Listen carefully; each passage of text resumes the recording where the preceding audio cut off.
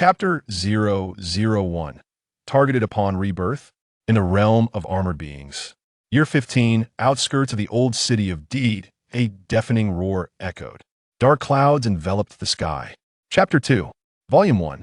As thunder rumbled and lightning flashed, torrential rain poured down. What should have been daylight was utterly obscured by the clouds, rendering the world as dim as night. Occasionally, a flicker of lightning would pierce through the darkness, offering a faint glimmer of light. The relentless downpour persisted for hours. The old city's drainage system faltered, leading to rising water levels in many areas. Only a handful of individuals braved the storm, wading through knee-deep waters. The majority sought refuge in their homes or offices, peering through windows to witness the tempest outside. Beneath the bridge, the water level surged, submerging the previously parched riverbed, threatening to engulf even the concrete pillars above. Do you intend to drown me with this deluge? This is your tactic, and it appears to be your sole recourse. Beside one of the bridge pillars, two emaciated beggars huddled together for warmth. Upon closer inspection, they were a pair of siblings. The boy, merely 7 years old, was named Li Nannan. The girl, a tender 5, was called Li Nannan. Brother. Yes? I'm cold that you're not cold, Li Nannan replied, clutching his sister tightly. Despite his efforts, it was of little consequence. The rain had thoroughly drenched them both. Though it was not winter, the autumn in D City felt exceptionally frigid beneath the torrential downpour. That I am useless, unable to protect you, Li Nannan lamented, his youthful face etched with sorrow and guilt. He was not from this world. He had not even been afforded the opportunity to truly understand it. From the moment he was born, after 10 months in his mother's womb, to the age of 3 when he began to form memories, misfortunes plagued their household. Gradually, he recognized the peculiar coincidences surrounding their calamities. Once could be attributed to chance, twice could be deemed coincidence, but what about 3, 4, or 5 times? As a transmigrator, he could distinctly sense the repulsion directed towards him, a sensation palpable in both humans and animals alike. Aside from his parents and sister, his peers were often reluctant to engage with him, and adults seemed to harbor disdain. Even stray cats and dogs would growl and snarl at his presence. At the age of 5, tragedy struck when his parents perished in a car accident, and he and his sister were taken to an orphanage, becoming orphans. It was also that very year when his sister was diagnosed with a congenital heart defect. Li Nannan felt as though the heavens had conspired against him. What a cruel just fate played. His sister had undergone numerous examinations since birth, only to reveal this affliction after their parents' demise. How strange. After enduring bullying from peers at the orphanage, Li Nannan finally comprehended that the source of his alienation stemmed from divine disfavor. As a transmigrator, he was not embraced by the laws of this world, thereby inciting the rejection he felt. If the heavens themselves rejected him, then it was no wonder that the beings of this world would do the same. Resolutely, Li Nannan decided to flee the orphanage with his sister. Thus began their journey of wandering. 2 years passed. It seems as though one is gazing at their own wandering existence. The heavens appear quite pleased, and there are not so many to bully. Instead, there is a sense of freedom in living this way. Although frequently driven away and even beaten, it is still preferable to the days spent in an orphanage. Of course, despite the miserable conditions, the heavens have yet to show mercy. Li Nannan fears neither death nor defying fate. He merely wishes to exert every effort to ensure the survival of his only sister. Their parents have already passed, and at least she remains blameless. The torrential rain has persisted for several hours, and the water level has begun to rise. Li Nannan leads his sister to the highest step, yet the water still manages to engulf their feet. Brother, I'm hungry, she murmurs. In comparison to the cold brought by the downpour and soaked clothing, the ache of hunger is far more distressing. Li Nannan, upon hearing this, gently strokes his sister's hair, his voice hoarse as he responds, "Just hold on a little longer. Once the rain stops, I will go find you something to eat." Venturing out into the storm alone is not a wise decision, especially in such weather where not only would he struggle to find food, but he might also risk being struck by lightning. The heavens might very well conspire against him if he decides to wait a bit longer, and fortunately, the rain eventually ceases. Li Nannan takes his sister from beneath the bridge and finds a clean spot on the road to settle her before he goes in search of food. He also needs to find a source of firewood if they do not warm themselves tonight. Both he and his sister may catch a cold. Having spent years wandering the city, he possesses an intimate knowledge of the various streets, the crowds, and where to scavenge for fresher food, as well as the refuse sites, where he might find scrap metal to sell. However, due to the recent rain, the nearby bins that are often raided yielded no food. He swiftly shifts his search to other locations. With no other choice, he heads to the nearest pile of garbage, hoping to find something before the garbage truck arrives. Otherwise, they will face another night of hardship. 10 minutes later, anxiety grips Li Nannan. Amidst a mountain of refuse, a frail figure braves the downpour, desperately searching for something. Nothing. How can there be not even a morsel? He laments as he sifts through the trash with bare hands. Regrettably, there is not a single edible item to be found. After another 5 minutes, he ceases his struggle, slumping down amidst the refuse. Drenched in rain, he gazes upward at the dark clouds, which seem to form a mocking smile, as if the heavens are deriding him. Under normal circumstances, he would unleash a curse upon the sky. But now, he lacks the spirit for such outbursts. A wave of desolation washes over him. How could a mere mortal ever contend with destiny? Though he is a traverser of realms, he possesses neither system nor cheat, bearing only a fad of identity, yet lacking any power to resist. He is but an ordinary individual. Just one more search, there must be something below. He resolves, spurred by the thought of his sister enduring hunger. Thankfully, while the rain is cold, it also masks the foul stench emanating from the garbage heap. Alas, after a thorough search, there is still no food to be found. His hands, inexplicably scratched by some object, bled mingled with the rain, yet he felt no pain until last. Fortune favored the diligent.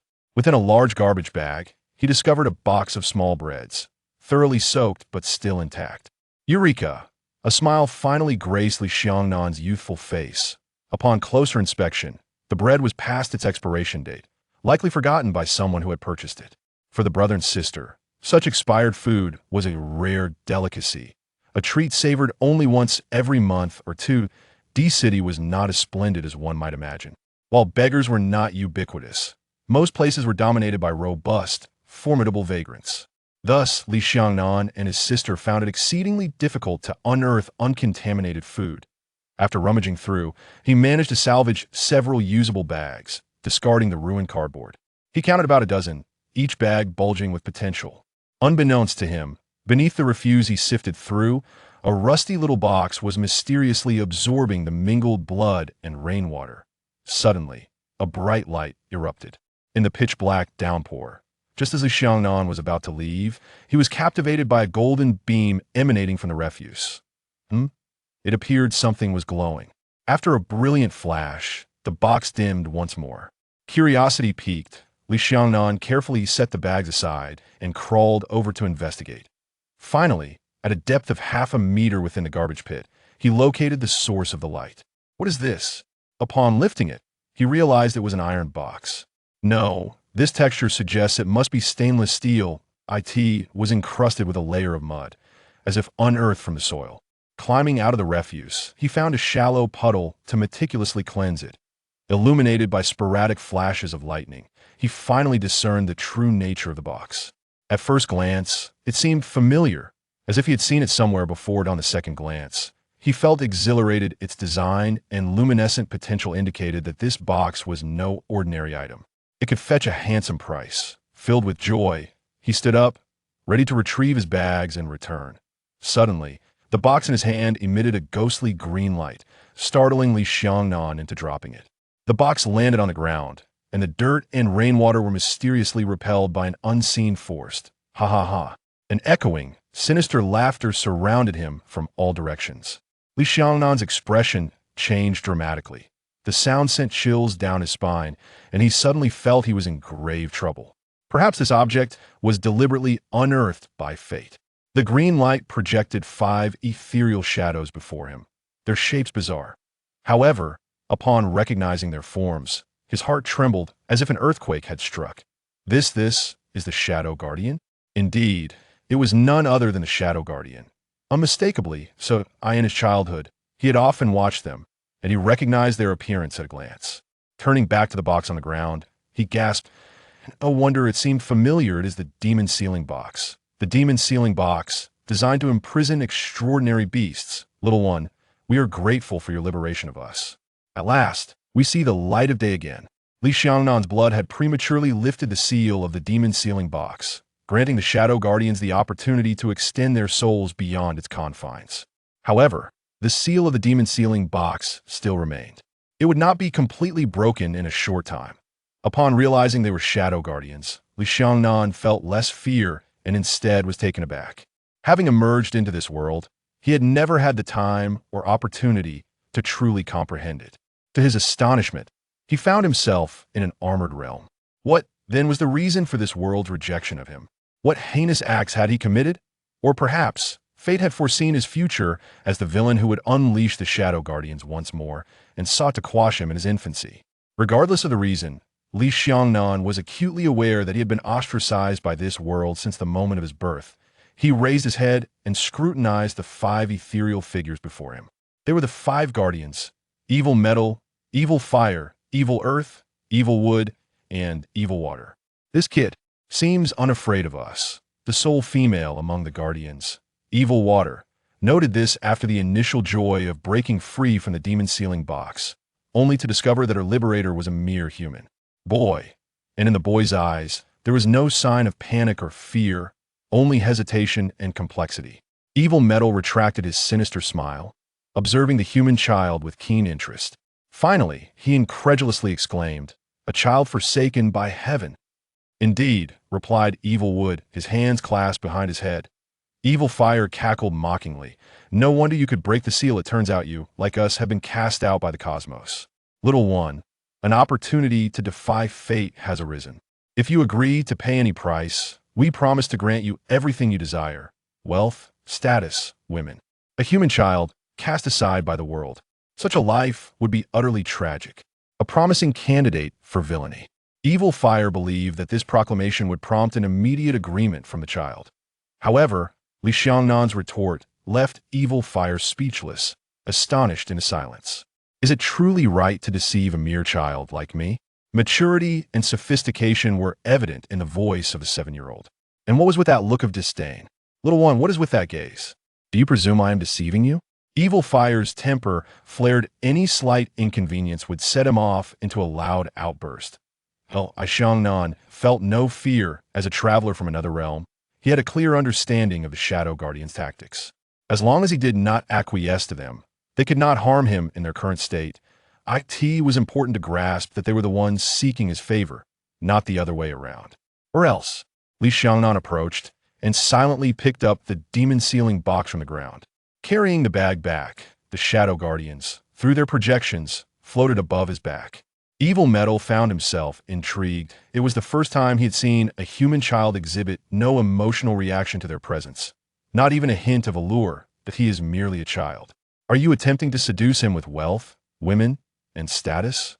Ekin cast a scornful glance, as if regarding an imbecile. Ahu cursed under his breath. Then what about you? Little brat. Ekin devised a strategy and seductively proposed. Your current situation is dire. This world cannot accommodate you even in death. Your soul shall endure eternal torment. Should you acquiesce to our terms, your future will be devoid of want. Li Xiangnan continued to walk forward, silently drenched by the rain. Observing this, Ashui interjected with further temptation. Little brat, do you truly wish to be toyed with by the world? Do you not desire to resist? If you agree to our conditions, we shall bestow upon you the power to defy this world, compelling all to bow before you. Upon hearing this, Li Xiangnan paused, lowered his head in contemplation for a considerable time, and raised a hand to wipe the rain from his face. In a flat tone, he replied, "If you were truly as formidable as you claim, you would not be confined within a box." Ekin. Ashui. The 5 guardians were momentarily rendered speechless, unsure of how to respond to the retort. Li Xiangnan continued, "I may be young, but I am not foolish. If you seek a physical vessel, you would do well to abandon that notion. I refuse to become a sacrifice." The atmosphere fell into an eerie silence. Aside from the torrential rain and the occasional sound of passing vehicles, the stillness was unsettling. After a long pause, Ekin inquired, "You are unlike any human I have encountered. You possess intelligence. Speak. What would it take for you to agree?" I will consider it. Little brat, do try not to take too long, our patience is finite. Let's discuss it further. The spectral forms of the guardians dissipated, retreating back into the sealing box. Li Nannan walked back, his emotions in turmoil. The sealing box. To put it bluntly, this device is akin to Pandora's box. Should the guardians be released, not only would they perish, but countless others in this world would also meet their doom. Despite being ostracized by the world and bullied by all, even leading to the demise of his parents, he still clung to the remnants of justice from his past life, struggling to endure that. In truth, he yearned to agree to the guardian's proposal in one breath. Whether he lived or died was of little consequence. He simply desired to unleash a wave of wrath upon the world. Yet, he ultimately regained his composure and thought it through carefully. Mommy, look, there's a little brother out in the rain. Can we give him an umbrella to shield him? As they crossed the street, a Mercedes-Benz executive car halted at the traffic light. The rear window was partially rolled down, and a little girl, upon seeing Li Nannan drenched in rain, spoke kindly to her mother beside her. No, dear. Look at how filthy he is. We cannot allow Li Nannan to befriend a beggar like him. If she does not study hard, she will end up like him when she grows up. Do you understand? Yes, I understand, Mommy. Li Nannan had always possessed keen hearing. It was his first time hearing a little girl express a willingness to share her umbrella, and he was quite taken aback. Was there truly a child who did not reject him? However, her mother's words struck him like the final straw that broke the camel's back. If he continued to wander, would his sister survive? The likelihood was bleak. Thus, the world has treated him in such a manner. Why should he still cling to reason? Having been reborn to such a fate, targeted by the world, who would still uphold righteousness. Chapter 002. Embrace the darkness, become the dark armor. In Li Nanan's heart, the last vestige of rationality crumbled completely. This world deserves to perish. Let us forge an alliance. Grant me the power I desire, and in return, I shall deliver the world to you. Before long, the demon's sealing box emanated an eerie glow, revealing the figures of the guardians one by one. An alliance? What we seek is a transaction. The guardians were no fools. For them, collaboration bore no advantage. Li Nannan turned and spoke candidly. Engaging in a transaction with you leads only to a dead end. Understand the situation. It is not I who implores you. Child, are you not afraid of death? The evil fire scoffed. Li Nanan's expression remained impassive. What does fear matter? What does courage matter? I am not someone you can manipulate. Hiss. Such domineering words, uttered by a mere human child, astonished even the seasoned guardians. The 5 guardians of metal, wood, water, fire, and earth exchanged glances. They began a private discourse. Within the demon sealing box, evil fire remarked, the child thinks he can dictate terms to us. Regardless, the seal of the demon sealing box has already weakened even without his assistance. It won't be long before we break free. We can seek out other suitable candidates. Evil earth chimed in. Evil fire speaks true. When did humanity ever have the audacity to dominate us? Evil water interjected. Cease the uproar. This human is a rare find in a millennium. I am curious about the secrets he harbors that provoke the world's disdain. Evilwood stated, from my understanding of humanity, this child possesses an exceptional acuity and depth uncommon for his age. Should he not be crushed, he may have a significant future ahead. Perhaps he could be our sole opportunity to conquer this world. Evil fire spat, What sole opportunity? We can always find another with suitable lineage. We shall confront that wretched armor. Our previous failure does not guarantee future defeats. Evil water retorted, fight, fight, fight. Is there nothing in your mind but recklessness? Must you not approach this with more prudence? Evil gold interjected, enough. Let us unify our opinions. The 5 guardians held firm to their respective views. Logically, they need not bind themselves to Li Nannan. They could seek out another fitting candidate. Rather than signing a contract, they could merge with a new body, becoming a dark beast to contend with the armor. However, their last fusion with the Dark Emperor resulted in the Dark Beast being utterly defeated by the ultimate Emperor armor formed by 5 insignificant children. This clearly indicated that such a method might not suffice. Yet, the blood coursing through Li Nanan's veins, along with his ostracized identity and hatred for the world, led evil wood and evil water to consider that perhaps they could nurture him, using humanity to combat humanity. After all, Deceiving him into merging with their essence would likely not yield a contender against the ultimate Emperor armor. How do you wish to collaborate? Thus, the conclusion emerged. They believed that at this moment, collaboration might pave an entirely new path, allowing humanity to contend against its own. It could be a misstep. However, whether it is feasible to have the intelligent deal with humanity can only be determined through trial. The diminutive figure before him is evidently one of great intellect. Li Nannan was not surprised by their agreement. As I mentioned earlier, grant me the power I desire. In the realm of armor, wealth, authority, and women are but ephemeral illusions. Only power constitutes the very foundation of existence. That I shall fulfill your request, the guardian assented. Subsequently, the 5 elemental powers of darkness metal, wood, water, fire, and earth were successively infused into his being. ZZZZ. H.L. I Xiangnan, caught off guard, collapsed to the ground in agony. The 5 forces of darkness surged through his body, particularly assaulting his abdomen as if he were being seared upon a blazing furnace. A torrential downpour mingled with wretched cries echoed through the air. Rumble. The thunder roared incessantly, as if heralding the birth of a demonic entity destined to obliterate the world. Amidst the excruciating pain, he succumbed to unconsciousness. On a microscopic level, the powers of darkness were eroding every cell. They altered the inherent vitality of the cells, transforming them into a new, mutated form. Before long, Li Xiangnan's skin began to writhe as if animated, layers of skin rising and solidifying. This culminated in the formation of a rigid carapace. His frail physique was undergoing a visible transformation at an alarming pace, while the thunder continued to intensify in the clouds above, as if warning humanity of the terrifying creature coming into existence. Minutes later, the 5 guardians gazed in astonishment at the unconscious Li Xiangnan on the ground. Am I imagining things? What is the origin of this little wretch? To absorb our 5 purest dark powers without succumbing to monstrosity. What a surprise! Truly a surprise, no wonder he is unrecognized by the world.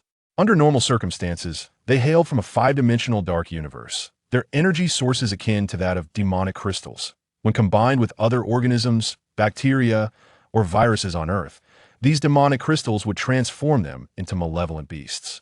Yet, the diminutive figure before them not only resisted becoming a monster instead. Upon absorbing the 5 dark energies, he formed a suit of armor upon the surface of his being. Evil Gene laughed heartily. This is the true essence of dark armor.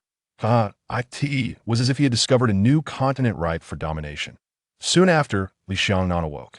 Upon realizing that he had not transformed into a grotesque beast, he couldn't help but breathe a sigh of relief. However, the sturdy armor enveloping him was indeed astonishing. He could feel it. The armor was a manifestation of his own skin, and touching its surface yielded a tactile sensation.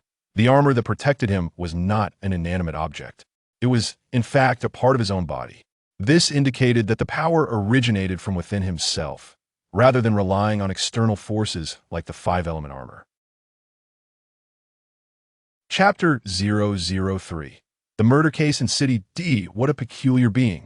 The ability to absorb and amalgamate the powers of the 5 of us. Evolving into armor. Who would have thought that such a human, yearning for darkness, could exist even in the realm of light? Ha ha! A truly groundbreaking masterpiece. The evolutionary stage of the anomalous beasts pales in comparison. I can already envision our triumph over the earth. Ha ha!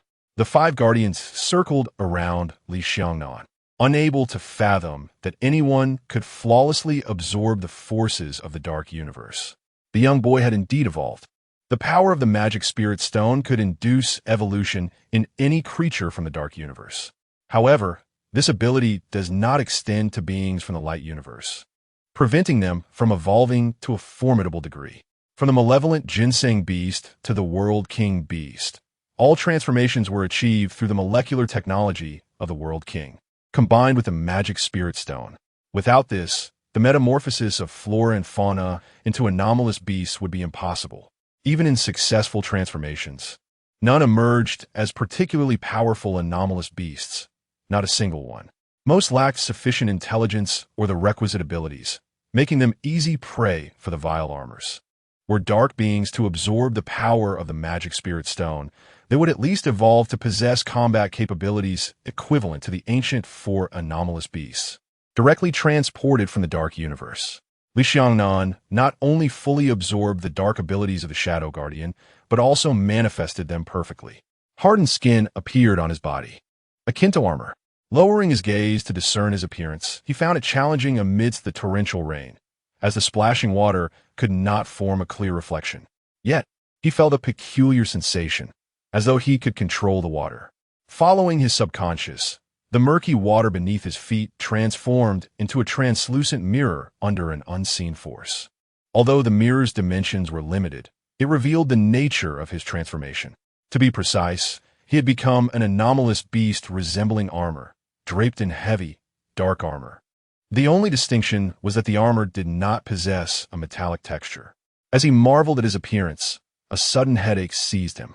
The mirror lost its power and reverted to a pool of murky water flowing over his feet. Ouch! It hurt. Li Nannan felt as if needles were pricking his head. Immediately, the voice of the malevolent gold echoed in his ears. Young one, your abilities truly astonish me. You can manipulate the waters of the light universe. It seems the power of the evil water has manifested within you. Yet, your body has only just begun to accept this power. Diligent practice is essential. Indeed, young one, do not overexert yourself and risk damaging your body. The malevolent fire added with concern. From now on, I shall spare no effort to nurture you, facilitating your growth. Li Nannan's transformation instilled hope in the five guardians for overcoming the emperor armor. Thus, they were keenly attentive to his physical condition.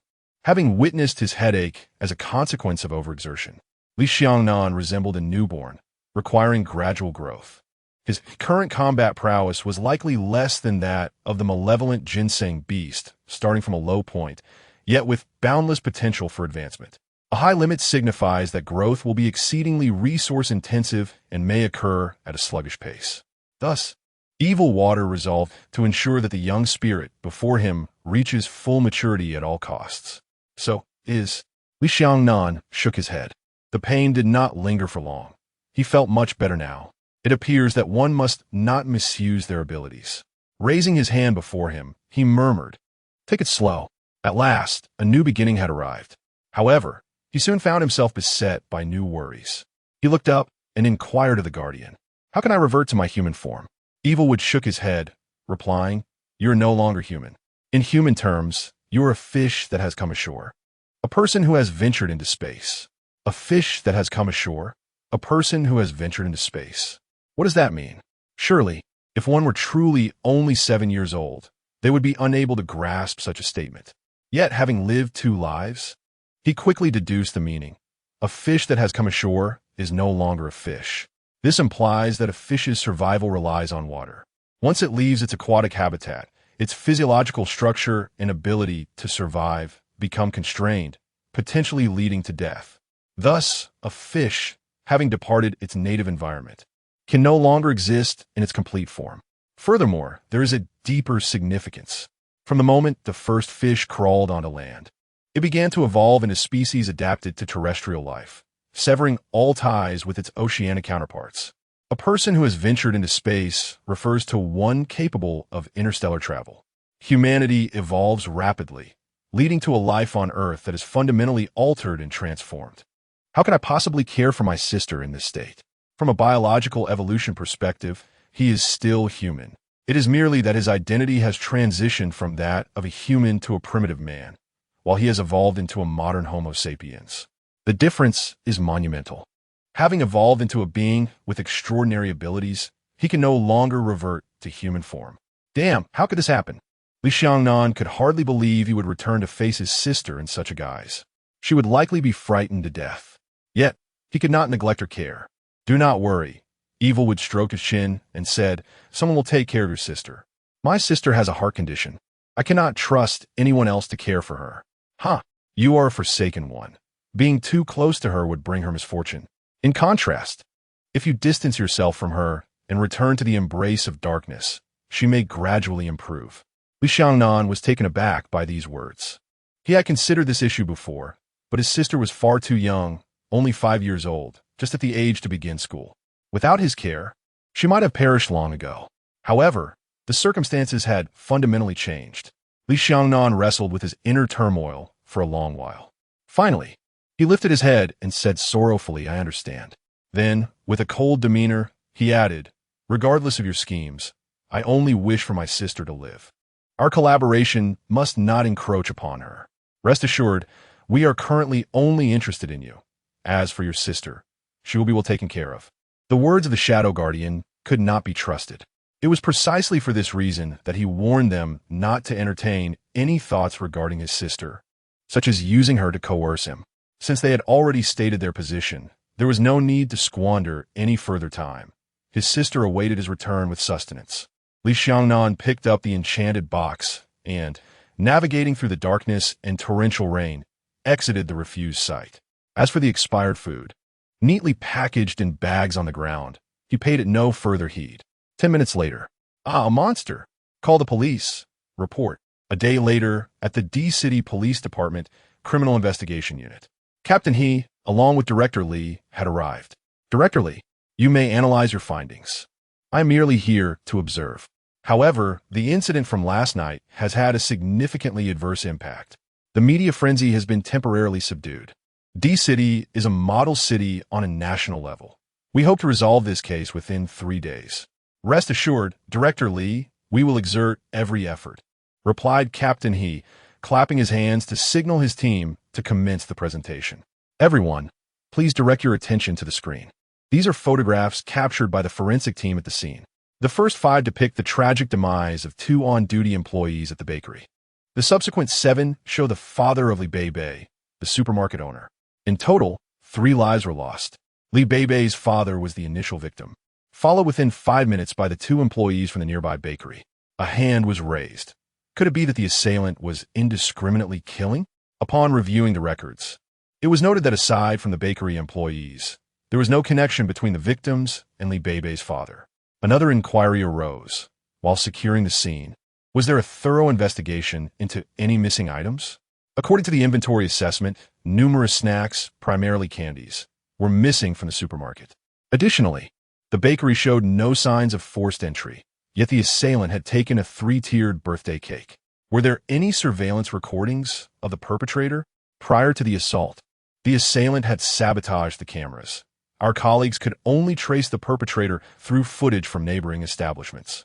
Curiously, the assailant was entirely wrapped in rags, obscuring their identity.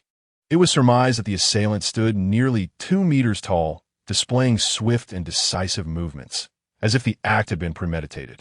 Standing close to 2 meters tall is a notable characteristic. Xiao Wang, please utilize the system to query how many individuals in D-City exceed a height of 9 meters. You two should pursue the surveillance tapes along the street to ascertain the assailant's ultimate destination. Report back with any findings. Understood, Captain. Thus commenced a police investigation. It was destined to yield no results.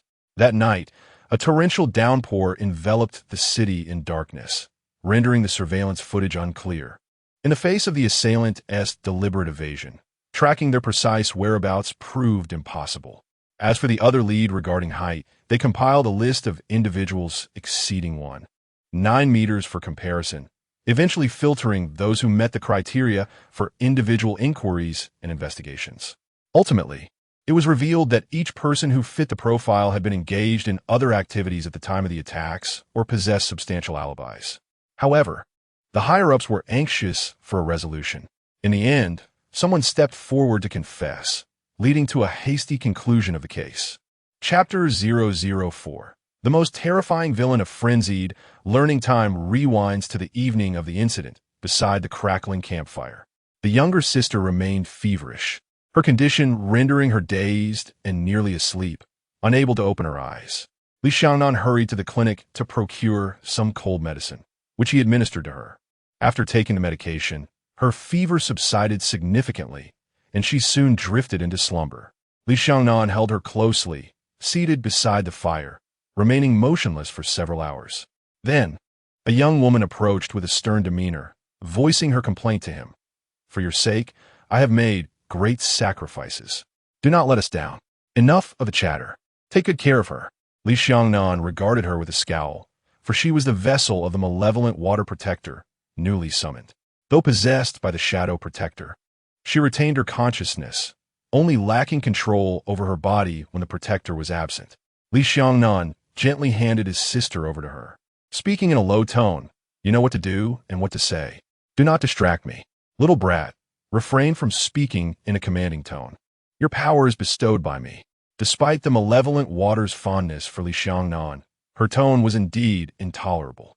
Since embracing the powers of the dark 5 elements, Li Nannan had evolved. His physique was no longer that of a frail 7-year-old. He now stood nearly 2 meters tall, clad in formidable armor. When Li Nannan had slept in his embrace, she found it uncomfortable, but in the arms of the malevolent water, she felt a sense of comfort. She slept soundly until dawn the following day. When she finally opened her eyes again, the 5-year-old, who also battled a heart condition, suddenly sat upright. What is this? A bed? The opulent and pristine ceiling, the immaculate white walls, the soft bedding. Am I dreaming? This room is far more beautiful than anything I could have imagined, not even when my parents were alive before the accident. You are awake, Nannan.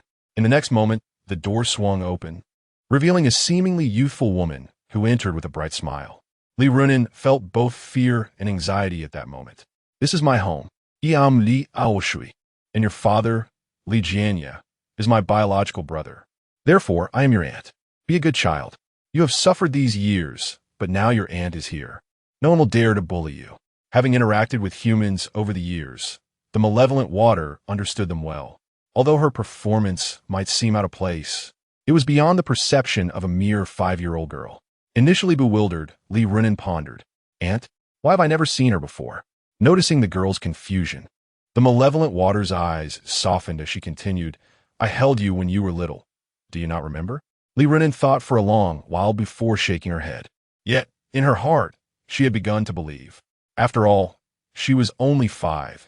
She was merely 3 when the tragedy befell her family, rendering her memories of those early years indistinct. It is not your fault. You were so young.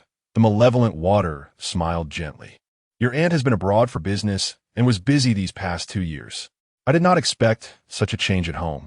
Rest assured, your aunt is back now, and you will no longer have to endure the life you once lived. Li Nannan nodded weakly and then softly inquired, Brother, where is my brother? As anticipated, the question arose. Ishui gently tousled her knotted hair and replied, Your brother said he wishes to achieve great accomplishments, ensuring you a better life. He left for abroad with your uncle last night. Upon hearing that her brother had gone overseas, an unsettling feeling enveloped Li Nannan, and her eyes glistened with tears. Noticing her distress, Ishui produced a small wooden panda toy, polished to a shine, from his pocket and placed it in her hands. Your brother said that when you become the top scorer in the college entrance examination, he will return. Is that true? Li Nannan looked up with tear-filled eyes. Indeed. What does it mean to be the top scorer? Well, it refers to attaining the highest score in a certain stage of examination. What is an examination? It involves studying, reading, and then being tested. Can I also study? Of course, if you dedicate yourself to your studies, you will meet your brother once you achieve that distinction. All right. From that day forward, Li Nannan's life underwent a monumental transformation. Gradually, it became evident that after leaving Li Nannan, fortune began to smile upon her.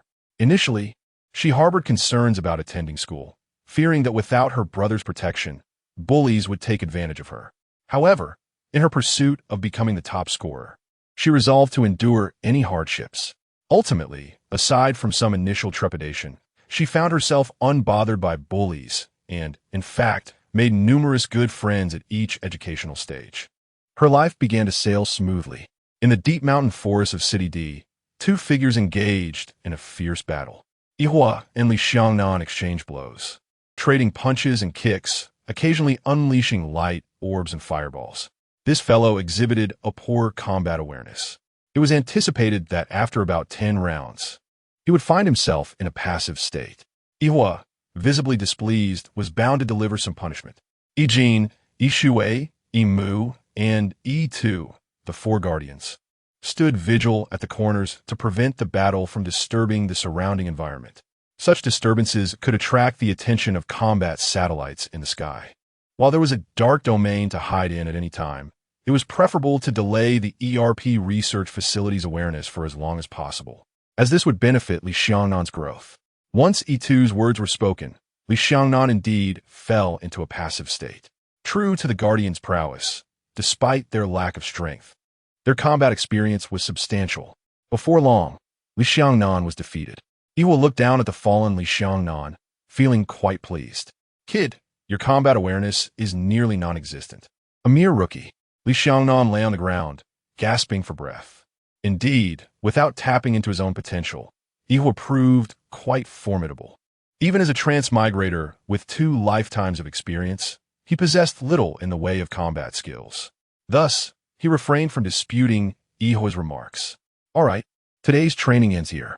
From now on, we will provide you with an energy boost once a month, ensuring you have ample resources for evolution. Moreover, in accordance with your request, we procured all available learning materials from the market. At that moment, the malevolent water entered. It waved its hand, and a torrent of black light descended. Indeed, it was the Black Domain. As the Black Domain opened a portal, thousands of tomes cascaded down like a torrential rain. The malevolent earth gazed at the mountainous pile of books and inquired, "Hey, I fail to comprehend why you insist on acquiring so many learning materials. Shouldn't your foremost priority be to enhance your own strength?" Li Xiangnan rose, dusted himself off, and replied nonchalantly, "Have you not heard the adage? Knowledge is power. Possessing strength without knowledge merely transforms one into a brute." The malevolent fire responded, Why do I feel as though this fellow is subtly criticizing me?" Subsequently, Li Xiangnan began to organize all the books by category. He commenced his studies with the textbooks of the 1st grade. Why pursue learning even after gaining strength? Because often, when confronting similar adversaries, knowledge proves to be of paramount importance. He already harbored a preliminary plan for the future, and the first step was to re-engage in learning. After becoming an extraordinary individual, his mind exhibited remarkable agility. The vast majority of knowledge could be retained after a single review, enabling him to draw inferences and deconstruct information, even discerning errors within formulas. On the first day, Li Xiangnan absorbed most of the 1st grade textbook knowledge. The following day, he completed the 2nd grade. In just 7 days, he comprehended all the content from middle school and began solving problems. Within a mere month, he had mastered the entirety of high school and college textbooks, subsequently delving into the realms of quantum physics, microbiology, virology, mathematics, biology, chemistry, and more. In the days that followed, Li Xiangnan's daily routine became fixed. Mornings were dedicated to sparring with his guardians, enhancing his combat skills, while afternoons were reserved for studying. Eventually, the materials within the textbooks proved insufficient. The majority of knowledge required him to discover, deconstruct, control, and recreate it step by step. His combat techniques also advanced rapidly, from being able to defeat the malevolent fire alone to later being unable to subdue him even with the combined efforts of 5 guardians. This transformation occurred in the span of just 1 year. Chapter 005: The Dark Forces of Unrestrained Growth in the 2nd year. Li Xiangnan's power had surpassed that of the Guardians entirely. Even when the 5 Guardians unleashed their full strength, they were no match for him. At this juncture, the Guardians could no longer impart any combat experience to him. It was from this moment onward that the Guardians, upon witnessing his true potential, began to operate entirely according to Li Xiangnan's vision. Due to his inability to revert to human form temporarily, Li Xiangnan devised strategies for the Guardians to seek out suitable hosts for possession. The malevolent spirit found its way into the body of an elderly man. Despite residing in D City on a modest piece of land, was relatively affluent and owned a technology company.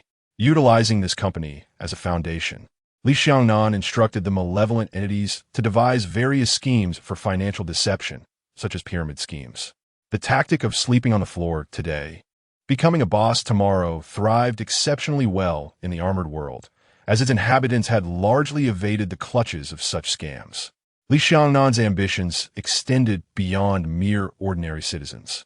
He soon set his sights on the wealthy elite of D City, accumulating funds through investment schemes.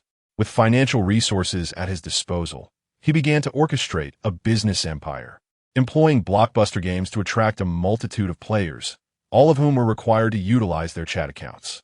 As the games surged in popularity, the number of chat users proliferated exponentially. Meanwhile, other envious or astute capitalists who attempted to follow suit inexplicably met their demise, plunging from heights in despair. A tempest was sweeping across the entire armored realm. 5 years later, in D-City, at the Greenland Biopharmaceutical Company, a sprawling facility covering over 100 acres boasted a subterranean laboratory with 3 levels.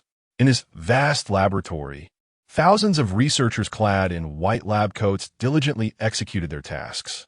Deeper within the secret laboratory, a youthful and handsome man, bespectacled and with an expression of meticulous seriousness, was adding nutrient solutions to a large cultivation dish connected to significant equipment. The walls behind him were lined with an array of glass bottles, each containing various liquids. In front of him, numerous large biological cultivation dishes were interconnected through transparent tubing, revealing peculiar organisms suspended within the vertical vessels.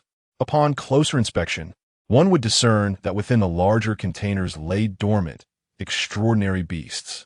One particular creature bore a striking resemblance to a malevolent ginseng beast, albeit with the distinction of its skin being grotesquely decayed, oozing a thick liquid from its wounds. The young man approached the container designated as number 0458, which housed the ginseng-like beast. It is time to collect combat data. Relying solely on simulated data cannot yield 100% accuracy, he mused. You shall suffice. Product number 458. I wonder if ERP will be startled by your emergence. Heh! A cold smile played across his lips, revealing gleaming white teeth. Yet his gaze was imbued with malevolence. This individual was none other than Li Nannan. Through 5 years of planning and the evolution of his own abilities, he had ascended to even greater heights of power. Having attained the ability to freely alter one's appearance and form, one can seamlessly transition between a human visage and that of an extraordinary being. As for combat prowess, preliminary assessments suggest a significant superiority over ancient supernatural beasts. However, this remains insufficient, as the adversaries faced are formidable. Moreover, there exists an even mightier imperial armor, which has thoroughly defeated beings as powerful as the Black Demon Beast, let alone the current entity in question. Nonetheless, a degree of experimentation is essential. After all, without thorough exploration, how would one discern the necessary enhancements for the supernatural beast? The current specimen, numbered 458, is the culmination of extensive trials, with the previous 457 prototypes deemed failures and subsequently destroyed.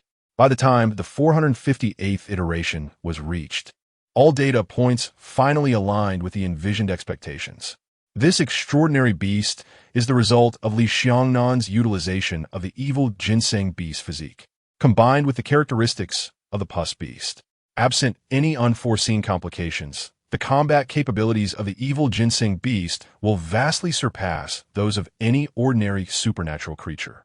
The pus exuded from the pustules possesses volatile properties. There is no longer a need to regurgitate the liquid into a human's oral cavity to erase hereditary memories. In a confined space, prolonged exposure to the gaseous pus will render ancestral memories increasingly indistinct. Knock, knock, knock at that moment. A knock resonated at the door of the clandestine laboratory. Boss called a subordinate and assistant. Come in, was the reply, granting entry. The assistant, a woman appearing to be in her early 20s, was both ambitious and astute, revering the strong while looking down upon the foolish ordinary.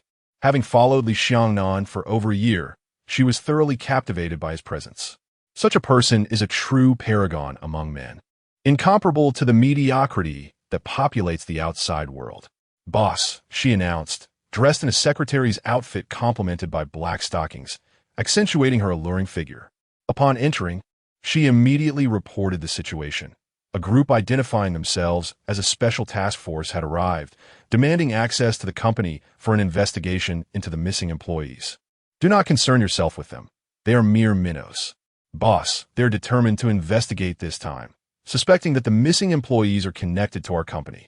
Fool, must I instruct you on such matters? Contact their superiors to exert pressure, and then you know what to do next. Understood. I shall attend to it. The assistant bowed respectfully and exited the secret laboratory. Subsequently, Li Nannan made his way to another laboratory room.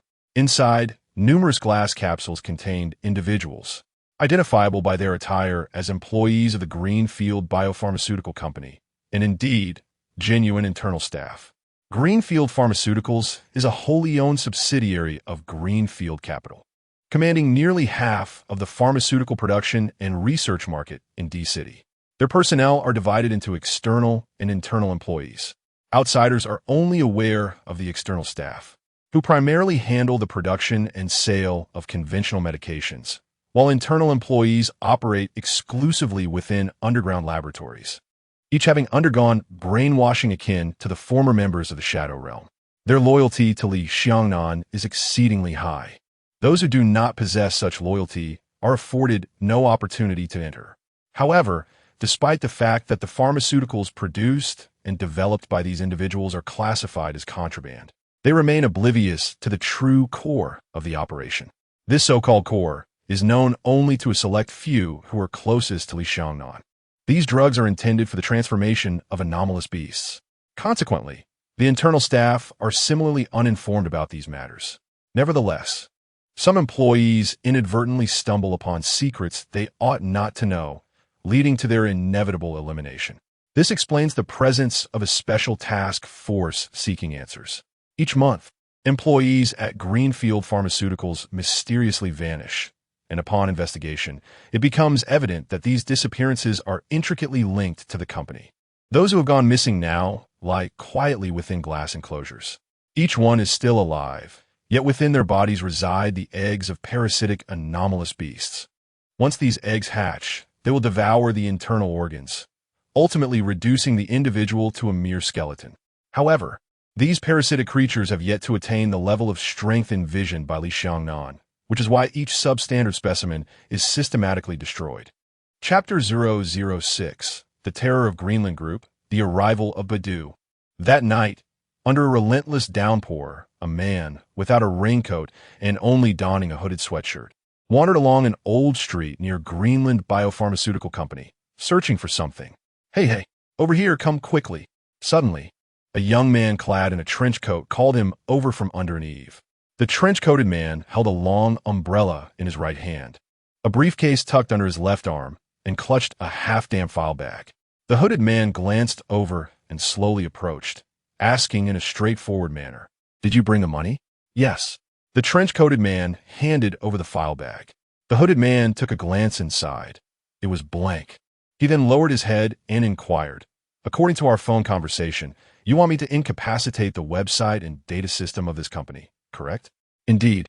The trench-coated man nodded vigorously, gritting his teeth as he said, "The more disastrous it is for this blood-sucking company, the better.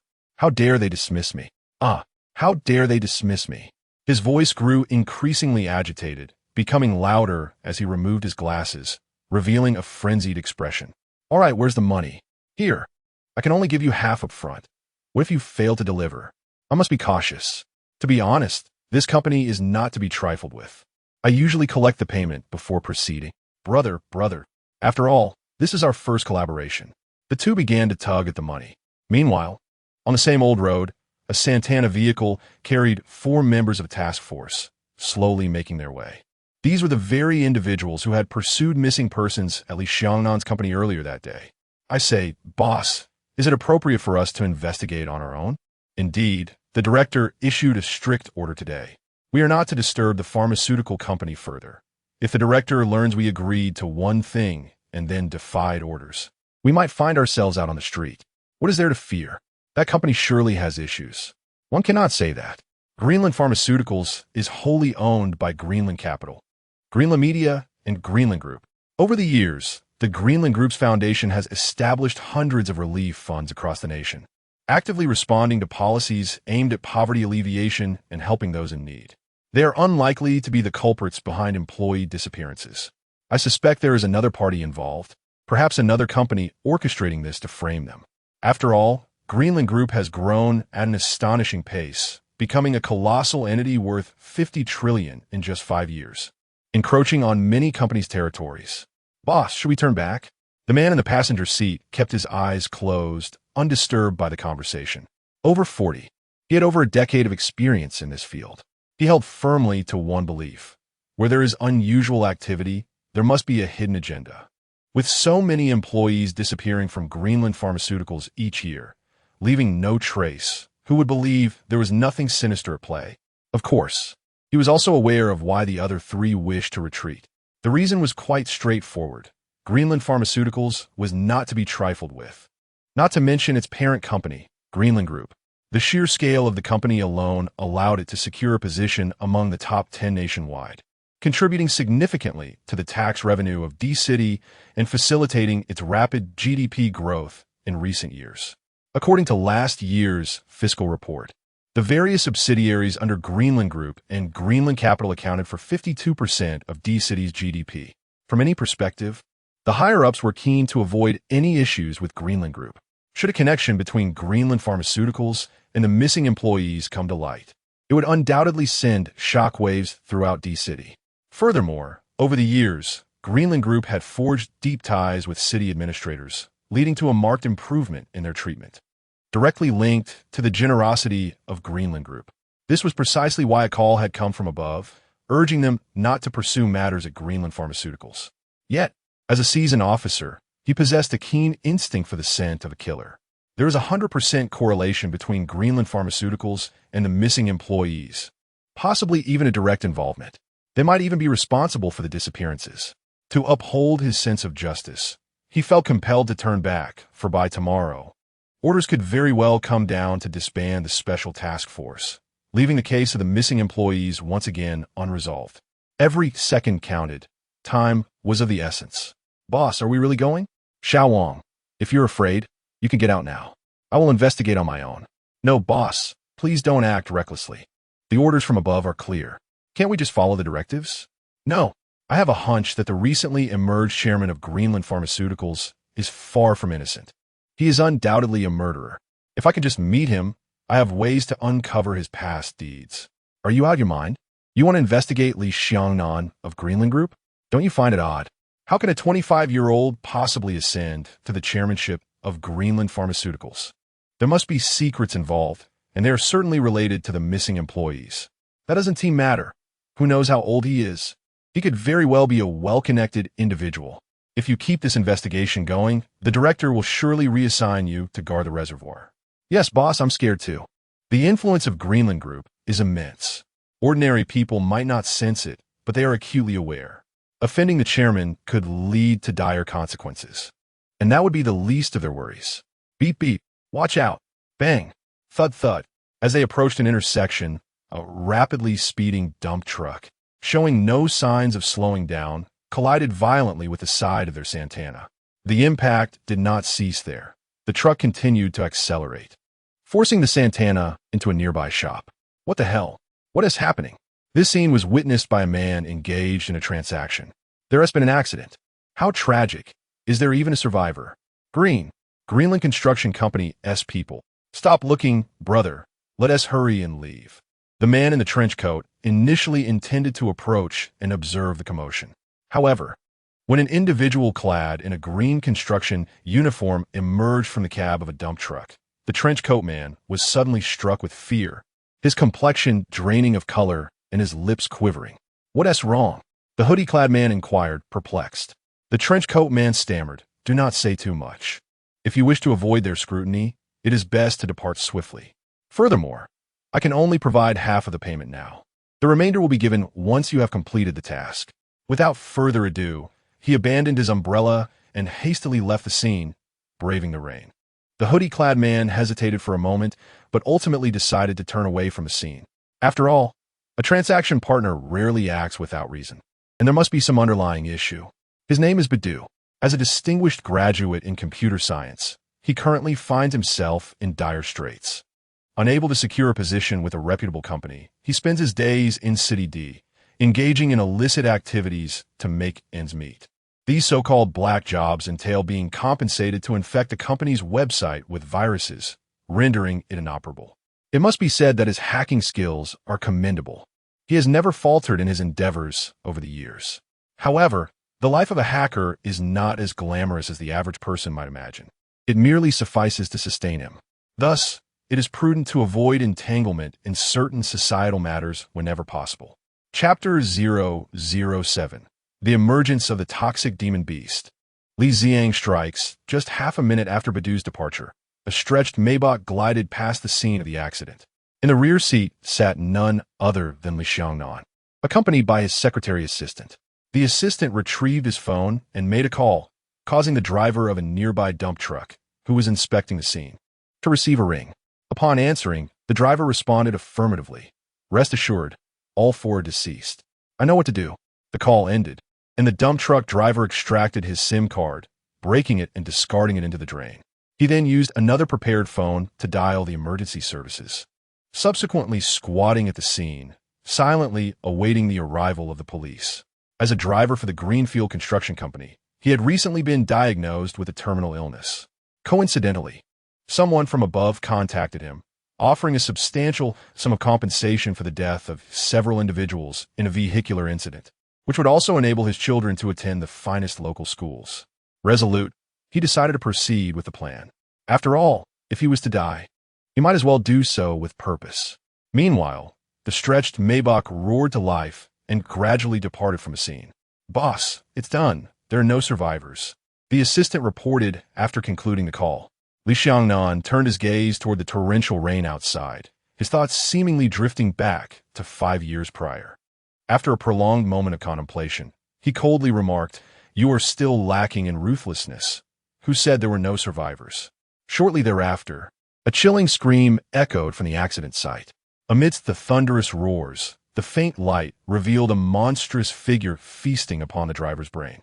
The assistant did not hear the scream, yet she grasped the implication of her boss's words. The driver was indeed a survivor, and he too had to perish. He could not be left to languish in prison. Compensation would be duly provided to his family. Reverse the vehicle and park it discreetly, Li Nannan commanded. Following his orders, the driver turned the vehicle around. As they passed the accident scene, the assistant finally glimpsed the horrific sight of the driver being devoured by the monster, sending a shiver down her spine. They parked beside the road, extinguishing the engine and lights. The creature in question was the demon beast, a toxic entity unleashed by Li Nannan, aptly named the toxic demon beast.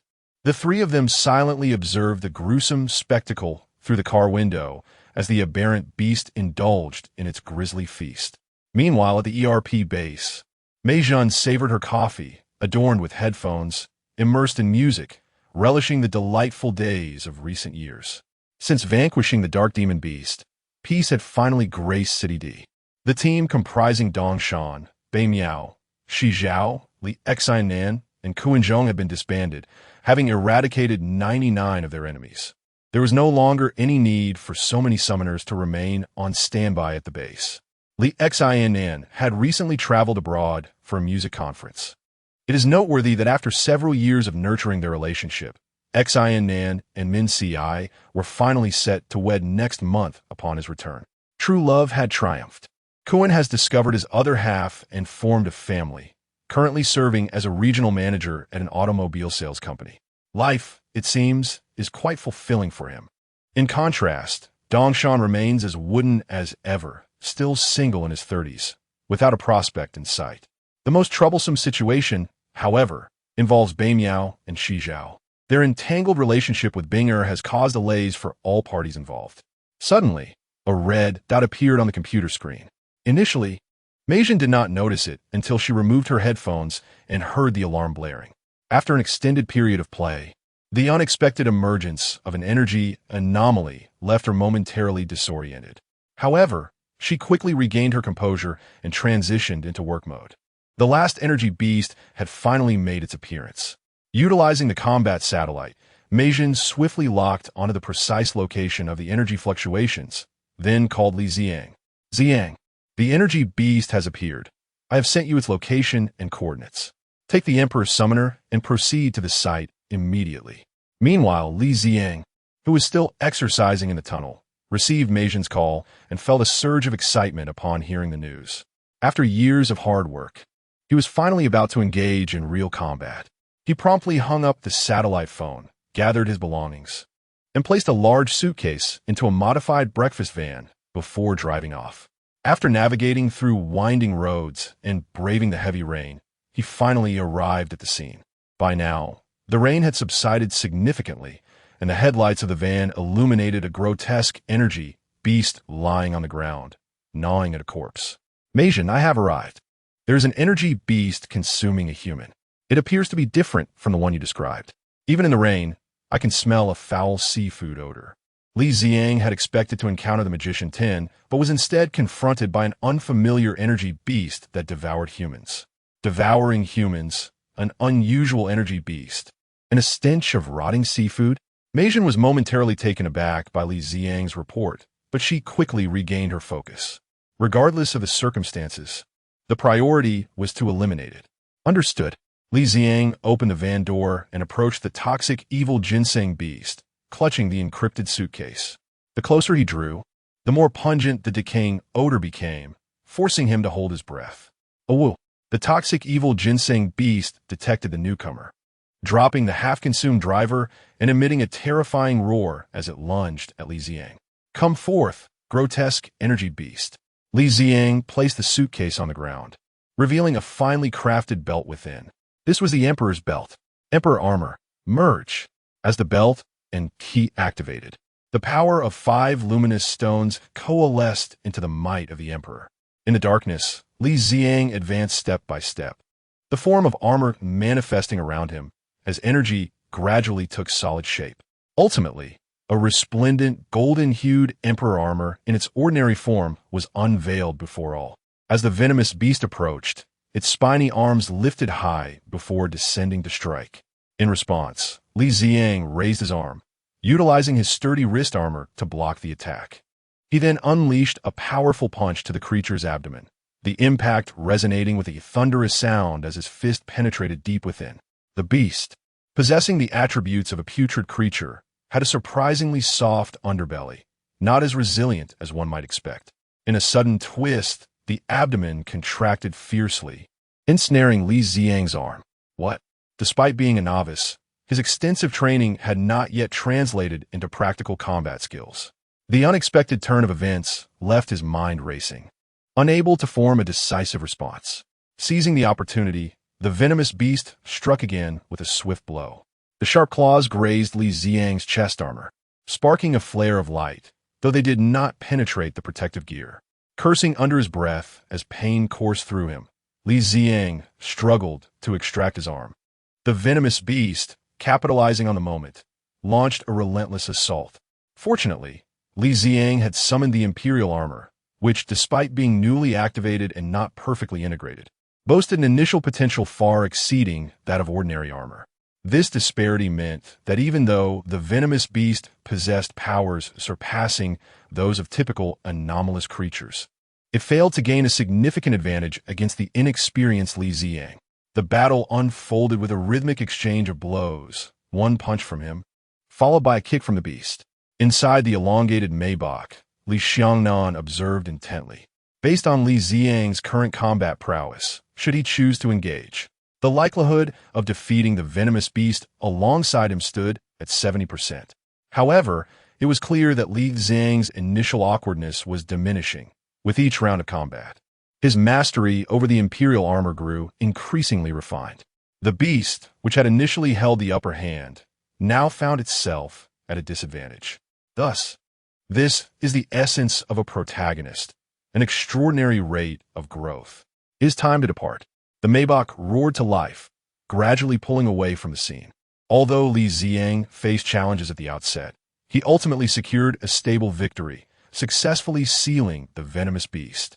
Chapter 008. The Truth? Meijin was drenched in sweat. Done. After sealing the venomous evil ginseng beast, Li Ziang exhaled in relief. The extraordinary beast was not as feeble as the predecessors had claimed. At least the one he encountered exhibited remarkable tenacity. Meijin had mentioned that the fundamental power of the Emperor's armor far surpassed that of ordinary light shadow armors. However, his performance fell short of expectations. It appeared that diligent practice was essential to achieve a seamless integration with the Emperor's power. Upon concluding his tasks, he returned home. As the flashing red and blue lights of the police cars approached, he promptly disengaged from the armor fusion state and swiftly departed the scene. The following day, Li Nannan immersed himself again in his experiments. The venomous, evil ginseng beast was inadequate. He resolved to develop other extraordinary beasts, particularly those endowed with innate skills, as only then would he have a chance of defeating Li Ziang. However, he did not intend to release a second extraordinary beast. The purpose of unleashing the venomous evil ginseng beast was solely to collect combat data on Li Ziang. With the data acquired, the objective was fulfilled. There was no need to deploy additional extraordinary beasts, as one must remain cautious at this juncture. As a traveler from another world, Li Nannan understood that armor represented idealism, and the bond of justice must never be severed. Without absolute certainty, one should never corner the protagonist into a dead end. This could easily lead them to become stronger through sheer will. Based on the current data, it was inferred that Li Ziang could only harness the surface potential of the Emperor's armor, which did not constitute true strength. Should additional extraordinary beasts be released? Or should he step forward himself? The initial blow might strike Li Ziang hard, but it would not necessarily neutralize the armors.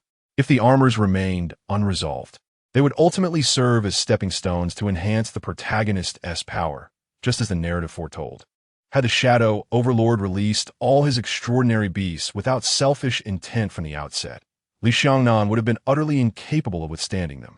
As the antagonist, he had to maintain a clear mind, adhering to strategic objectives and progressing step by step, rather than engaging in senseless displays of bravado.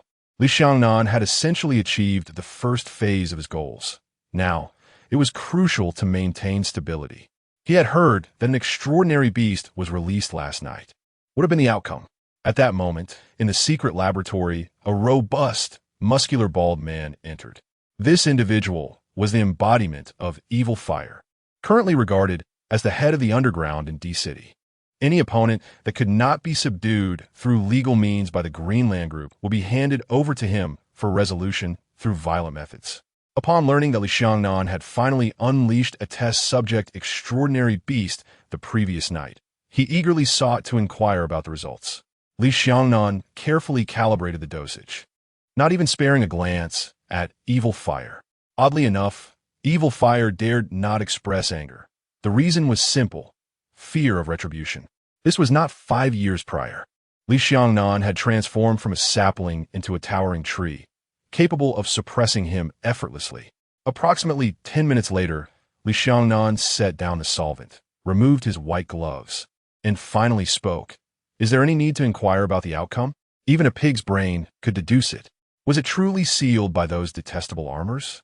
Didn't you claim that the extraordinary beasts you developed surpass those created by the Realm King? How could you so easily succumb to defeat? Erwo inquired impatiently. Li Nannan replied languidly, Fool. Do you think that the members of ERP are as thoughtless as you? Once they joined forces to seal U5, they became aware of the existence and utilization of the Imperial bloodline. We are not merely contending with 5 ordinary armors, but with the Imperial armor. The Imperial armor. Enraged, Erwo finally comprehended the gravity of the situation. It dawned on him that the ERP members were utterly unscrupulous, akin to wielding nuclear weaponry directly. What shall we do? Against the Imperial armor, even if we 5 join forces with you, victory is not guaranteed. Not foolish, Li Nannan shot him a glance. He continued, There is no need to dread failure so profoundly. Not every individual possessing the 5 elements bloodline is like Xiangyang. The summoner of the armor must adhere to 2 criteria: the purity of the bloodline and innate talent. That fellow has just begun to wield the armor, lacking substantial combat experience. Had I joined forces with the toxic evil sea cucumber beast last night, he would have faced a crushing defeat. Upon hearing this, Erwo asked, If you are confident, why not act? Had I been present last night, I would have ensured that fellow understood the might of our shadow guardians. Are you instructing me on how to act? Li Nannan's eyes instantaneously turned crimson, his brows and eye sockets exhibiting signs of transformation. Erwo felt an unprecedented pressure wash over him, rendering him icy cold. He involuntarily shivered. No, I merely spoke in passing. This little imp truly had the capacity to deliver a beating. Li Nannan commanded in a low voice, "You would do well to remain compliant. Without my permission, behave like the underground emperor you are. Do not reveal your identity prematurely." "I understand," Urwo replied, feeling a sense of helplessness. The little imp he had conjured could now command him, and he found himself unable to refute. The disparity in strength was evident. How could he contend with that? "Get out." "Oh." Urwo felt utterly frustrated and turned to leave. "Wait, huh?" Urwo halted and looked at him. "Do not investigate ERP on your own, and certainly do not probe into the summoner of the Imperial armor. Remember, as long as MO10 does not appear, ERP will be unaware that you have escaped from the sealing box, and they will remain ignorant of my existence." Urwo was completely baffled by the complexities of this situation. It felt mentally exhausting. He scratched his pointed head and quietly asked, "If those ERP folks fail to locate MO10 for an extended period and suspect us, abandon MO10 if necessary." Li Xiangnan's voice was devoid of emotion. Urwo nodded. To them, MO10 held no significant emotional weight. At most, he was simply loyal. If they were to feel any reluctance, MO10 had not yet attained that level of importance in the Guardians' hearts. At the ERP secret base, Meijin, "Ziyang is here. Quickly sit down. Water or a beverage?" "Water, please." "Just a moment." After a brief interval, Meijin brought a glass of water to Li Ziyang. "Thank you." Li Ziyang took a sip and turned to Meijin, inquiring, "Have you managed to clarify the identity of the ability beast from last night?" "Not yet," Meijin replied, shaking her head. "Based on your description, that beast cannot be MO10. If only we had a photograph." "All right." Li Ziyang suddenly recalled something and pulled a cotton swab and a mineral water bottle from his pocket. "Ziyang, what is this?" "After sealing the ability beast, I was about to leave when I remembered. Since it is not MO10, it must be another ability beast."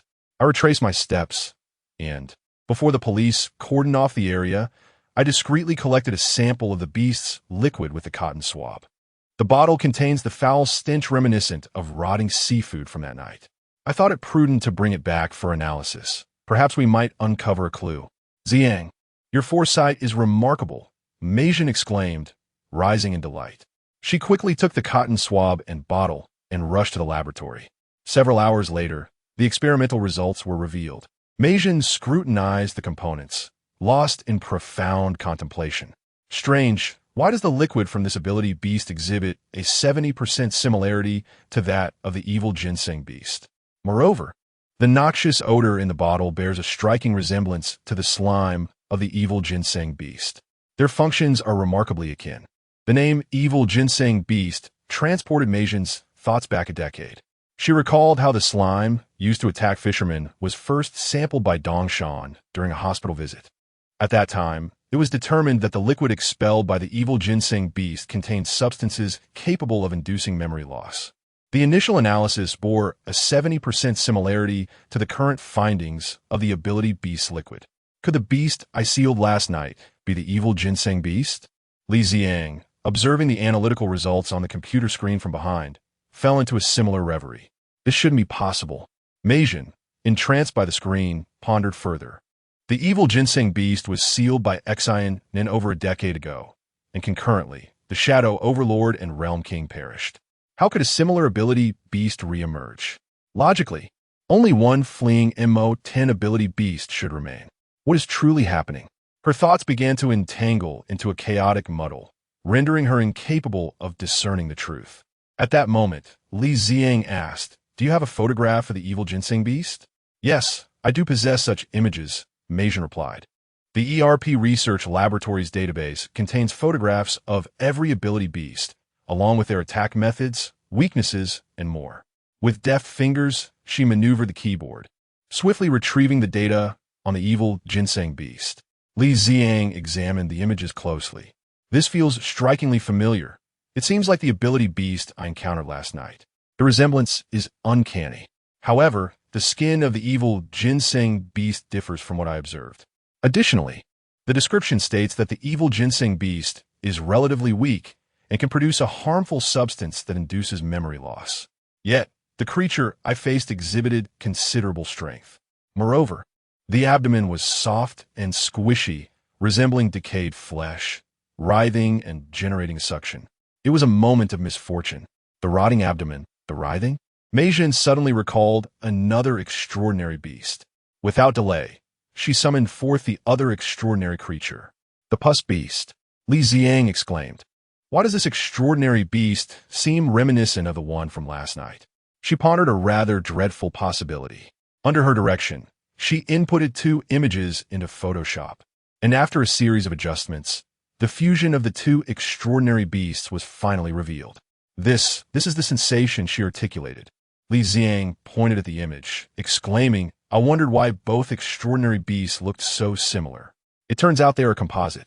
The creature bore a striking resemblance to the evil ginseng beast, yet its surface was riddled with numerous pus-filled blisters, emanating a foul stench akin to seafood long past its prime. The scent was enough to induce dizziness. Meijin inhaled sharply. If that is the case, we are in serious trouble. Chapter 009. The Armor as the Key to Power. What troubles you, Meijin? Noticing Meijin's serious demeanor, Li Ziang sensed that something was amiss. Meijin voiced her concerns. According to the laboratory data analysis, the supernatural beast you sealed last night possesses characteristics shared by both the malevolent ginseng beast and the pus beast. What does this imply? There are 2 possibilities. One is that the Shadow Guardian has indeed manifested. The other is that the Shadow Guardian remains sealed, yet someone is relentlessly studying the supernatural beasts. Regardless of which scenario we face, we must prepare ourselves adequately. After listening, Li Ziang's gaze fixed on the data displayed on the screen, plunging him into deep contemplation. His heart a tumult of indignation towards the individual behind the supernatural beasts, tempered by a flicker of excitement. Should a creator of these beasts truly exist, their influence would extend far beyond merely sealing the malevolent forces. Human nature is inherently competitive, and Li Ziang is no exception. After the elder generation sealed the black demon beasts, a mere malevolent ginseng beast was left behind. The reason Dr. Gala chose him to inherit the Emperor armor was simply for the sake of that one beast. This left him, as the summoner of the Emperor armor, feeling somewhat disgruntled. Previously, he had no options available, but now it seemed an opportunity had surfaced. Ziang, what are you pondering? Huh, it's nothing. I was just considering that if the former is true, it would be manageable. However, the latter poses a significant challenge. Given the ability to create a hybrid of the malevolent ginseng beast and the pus beast, it is possible they may have other combined supernatural beasts at their disposal. Regardless of the outcome, it remains the same for us. In fact, I think dealing with a human adversary is preferable. Meijin, do you have confidence in this? Confidence is a stretch. I hope it is the latter. A human adversary will invariably leave traces. If it truly is the Shadow Guardian, we are in grave danger. Those beings are exceedingly cunning. Indeed, Li Ziang Nudda. I must intensify my training during this period. That supernatural beast is no weakling. Very well. I shan't keep you any longer. However, do remember to balance your efforts and rest. Do not overexert yourself, understood? Meijin said with a cheerful smile. She was fond of Li Ziang's character. He possessed the talent of Li Nannan, the diligence of Shi Zhao, yet lacked the rigidity of Dong Shan and the rebelliousness of Bei Miao. Frankly, these past few years without collaborating with Li Nannan and the others have been a breath of fresh air. Though she was older now, her spirits were considerably brighter each day, free from the burdens of their conflicts. The emergence of the Emperor armor was, without a doubt, a boon for her. Of course, the appearance of supernatural beasts was indeed concerning, though not overwhelmingly so. Having endured the era of the black demon beasts, she held a clearer understanding of the Emperor armor. One might even say that the supernatural beasts would become pivotal for Ziang's growth. I shall take my leave. Li Ziang turned and departed from the ERP research room. Meijin immediately sent the data and her conjectures to her brother, Dr. Galu. Upon reviewing, her brother advised her to enhance the overall scanning of City D, particularly the uninhabited zones. The so-called forbidden zones refer to those secluded mountains and forests that have rarely been trodden by human feet. Despite being a coastal city, D City is surrounded by numerous towering mountains. In particular, The remnants of the dark shadow realm warrant close scrutiny, as it is possible that someone has unearthed something from within that enigmatic realm, leading to the emergence of hybrid supernatural beasts. In the days that followed, the city exhibited no fluctuations in supernatural energy, as if all prior events were mere illusions. Why did that vehicle pass by the scene of the accident? Could it possibly be connected to Greenfield Biopharmaceuticals? Mei Jun had not returned empty-handed, utilizing her exceptional skills. She infiltrated the traffic system and uncovered the sequence of events before and after the incident. However, what she did not anticipate was that while investigating the individuals behind the supernatural beasts, she would also witness a car accident. The driver of the dump truck exhibited clear signs of premeditated murder. Yet, this was not the crux of the matter. The key point was that the dump truck driver received a phone call, after which he removed the SIM card, snapped it, and discarded it into the sewer. Following that, he called the authorities, awaiting their arrival to prosecute him. His actions were undeniably indicative of intent. What was truly shocking was that a supernatural beast emerged from the shadows, and due to the heavy rain outside, the surveillance footage was far from clear. In a gruesome display, it attacked the driver, feasting upon his remains. Mei Jun watched the horrifying scene, her brow furrowed in dismay. The supernatural beasts had become increasingly grotesque. They had previously only killed without consuming their victims. This was a troubling development.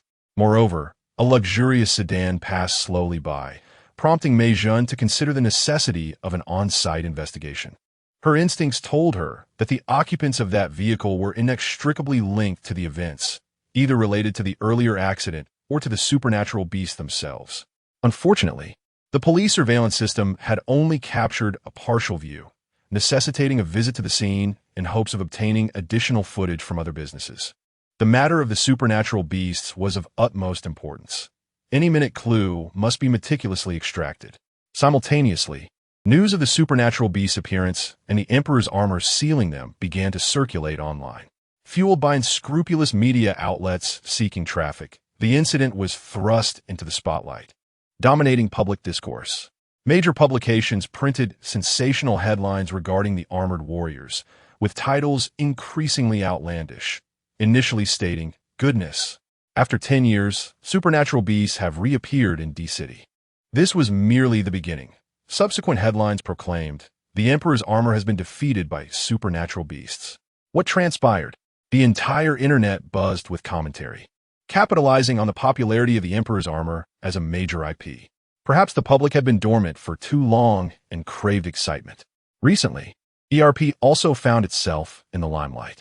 Mei Jun could no longer venture carelessly into the streets, fearing an encounter with throngs of paparazzi eager for an exclusive scoop.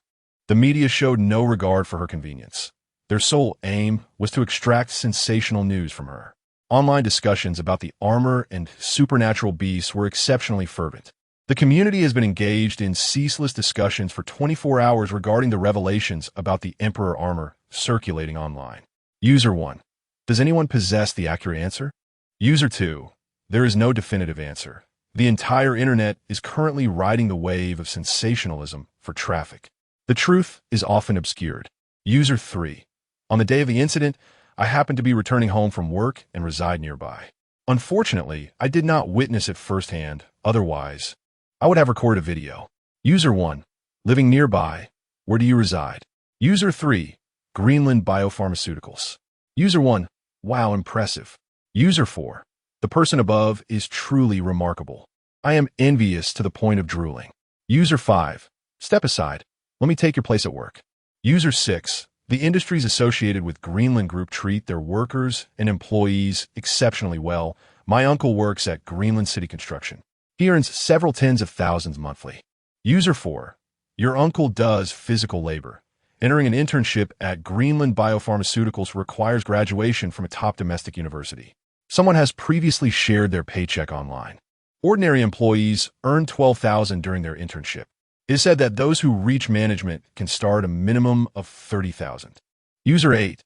I'm not envious at all, salivating. User 1. The focus has shifted. We are in the Armor Forum. A simple search across the internet reveals an abundance of content related to the Armor Warriors. The term armor has become a traffic password. Every media outlet seeks to capitalize on the traffic associated with armor. Those cursed anomaly beasts have crawled out from the depths once again. In another city, a nearly 40-year-old man sits on a sofa, contemplatively grasping a newspaper. Chapter 010. Bei Miao's Distress and Choices Ante. Mom said she needs to leave early for a meeting today and asked you to take me to school. A little girl, around 7 or 8 years old, tugged at the man's sleeve. Before he could respond, a woman, elegantly made up and seemingly in her 30s, emerged from another room. She maintained a graceful figure, unlike many women who tend to gain weight after childbirth. "Brother, could you please take Yia to school today?" she asked. "Of course," the man replied, affectionately ruffling his niece's hair without hesitation.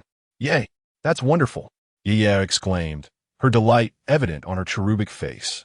The reason for her joy was simple. When her uncle took her to school, he would undoubtedly treat her to delicious snacks, including the little indulgences her mother usually forbade. "What are you looking at?" The woman noticed the newspaper in her brother's hand, its headlines emblazoned with terms like supernatural beasts and monsters. Having grown up in D-City, she was particularly sensitive to such phrases. "Nothing," the man, Bei Miao, shook his head, clearly reluctant to discuss the matter with his sister. He swiftly folded the newspaper and set it aside. "Come on, I've seen the news too. It's all the rage online in D-City. Everyone knows that supernatural beasts have appeared again. They say one devoured a driver," she pressed. "I'm no longer concerned with such matters," Bei Miao said, placing the neatly folded newspaper on the coffee table. His sister pouted, crossing her arms defiantly. "Oomph, you better mean what you say. Remember, it was the doctor who dismissed you. Don't go running back like some lovesick fool. They've already found a new summoner, someone stronger, younger, more obedient, and easier to train than you." I know. "You're so tedious," he replied, seemingly stung by her words. Indeed, her remarks had unearthed a painful scar within him. His name was Bei Miao, with Bei meaning north and Miao composed of 3 water radicals. He had once been a summoner of the Black Rhinoceros armor at the ERP research base. Unlike Li Nannan, Kuan Zhong, Dong Shan, and Shi Zhao, he had entered the group with his own resources. The water shadow stone belonged to him. Despite the presence of some negative elements, they had ultimately united to defeat the formidable black demonic beast. Reflecting on it now, a decade had passed. Initially, the ERP team consisted of 5 members, all on high alert, fearing that any unsealed demonic supernatural beast would find a magic box and release the Shadow Guardian once more. Yet among them, perhaps some were already privy to the truth, but chose to remain silent. A year later, Mei Zhen unexpectedly returned with a young man. After rigorous screening and testing, he turned out to be similar to Xiang Yang, possessing 5 bloodlines. At that time, they were still in the dark about Mei Zhen's and the Doctor's intentions. Then, under Mei Zhen's subtle hints, the 5 of them foolishly shared the strengths and weaknesses of their armors, their combat styles, and their strategies for victory with this newcomer. By the way, that young man was named Li Ziyang. After a year of cultivation, Li Ziyang's bloodline and had reached the required standards, and he had donned the exclusive imperial armor crafted by the doctor. However, an unpleasant event soon unfolded. Not long after, Mei Zhen convened a meeting in the doctor's name. To summarize, the message was clear. ERP was to implement budget cuts, and the second team had been dismissed the previous month. Now it was your turn. Mei Zhen, under the guise of concern for your well-being, proclaimed that the duties of the armor summoners had confined you for too long, leaving no time for personal pursuits. With Ziyang now in charge, you were free to venture into society without restraint, travel, explore the splendid landscapes of your homeland. It was then that Bei Miao began to comprehend the true implication of Mei Zhen's words. The so-called concern for your well-being was merely a euphemism for your dismissal. The age-old adage, "Teach the apprentice, starve the master," rang true. Since childhood, Bei Miao had been resolute in sealing every last anomalous beast, which had led to conflicts with the less proactively Li Nannan. With only 1 magic 10 remaining, just how formidable could that be? If the doctor genuinely cared for them, he could have simply left 1 person behind to guard City D while the others took their leave. Wouldn't that have been more sensible? Instead, he inexplicably brought in a newcomer named Li Ziyang. The intent was transparently obvious. You 5 have aged. It is time to make way for the new generation. Having witnessed the previous instance of granting armor, summoning rights to the second team, Bei Miao had finally discerned the doctor's true nature. Regardless of the underlying motive, it was clear he would utilize you when convenient and discard you when not. This was the doctor's way. The other four may not share his sentiments, but Bei Miao's prejudice ran deep. After all, he was not merely working for ERP. The Water Shadow Stone belonged to him, not them. Am I being verbose? His sister, equally stubborn, was simply cautioning him against leaping into a pit of fire. Forget about being an armor summoner, a champion of justice, or a guardian of humanity. Without the Water Shadow Stone, you are merely an ordinary person. At your age, it is time to alleviate your parents' worries and find a sister-in-law to carry on the family line. Should the company, built through a lifetime of toil by your parents, be handed over to outsiders? Don't say that, Bei Miao replied, his frustration evident. Xiao Li is quite capable. I see him doing well at the company. Xiao Li was his sister, Xiao Shi's husband. Their current situation was that their parents had retired several years ago, delegating full control of the company to the siblings. However, Xiao Li was adopted by their parents, making him Xiao Shi's foster brother. Due to this reason, Bei Miao had always hesitated to interfere with the company's affairs. Believing it rightfully belonged to his sister, how could he usurp her place? Thus, over the years, he had transferred his authority to his brother-in-law. Upon hearing his words, Xiao Shi rolled her eyes in exasperation. Yeah, you go inside first. All right, said Ya, hastily retreating to the house. It was then that Xiao Shi reprimanded her brother with annoyance. No matter how well Li Ran performs, he is still an outsider.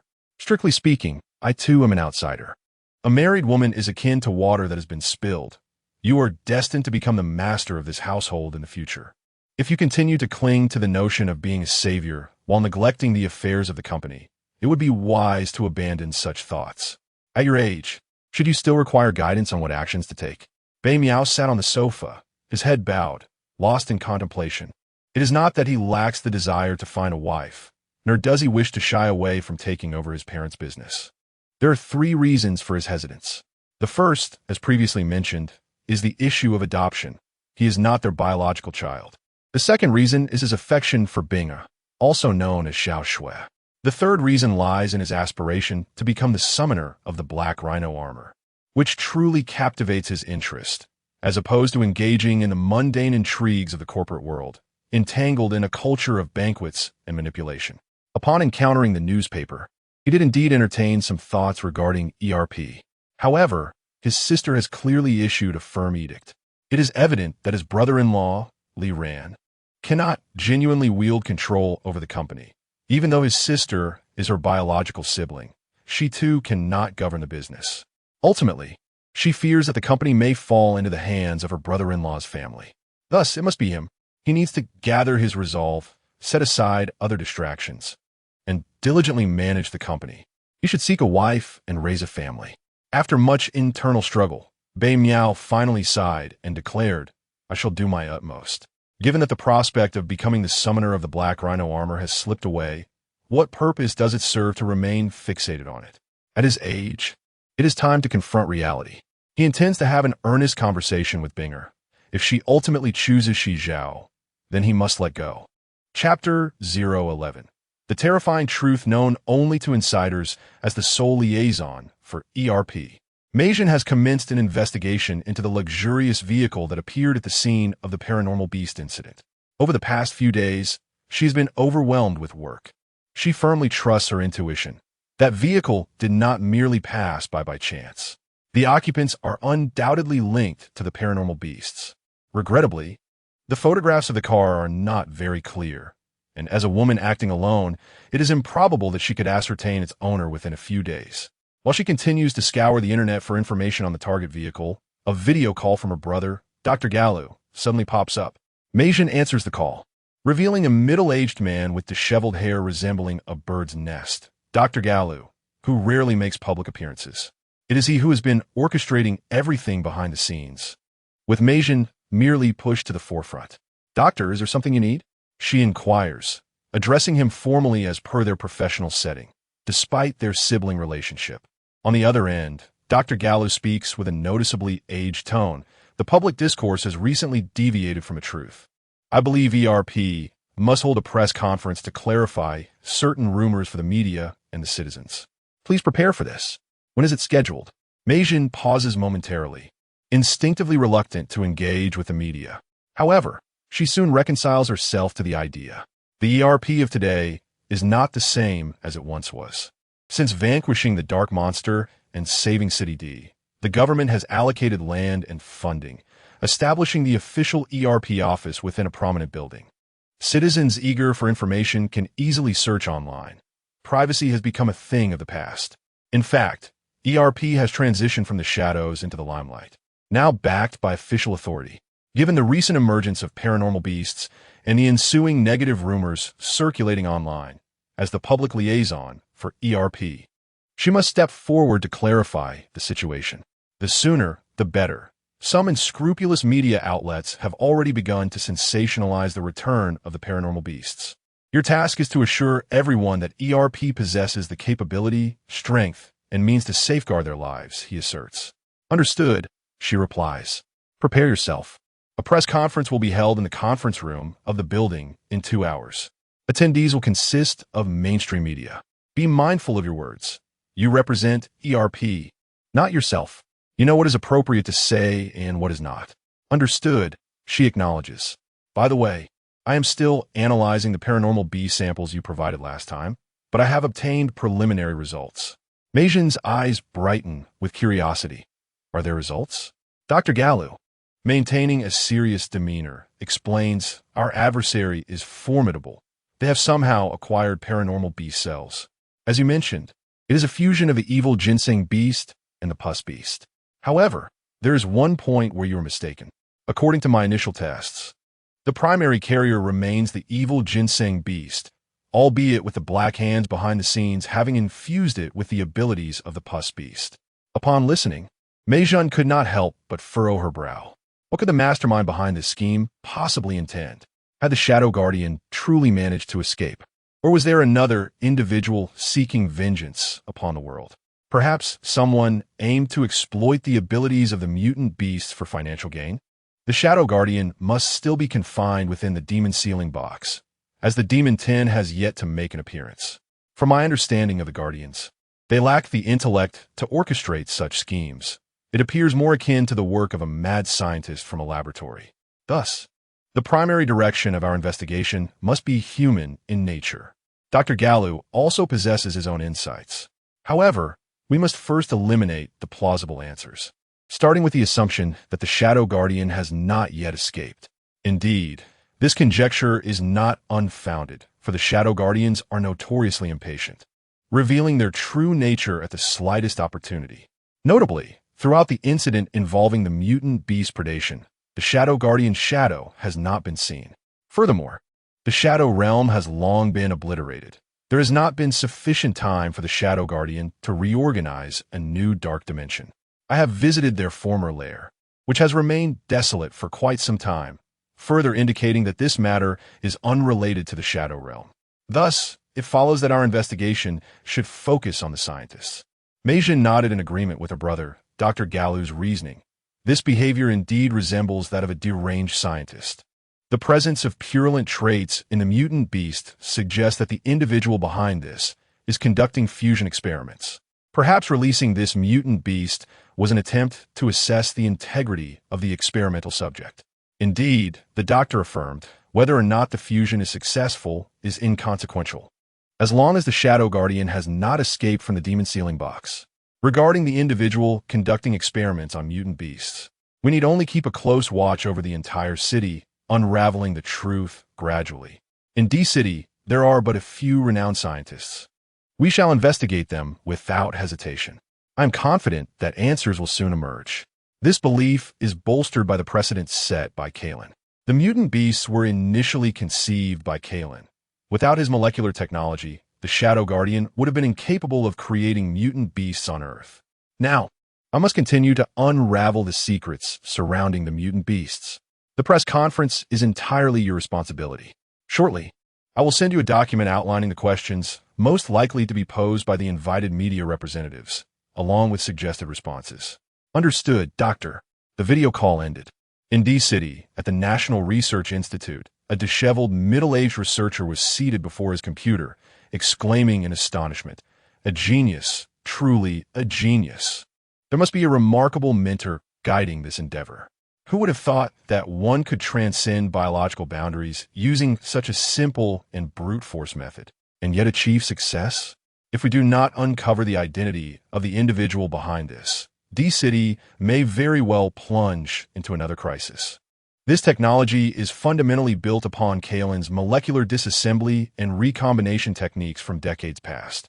No, were it not for the fact that Kalen's demise is unknown to me, I might even suspect that he still lives. This technology effectively resolves the shortcomings of Kalen's molecular innovations. The individual in question can be none other than Dr. Galu, who had just concluded his video call with Meijan. Meijan received the samples of the extraordinary beast for examination, which inevitably evoked memories of a brilliant yet reclusive genius from decades past, Dr. Karen. In his prime, Dr. Karen devoted nearly his entire life to the development of molecular technology. However, during a particular experiment, a catastrophic accident occurred, leaving him physically incapacitated. Yet, even in his shattered state, the potential dissemination of his molecular technology within the scientific community could have bestowed upon him unparalleled acclaim and influence. What truly tormented Dr. Karen and plunged him into despair was the act of misappropriation. His groundbreaking technology was claimed by others. It is a little-known fact that Guru, lurking in the shadows, played a significant role in inciting and orchestrating this treachery. At the time, he and Karen were rivals competing for the highest honor in the scientific realm. Ultimately, Karen emerged victorious, only for an explosion in the laboratory to present Guru with a glimmer of hope to undermine his competitor. Thus, he facilitated the misappropriation of Karen's work. While the usurper received accolades, it was Guru who continued to enjoy breakthroughs and recognition in the scientific community. As the only true rival to his supremacy had been effectively neutralized, the imposter, driven solely by a lust for power, now stands on the brink of attaining an esteemed position as an academician. Thus, the nature of justice is far from the idealized notions held by many, and darkness may not be as sinister as it appears. The difference lies in the methods employed to achieve one's ends. Returning to the matter at hand, Gera did not disclose the truth to Meijan. The machinations of those behind the scenes are often overlooked by the untrained eye, while the discerning recognize the subtleties. It is worth noting that the molecular technology, once lauded as the pinnacle of genius by Dr. Karen, could only facilitate the fusion of a single organism with a magical stone. In stark contrast, the individual behind this extraordinary beast possesses the ability to amalgamate two disparate entities, one a marine creature, the other a virus. Should the fusion be between two biological forms, Guru could comprehend it without such astonishment. The crux of the matter lies in the fact that this individual has transcended the boundaries of conventional physics. Chapter 012. The fury of the castor being to speak candidly, Gary yearned to meet the enigmatic figure behind the scenes. What manner of person could transcend the confines of physical limitations? Unless their intellectual capacity surpassed that of humanity on Earth, it was a perplexing conundrum. As a fervent researcher, he found himself both exhilarated and apprehensive in the face of such circumstances. The thrill stemmed from the emergence of yet another genius among humankind, while the concern lay in the potential consequences should this individual remain unchecked in the future. Nevertheless, he resolved to take one step at a time. As long as Ziyang diligently pursued training, there should be no significant issues. Gera dismissed all negative thoughts and immersed himself in the study of the anomalous beast samples. At 10 a.m., Meijan arrived punctually for the press conference. Understanding the importance of her appearance on camera, she had adorned herself with makeup and donned an elegant outfit before stepping onto the stage. The room was filled to capacity with an assortment of journalists, paparazzi, and independent media. The front row, noticeably more professional, wielded equipment distinct from that of the others behind them. Click, click, click. The moment Meijan made her entrance, a flurry of flashes erupted. She endeavored to maintain a pleasant smile. Ladies and gentlemen, the charming and graceful Miss Meijan has arrived. You may now pose your questions, but please raise your hands. I will call on you to speak. I trust Everyone will adhere to the established protocols and refrain from causing chaos. The host, upon seeing Meijin, offered a few perfunctory remarks before yielding the stage to her. As Meijin stood before the multitude of media representatives and individuals, the sheer number was inevitably daunting. After all, the assignment had come rather abruptly. Miss Meijin, regarding the incident involving the anomalous beasts attacking individuals a few nights ago. Do you have any comments? One eager journalist interjected, breaking the rules of decorum. Yet, the desire for limited questioning privileges was palpable among all present. Observing the breach of protocol, other audacious attendees clamored. Miss Meijin, will anomalous beasts proliferate as they did a decade ago? Miss Meijin, if memory serves, the Dark Shadow realm has been thoroughly dismantled. Why then do anomalous beasts still exist? Miss Meijin, there were prior revelations online concerning ERP's internal matters, suggesting that to reduce costs, you had previously dismissed 5 armor summonings. Is there any truth to this? Miss Meijin, could you disclose the personal information of the Emperor's armor summoners? As one individual shattered the established order, the rest hastened to follow suit, resulting in a cacophony that rendered the press conference chaotic. Meijin felt overwhelmed. Wasn't it agreed that the proceedings would adhere to the rules? Why was it utter pandemonium? Please, everyone, let's maintain order. With so many voices, which question should I address first? Silence. Meijin's voice grew hoarse as she finally managed to assert control over the unruly crowd with the aid of a microphone. I will respond to your inquiries one by one, beginning with you. Meijin pointed to the foremost media journalist. Upon reaching this point, she truly entered the realm she was familiar with. Amidst the crowd, a scruffy man with a beard was intently gazing at her. He was none other than the malevolent guardian, here to ascertain what information the ERP had acquired. Alternatively, should circumstances turn unfavorable, he was prepared to create a diversion. Although he could not fathom the strategy of Li Nannan, he had reason to believe there was a calculated purpose behind it. In the past, they would have stirred chaos the moment they escaped from the demon confinement box. Initially, even the malevolent guardian did not comprehend Li Nannan's restraint. Despite possessing considerable power, he chose to feign ignorance and allowed humanity to go about their lives on Earth. Now, a semblance of understanding had dawned upon him. They resembled viruses invading healthy cells. Initially, they had to develop cautiously until the opportune moment arose to strike and seize the host. This, he realized, was the approach of the astute. At this juncture, the malevolent guardian understood that only the cleverest of earthlings could contend with their own kind. Fortunately, throughout the press conference, Meijin's discourse was nothing but drivel, at least from the malevolent guardian's perspective. As the conference concluded, he discreetly departed, remaining silent and unassuming throughout. When Meijin exited, a throng of reporters pursued her, bombarding her with questions. After over an hour of incessant speaking and responding, fatigue had set in, leaving her in a rather irritable mood, entirely disinclined to engage with the journalists trailing behind. For every question she answered, a multitude more awaited her. They were indifferent to her exhaustion or the possibility of her misstepping in her responses. Just then, a group of ERP and armored fans gathered outside, clamoring for autographs and photographs. Meijin, it's such a pleasure to meet you. I am majoring in computer software technology and have considerable knowledge of computers. Recently, I discovered that the ERP's combat satellite firewall is quite vulnerable.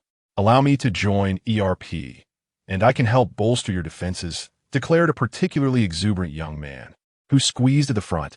He disparaged the ERP's satellite technology, boasting of his own abilities. Upon hearing this, Meijin's expression soured, and she firmly retorted, I'm sorry, my friend, but joining ERP is not a mere whim. It requires immense willpower to combat evil. ERP is not a child's play. Child's play? Child's play? The man was momentarily taken aback by her response. Sister, I truly have the capability. I'm not just here to jest like a child. This fervent fan was none other than Badu. Ignoring him, Meijin regarded him as merely an ardent admirer of the armored warriors, one who spoke nonsensically to attract attention. Badu, filled with zeal, suddenly felt doused with cold water. Was she questioning my abilities? No, I must prove myself. He began rummaging through his backpack for his laptop, once more pushing his way to the front of the crowd. Badu dreams of joining ERP, yearning to contribute his talents to the noble cause of ERP, for he believes that only within this realm can one truly showcase their abilities. He harbors a fascination for armor and aspires to delve deeply into its study. After a long-awaited encounter with the ERP leader, Meijin, he feels compelled to seize this opportunity. However, even as the security personnel clear the way, Meijin catches sight of a disheveled man, babbling incoherently, forcing his way forward. With a sense of urgency, he proudly opens his notebook, exclaiming loudly, "I have evidence. Look here. Your firewall is exceptionally weak, easily susceptible to invasion, isn't it?" Meijin, irate, retorts, "Enough of your tricks. You've gone too far." The two security guards, seizing the moment, grab Badu and shove him to the ground, smashing his notebook in the process. His audacious intrusion had already embarrassed the security tasked with maintaining order, and with Meijin visibly upset, the guards knew they had to act decisively. Their future in the industry hinged on it. "Scram! Get as far away as you can. Someone like you, wanting to join ERP? Dream on." They not only threw him down, but hurled insults as well. Meijin, indifferent to Badu's plight, swiftly boarded a luxurious Alfred with the help of other guards, departing the chaotic scene. Meanwhile, Badu sat on the ground, cradling the notebook he had painstakingly saved to purchase. Now shattered after years of companionship, his once bright aspirations now lay in tatters, feeling as though he had been forsaken by the light. Overwhelmed by a profound numbness, he struggled to find his way back to his modest rental. Upon regaining his senses, he discovered himself home again, confronted by walls adorned with images of the Flame Dragon armor and Emperor armor, alongside a glass case on his desk containing an Emperor hero figurine. In that moment, his numbness erupted like a volcano long dormant. With a hoarse cry, he raised his glass and hurled it at the image of the Emperor hero on the wall, shattering all his figurines beneath his feet. In a fit of rage, he shouted, "Armor warriors, you claim to be the guardians of Earth. How dare you think I'm merely playing house? One day, you will come to know the might of Badu." Chapter 013. The misfortune of Badu. Badu has reached his breaking point. In a fit of rage, he destroyed everything in his home related to the armored warrior and ERP, leaving the remnants in utter disarray. Yet, his anger remained unquenched. He ventured outside to procure a pot and incinerated every scrap of paper and scroll he could find. If his experiences in society had taught him about the treachery and competitive pressures of the world, the disdainful demeanor and contemptuous gaze of Meijin became the final straw that broke the camel's back. Having spent many years in City D without making a name for himself, he relied solely on his proud hacking skills to relentlessly target certain companies for their dark secrets. It was a deeply frustrating existence. Nonetheless, he harbored a glimmer of hope, idolizing the armored warrior and aspiring to join the ERP to become someone of significance like Meijin. His initial dream was to work diligently, join the ERP, and contribute to world peace. However, Meijin's actions completely undermined that ambition, especially her dismissive comment regarding playing house, as if she were merely jesting with an ordinary person. Did they truly perceive Badu as a mere jester? The truth was that their firewall was not particularly robust. He spoke candidly, yet they refused to listen. Of course, had Meijin exhibited a more amiable attitude from the outset, Badu might not have felt this way. It was merely unfortunate timing that he encountered her during a moment of her discontent. Just wait, there would come a time when she would regret her behavior. After wreaking havoc in his home, Badu finally collapsed from exhaustion. Sitting on the floor, he glared fiercely at the fire pit, as if wishing to incinerate the ERP itself. The seeds of hatred had been sown. However, to exact revenge on Meijin's arrogance, his first step was to spend money to repair his laptop. This only compounded the financial strain on Badu, who was already struggling. Had not been for a recent job where he hacked a company for a client, he might have found it difficult even to afford meals. Days later, his laptop was finally repaired, but he had exhausted his last bit of money. Presently, he faced the dilemma of affording next month's rent and meals. While others might envision hackers as glamorous figures from novels and television, The reality is that they are often a group of hidden miscreants engaging in illegal activities. Those truly skilled in technology have long since transitioned to legitimate careers, either being recruited by corporations for well-paid positions in network software maintenance or developing their own profitable programs. Badu, a hacker who specializes in attacking company websites for clients, could only survive in the margins of legality. No hacker is invincible. A single misstep in detail could lead to someone tracing back to him, resulting in dire consequences. Consequently, Badu was cautious about accepting new assignments, which only exacerbated his financial plight. This time, he resolved to take a risk. He decided to accept assignments he had previously deemed too perilous, hoping to accumulate enough funds to relocate and gradually engage with the ERP. As he walked home, clutching his laptop, the alluring sound of a powerful engine resonated behind him, at least the roar of an 8-cylinder engine. Indeed, a luxurious convertible slowly cruised past him, confirming his suspicions. Badu cast an envious glance at the man in the sports car. Coincidentally, the driver was also looking at him. Their eyes met, and it felt as though a story was about to unfold. In the passenger seat sat a stunning woman with a voluptuous figure and graceful features, prompting Badu to fantasize about switching places with the man. How he longed to drive a prestigious supercar, reveling in carefree adventures with a beautiful companion. The driver threw him a devilish smile, then pressed the accelerator, causing the car to roar to life and dart away like a mouse. As the sports car sped into the distance, Badu raised his right hand, contemptuously displaying his middle finger, scoffing, "What is there to be so arrogant about?" At that moment, a jarring screech of brakes pierced the air as two BMW X5s sped past him and came to a halt ahead.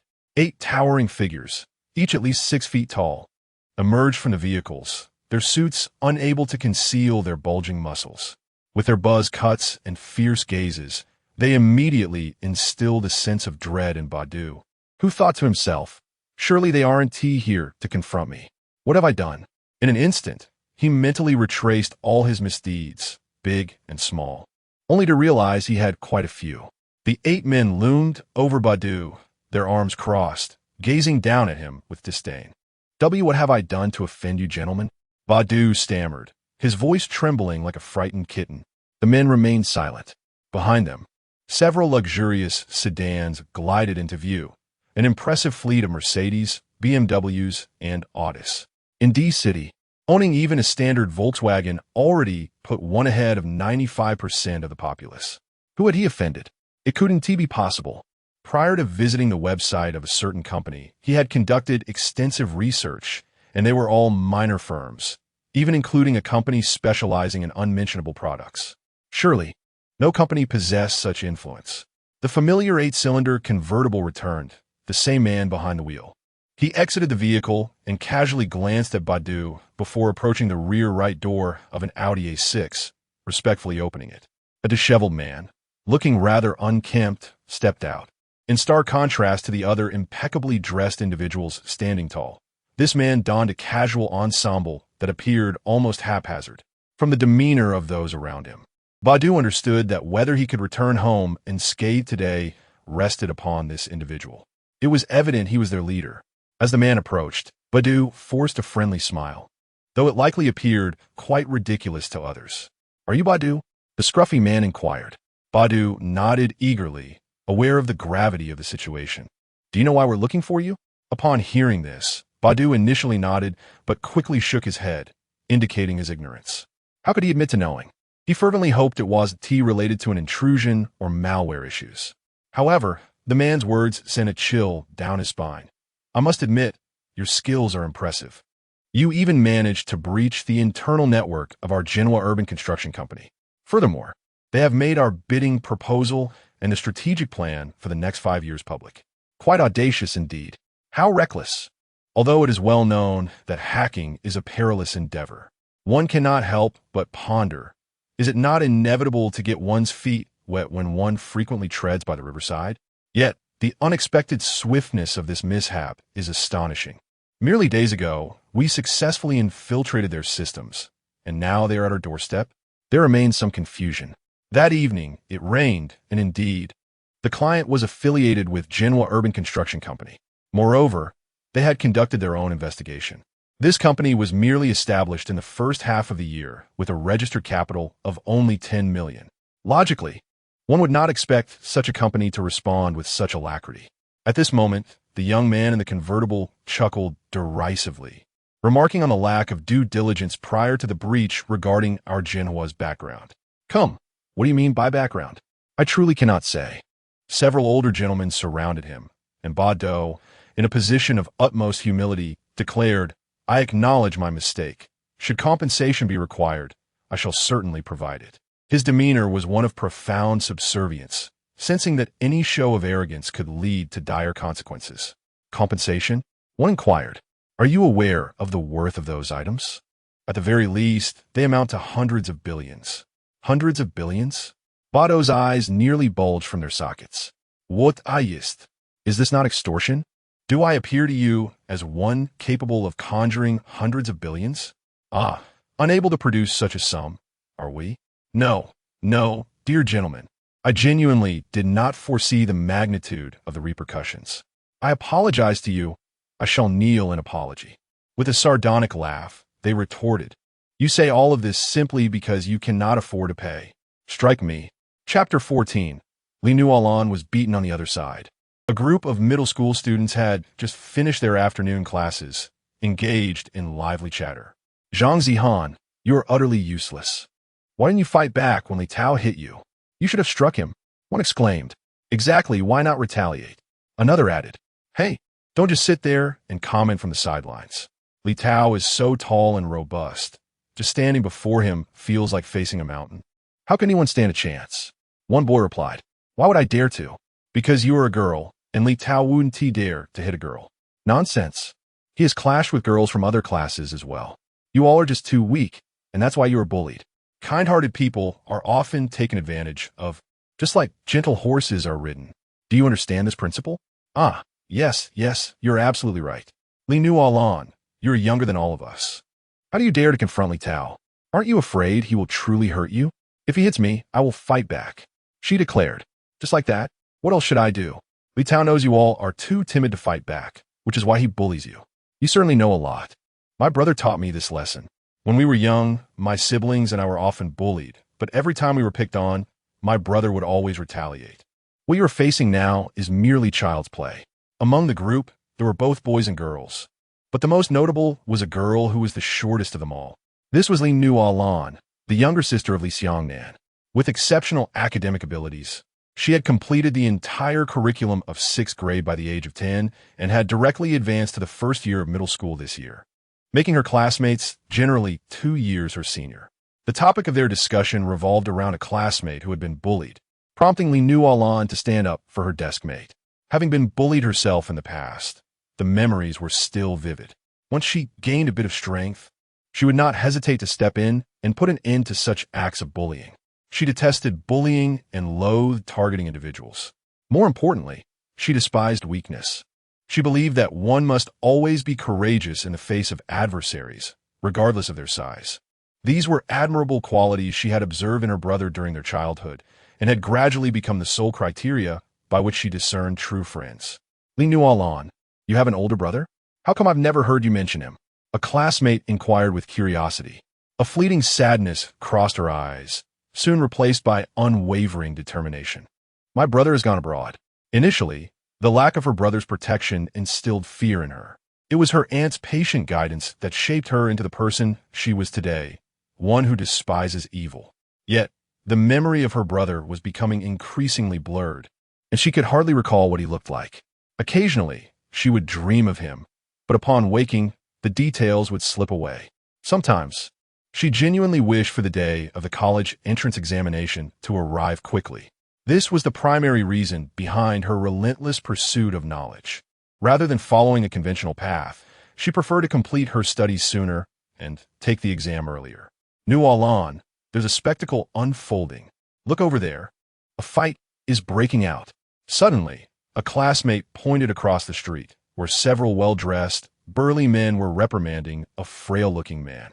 Despite the man bowing his head in a plea for mercy, he was being ruthlessly beaten. The students all halted, Their curiosity piqued as they gazed across the street. For after all, humans are inherently inquisitive creatures. Meanwhile, some timid souls began contemplating their departure. Perhaps we should hasten away. Those individuals clearly seem formidable. Cowards. What is there to fear? We are merely children. Adults would not dare strike us. Yet, if you are frightened, you may leave first. Truly, you are a coward. I'm not cowardly. The bold observed the scene with rapt attention, while the timid were reluctantly compelled to remain, fearful of the scorn that would meet them upon turning back. However, Li Nannan's eyes blazed with fury. It was not an overflow of compassion, but the scene before her involuntarily reminded her of the times when she and her brother were targeted by everyone in the orphanage. That night, in the dormitory, they too were mercilessly beaten, the only difference being that her brother dared to retaliate. "Hey, you brats over there, what are you staring at? What's so interesting?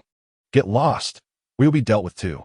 At that moment, the young man in the sports car, noticing the group of students across the street, shouted loudly, "Zhang, why are you being so harsh to a bunch of kids?" A woman nestled in his arms complained in a sweet, teasing tone.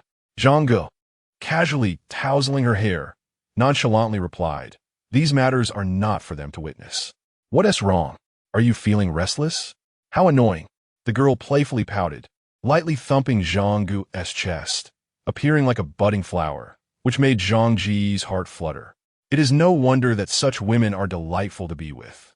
Possessing an understanding of a man's heart, he playfully pinched her rounded backside, then observed that the group of children had fled, leaving only one female student standing frozen. This immediate absence of the usual bravado made Zhang feel humiliated.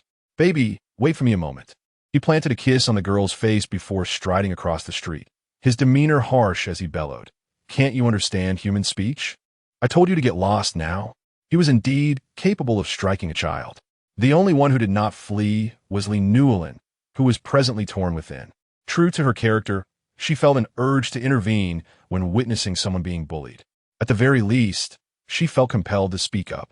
Yet, her precocious maturity reminded her that unchecked compassion could lead to peril, especially with this intimidating group resembling a gang. Engaging with them would not be wise and could bring unnecessary trouble to her aunt. Thus, she struggled with whether to voice her thoughts. "Why are you bullying him?" After much contemplation, she resolved to speak up, lest her conscience weigh heavily upon her. Little girl, you are utterly naive." Zhang, who was particularly prideful, found it humiliating to be questioned by an elementary student. Infuriated, he raised his hand and struck Li Nannan across the face. It hurt immensely, leaving her cheeks flushed. Yet she did not cry. Instead, she covered her face and turned away in indignation. This individual was unreasonable and not to be trifled with. Any attempt to confront them would undoubtedly lead to an unfavorable outcome. Li Nannan was no fool. The altercations of adults differ vastly from those of children, and today, this incident served as a valuable lesson. Some matters warrant intervention, while others do not.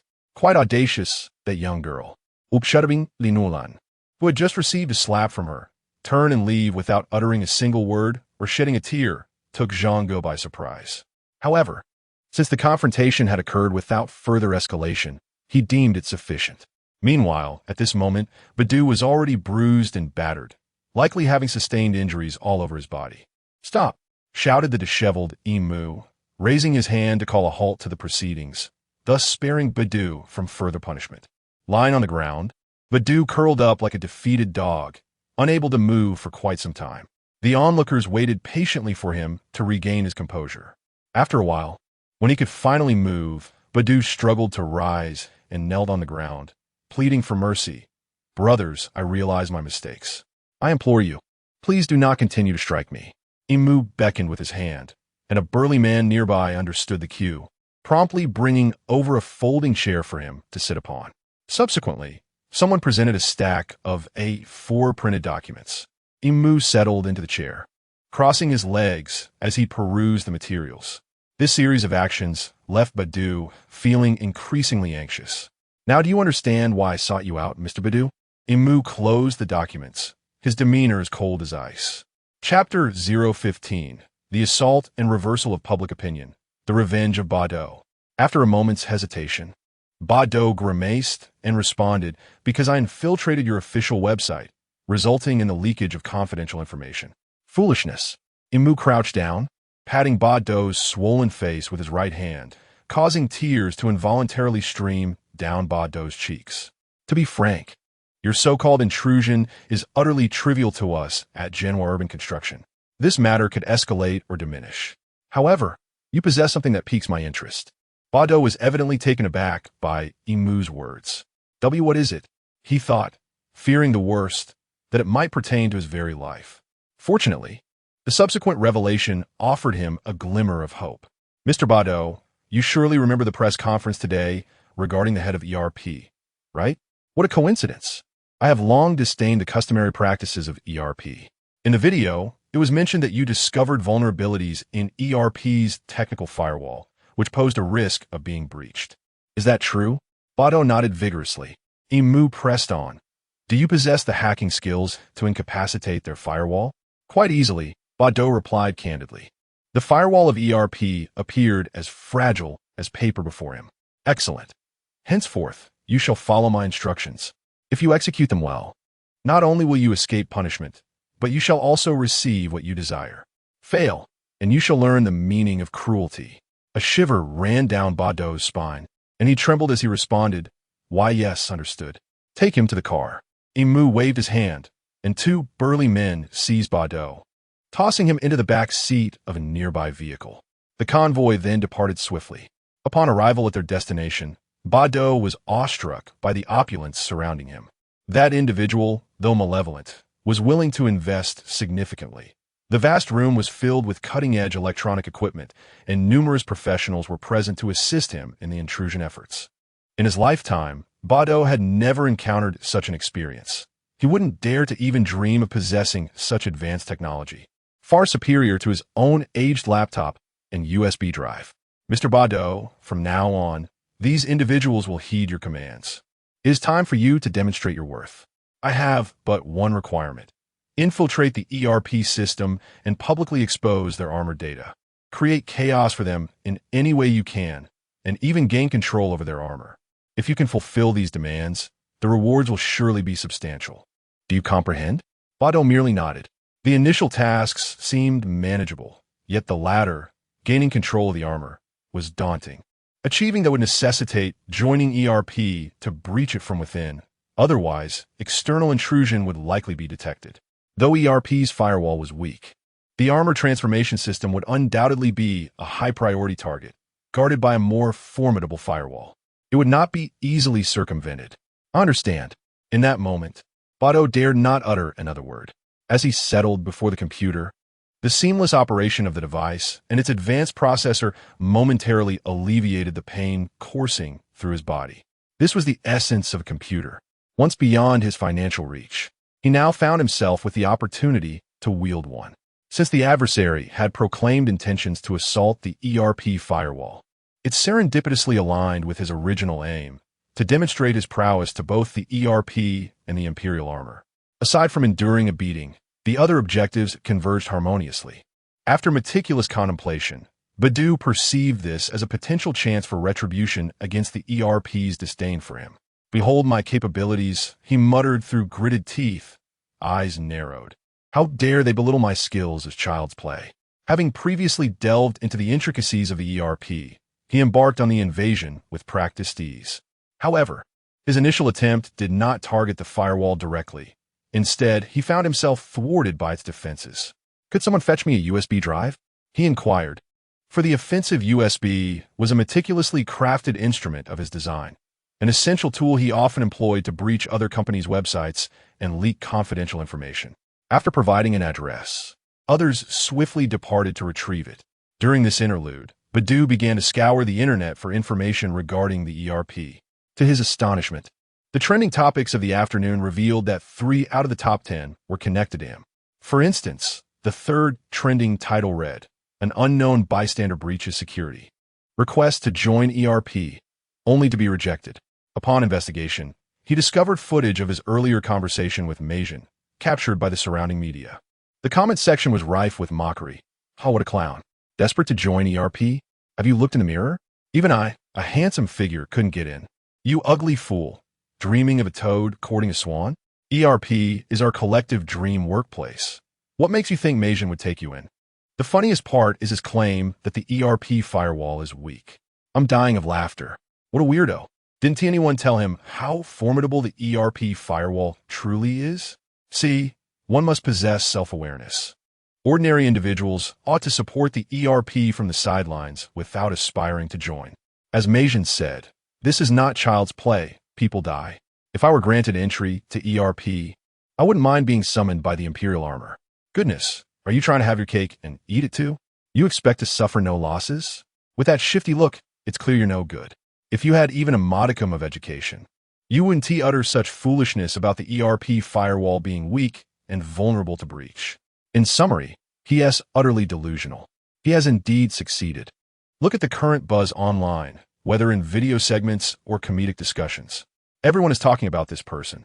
He has gained attention, albeit through a rather unconventional avenue. One can only describe him as a fool. Badu's frustration intensified with each passing moment. Despite his genuine desire to join ERP and aid in rectifying the vulnerabilities within their firewall, his good intentions were met with scorn. Now, he finds himself the subject of ridicule online, captured in videos that have been transformed into mockery for the sake of garnering attention. Just wait, he muttered, fists clenched. One day you shall recognize the veracity of my words. This time, he resolved to dismantle the ERP firewall with utmost urgency, to unveil whether the claims of its fragility held any truth. The following day, after a night of relentless toil, he succeeded in breaching the ERP firewall before dawn. Subsequently, he anonymously released the internal documents onto the internet. Meijin found herself overwhelmed. Although she received alerts during the attack, her technical skills, while competent, were inadequate to thwart the aggressive onslaught. The internet is a realm where offense is facile, yet defense is an arduous endeavor. Despite the assistance of Dr. Gallo, the firewall ultimately succumbed, leading to the exposure of ERP's confidential files. As the documents circulated, some astute internet users swiftly copied the information. Even though Meijin managed to eradicate the malware and implement a new firewall, the prior data continued to circulate online. Gradually, the secret of the ability beast was unveiled, revealing that it was a fusion of the malevolent ginseng beast and the pus beast. Moreover, Meijin's investigative records were disclosed by Bado, illuminating ERP's recent pursuit of an extended version of a Maybach vehicle. Within the Armor Warrior Forum, these revelations proliferated, with discussions emerging regarding the correlation between the ability beast and the elongated Maybach. Meijin was engulfed in despair, realizing that the assailant of the ERP firewall was indeed someone she had underestimated. She had not anticipated the multitude of issues plaguing her own firewall, nor the lengths to which the adversary would go to assert their position by forcefully attacking the ERP defenses, resulting in the exposure of her ongoing investigations. Now, the entire internet was aware that Meijin, the head of ERP, was probing into related vehicles. These matters were not merely confidential, had they remained undisclosed. She could have meticulously investigated the extended Maybach, as it would have been relatively easy to ascertain ownership in D-City. However, the enemy was now undoubtedly alerted, making any further inquiries impossible, as they would be braced for her actions. Most critically, the breach of the ERP firewall had led to a reversal of circumstances. Public opinion had turned against ERP, with a significant portion of the online community seizing the opportunity to disparage the organization, resulting in a considerable decline in its reputation within D-City. The doctor expressed profound concern regarding the situation. 2 weeks later, in the clandestine laboratory of Greenland Biopharmaceuticals, a ferocious wolf beast howls, its voice resonating through the fortified glass enclosure, audible even from outside. Silence prevails as Li Nannan issues commands into the microphone. Soon, the wolf beast ceases its wailing, fixating its blood-red eyes upon him. It comprehends human speech, a clear indication of success. A long-lost smile graces Li Nannan's face, the culmination of over half a month spent in seclusion within a laboratory, dedicated to the final stages of research and development. The creation of the toxic evil ginseng beast served merely as a test of his research outcomes, evaluating the validity of his approach. Yet, it is the wolf beast before him that embodies his true ambition. This creature has emerged from the human form, integrating aspects of human DNA, thus transcending the typical limitations of instinctual beasts. The wolf beast now possesses its own consciousness, evident in its fierce gaze. Had it not been for the reinforced glass, it would undoubtedly have lunged at him. This is a manifestation of self-awareness. Unlike the toxic, evil ginseng beast, which is inherently submissive to its creator, this wolf beast is not bound by such constraints. This is precisely the kind of extraordinary creature that Li Nannan aspires to create. Chapter 016. The fury of Li Nannan. The extraordinary beasts ought to possess their own thoughts, akin to the wisdom of humanity. Such extraordinary creatures are truly a source of vexation. This is precisely the extraordinary beast you have long desired. However, I find it rather disobedient. At this moment, a bespectacled woman spoke while positioning herself beside Li Nannan. She was none other than the avatar of a shui. As a shadow guardian, she could distinctly sense the immense aggression of the extraordinary beast confined within the high-strength glass. In human terms, it exuded wildness. She could not comprehend the utility of an unruly, extraordinary beast. It would be far more advantageous to have the previous venomous, evil ginseng beast. At least it was obedient, responding to commands without any complaints. "What brings you here?"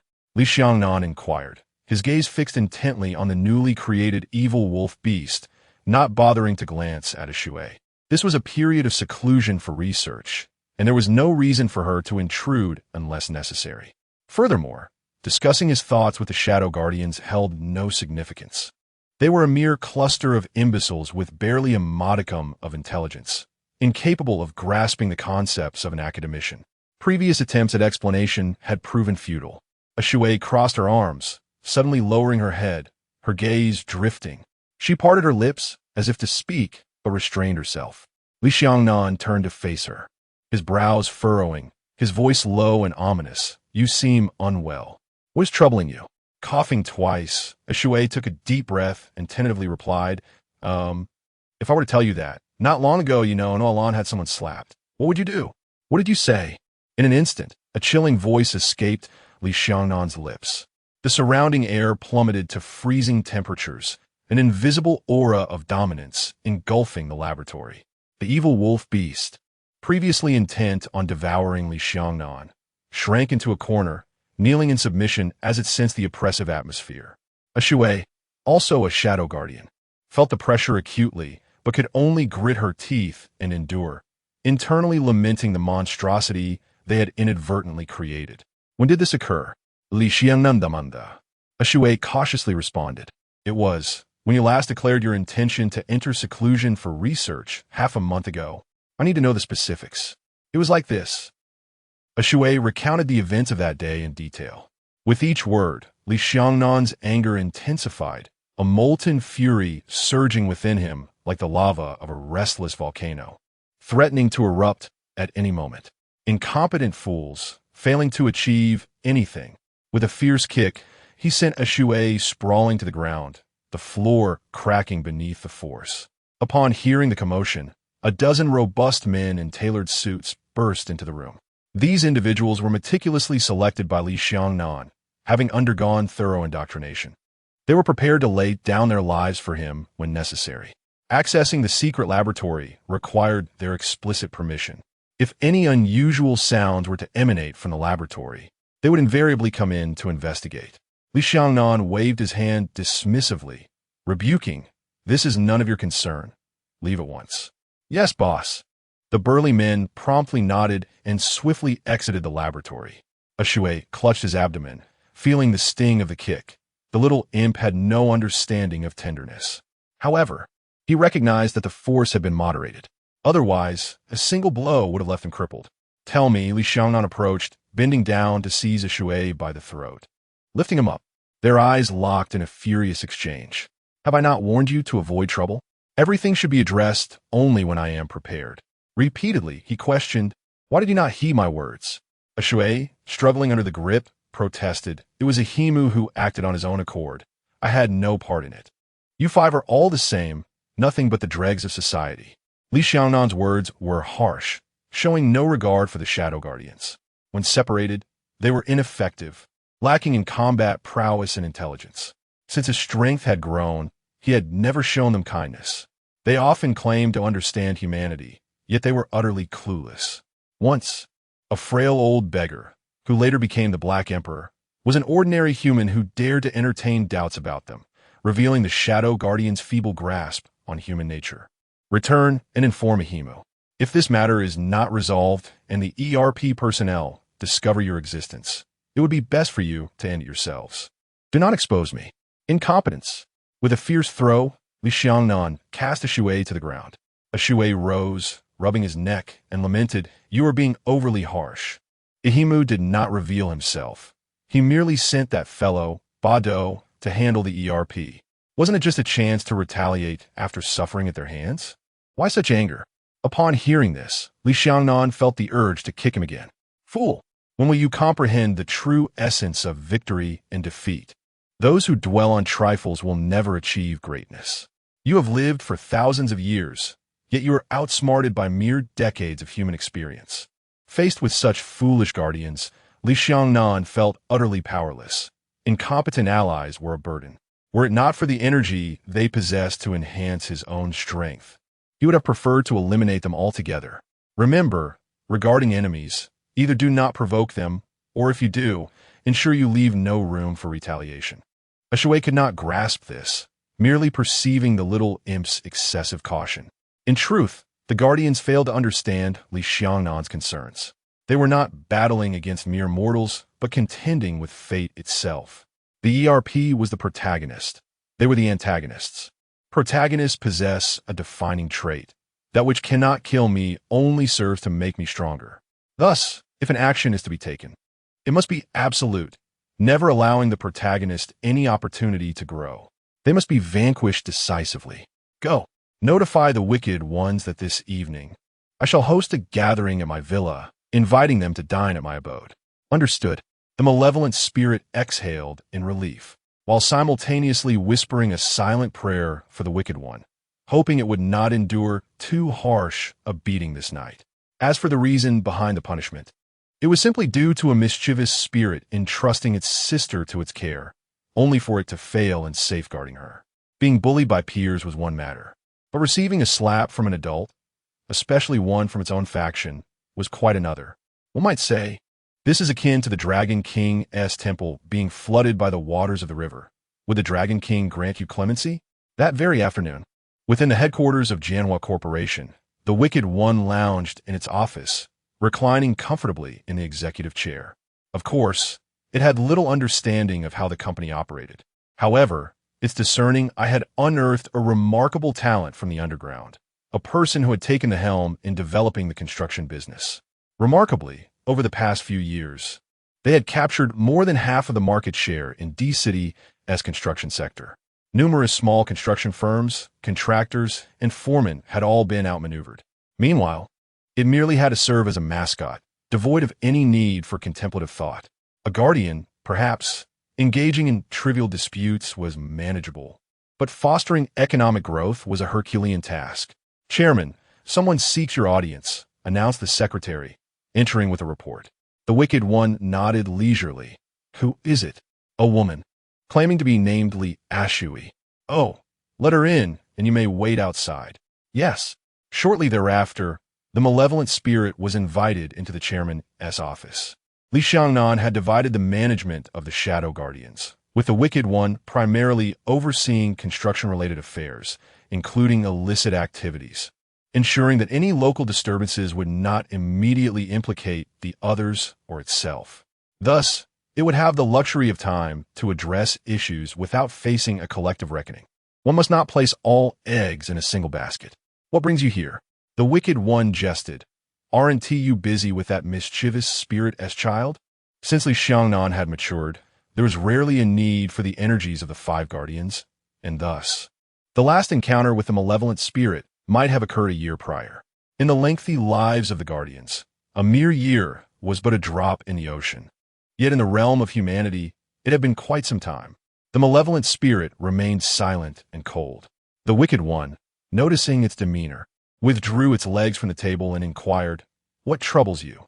Are you unhappy? Who has caused you distress? Let me guess. Is it that mischievous spirit-s sister? Ha! I've always said, human children are a handful. Wouldn't ta nanny suffice?" In response to the wicked one's mockery, the malevolent spirit retorted with biting sarcasm. "Laugh now, but come evening, your weeping will be even more profound. You're not here to quarrel, are you? Why the sardonic tone? Sardonic? Unlike a certain individual who frequently ridicules me behind my back regarding that mischievous spirit-s sister. Do you think I'm oblivious?" Ah, the wicked one felt a tinge of embarrassment. Indeed, such jests have been made, and on numerous occasions. Primarily, it finds that, as a shadow guardian, the notion of nurturing a human child is nothing short of a profound humiliation. Could one not simply seek out a wet nurse or the like? While some minor schemes may be feasible, in matters of the heart, they are far less genuine than the depths of malevolence. After all, her previous vessel was Ice Girl, Little Snow, from whom she gleaned some understanding of the complexities of human emotions, love, hatred, and everything in between. What may have seemed naive in the past, however, is precisely this emotional spectrum that enables rich expressions and avenues for growth among humanity. Chapter 017, The Family Feast, where the enigmatic Ba Do also makes an appearance. To address the matter at hand, this evening, that mischievous child intends to host a banquet in your honor. Ishue, disinclined to engage in further trivialities, proceeds directly to the crux of the issue. Observing Imu's expression, it is evident that he is taken aback. A family feast. Honoring us? No, it is not us but you and the entourage behind you, Ishue emphasizes. Imu straightens up and inquires, "Is this gathering of significance?" "I sense your urgency upon arrival." The implication is clear. Imu seeks insight into the particulars. The subject in question is none other than the human child, Li Nannan. The guardians are apprehensive, having been instilled with fear through force. Over the past 5 years, every effort has been devoted to nurturing his growth, which has proven fruitful. There is now a discernible potential to vanquish the Emperor's armor. However, there is a distinct lack of respect for the elders. Disobedience is met with violence, and arguments are settled through force. Their relationship has irrevocably transformed. Ishue casts a cold glance and remarks, "A fortnight ago, you took the initiative to approach the human named Ba Do to assault the ERP firewall. He is already aware and considerably displeased. Even more infuriating is that one of your subordinates struck his sister." Initially, Imu dismisses the former, viewing the act of sending someone to attack the ERP as merely a means to vex the opponent. The latter, however, leaves him bewildered. What is this? One of my people struck his sister? When did this occur? Imu's mind races back to that moment, and fortunately, his memory serves him well. Are you referring to that group of passing human students? His focus had primarily been on Ba Do, so he was unaware of the specifics of his subordinate's actions.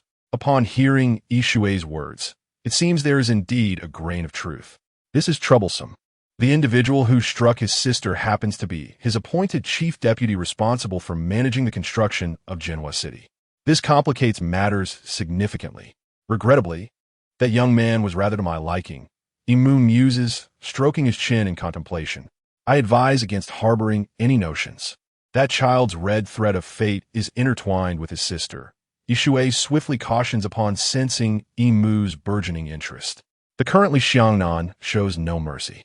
He has expanded his conglomerate to such an extent that he does not even occupy the founder's position, instead placing a puppet in charge merely to obscure his true intentions. Imu's actions have already attracted the ERP's scrutiny. Should they trace the investigation back to him, he would not hesitate to sever ties.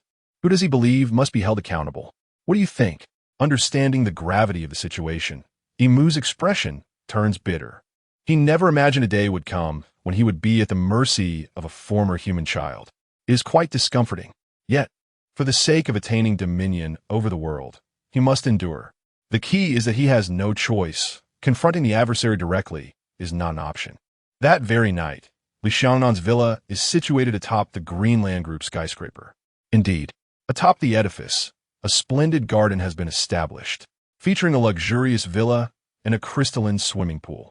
Li Nannan, after a fortnight of seclusion, is now gracefully gliding through the water. Surrounding the pool are 4 burly men, while additional figures are scattered about. The household servants are meticulously selected young women. However, a minor flaw lies in the fact that when these women don kipeos, the runes on their bodies inadvertently become visible. Each one is a bona fide rune mage. It is only natural that any ordinary person would harbor disdain for Li Nannan. Thus, to serve as his domestic aid, one must originate from a background of wrongdoings, embodying the spirit of unruliness and indulgence. Only these women are devoid of aversion towards him. After a rigorous selection process and successful indoctrination, they qualify to become servants. These maidens would willingly lay down their lives for Li Nannan. After completing a leisurely lap, he emerges from the pool. The servants present him with towels, draping them over his shoulders, while others serve refreshments, standing attentively to the side. As Li Nannan strolls towards the lounge chair, he casually flicks his hand, causing droplets of water to coalesce and then, with a melodious plop, fall back into the pool. His mastery over water manipulation has reached its zenith, which is why the Shadow Guardians perceive in him the potential to vanquish the Emperor's armor. He possesses the true essence of the dark elements. The surrounding female servants and bodyguards remain remarkably composed. To them, this man epitomizes divinity. Is it not entirely normal for a deity to perform such feats? It would be abnormal if he could not. To serve a god or sacrifice oneself for such a being is a path to heavenly ascendance. What time is it? Li Nannan reclines in the lounge chair. The ever-vigilant bodyguard promptly responds, "Boss, it's 2 minutes to 8. Make a call to urge them. We must not be late." "Understood, boss." Meanwhile, downstairs at the Greenland Group, "Hello? Yes, we won TB late. We're already in the elevator, arriving shortly." Imu answers a phone call, hastily providing a few responses before urging those behind him to hasten. "Come on, don't act like you've never seen the world. Move quickly. The family banquet is prepared and awaits our arrival." Yes, keep up. Don't make them wait too long." This is Imu's first visit to the Greenland Group, which has reportedly become the leading enterprise in D-City. Following him are Tang Shilong and his son. Tang Shilong is the public figurehead Imu has put forward to assist in managing the Jinhua Construction Company. His son, Tang Zhangxiong, is the second son, the very same young man who, merely a fortnight ago, struck Li Nannan's sister, earning himself the nickname Brother Zhang, a moniker signifying his audacity. Only a select few are invited to the family banquet. Imu, the elder Tang, and his son, and Ba Do, totaling 4 individuals. Despite Elder Tang's frequent business dealings with the Greenland Group as the visible manager of Jinhua Construction, this is his first time ascending to the top floor via the exclusive elevator. As for Ba Do, he was profoundly influenced by the vibrant atmosphere and bustling environment surrounding him, pondering to himself how wonderful it would be if one day he could attain such wealth. He aspired to establish his own leading enterprise. Lao Lu had quite a taste for luxury, having built a villa atop the most prestigious skyscraper in the heart of D-City, where every inch is worth its weight in gold.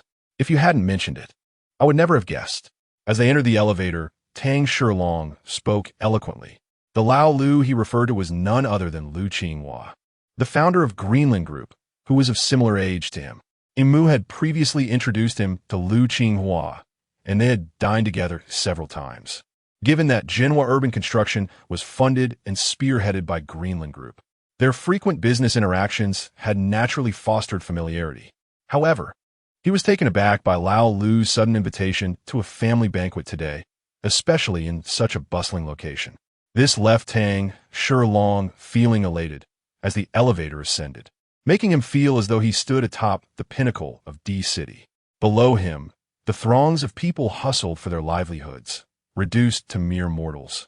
While he felt like a deity wielding control over their destinies, Imu remained silent, contemplating that once Lao Lu reached the top, he would realize his folly, and perhaps he too would face repercussions. Ba Do, on the other hand, exhibited considerable anxiety, as this was his first encounter with such grandeur. He had never anticipated that by associating with his current employer, he would have the opportunity to meet the founder of Greenland Group. Liu Qinghua was indeed a titan in the realm of assets within D-City. Bado felt fortunate to be invited to his family banquet, and he was determined not to say anything amiss. Chapter 018. It turns out he is the master behind Greenland Group. Badu's heart brimmed with excitement. Tang Zhangxiong, however, felt little in comparison, for he regarded his father's status as quite esteemed. He merely accompanied his father to witness the world beyond. Emu, on the other hand, was anxiously contemplating whether he would face repercussions for the impudent act of striking someone's sister. He belonged to Tang Zhangxiong, and it seemed inevitable that he would endure some form of punishment, though he could only hope it would be lenient. As for Badu, his fate rested on luck. If fortune did not favor him, he might vanish after tonight's dinner. That young lad was known for his resolute demeanor and merciless nature, showing no compassion even to his own kind, let alone humans. Ding!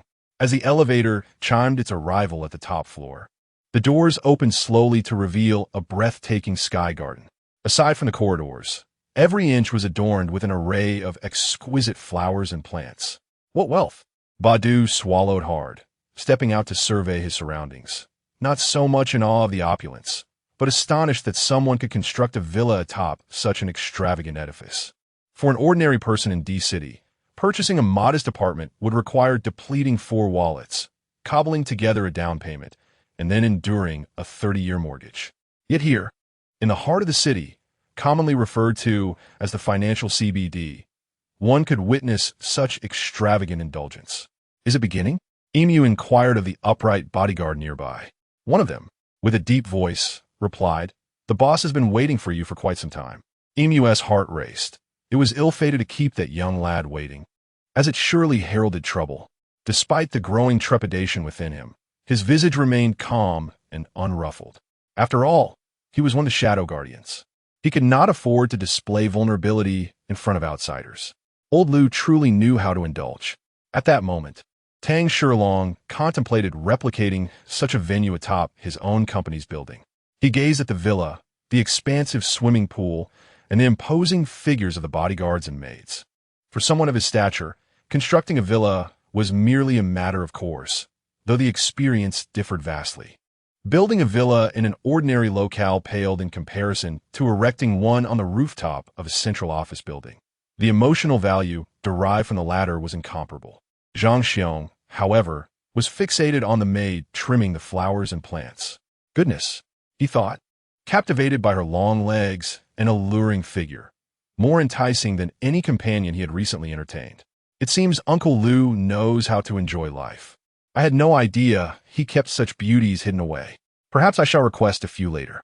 The heart of this young libertine began to stir restlessly, especially at the sight of the tattoos adorning the maid's fair legs, which felt like a direct hit to his senses. He reveled in the thought of engaging with these captivating maids in a whirlwind of passion. Under the guidance of the bodyguards, they proceeded onward. The 4 individuals entered the villa's grand living room. Seated at a spacious marble table inlaid with mahogany was a remarkably young man. Upon noticing this, Tang Shilong quietly inquired of Emu, "Who is this young man? Is he old Liu's son?" Emu did not respond to his question, but instead scrutinized Li Xiangnan's expression, hoping to glean some insight. However, Li's face betrayed no emotions. Neither anger nor calmness was discernible. As they settled in, Li Xiangnan initiated the proceedings, prompting the bodyguards to draw back 4 chairs. Emu, harboring a sense of unease, took a seat beside them, while Tang Shilong, filled with curiosity, settled down, pondering that this must indeed be old Liu's offspring, anticipating old Liu's imminent arrival. Once everyone was seated, Li Xiangnan turned to Emu and remarked, "It appears that, judging by their demeanor, you have yet to introduce me to them." Upon hearing this, Emu promptly wiped away non-existent sweat from his forehead and rose to introduce the parties involved. When Tang Shilong learned that Liu Qinghua, that old fellow, was merely a senior worker, he found himself profoundly shocked. It was astounding to realize that someone occupying the founder's position could be nothing but a puppet.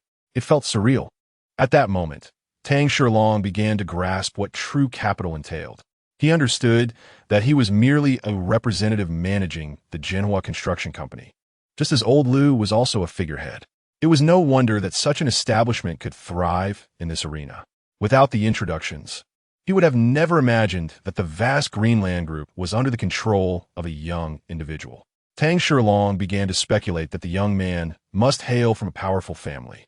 Once Imu completed the introductions, Tang Shilong felt a desire to cultivate a relationship with him, believing that such a connection could elevate his father's position further.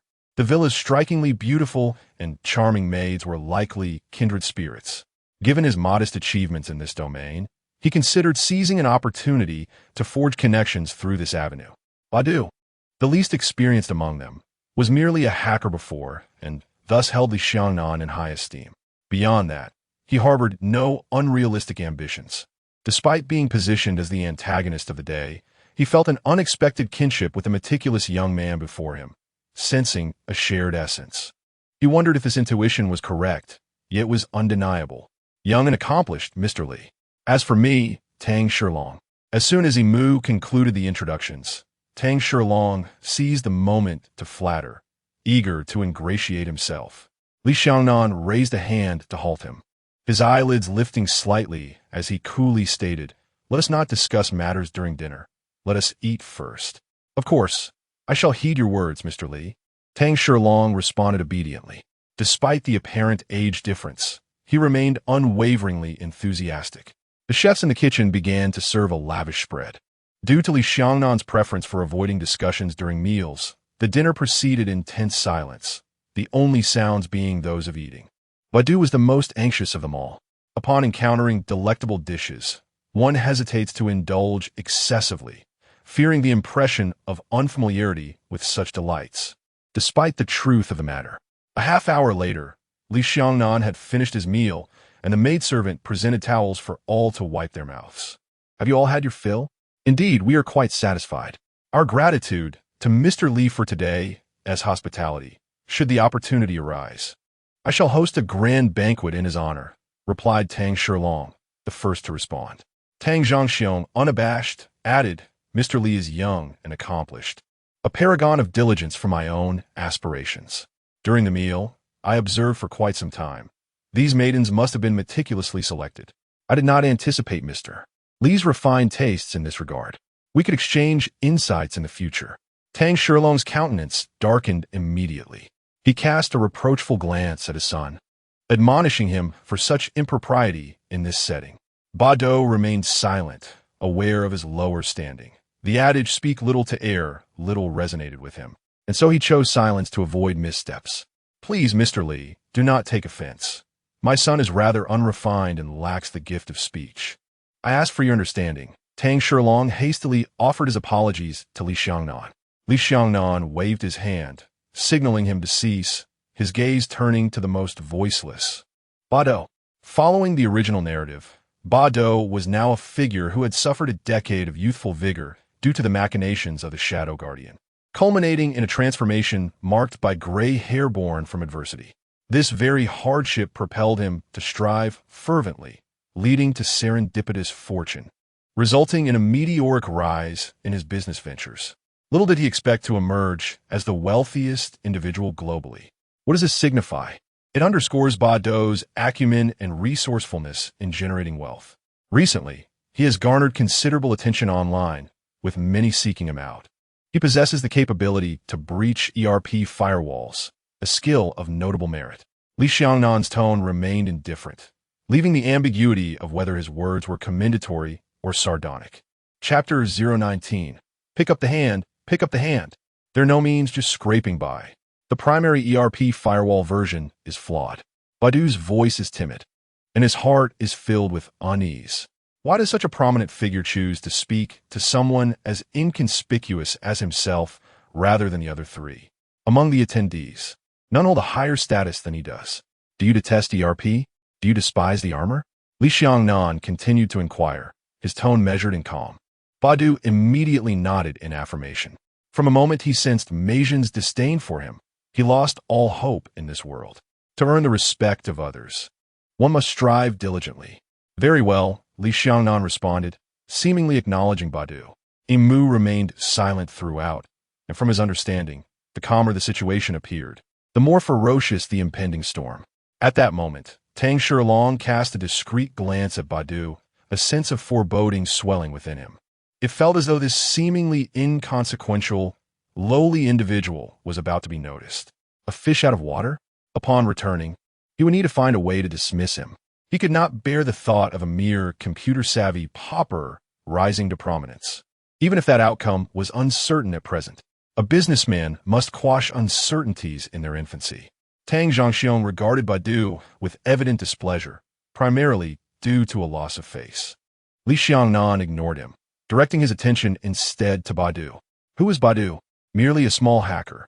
Having him work in a newly formed network department of Zhenhua City was already a stroke of good fortune, yet he dared to steal the limelight. What puzzled him was why the boss had summoned Badu. Just then, Li Xiangnan suddenly asked everyone, "Are you all full? Indeed, your home-cooked meals are simply divine." Tang Shilong was the first to respond, followed by Tang Zhongxiong. Badu and Mu answered last. "Now that we're satiated, let us discuss the matter at hand," Li Xiangnan said, rising from his seat. Tang Shilong sat up straight, stirred by the mention of the matter at hand. Could it pertain to the group's future business plans? Tang Zhongxiong felt similarly. Badu, though uncertain of how this matter related to him, knew he must feign seriousness. "Half a month ago, someone slapped my sister," Li Xiangnan began slowly. Upon hearing this, Tang Shilong immediately stood, indignantly asserting, "What? Someone dared to strike your sister? They must be incredibly bold. Such a person must be caught and taught a lesson." "Indeed, leave this matter to me. It's my specialty," Tang Zhongxiong chimed in. Mu's lips twitched slightly. These two had yet to grasp the gravity of the situation. "He is referring to you," Li Xiangnan turned back and questioned. "Yes, that person must be dealt with, so they understand the consequences of offending your sister," Tang Shilong proclaimed emphatically, seizing the opportunity to showcase his resolve. "And what about you?" Li Xiangnan cast another glance at Tang Zhongxiong. With righteous indignation, he replied, "I believe we should sever his hand." Why such a response? He anticipated that soon, Mr. Li would assign this task to him. The reason Mr. Li spoke in his presence was clear. He was constrained by his status and could not act directly, especially with prying eyes constantly observing, mindful of appearances. However, his brother Zhang was different, a mere dandy, capable of executing such a task with ease. Yet, would simply severing a hand suffice? Li Xiangnan regarded Tang Zhongxiong with a bemused expression. Tang Zhongxiong paused. Isn't it enough? Oh, now he understood. It was imperative to eliminate him quietly. This was well within his expertise. "Leave it to me." In the next moment, he realized the implications.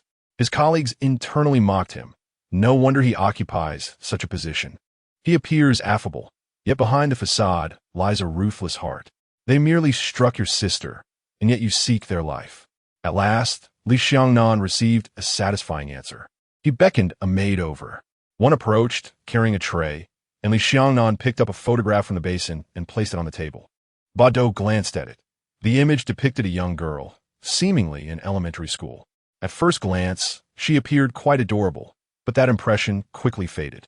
Tang Shilong then praised, "This is Mr. Li's sister, truly a beauty." Tang Zhongxiong felt a twinge of familiarity at first, but the more he looked, the more something felt amiss. Suddenly, a jolt of realization struck him. Half a month prior, he had slapped a female student, and the features of that student bore a striking resemblance to the girl in the photograph. No, could it be mere coincidence? A wave of intense unease washed over him as he reached for the photograph, hoping to scrutinize it more closely, wishing it wasn't tea as he feared. However, Tang Shilong noticed his son's trembling hand. This brat, can't he maintain composure at such a critical moment? Just as Tang Zhongxiong grasped the photograph, a stunning maid, clad in a revealing qipao, approached, brandishing a dagger. Under the oblivious gaze of everyone, she stealthily reached Tang Zhongxiong's side and, with a swift motion, severed his hand. At first, it was oblivious, but as he realized his hand was gone and blood was flowing, he screamed in terror, "On my hand, my hand! Mr. Li, what does this mean?" Tang Shilong was equally bewildered. Badu gasped in shock. What had begun as a family banquet had transformed into a scene of horror. And could I be next? His heart raced uncontrollably, fearing he might be the next victim. Li Nannan leisurely approached Tang Zhangxiong from behind. Seizing his hair, "Why did you choose to strike her?" Saying this, he forcefully slammed his head onto the marble table. The impact was so great that everyone heard a thud, and a lump immediately formed on Tang Zhangxiong's forehead, leaving him dazed and disoriented. Tang Shilong finally realized the gravity of the situation and hastily pleaded, Mr. Li, there must be some misunderstanding. A Xiong would never engage in such deeds. Please forgive him this once. Mr. Mu, I implore you to speak on his behalf. A Xiong has been under your guidance for several years, managing numerous matters. Though he may not have achieved great merit, he has certainly borne his share of hardships. I beg you." Seeing that Li Xiangnan remained unresponsive, Tang Shilong quickly turned to seek assistance from Yimu. Yet, Yimu remained silent. Although Tang Shilong was a shrewd and capable elder, he made Yimu's existence rather effortless. However, sensing Li Xiangnan's ire, Yimu had no desire to face repercussions. Not only did it refrain from offering help, but upon witnessing Tang Shilong shifting the burden onto it, Yimu promptly expressed its discontent with a resounding slap across Tang Shilong's face, reprimanding him. "How dare you argue after committing such a blunder? Pick up your son's hand, do it now." Li Xiangnan released his grip on Tang Zhangxiong's hair, who immediately collapsed onto the table like a lifeless dog. Approaching Ba Dou from behind, Li Xiangnan patted him gently on the shoulder. Startled, Ba Dou, like a frightened bird, inquired in a trembling voice, "Mr. Li, does this involve me as well?" "Do not be anxious," Li Xiangnan replied calmly. "Do you know why I summoned you here today?" Again, Ba Dou felt tears welling up. The last time Mr. Mu had cornered him with a similar question, he had ended up taking a beating. Now Mr. Li was posing the same inquiry. How should he respond? With little time to ponder the intentions of his superiors, he could only honestly shake his head. I do not know. You harbor a deep resentment towards ERP and have grown weary of mediocrity. You yearn to rise above and make those who once looked down upon you regret their judgment. How do you know? Ba Dou was taken aback. Indeed, Mr. Li had articulated his innermost thoughts with alarming accuracy. "Come here," Li Xiangnan commanded, not answering Ba Dou, but instead summoning the maid wielding a dagger. The maid understood the cue and approached respectfully, presenting the dagger with both hands. Li Xiangnan took it, toyed with it momentarily, and then tossed it before Ba Dou, saying, "Here is your opportunity to rise above. If you eliminate him, you can assume the position of general manager at Genoa. If you also dispose of that old fool, you will become the one in charge. Should you perform well in the future, it is not out of the question for you to join the Greenland group." In that instant, Ba Dou felt disoriented. Kill someone? Is he instructing me to commit murder? Chapter 020. The Dilemma of the Poisonous Bean. Mr. Li, you cannot do this. To kill, murder is against the law. At this moment, Tang Shilong was devoid of the vigor he had exuded upon entering. Only panic remained. He never anticipated that his son would assault someone he should not have, losing not only a hand, but also potentially his life. Who wishes for death? Especially for someone in his position, with a substantial sum in his account yet to be spent, and countless wayward women awaiting his salvation. A beautiful life was just beginning. No more idle chatter. For bodyguards approached, firmly restraining both Tang Shilong and Tang Zhangxiong, pressing their heads against the table. Tang Shilong emitted a desperate wail. "Do not kill me, do not kill me. This has nothing to do with me. It was all that wretched child's doing. Kill him, not me." Tang Zhangxiong, hearing this, was incredulous. "Father, am I not still your son? What of it? You are nothing but a bane," he retorted. Faced with the specter of death, Tang Shilong dismissed any paternal sentiments. He had other sons, and a more obedient elder one at that. Furthermore, he secretly fathered several illegitimate children. If sacrificing Tang Zhangxiong meant sparing himself, he would willingly do so, even if it meant leaving Genoa. The embezzled funds accumulated over the years would suffice to ensure a life of ease. Survival was paramount. In this dire situation, the two father and son engaged in a torrent of insults. Mere moments ago, they shared a close bond. Now, they'd become enemies. The poisonous bean simply stared vacantly at the knife before him, weighing the pros and cons in his mind. That was no ordinary knife. It represented wealth and power. Within his mind, two voices clashed, one advocating for righteousness, warning against the crime of murder and the inevitable imprisonment that would follow, while the other urged him to seize the dagger, to eliminate Tang Shilong and his son, thus assuming their place. By doing so, he would acquire the power and riches that others toil lifetimes to attain. It was the only means to silence those who once scorned him, to exact revenge on ERP and the Imperial armor. Most importantly, having tasted luxury, how could he resist the opportunity laid before him? Yet, the act of murder was a daunting barrier. The poisonous being, despite his past misdeeds, was fundamentally a man of integrity. Even if his previous actions were shrouded in shame, they paled in comparison to the gravity of taking a life. Overall, he still belonged to the realm of the virtuous. Now, faced with the prospect of engaging in bloodshed, making a decision was not as simple as it seemed. Li Nannan noticed his hesitation and urged, "I do not have much time for you to decide. I will grant you no more than 5 minutes." The countdown commenced. "Understood, boss." A maid retrieved her phone, activating a timer set for 5 minutes, placing it before the poisonous being. Time passed, each second heavier than the last.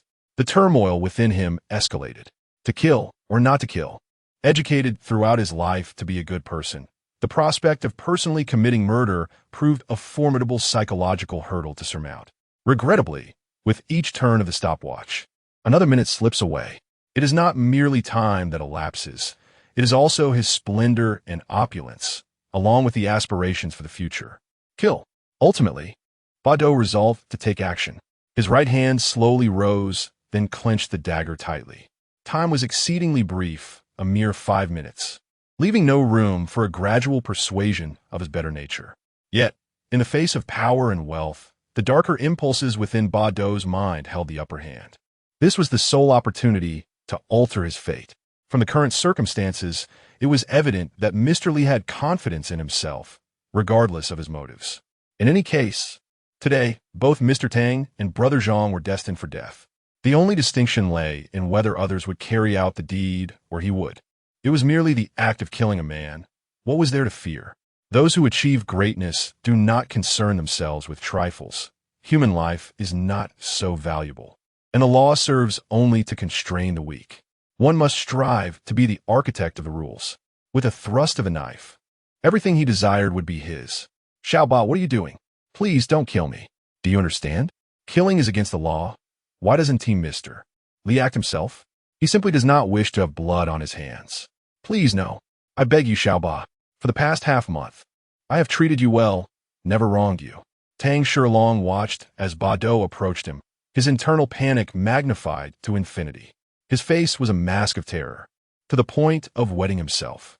He could only hope that his pitiful appearance would elicit a modicum of gratitude and compassion for Bado.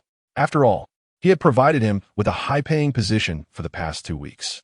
Bado gazed upon the once mighty Tang Shilong and the defeated Tang Zhangxiong, suddenly realizing that such lofty individuals, when faced with those even higher, were akin to mere insects. If that were the case, then Bado would use the corpses of Tang Shilong and his son as stepping stones, climbing step by step to the pinnacle. By killing them, he would acquire wealth, compelling those who once looked down upon him to take notice. Bado was not worthless. Thud! Bado struck, as if entranced. Lured by the promise of wealth and future prospects, he transformed into a bloodthirsty villain. "Hey, make sure you aim properly before you stab. Aim for the neck. Either sever his windpipe." One of the bodyguards, restraining Tang Shilong, cursed as Bado, intending to stab the neck, miscalculated the force and struck off target. The dagger plunged into the shoulder, causing blood to spurt forth and splatter onto both bodyguards. Oh no! Bado was almost in a trance, barely registering others' words, fixated solely on the intent to kill Tang Shilong and his son. "You bastard! Damn you, Xiaoba! That hurts like hell. Once I get out of here, I'll be the first to have you killed. I'll dismember you." Tang Shilong screamed in agony. "Have me killed?" Bado, who had retained a sliver of normality, felt his eyes flood with rage upon hearing those words. "He wants to kill me."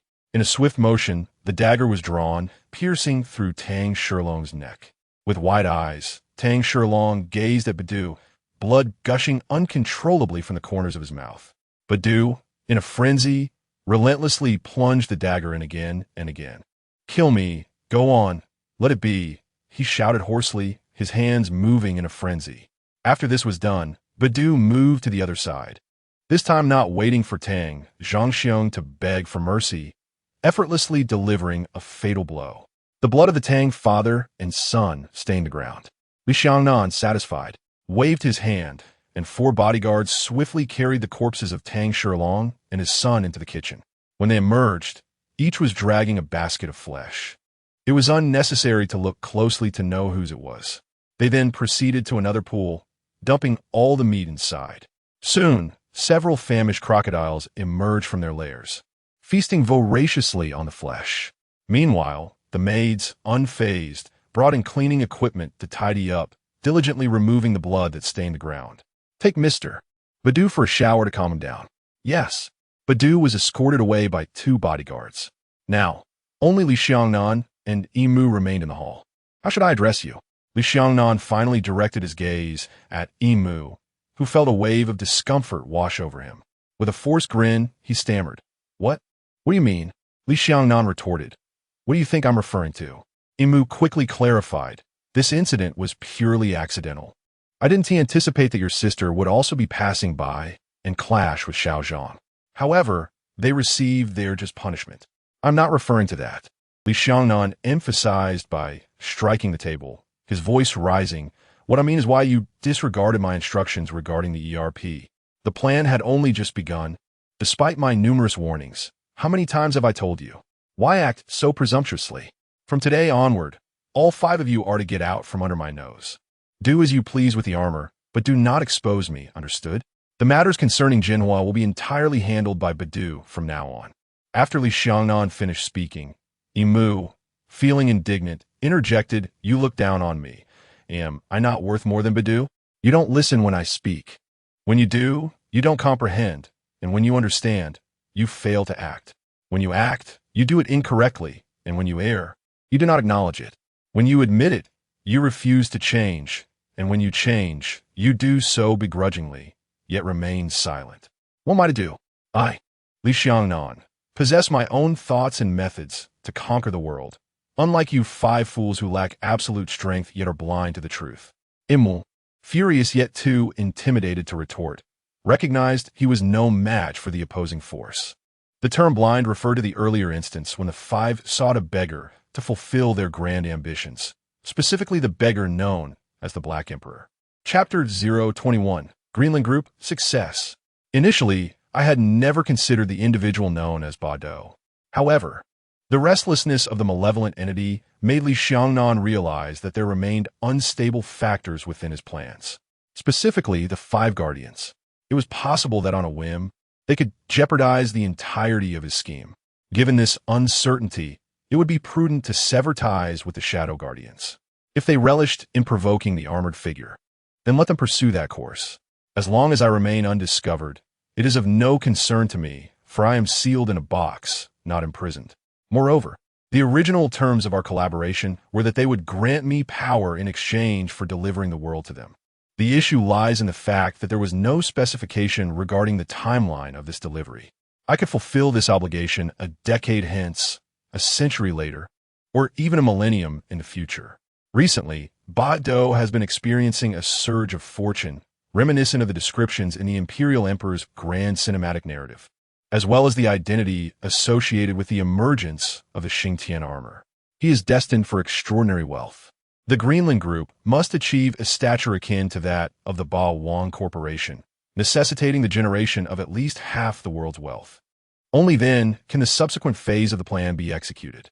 From this day forward, Li Nannan entrusted Bado with significant responsibilities, elevating him to the position of chairman of Jinhua Urban Development, endowing him with considerable authority to operate.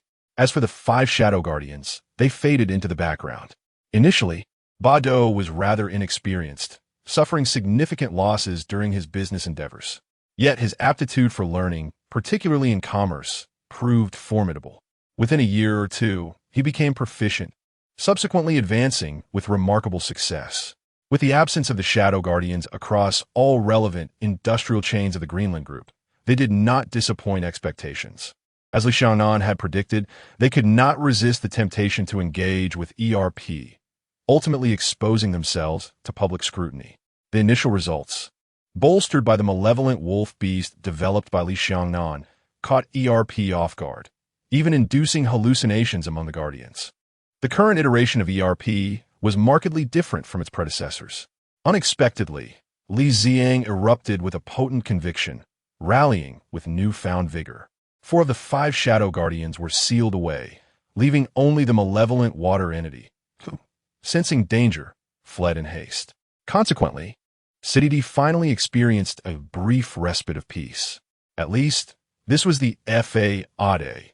Whether hidden currents stirred beneath the surface remained unknown. Time passed. A decade later, at the headquarters of the Greenland Group, a throng of reporters awaited at the entrance. Shortly thereafter, a Rolls-Royce Phantom glided into view. The door opened, revealing Bado. Clad in an exquisite suit and sporting a slicked-back hairstyle, his countenance aglow with vitality. "He has arrived," the reporters exclaimed, akin to flies drawn to a feast. In pursuit of exclusive news, each journalist exerted every effort to position themselves at the front, thrusting their microphones into Bado's face. "Mr. Bado, according to this year's financial report released by the Greenland Group, there's been a 50% increase in revenue compared to last year. Analysts online speculate that the group will invest heavily in the aviation sector over the next decade. Is this true? Mr. Bado, I am Xiao Xian from Daily Express. May I inquire how much funding Greenland Group will allocate this year to assist students in impoverished mountainous regions?" Mr. Bado, in just 15 years, Greenland Group has ascended to become a leading global enterprise. Some claim that this year, it has garnered half of the world's wealth. What are your thoughts on this? Furthermore, Mr. Bado, there are rumors regarding your alleged affair with the actress Wu Yeye. Is there any truth to this? It has been reported that all female stars under Greenland Group's entertainment division have been coerced into entertaining guests. Is this mere gossip or fact?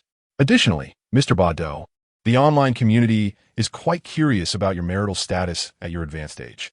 Why have you yet to marry and have children? Regarding the upcoming gene therapy from Greenland Group, it is said that for a mere 5 million, one could potentially rewrite human genetics, ensuring that children are born as geniuses with high intelligence. Would this not create a stark divide between the affluent and the common folk, exacerbating wealth inequality? Mr. Bado, what insights can you share about the gene therapy? Amidst a throng of reporters, Bado remained unfazed, sporting a smile as he adjusted his suit, as if all this commotion were but a light drizzle. Having endured much, his thoughts inevitably drifted back a decade to when he was an obscure hacker, struggling to make ends meet, even nurturing dreams of joining ERP, until that aspiration was dashed. Eventually, his life took a pivotal turn upon joining Genhua Construction, where he caught the eye of his boss, propelling him to remarkable heights. Now, Bado stands as the sole visible leader of Greenland Group, and those who once looked down upon him now lack even the privilege to aspire to his stature. Coughing lightly, Bado chose to address only the positive inquiries from the journalists. Regarding the funding for impoverished children's education, he stated that this year, Greenland Group will contribute $10 billion in donations and mobilize all affiliated enterprises and supply chain companies to support underprivileged students. Moreover, Greenland Group plans to provide approximately 3 million high-skilled, high-paying jobs for fresh graduates and create 50 million new employment opportunities worldwide. As for the gene therapy, the group has yet to finalize a concrete implementation plan, given the complexities involved in altering human genetics, which is currently prohibited by law. Thus, discussions have been postponed. Yet he assures that definitive news will emerge this year, inviting everyone to stay tuned. Bado courteously addressed the cameras for several minutes before, flanked by his bodyguards. He entered the headquarters of Greenland Group. Once back in his office, Bado sank into his executive chair, propping his feet up on the mahogany desk, reveling in the comfort of his success. It was almost surreal to him that he had achieved such heights. Once, he could only dream of being a boss, never imagining that one day his dreams would materialize and that he would become the largest employer in the world. The rapid development of Greenland Group is unparalleled in human history. The term explosive growth scarcely does it justice. The sectors involved encompass nearly every industry one might encounter throughout a lifetime, ranging from low-end manufacturing to high-tech fields such as aerospace, all of which have now been streamlined into efficiency.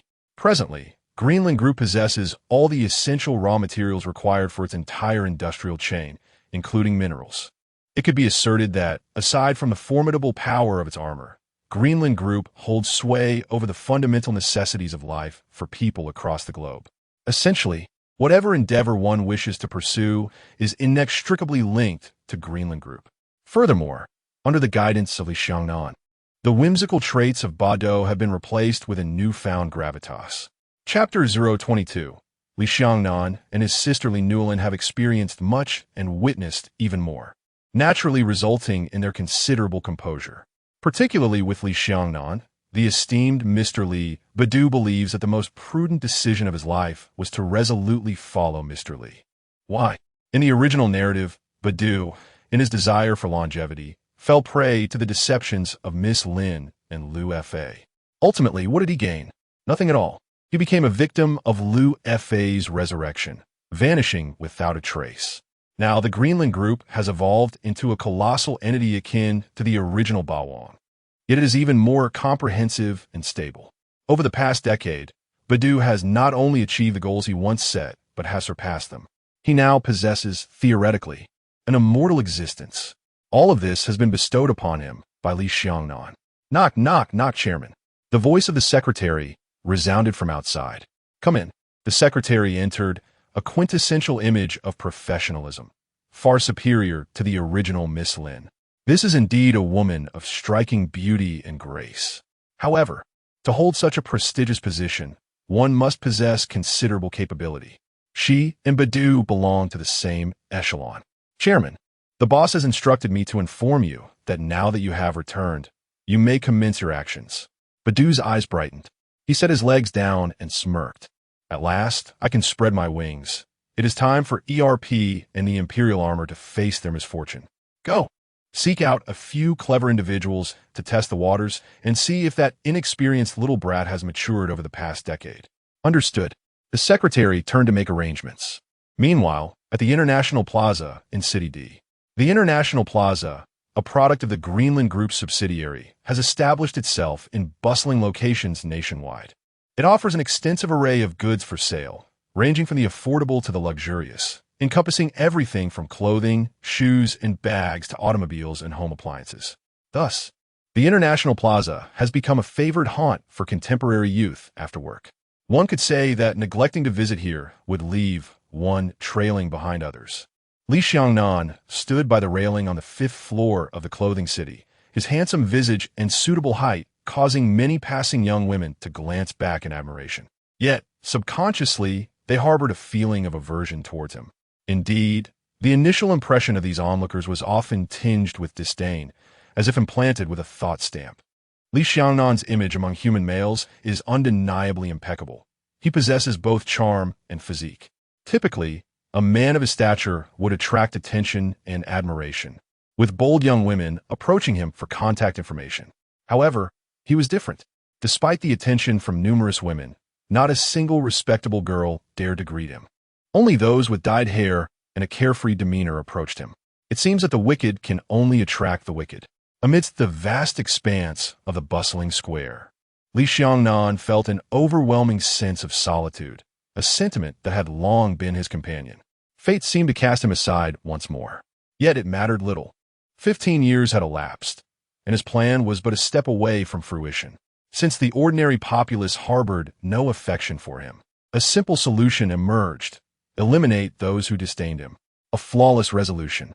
8 years prior, Li Nannan had ingeniously harnessed the viscous secretions of the malevolent beast, the evil ginseng, to develop a groundbreaking genetic drug capable of erasing hereditary memories from the brain without symptoms. While ordinary individuals experienced no adverse effects and even enjoyed enhanced vitality, the descendants of the Shadow Village faced a different fate. Provided their dormant Shadow Village genes remained unactivated, they would gradually lose these traits. ultimately becoming indistinguishable from the average person. Even if the bloodline of the Shadow Village were awakened, consumption of the drug would suppress its effects in subsequent generations. Moreover, Li Nannan had set an incredibly low price for this medication, merely 10 yuan per capsule. Over the years, it was theorized that aside from a few seasoned summoners, the descendants of the Shadow Village had nearly vanished. Thus, he instructed Baidu to commence operations without the need for concealment, simultaneously allowing ERP to witness what constituted a true adversary. One should not presume that vanquishing the Shadow Guardian equated to victory. At that moment, a stylishly dressed and charming young woman stealthily approached from behind and playfully slapped his shoulder, whispering in his ear, "What are you looking at, brother?" Indeed, the young woman was none other than his beloved sister, Li Nannan, who had just turned 20 and was now 21 in the traditional sense. Currently employed as a waitress on the 10th floor of a restaurant in the International Square, she earned a modest monthly salary of 4,300 yuan, with various bonuses bringing her total to a meager 4,500. In the bustling metropolis of D City, characterized by high living costs, this sum barely sufficed to sustain her. Despite her own financial constraints, she consistently saved money to buy clothes and food for Li Nannan. "What? Are you wondering why I haven't found my sister a better job?" He mused. The truth was, Li Nannan had concealed his true identity from her, not wishing to embroil her in the tumultuous conflicts with the armored adversaries he faced. Since their reunion on the day of the college entrance examination, he had crafted a narrative for himself, a failed venture abroad, laden with debt, and a return home to work as a delivery driver to settle his obligations. "Come on, are you smitten with someone?" Li Nannan teased as she tugged at his arm. He twitched the corners of his mouth. "Must I always be gazing at women?" "I refuse to believe you aren't interested," she retorted, her tone skeptical. Li Nannan asserted with conviction, "I am not." "You're kidding yourself," she pouted, "at your age. You should find a sister-in-law. That's the real matter at hand." With a resigned gesture, Li Nannan replied, "With empty pockets and a mountain of debt, how could I dare pursue a fair maiden? Don't be so rigid. If all else fails, just charm them. Once you've won them over, you can figure out from there," Li Nannan suggested. Li Nannan chuckled. "You truly are mischievous." "It's not mischief, it's strategy. In truth, brother, you possess both looks and charm. It hardly resembles the demeanor of someone in debt. Rather, it exudes an air of superiority, a noble quality that feels distant and unattainable to the ordinary person."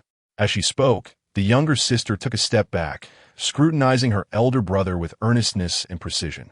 Indeed, one must admit that not only is he handsome and well-built, but he also possesses the aura of a billionaire CEO. Each time, she perceives a stark contrast between his striking presence and the paltry attire he wears, which seems unworthy of him. She muses that if he were to don a more refined suit, he would undoubtedly appear as though he stepped into another realm of attractiveness. "Come on," she urged, as she tugged him towards the nearby elevator. "Slow down, we have plenty of time." 10 minutes later, Li Nannan halted before a suit shop. "Why are we here instead of going for a meal?" "Brother, just trust me on this," she insisted. "Are you going to buy me a suit? One from this brand?" "Yes," he replied, taking her hand and leading her inside, his heart filled with warmth despite his outward grumbling. "What do you need a suit for?" "I find such clothing less comfortable than market fare, and it's so expensive. I certainly lack the funds for that." "I will buy it for you. I have the means," Li Nannan declared, having long harbored this intention. She had saved diligently for half a year, planning to gift her brother a suit, believing it would significantly enhance his chances during their next matchmaking endeavor. Chapter 023. The emergence of the extraordinary beast. Li Nannan's heartfelt gesture moved her brother. Yet he deemed the purchase of clothing unnecessary, considering it a waste of money that could otherwise sustain them for several months. "No, we must buy it today," she insisted, adopting an unwavering stance. It seemed she had been saving for this occasion well in advance. Unable to resist his sister's determination, Li Nannan found himself reluctantly dragged into a suit store. "Welcome," the sales assistant greeted them with warmth. Upon learning that this handsome gentleman intended to acquire a well-fitted suit, she guided the siblings to the most luxurious section. However, upon glancing at the prices, even Li Nannan, despite her mental preparation, was momentarily taken aback by the exorbitance of the suits. Are they crafted from gold? Sensing his sister's apprehension, Li Nannan leaned in and whispered, see, suits are quite expensive. We are merely ordinary workers, and I'm still in debt. Let us not stretch beyond our means. Let us leave. Absolutely not. Li Nannan firmly shook her head, insisting that the sales assistant take them to a more affordable area. After much deliberation, they ultimately settled on a suit priced at $4,500. To be frank, Li Nannan felt a pang of regret. An entire month's salary had vanished in an instant. Yet, the effect was surprisingly remarkable. Upon donning the suit, her brother transformed dramatically, as though he embodied the essence of the saying, a figure of elegance. The sales assistant's eyes widened in astonishment. Initially, she had found him somewhat handsome, but had felt no particular attraction. However, once he donned the suit, any previous indifference evaporated. Despite its modest price, the suit conveyed an air of worthiness that belied its cost, and he exuded a certain charisma. Once they exited the store, Li Nannan's spirits lifted considerably, and she could not help but exclaim, "Clothes make the man. It's absolutely true. With this attire, you could command respect wherever you choose to sit. Look, so many women are glancing your way." Li Nannan, feeling somewhat embarrassed, replied, "All right, let us hurry and grab a meal." "No rush," Li Nannan chuckled. "I took a half day off. I don't have to work this afternoon." In a conspiratorial tone, she added, "In a couple of days on Saturday, I will introduce you to a new friend. Whether she becomes my sister-in-law is up to you." Moments later, she spoke mysteriously again. Li Nannan sighed, "Not again." "What do you mean by not again?" "I have observed her. She is quite pleasant. Hailing from the mountains, hard-working, and not unattractive. She would make a suitable match for you." "I refuse. I detest blind dates. It is a sheer waste of time. You must go," she insisted. "I will not. You absolutely must. I have already made arrangements." "And she is eager to meet you," Li Nannan stated, hands on her hips, her voice tinged with irritation. "If you refuse to go, I will be quite upset." Once again resorting to this tactic, Li Nannan sighed in resignation, knowing he had no choice. After all, she was his beloved sister. Had she been anyone else, he would have dismissed the matter outright. Upon receiving her brother's approval, Li Nannan commenced her search for a restaurant to enjoy lunch. However, at that moment, a couple ahead captured the attention of everyone around. "I mentioned my disdain for paupers. Just look at your pitiful state. You even bought a fake diamond ring. Meanwhile, I received a 1-carat gem. Though I cannot afford it, I have done my utmost to provide you with the finest life possible. Over the past year, I have invested more than 300,000 in you. Was that all for naught? Huh. To suggest that over 300,000 would compel me to marry you is laughable. Is that amount truly significant? I do not care. If you insist on leaving with another man, return every penny I've spent on you. Everyone, come and see. Here we have a pretentious fellow, lacking funds, yet trying to appear affluent, and now that his money is gone, he demands from the woman." The couple's loud exchange had drawn a considerable crowd, with many eager onlookers forming layers around them. "There is quite a spectacle unfolding. Let us go take a look," Li Nannan exclaimed, evidently reveling in the drama, pulling her brother into the throng. However, Li Nannan halted, grasping his sister's hand, urging, "There is nothing worth seeing. Let's find somewhere to dine. Don't be silly, lunch can wait. If we miss this juicy gossip, it would be a shame." Li Nannan ignored him, gleefully dragging him into the crowd. As the center of attention, the couple had fully descended into a verbal confrontation. The audience discerned that the woman was indeed enamored with wealth, embodying a gold digger's high standards for material pursuits. The man, while not unattractive, was merely an ordinary worker with a salary exceeding 10,000. Yet, he had spent over 300,000 on her. Where had that money gone? Clothing, handbags, dining, and living expenses. Initially, the spectators were mere observers. However, the woman adeptly rallied the crowd, adopting an expression of profound victimhood, thereby eliciting sympathy from the surrounding females. As expected, women of all ages began to support her, casting judgment upon the man. The young lady speaks truth. If a relationship is suitable, one should embrace it. If not, part ways. Who demands repayment for expenditures? Today's youth exhibit no sense of responsibility. Is 30,000 really worth such a fuss? Young man, you willingly spent that money. Let me offer you some advice. Consider it a lesson learned. You still have your job and a bright future ahead. If it's not a match, move on to the next. There's no need to behave like a shrew. Wouldn't you agree? This is not a bridal price. Why should it be refunded? I detest such men. When they spend on you, they do so willingly, expecting it as their due. Yet, when faced with a breakup, they threaten you, demanding either repayment or continued companionship. Do you think you can exploit someone like that? In the current market economy, we witness a dynamic of unreciprocated affection, elevating women's status significantly. Their rhetoric is undeniably articulate and persuasive. Surrounded by numerous women, the man was beset with their criticisms, each one coming forth to accuse him. Clutching his head, he cried out in anguish, "Am I really a freeloader? I've spent so much on her, and you call that freeloading? This is infuriating." In the next instant, he suddenly collapsed to his knees, cradling his head in despair. Then, a green mist emanated from his body, accompanied by monstrous cries escaping his lips. What was happening to him? Had he succumbed to despair? Clearly, he was not a true man. A mere few words had shattered his composure, revealing a fragile psyche. Thankfully, the sisters had not chosen him. He had transformed into a monster. The tormented man abruptly morphed into a grotesque, slimy creature resembling a slug, exuding a repulsive aura. The slug-like beast slowly rose, prompting those capable of fleeing to scatter in terror, leaving behind a few dazed individuals who stood frozen in shock. "Devour you, and we shall be together forever," it hissed. In a state of sheer terror, the woman attempted to escape. Yet, the slug-like beast was swifter, lunging at her with the speed of a gust of wind. It clamped its jaws around her carotid artery, gulping down the fresh flesh and blood. The once vibrant woman rapidly transformed before their eyes into a flat, lifeless skin. Chapter 024. The Mysterious Uncle and the Sister Secret. The slime-like beast, having feasted upon a woman, let out a belch. It then proclaimed, "Thus, we shall be together forever. No scoundrel shall wrest you from my side." Subsequently, it surveyed its surroundings. "It's an ability beast. Brother, we must flee." Li Nannan was yanked away by his sister in a desperate escape. As they fled, he noticed an unusual expression on her face. Ordinary onlookers, upon witnessing the beast, were gripped by fear as the threat of death loomed large. Yet, his sister remained eerily composed.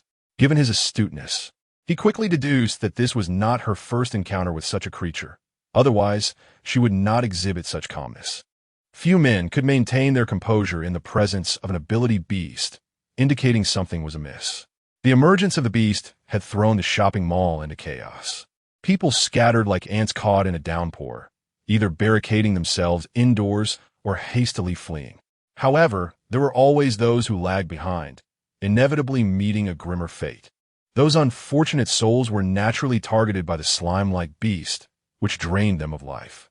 At that moment, in the ERP research lab, a mature May was playing with her two children, aged 8 and 9, the offspring of her union with Dongshan.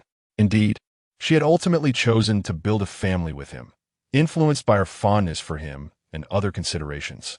As expected, their son had successfully inherited the bloodline of the Kimura family.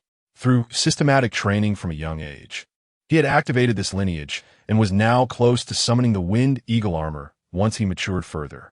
Curiously, despite the presence of the ability beast, the ERP monitors had not emitted any alarms. Returning to the International Plaza, the sudden appearance of the slime-like beast caught everyone off guard. After many years without such creatures, many had forgotten how to react in such a crisis. Inside a crowded restaurant, those unable to escape had taken refuge, fearing for their lives. "Calm down. If I don't perish at the hands of the ability beast, I shall surely be crushed by you lot," one man exclaimed. "Who is pushing you? There's barely enough room." Another retorted, "Should be quiet. If the beast hears us and breaks in, you'll regret it," a voice warned. As the beast drew nearer, fear escalated among the patrons. Expressions of terror were palpable. "Don't come closer. Go next door. They have plenty for you to feast upon. Please spare me." Many silently hoped the beast would choose to wreak havoc elsewhere, for the adjacent restaurant was equally packed. "Make way, make way." Suddenly, a tall man, approximately 6 feet tall, pushed his way toward the exit, his voice booming amidst the chaos. "What are you doing? The psychic beasts are coming. Keep your voice down. Damn it. It's your fault if we die. Can't you see everyone is too afraid to speak? Hey, what are you doing? Don't open the door. The crowd grumbled about the old man's loud voice, disrupting their unity. Yet in the next moment, a scene unfolded that left everyone astounded as he squeezed to the door, bent over, and pulled up the roll-up door. With a loud clatter, everyone hidden inside was left dumbfounded. When the slug-like psychic beast turned its gaze towards them, all that remained in their hearts was a profound sense of dread. For heaven's sake, it's your fault if we perish. What are you still doing? Run. Those who regained their senses fled for their lives.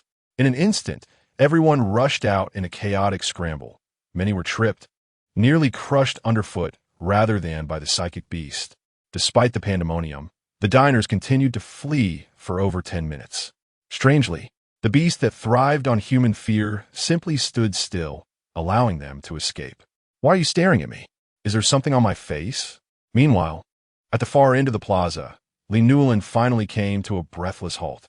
Noticing her brother's unwavering gaze upon her face, she touched it, finding nothing amiss, and then asked, "Brother, what exactly are you looking at?" "Nothing," Li Nannan replied, diverting his gaze. "We should leave quickly." His sister harbored secrets from him, and there was no need to pry deeper. In the adult world, who doesn't he have their mysteries? All right. A flicker of hesitation crossed her face, as if she was reluctant to depart, but could not betray that sentiment before her brother. They soon parted ways, each with their own matters to attend to.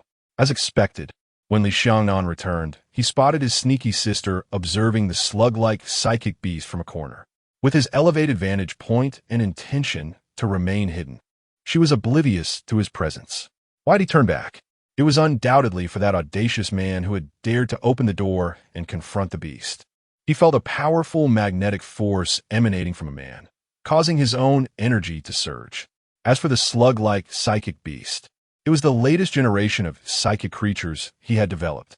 During the research process, it was discovered that the demon spirit stone possessed elements that could influence human nature, combined with biological commonalities. This led to the successful creation of a drug capable of transforming humans into psychic beasts. Of course, merely consuming it wouldn't guarantee a transformation. The demon spirit stone components would accumulate in the human body, becoming difficult to metabolize. Over time, they would attach themselves to healthy cells. After numerous emotional outbursts and bouts of rage, the demon spirit stones would be activated. The slug-like psychic beast was born from the man's overwhelming agitation and fury, which triggered the components within his body, transforming him into a psychic beast. The difference was that this creature retained human thought, yet its primal instincts drove it towards violence. Simultaneously, the combat prowess of the transformed human into a mutant beast is quite feeble, comparable to that of the vile water creatures. Yet it possesses intelligence, the capacity to feel pain, fear, and the inclination to develop in a furtive manner. In a brief moment, a swirling mass of black mist emerged, signifying the black domain. The malevolent water guardian revealed her true form beside Li Nannan, drawn in by that formidable magnetic field. It is that little demon. The malevolent water was both astonished and irate. The reason was simple. The term little demon referred to the man, from whom she had previously suffered misfortune. Indeed, it is he. Li Nannan nudda indifferently. The malevolent water tilted her head and inquired, "Few can capture your attention. It seems that even you hold a certain trepidation towards that little demon." He merely responded with a cold hum. Ahead, the man, referred to as a little demon by the malevolent water, wore an expressionless visage, while the mucus slug mutant beast stood before him, roaring from a distance of 5 meters. Unable to advance an inch, it was not until all the patrons in the restaurant had fled that he touched his nose and mused. It appears this adversary is more cunning than I had anticipated. To silently transform one into a repugnant mutant beast, this world is on the brink of upheaval. As his words fell, the mucus slug mutant beast suddenly regained mobility. It lashed out with its sharp spines, lunging towards the man ahead. At the very moment of impact, Li Nannan, sensing something amiss, looked up. A radiant beam of golden energy pierced through layers of obstacles, descending upon the man. With a resounding boom, The mucus slug mutant beast seemed to suffer a barrage of blows, its body propelled away like a firecracker ignited. Chapter 25. The first encounter with the ultimate Emperor armor, the cacophony of noise drew the attention of those taking refuge in various restaurants within mall. All eyes turned towards the source. After the blinding flash, they opened their eyes to behold the spectacle. To their astonishment, it was the armor warrior, the Emperor armor. Hope surged within them. The Emperor armor had arrived to rescue them, drenched in golden brilliance, radiating an air of nobility and authority. The Emperor armor instantly became the focal point of the gathering. Those who had been hiding from the slug beast emerged boldly, emboldened by the presence of the Emperor armor. With the Emperor armor in sight, the beast posed no threat. "I will devour you," the slug beast declared as it rose, its hatred for the armor seemingly etched into its very genes. It lunged forward, striking the chest plate of the Emperor armor with a claw, only to produce an ear-splitting screech, yet no sparks flew. This indicated that the beast's attack was as ineffective as a mosquito's fleeting itch against the armor. Boom! In the next moment, the slug beast was obliterated by a single punch from the Emperor armor.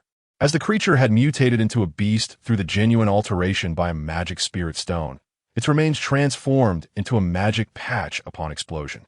Unless absorbed by the Chinquan belt, this patch could allow someone to resurrect the beast using high-voltage electricity. Witnessing the effortless defeat of the beast, the crowd erupted into cheers.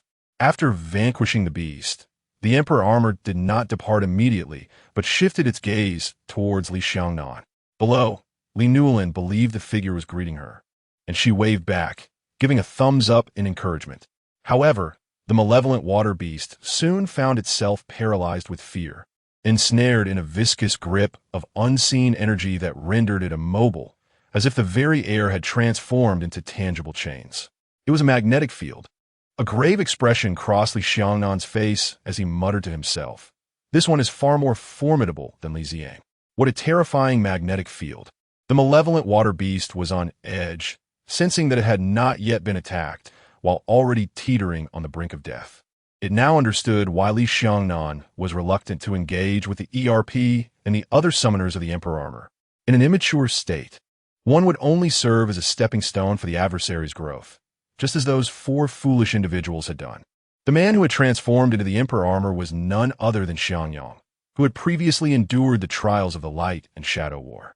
He was born of the sun, and his lineage was incomparable to that of the mongrel bloodline of Li Ziang. Even in his youth, Xiangyang had been capable of completing the armor fusion through sheer self-awareness, embodying the ultimate Emperor armor from birth. This instilled an overwhelming sense of pressure. Li Xiangnan had not anticipated that the first obstacle in his plans to conquer Earth would be Xiangyang. Once this individual reached maturity, I fear that he has completely mastered the Emperor's power, far surpassing the terrifying potential of Li Ziang, who merely emerged halfway. Now, Xiangyang can only rely on sheer strength to defeat him. As for that hybrid breed, as long as he is not allowed to come into contact with the Light and Shadow Stone, and a decisive strike can be executed, the probability of success is significantly high. This maneuver is futile against Xiangyang. The moment he faces any threat of death, he awakens to become the ultimate Emperor armor, even if he is already unconscious. Once merged with the ultimate Emperor armor, he will subconsciously engage in battle against you. Such an adversary, one could strike him without uttering a single sound. The source of the psychic beasts. Xiangyang locked onto the Shadow Guardian, evil water, using the magnetic field, and subsequently targeted Li Xiangnan. He could sense that this man was the true culprit behind humanity's transformation into psychic beasts. Furthermore, he detected an unprecedented wave of psychic energy emanating from him, far more terrifying than the initial emergence of the dark beast. With a swift motion, Xiangyang ascended to the upper floor, his fist engulfed in flames, and struck down toward Evil Water's head. Evil Water was paralyzed with fear at the sudden assault. Faced with the Emperor armor, he realized the true extent of his opponent's terror. At that moment, Li Xiangnan, moving with even greater speed, pushed Evil Water aside. Taking his place, simultaneously, he rapidly channeled the dark elemental energy within his body, gathering it in his left hand. Clenching his fist, he unleashed a powerful blow. instantly transforming into his original psychic beast form, his body adorned with a solid yet aesthetically pleasing bony armor. At first glance, he resembled both an armored warrior and a psychic beast, embodying a harmonious blend of the two, completing the armored form based on the psychic beast foundation. However, his armor was entirely derived from his own abilities, rather than relying on solar energy. Black flames erupted from his fist, and with a thunderous boom, it collided head-on with Xiangyang's Emperor Fist. Although neither had exerted their full strength, the resulting uproar generated shockwaves that reverberated throughout the vicinity. Numerous individuals upstairs and downstairs were left with ruptured eardrums, and the glass of surrounding businesses shattered in response. Li Nannan, standing below, covered her ears like the onlookers, nearly suffering from a perforated eardrum due to the recent commotion. After the strike, Li Xiangnan stepped back half a pace, while Xiangyang remained steadfast. At this moment, the disparity between them had become evident. Presently, Li Xiangnan's strength fell short by half a step compared to Xiangyang's exceptional ultimate emperor armor. However, being able to contend with him was already commendable. Whether facing the dark beast or the ancient psychic beasts, they had always been at a disadvantage against the emperor armor, suffering relentless oppression. Truly, he is the adversary I fear the most. Li Xiangnan understood the significance of that half-step back. It indicated that engaging him in a desperate struggle would likely result in a devastating defeat. Xiangyang's rate of growth far exceeded that of the counterfeit, Li Ziyang. Likewise, Xiangyang was equally astonished. The psychic beast before him not only bore a striking resemblance to the armor, but also possessed formidable strength. Given his current prowess, it seems that no beast with extraordinary abilities could confront him head-on. Today, I have witnessed such might. It is no wonder he possesses the capacity to transform humans into these extraordinary beasts. If I am not mistaken, you were once human, correct? Did the Shadow Guardian alter you into your present form? Xiangyang inquired in a low voice, primarily eager to uncover the means by which the Shadow Guardian could facilitate such a transformation. Li Xiangnan remained silent. Xiangyang, with a sense of reluctance, remarked, "Since you were human, you should understand that the Shadow Guardian harbors no benevolent intentions. If you persist in your delusions, you shall inevitably face dire consequences. I hope you can awaken to this truth and always remember that you are human." His words left Li Xiangnan momentarily taken aback. Then, with a dismissive smile, he retorted, "Since when has the Emperor's armor resorted to emotional appeals to summon its warriors? Humanity cannot accommodate me. Thus, I shall bring about its ruin. Moreover, I am no longer human. The fate of humanity is of no concern to me. It seems that you, however, have grown fond of sentimentality, which is not the Xiangyang I once knew." Chapter 026. The battle with the Emperor's armor, is it not human? So it is. As I grew older, I encountered more individuals, and in comparison to my childhood, I have indeed become more sentimental. However, this does not equate to gentleness. Thus, it is best to address the source directly, eliminate you first, and then gradually cleanse those anomalous beasts hidden among humanity. With a single hand, Xiangyang formed a sphere. Golden energy coalesced in his palms, and he unleashed an energy projectile. Li Xiangnan swiftly yabada. The energy projectile struck a shop behind him, resulting in a resounding explosion that reduced the establishment to ruins. Xiangyang furrowed his brow, reluctant to destroy the edifices built through the labor of many. "You are not the only one capable of this." Li Xiangnan likewise formed a sphere with both hands, merging the dark elemental energy. He struck forth. A dark energy projectile soared towards Xiangyang. With a sweeping motion, Xiangyang deflected the black energy projectile. An inversion of the 5 elements? Xiangyang's expression darkened. He realized that the energy possessed by his opponent was the complete antithesis of his own. One was righteous, the other malevolent. Both drew their power from the same essence, the 5 elements. Everything in the world possesses dual aspects of good and evil, and the 5 elements are no exception. Fire can provide warmth or incinerate a person alive. Thus, the duality of energy. Such an adversary is exceedingly difficult to contend with, compared to the previous Shadow Guardian. This one is indeed a headache. Just as he was struck by astonishment, Li Xiangnan suddenly charged, delivering an incredibly swift punch to his chest armor. Boom! Accompanied by a burst of flames, Xiangyang was astonished to find that he felt a twinge of pain and was forced to take a step back. For the first time, an anomalous beast had caused him discomfort. Even when facing the ancient four great anomalous beasts, he had never experienced such a sensation. Daydreaming is an unwise habit.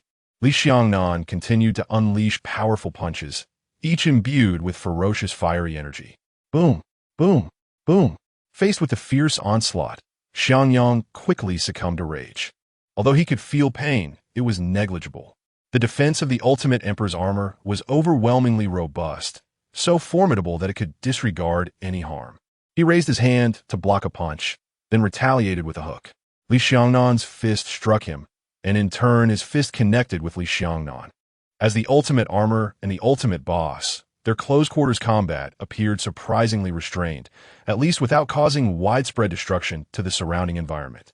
Their battle soon attracted a group of daring onlookers. Everyone sought what they deemed a safe vantage point and began to capture the spectacle on their phones. Each face bore hints of astonishment and incredulity. Who's that guy? Is he an anomalous beast? That doesn't resemble armor. It looks nothing like an anomalous beast. Are your eyes failing you? That figure could not possibly be armor. Haven't you seen any before? Is indeed not armor. Based on my analysis, that individual is likely an anomalous beast, though he bears a striking resemblance to armor.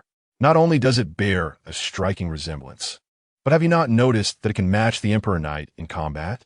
What a match is clearly a struggle. The anomalous beast is somewhat inferior. Nevertheless, it is the first time I have encountered an anomalous beast that is not utterly detestable. Please do not misunderstand me. I am only referring to its appearance. Compared to the previous anomalous beast, this one is significantly more appealing. That is indeed the truth. To be able to contend with the Emperor Knight indicates a certain level of prowess. Around them, people congregated in small groups, capturing the moment with their phones while engaging in casual conversation, completely oblivious to the embarrassment of being pursued by the snot-nosed anomalous beast just moments ago. Among the spectators was Li Nannan, who, like the others, was recording the encounter on her phone. However, unlike the rest, she was also summarizing the combat as it unfolded. To her, it was equally astonishing. She had not anticipated that anomalous beasts had evolved to such an extent, able to nearly compete with her uncle's Emperor armor. Although that particular beast may have appeared somewhat disheveled, its attacking methods were incredibly swift, capable of mimicking her uncle's techniques one-to-one, demonstrating a formidable capacity for learning. If future anomalous beasts possessed such terrifying abilities, Earth would be in peril, Li Nannan mused, hoping it was merely an anomaly. At the ERP base, the sound of ringing interrupted Mei Zhen, who was playing with her children, as she received a video call from Dr. Galu. Upon seeing this, she waved for her son and daughter to entertain themselves and returned to her computer, donning her headphones to answer the call. "Doctor," she greeted. "Mei Zhen, I believe you are aware that this anomalous beast is different from those we encountered previously. They have become more cunning, adept at manipulating human emotions, and even possess greater strength. I have a foreboding sense that, unlike before, this time the anomalous beasts will usher in an unprecedented catastrophe in human history." Listening to Dr.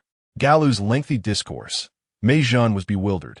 Furrowing her brow, she inquired, "Doctor, I am having difficulty understanding what you are saying. Has another anomalous beast appeared?" Galu responded. The news has already spread across the internet, becoming the headline on major video and news websites just moments ago. Upon hearing this, Mei Zhen, filled with confusion, pulled out her phone and opened her preferred video application. Sure enough, the trending topics all bore the same title: Emperor Knight versus Unknown Anomalous Beast. Emperor Knight, Unknown Anomalous Beast? She randomly selected the most popular video, and the content displayed left her utterly astonished. Seeing her reaction, the doctor inquired, "Isn't Ziyang the one battling the anomalous beast?" Mei Zhen shook her head. It is not Ziyang. She was entirely unaware of the existence of anomalous beasts. So how could she possibly inform Ziyang to eliminate them? After checking the time, she realized the incident had occurred merely half an hour ago. during which she had been engrossed in play with her children, completely oblivious to the outside world. Upon opening the ERP system to examine the alarm notifications, it became evident that there had been 2 consecutive energy anomaly alerts a mere 31 minutes prior. Curiously, the alarms were exceedingly brief, insufficient to trigger the sirens. This was the primary reason for her unawareness. The system recorded 2 alerts, yet neither reached the critical threshold, compounded by the fact that my attention had not been directed towards the computer at the time. Consequently, I did not inform Ziyang. It appears that the figure of Emperor Hero visible to everyone is indeed Xiangyang. To my surprise, Xiangyang has returned. Meijin provided an explanation. The doctor, unable to say much more, merely advised to promptly call Ziyang and ask him to come over. That particular anomaly beast is quite unique. It must be sealed in collaboration with Xiangyang. Understood. On a nearby road, a Volkswagen van was proceeding at a slow pace, driven by Li Ziyang, with his wife, Anton, seated beside him. Indeed, Anton ultimately married him. This development has gradually distanced He Jie from him, resulting in the loss of friendships. After becoming pregnant, Anton resigned from her position at the television station to focus on her pregnancy. Now, their child is 7 years old and has attended 2 kindergartens. The couple was currently discussing finding a suitable elementary school for their daughter when they received a call from Meijin. Li Ziyang felt a moment of disorientation. It had been many years since he last heard Meijin mention an appearance of an anomaly beast. After a couple of affirmations, "Yes, all right, understood," he pulled the van over to the side of the road. Anton, curious, inquired, "What's the matter?" "There's an anomaly beast at International Square. I need to handle it. You take our daughter home first." With those words, he exited the vehicle and opened the trunk to retrieve a long-dormant password vault. Anton, without hesitation, moved from the passenger seat to the driver's seat, saying, "Just be careful. Don't worry me and the baby. Come home soon." "Understood." Li Ziyang waved as he watched his wife and daughter depart. He then hurried to a secluded area, opened the password vault, and secured a belt around his waist. Assuming a fusion stance, he shouted, "Emperor armor, fusion." With a mechanical voice, the Emperor armor began to assemble piece by piece onto his frame, swiftly transforming into its ordinary form. Due to a lack of combat experience, Li Ziyang's willpower remained low, preventing him from successfully unlocking the ultimate form of the Emperor armor. Previously, he had defeated the 4 Shadow Guardians using only the ordinary form. Thus, after all these years, he remained in the ordinary state, not out of desire to avoid unlocking the ultimate form, but due to a lack of opportunity. The Shadow Guardians simply did not pose a challenge. There was no pressure at all. Years had passed since Meijin last contacted him, mentioning the appearance of an anomaly beast at International Square, leaving him both surprised and emotionally conflicted. Why? Perhaps he had grown accustomed to his current lifestyle, going to work with his wife daily, playing with his daughter after work, and taking her to the amusement park on holidays. Life has gradually transformed him into an ordinary individual. He has relinquished training for many years, perhaps believing that the anomalous beasts are not as fearsome as once thought, and that Meijin's supervision is not as stringent. In his 30s, Li Ziyang is no longer the spirited and impetuous youth he once was. Lifting his shirt reveals a slight paunch. The once prominent 8-pack abs have long since diminished to a singular form. This is a hallmark of life's inevitable progression. Chapter 027. The troubles of Li Ziyang upon arriving at the scene. He discovered not only a scene of utter chaos, but also the police cordoning off the area with banners. The anomalous beasts had long since vanished. Li Ziyang reported this incident to Meijin. It appeared that the anomalous beasts had departed, and judging by the state of the location, the losses were quite severe. Upon receiving the news, Meijin nodded with an air of reassurance. Then there is nothing to worry about. According to the intelligence I received, it was Xiangyang who intervened today, thereby alleviating the crisis posed by the anomalous beasts. Xiangyang? Li Ziyang was momentarily taken aback. That child? He recalled that when the doctor had selected Xiangyang as the summoner of the Imperial armor, information about Xiangyang had been presented. It stated that Xiangyang possessed an innate 5-element bloodline, endowed with formidable combat potential and indomitable fighting spirit, far surpassing those who activated their abilities later in life. However, Xiangyang had always been a reclusive child, content in his own company, completely disregarding their guidance. Thus, Li Ziang had become the new summoner of the Imperial Armor. Xiangyang has returned. It was fortunate that he encountered this situation. Otherwise, ERP would have faced significant troubles. Everyone had grown too comfortable over the years, to the extent that they failed to detect the emergence of the anomalous beast promptly. This was a grave dereliction of duty on ERP's part.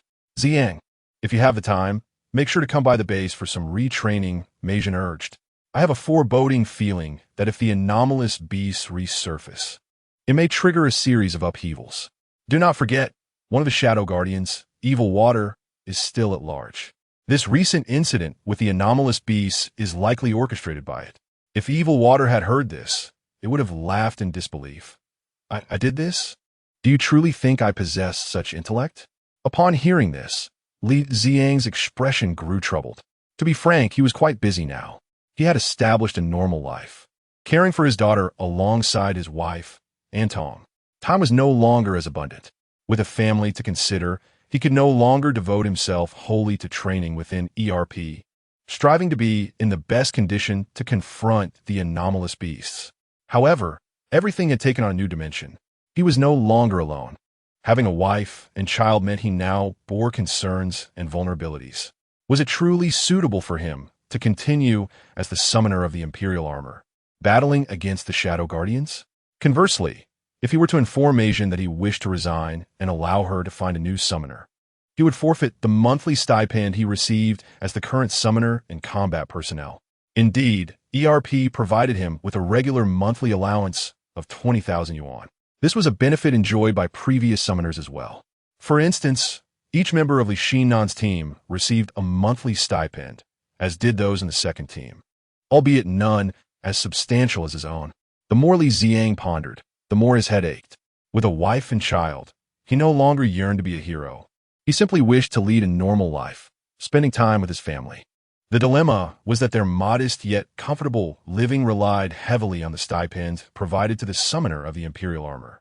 His monthly salary from his job was only around 8,000 yuan, while his wife, Antong, earned a little over 5,000. If he were to lose his status as the current summoner, the stipend would inevitably diminish. The standard of living is bound to decline sharply. Although they possess savings of 600,000 to 700,000, the couple has resolved to purchase a home to ensure their daughter can attend a reputable school. It is imperative to acquire property within the school district. In City D, housing prices are exorbitant, especially for properties in educational zones, which are priced exceedingly high. A down payment of 30% necessitates at least 800,000.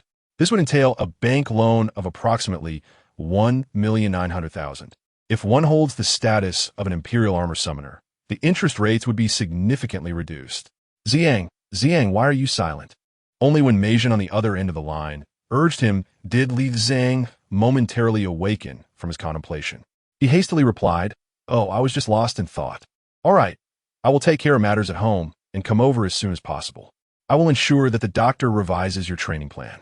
You must put in the effort." No problem. The call ended. Li Ziang left the International Plaza with a heavy heart. Upon returning home, Antong noticed that Li Ziang's mood was somewhat off and inquired about it. He expressed his inner turmoil, and after a few moments of serious consideration, Antong supported his decision to continue as the current Imperial Armor Summoner. "Darling, since Meijin has already mentioned your return as the only active combat personnel of ERP, your presence is essential. Do not worry about our daughter. When you have the time, you can help out. If you're busy, I will manage with my workplace. But that will be quite burdensome for you. Endurance is key. Once our daughter's educational matters are settled, life will become significantly easier. Although you may have to resign from your current job, I am well aware of what is essential. However, you should consider asking Meijin if it is possible to increase your living stipend, especially now that you have a child and a family." And Tong, who once aspired to be a radio reporter, was not an ordinary woman.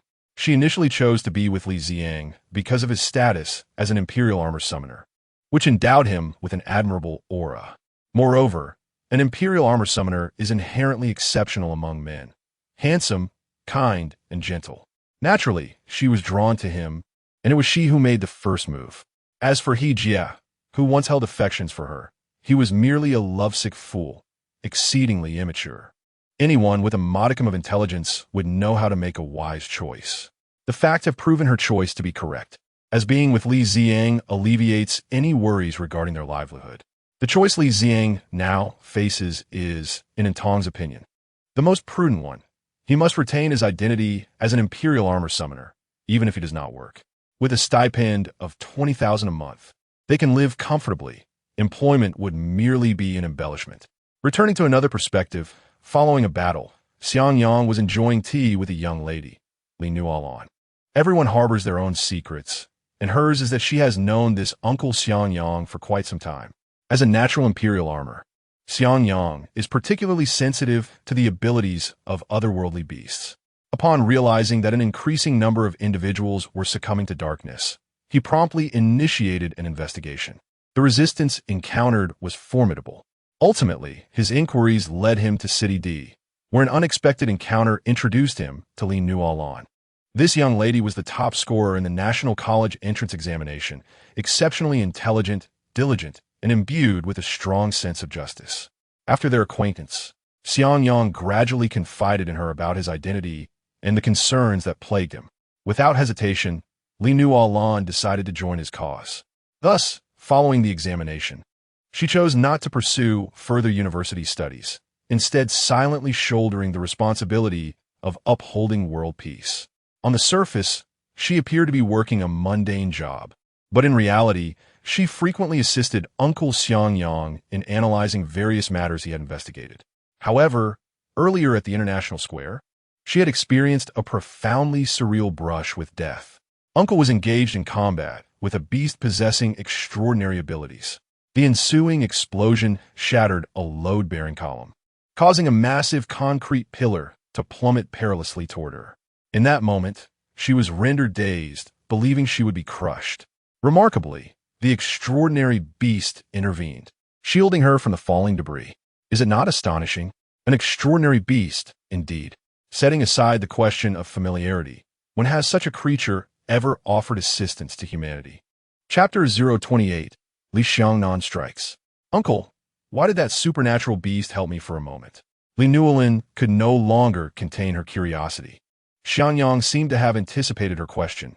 First, let me clarify, that was not a supernatural beast. It was a supernatural human. Is there a difference? Xiang Yang successfully shifted her attention. Indeed, he elaborated.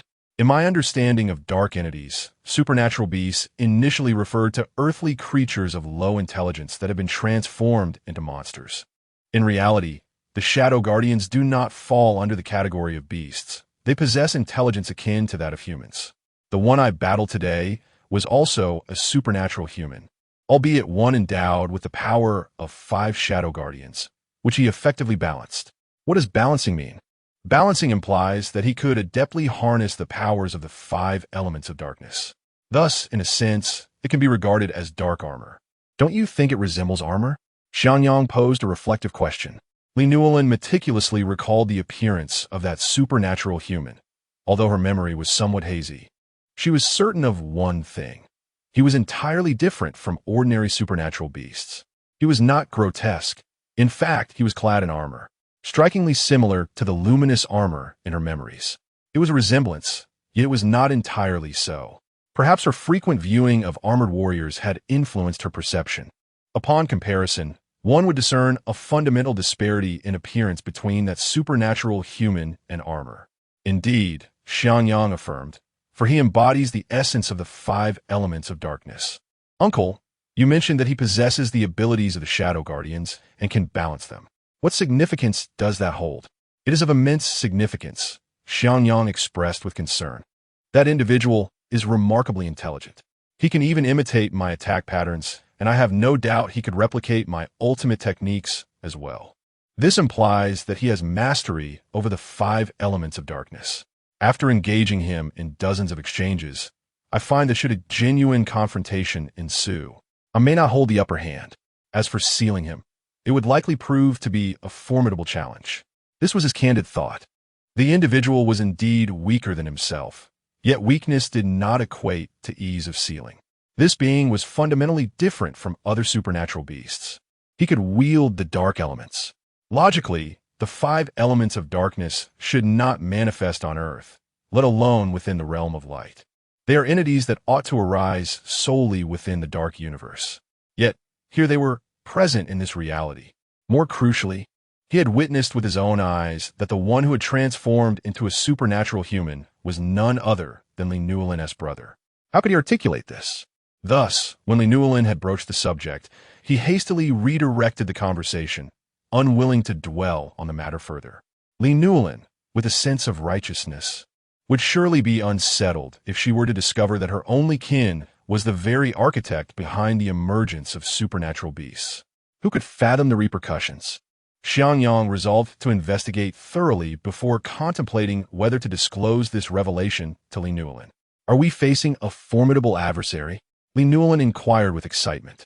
Xiangyang nodded affirmatively, stating, "Yes, the most challenging opponent we have ever encountered." "That's all right. Such challenges add to the thrill. However, do we truly need to greet the ERP? Not all." Xiangyang outright dismissed the ERP. Although the ERP plays a significant role in preventing the invasion of supernatural beasts on Earth, Xiangyang harbors a distinct aversion towards it.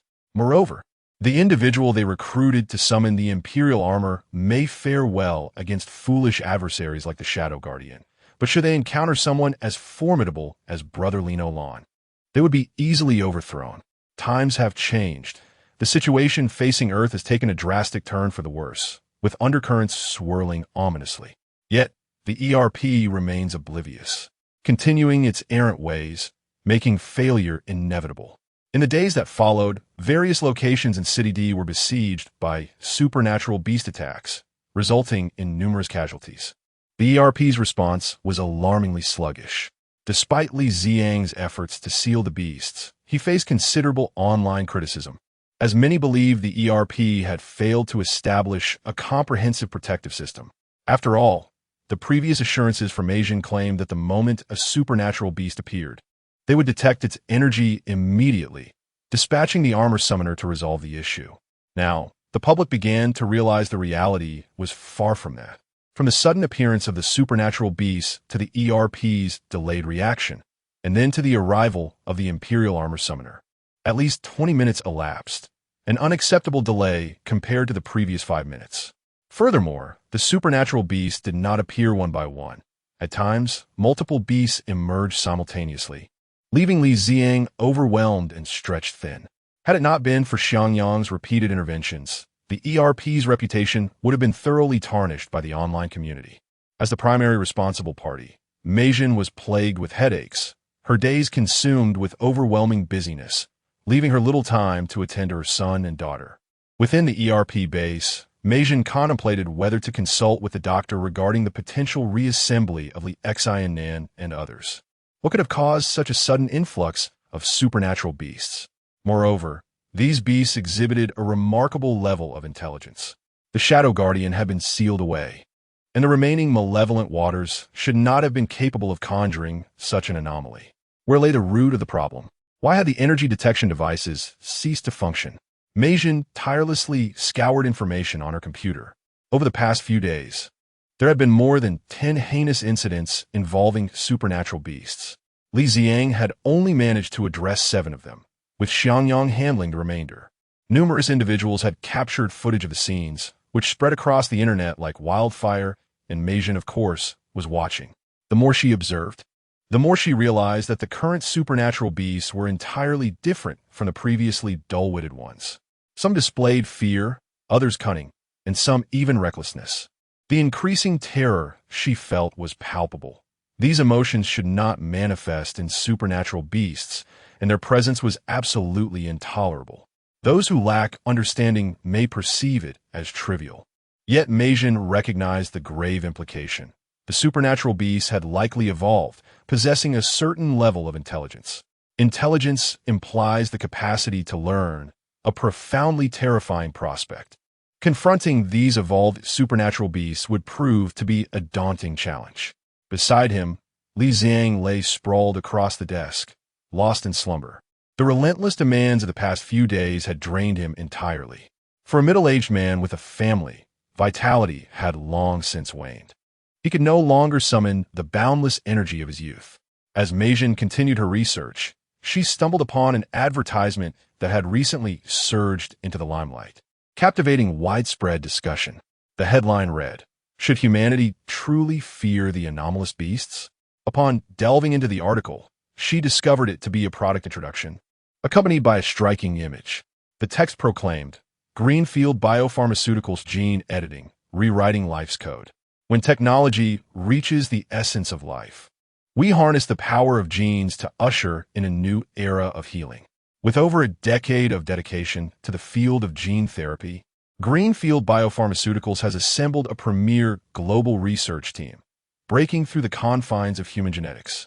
Greenfield Biopharmaceuticals, reshaping life through genetics, illuminating hope through technology. We transcend mere pharmaceuticals. We are reshaping humanity's understanding and approach to the anomalous beasts. The future is upon us. Join us in witnessing the limitless possibilities of genetic programming. At the conclusion, a promotional video lasting 20 seconds was embedded.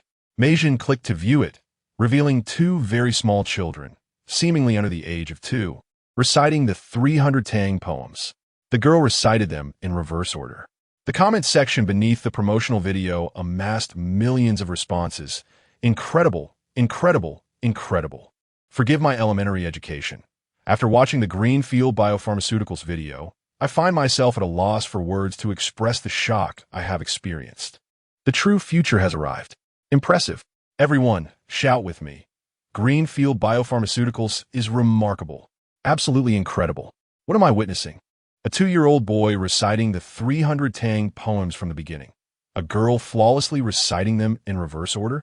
This is terrifying. Is this the horror of gene editing? In truth, humanity is but a slave to genetics.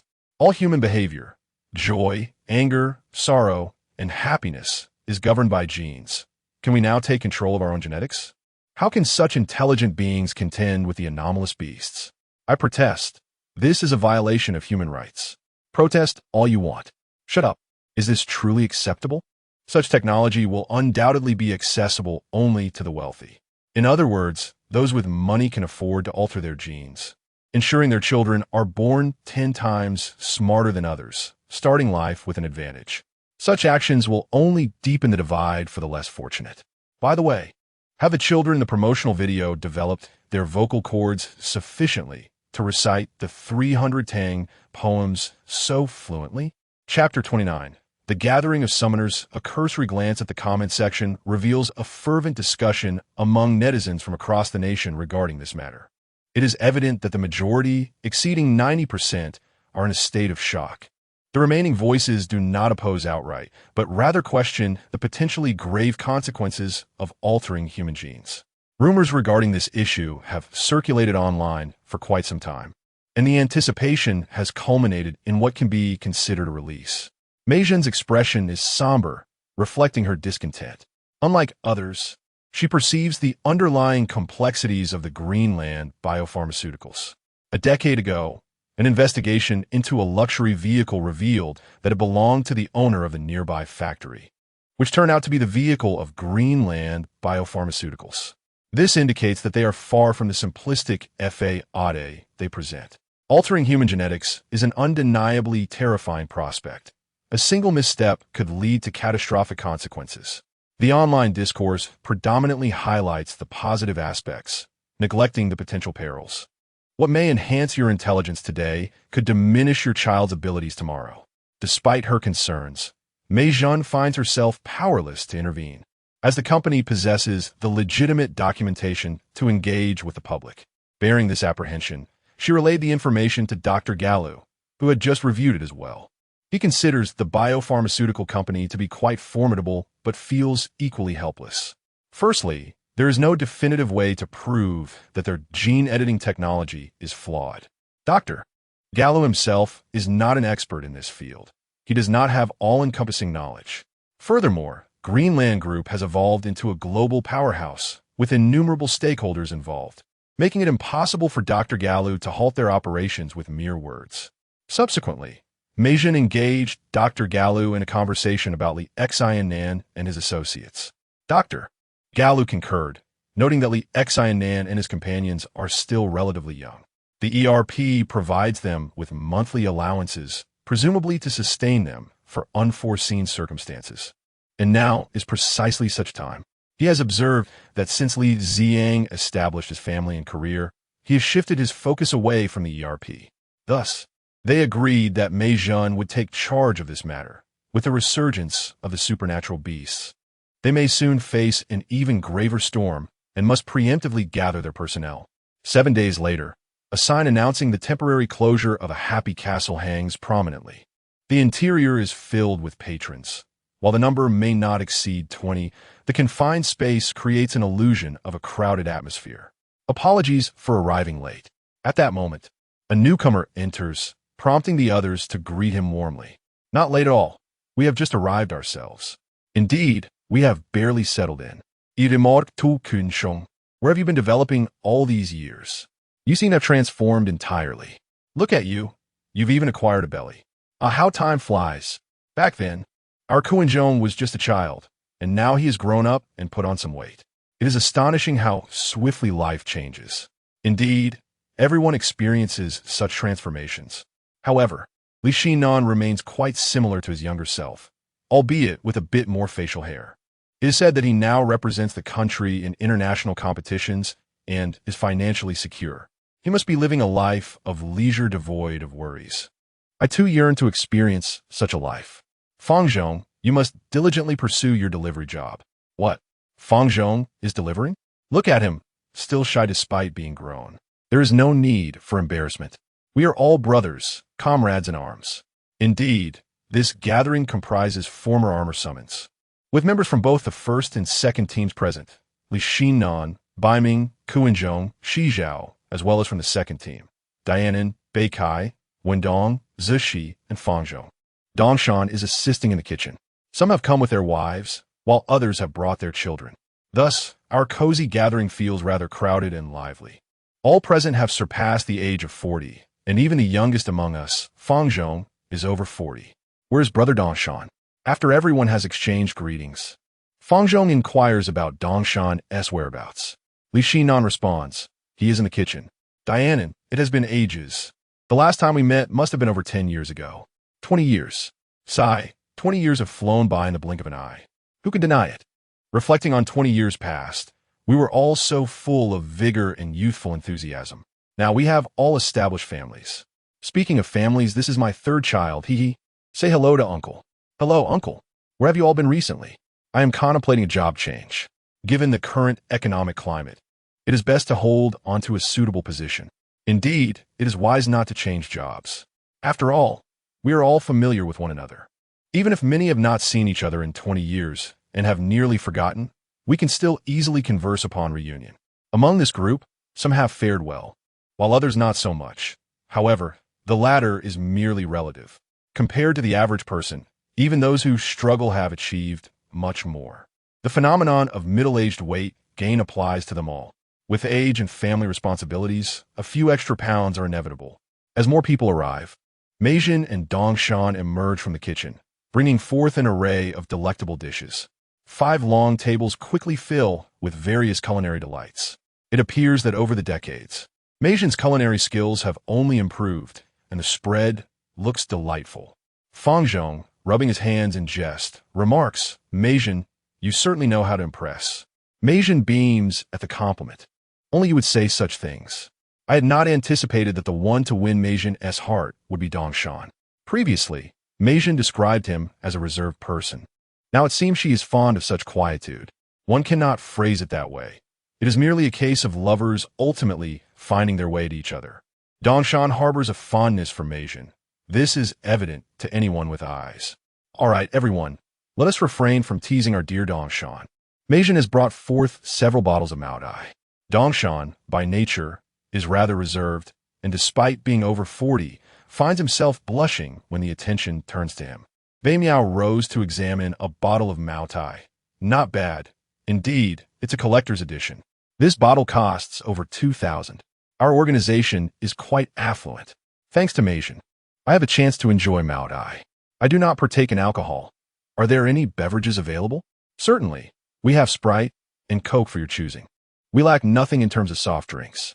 Here is a haven of joy, a place that serves hamburgers and thus is never short of carbonated drinks. Stop staring. Let us dig in before the dishes grow cold. The table soon became animated as everyone began to serve themselves or their children. Initially, Meijin did not broach the subject for which everyone had gathered. Of course, all were aware of the matter at hand. However, since Meijin, the host, had not mentioned it, they felt it inappropriate to bring it up. Nonetheless, it was inevitable that discussions would ensue after the meal. Come, Dongshan, allow me to toast you. After several rounds of dishes, the table, filled with individuals who were accustomed to drinking, found the Maotai depleted, and a noticeable flush graced their faces. Meijin, we have eaten sufficiently. It is time to address the matter at hand. Bei Miao downed his final sip of alcohol and, feeling satiated, directly posed the question. Chapter 030. The candidness of Biming and the stance of Team 2. In light of the situation, Meijin seized the opportunity to steer the conversation towards the matter at hand. Esteemed colleagues, she began, I wish to express my gratitude on behalf of ERP for your willingness to take time out of your busy schedules to convene offline.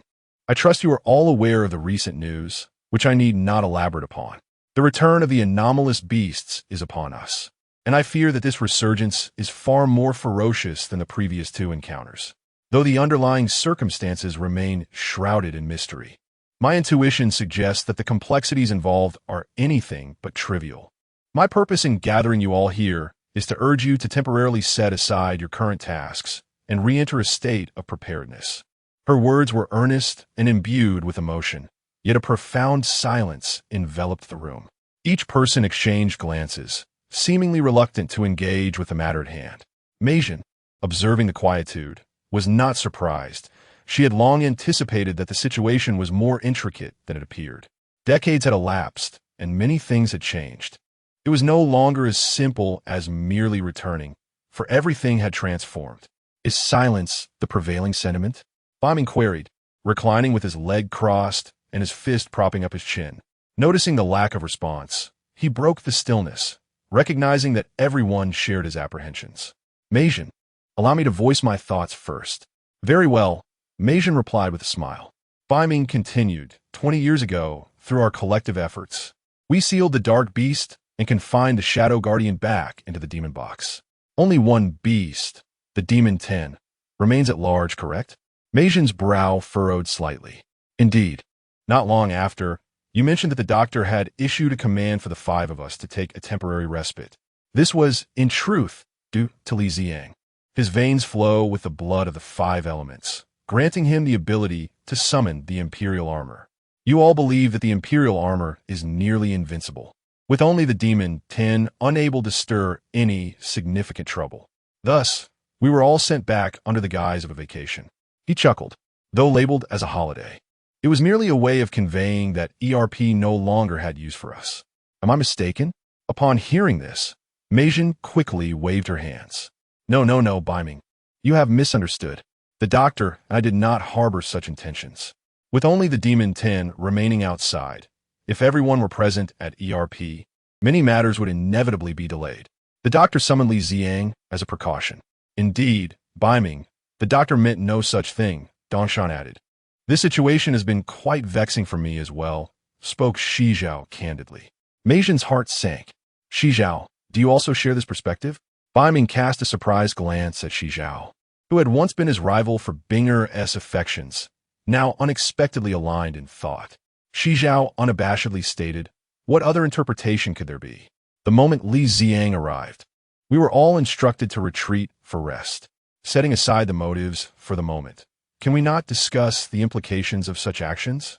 Context matters. The circumstances have shifted. Diane then interjected, regardless. At that time, I held no authority to summon the armor. Therefore, that situation did not affect me adversely. However, even if I were to be called back now, it would be futile. My heart is willing, yet my strength falters. At my age, I prefer to remain at home, nurturing my children and cherishing time with my wife. Dian then has made his stance clear, followed by Wendong. My sentiments mirror those of Dian Nan. Meijin, I apologize. I am burdened with significant responsibilities. A large family requires my care. Fang Zhong contemplated briefly before raising his hand to concur. I feel the same. As we grow older, such matters should be entrusted to the younger generation. One must acknowledge the passage of time. The former members of the second team were formidable characters. Yet the times have changed. We're no longer as youthful, nor do we stand alone as we once did. With families to consider, numerous concerns arise. What if this endeavor brings harm to my loved ones? Moreover, there is a crucial reason. The recent surge of supernatural beasts has been alarming. Frequently captured on camera by netizens and shared online. They are aware of this. These supernatural beasts are significantly more powerful than those from 20 years ago, exhibiting both cunning and intelligence. Even Li Ziang often finds himself at a disadvantage. How could we, as older individuals, fare any better? Our physical prowess may have deteriorated. Will we merely be offering ourselves as fodder? Additionally, my presence here serves to honor Meijin, a gesture in light of the allowances provided. In our youth, we were stripped of the right to summon armor. Does that mean that now, having been selected, we would automatically become the main force? That is preposterous. We are all adults, and Li Nannan, Wendong, and Fang Zhong are not easily deceived. Each one of them possesses clarity of thought. To put it plainly, there is a fear that Li Nannan and his group may dissent, prompting the return of the 5 of them simply to have substitutes on standby. Beikai and Zishi. What about you two? Meijin did not directly respond to the statements of the other 3, but turned to the 2 who had remained silent. As for me, Beikai seemed lost in thought, displaying a somewhat bewildered demeanor. Meijin nodded. Yes, what are your thoughts regarding the prospect of returning to ERP training? There is no need for hesitation. All opinions are welcome. As for me, I could indeed return, though I am uncertain if my physical condition would meet the standards. So, does this imply your consent? I suppose so, Beikai acknowledged. These past years have not treated him kindly. His wife has expressed dissatisfaction, choosing to live with their child at her family home. Thus, Meijin's renewed call for return presents an opportunity for him. Firstly, it offers a substantial salary. Secondly, it allows him to prove his capabilities to his wife. Most importantly, Beikai had been discreetly observing Bei Miao's changing expressions, analyzing his psychological traits. It was evident that Bei Miao harbored lingering grievances from 20 years ago and would be unlikely to respond positively to Meijin's summons. Consequently, the position of the Black Rhino Armor Summoner would become vacant, a significant possibility. Once it is vacant, is it not still Beikai who is the rightful summoner of the Black Rhino Armor? In his view, regardless of the reasons for Li Nannan, Fang Zhong, and Wendong's reluctance to return to ERP, the most significant factor is their age and the myriad experiences they have endured. Possessing a multitude of belongings inevitably fosters an inexplicable sense of pride. They can no longer endure the role of a mere backup, as they did 2 decades ago. Dongshan is truly the beloved spouse of Meijin, diligently engaged in his work at ERP. Should the doctor decide to reignite the 5 elements armor, the Woodwind Eagle armor shall undoubtedly belong to him. This is indisputable. Wendong is certainly aware of this fact. Hence, his presence here is merely a formality. The same applies to Li Nannan. Li Nannan was exceptionally kind-hearted in his youth, tender and gentle. Such individuals are easily approachable. Even now, with children and a family, a few kind words from Meijin would surely bring him back. Kunchong and Shizhao have yet to express their stances. However, Kunchong is inherently indecisive, easily led like a duck to water. What about you, Zishi? Beikai's agreement to return to training has brought Meijin a sense of clarity. Only then did she inquire about Zishi. Zishi slightly bowed his head in contemplation, weighing the decision of whether to remain, recognizing that it could also be an opportunity, contingent upon Shizhao's willingness to oblige. Chapter 031, Meijin's révélation, à dire situation. I need to ponder further. Returning to ERP training is no trivial matter. I must discuss it with my wife upon my return. Jersey is uncertain about Shizhao's decision. While it would indeed be advantageous to reclaim the Snow Mastiff armor, it hinges on whether Shizhao chooses to withdraw. If he decides to join, I would have no part to play. A mundane existence might be preferable. Well then, I shall await your good news, Jersey. Meijin smiled, understanding and patient, refraining from pressuring Jersey for a decision. Over the years, it is only natural that people have changed. They were never the optimal choice, perhaps even the least favorable. Recently, utilizing the previous ERP methods, it has become impossible to sift through and find suitable descendants of the light and shadow village, as if they had vanished overnight. Sinan Beimiao, what about you? This is the crux of the matter. Mei Zhen's primary hope is to see the members of Team 1 return. Compared to Team 2, they are easier to manage, possessing a wealth of experience and bonds among them. I'm sorry, but I have my own career and family. I do not wish to involve myself further with ERP matters. As expected, Beimiao promptly declined, with resolute firmness. Mei Zhen, undeterred, inquired, Beimiao, "Want you reconsider? We truly need you now. No reconsideración." Beimiao's resolve was unyielding. From a moment ERP cast him aside, Mei Zhen owed him an apology and an explanation. Yet, now there is nothing, decades later, suddenly in need of you, asking you to return and shine for ERP. I'm sorry, but I'm not that foolish. Very well. Mei Zhen decisively relinquished the matter. Fortunately, Beikai agreed to step in. A sense of relief washed over Beikai, as he had anticipated Beimiao would forsake the black rhino armor. It had now come into his possession. As for me, Li Nannan spoke hesitantly, his age indeed weighing upon him, and in a few days, he must travel to Europe for a piano competition. You see, Sinan, will you also give up? Without waiting for him to finish, Mei Zhen interrupted. The ability beasts are resurgence, fiercer than ever before. If the descendants of the light and shadow village do not step forward, who will stand against them? Do not forget, you have always been the summoner of the flame dragon armor, capable of vanquishing the black demon beast and saving humanity 2 decades ago. You can still do the same now. Therefore, I beseech you to reconsider. Mei Zhen's words bore a hint of moral obligation. Yet this tactic resonated with Li Nannan, for he was inherently kind-hearted. To speak honestly, from the onset of becoming the summoner of the flame dragon armor, he had been thrust into the role. Otherwise, during the years he faced exclusion from Beimiao, he would not have voiced his lack of interest in the position of the so-called armor squad leader. If you desire it, take it. It remains the same now. Mei Zhen articulated lofty principles, and Li Nannan found himself unable to reject her with the same ruthlessness as Beimiao. I truly must go to Europe for the competition in a few days, Li Nannan said, a look of distress upon his face. At this juncture, Dongshan seized the opportunity to interject. Shinan, please stay. You are well aware of the dire consequences if we neglect the matter of the anomalous beasts. They are erupting everywhere now.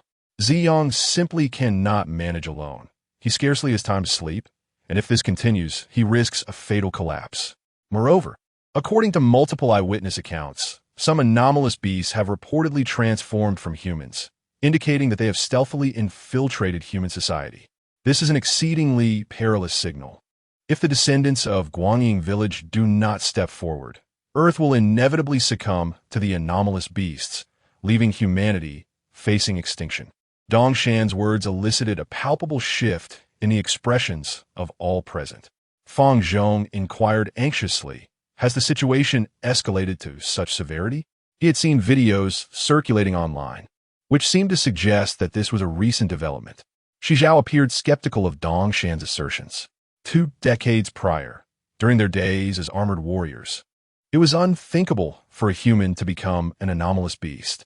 Should humans indeed transform into such creatures, the predicament facing the ERP would be exceedingly grave. At present, I lack a definitive understanding of the situation, having only gleaned information from the accounts of victims. Thus, the ERP is currently in dire need of personnel. The situation has changed too rapidly and is no longer as straightforward as before. Mei Zhen remarked, Shaoying. It was evident that both Mei Zhen and Dongshan fervently desired for him to remain. However, the competition in Europe was set to commence in the coming days, and not participating would leave him with regrets. Has the doctor not sought out any other young descendants of Guangying village? Li Nannan asked with a hint of resignation. This query piqued the interest of others, who were keen to learn the answer. For those who had already agreed to stay, if the doctor commenced training young descendants of Guangying village in secret, their fate would be all too predictable. Initially, one might have expected Mei Zhen to respond affirmatively, but instead, She shook her head despondently. No. Who are you trying to fool? By me, I scoffed. I know the doctor all too well. Would he not seek a reserve team in private? Dongshan interjected to clarify. Bei Miao, you misunderstand the doctor. The situation is not as simple as you imagine. Due to atmospheric pressure, we can no longer scan for the descendants of Guangying village. You may find this hard to believe, but we previously confirmed that a child possessed the bloodline of Guangying village. Now that they have grown, testing their blood revealed that the bloodline is enveloped by a mysterious force. Shi Zhao turned to Dongshan, asking, what does that mean? It means that this individual cannot activate their bloodline to become an armored summoner, Dongshan replied. Bei Miao then comprehended. I see now. This is why, despite our group being well past our prime, we are still being sought after. It turns out there is no way to find younger summoners. Fang Zhong challenged. That can't be right. The purity of the bloodline of the descendants of Guangying village varies significantly. It is indeed perplexing that individuals, once identified as possessing the lineage of the Shadowlight village, find themselves enveloped by some enigmatic force as they mature, rendering them incapable of awakening as armor summoners. Yet, this is the stark reality. Meijin stated, I suspect there has been someone manipulating events from behind the scenes all along. Does anyone recall the Shadow Overlord from 2 decades ago? In the initial stages, he exploited the viscous secretions of the malevolent beast to eradicate the genetic memories of the descendants of Shadowlight village, preventing them from becoming armor summoners. Now, such tactics have resurfaced, and they're exceedingly insidious. A pessimistic conjecture would suggest that the orchestrator has likely succeeded in completing the plan that was left unfinished all those years ago. Li Nannan remarked, it appears that the situation is indeed far more severe than I had anticipated. He silently exhaled a breath of relief. Through the revelations of Meijin and Dongshan, it became evident that this hidden adversary far surpassed the terror of the Shadow Guardian. The capacity to employ such methods and orchestrate such elaborate schemes does not suggest a hastily devised plan. An enemy adept at concealment is undoubtedly more perilous. Chapter 032. The catalyst of a new war of light and shadow. How could this not have been discovered sooner? Bei Miao was left speechless upon hearing this. So, the enemy has already severed our escape route, and only now do you realize it? His discontent with Mei Zhen and the doctor did not imply a lack of concern for the matter of the anomalous beasts. The enemy had concealed themselves too effectively, leading me to believe they were lying in wait. Who would have anticipated that they had quietly dug a deep pit for me? Mei Zhen wore a look of helplessness. Previously, the elimination of the 4 Shadow Guardians had gone exceedingly smoothly, with hardly a hint of resistance. It would have been challenging for anyone to detect the underlying issues. So what shall we do now? Ku and Zhong was engulfed in deep concern, implying that neither you nor the doctor could find another young, vigorous summoner with a powerful lineage. Does this mean we are left with merely a handful of us? Who is truly orchestrating this behind the scenes? In the past, whether it was the Shadow Sovereign or the Realm King, they were never so troublesome. Indeed, it feels as though our roots have been severed. How foolish it is to have our foundation undermined without even realizing it, lulled into a false sense of peace. Now, Bei Miao, there is no need for your sardonic remarks. Mei Zhen had not wished to reach this point. Is it possible that the malevolent water, which remains unsealed, could be involved? It might be, but it seems implausible for the malevolent water to orchestrate such an affair. The guardian of malevolent water is not that cunning. Undoubtedly, there is another party at play, yet it remains a mystery as to whom this Shadow Guardian has allied with this time. After much deliberation among the few of them, they failed to identify the source of the problem. As expected, Ku and Zhong and Shi Zhao agreed to return to ERP for further training, as they recognized there was no retreat left. If they did not identify and eliminate this adversary, humanity would surely face annihilation. The ability to silently transform the descendants of Light and Shadow Village into mere mortals signifies that the enemy has effectively uprooted their foundation. In such a dire situation, failure to strive would likely result in death without a grave, with the entire Earth becoming the domain of the Shadow Guardians. Half an hour later, they each returned to their respective homes. Li Nannan remarked, "It's been difficult to return. Let us find a time tomorrow for the 5 of us to gather." All right. Sounds good. I'll take my son home now. Safe travels. Goodbye. We'll meet at the tea house tomorrow. How about noon? Agreed, it's settled. After their departure, the 5 members of the second team arranged to convene the following day. Their camaraderie surpassed that of the first team, and they had never held Mei Zhen and the doctor in such high esteem. Once they parted ways, they headed towards their respective destinations. Some were not employed in the city and made their way to hotels, while others who worked locally hurried home. Just as they dispersed, a sharply dressed individual emerged with an air of elegance. He pointed in 5 directions, murmuring, "Point, point, point. Whoever it lands on is the one." It was precisely in the direction Li Nannan had departed. Haha, jackpot. The following day at noon, in a tea house. What is going on? It's nearly 12:30, and he still hasn't arrived. Has Li Nannan forgotten our agreement from yesterday? His phone is unreachable. Does he intend to skip the gathering altogether? Who knows where he resides? Li Nannan has recently been working in City A and is staying at a hotel, but he did not specify which one yesterday. We had arranged for the 5 of us to meet, yet he has chosen to go missing. The next time I see him, I shall surely give him a piece of my mind. The 4 members of Team 2 arrived at the tea house as agreed. The earliest among them had already been waiting for 2 hours, yet Li Nannan was still nowhere to be seen. As lunchtime approached, an unfamiliar man entered the private room. Exchanging glances with the 4, he pulled out a chair beside him and sat down. Zexi and Fang Zhong looked at one another, bewildered. What is the meaning of this? Finally, Wendong spoke up, asking, "Brother, have you perhaps entered the wrong room?" "I have not," the man replied. "I came specifically to find you." He glanced at the empty table and called over a waiter. "Good day, sir. Miss, please bring out all the signature dishes from this place. I am quite hungry and looking forward to a meal." "Certainly, sir," the waiter responded, promptly heading to the kitchen to relay the order. The 4 were increasingly perplexed. "Excuse me, who are you? Do we know you?" Zexi demanded loudly. The man leisurely replied, "You do know me. I am the little one you once used as bait." The audacious member of Team 2. "Who are you really?" As the person recognized them, he realized they might be someone from their past. "I once beat around the bush. I'm the little fellow you used as bait when I was a child." "Little fellow, used as bait?" Fang Zhong quickly pieced it together, exclaiming, "Xiangyang, is that you?" "Indeed, it is I," he confirmed. "What brings you here?" Wendong asked, confused. Xiangyang, now grown, was a surprising sight.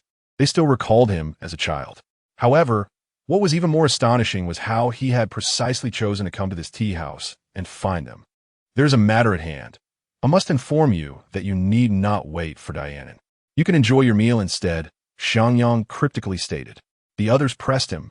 "Not wait for Li Nannan? How do you know we would be gathering here today? Little brat, are you perhaps seeking revenge for the time we used you as bait?" Xiangyang smirked, dismissing their concerns. "I am not so petty. To be frank, Li Nannan has passed away." "What? He is dead? How did that happen?" The 4 erupted in shock, standing up abruptly to interrogate Xiangyang about the circumstances of Li Nannan's death. He had seemed perfectly fine just yesterday. As Xiangyang prepared to explain, the tension in the air thickened. The waiter entered with tea and appetizers, his voice abruptly silencing. Once he arranged the tea and desserts and exited the room, he resumed, speaking to the 4 of them. "Surely, you do not believe that this resurgence of the supernatural beasts will be as easily subdued as in previous encounters? From the moment you accepted Mei Zhen's invitation, you have been marked by malevolent forces. Li Nannan is less fortunate than the rest of you. He was the first to be dealt with. Without the armor to protect him, he has become like a fish on the chopping block, vulnerable and at the mercy of others. If I am not mistaken, his family may very well face dire consequences." Upon hearing Xiangyang's words, the 4 at last grasped the gravity of the situation. Li Nannan is dead, murdered by the unseen perpetrator. In the past, even within the shadowy realms, such calamities did not extend to one's family. How could they stoop so low? Moreover, Li Nannan had not even agreed to continue as the summoner of the flame dragon armor. Wendong exclaimed in anger. Xiangyang took a sip of tea, moistening his throat before responding. "What good does it do for you to shout at me? If you have the capability, go seek out the supernatural beasts. Furthermore, who among us plays by the rules of not harming family? The enemy you are facing is ruthless. Do not naively assume that you can restrain them with human morals." Chapter 033. What if I told you that Greenland Group is a den of supernatural beasts? What should we do now? Fang Zhong's face betrayed his trepidation, and his voice wavered. Li Nannan is dead. Previously, the five of them had faced the Shadow Guardian without ever encountering such a calamity. Just as Xiangyang had stated, this adversary is exceedingly vicious, operating outside the bounds of conventional tactics, intent on annihilation. He is afraid that next time it may be his family that suffers the same fate. Zishi clenched his fists and cursed, declaring his disbelief that they would dare to emerge brazenly in broad daylight, acting with impunity. Zishi, aren't you afraid? Fang Zhong asked, astonished. Zishi replied loudly, of course. I'm not afraid. He certainly felt no fear. Xiangyang suddenly interjected, noting that the situation had not yet befallen him. Enough bickering.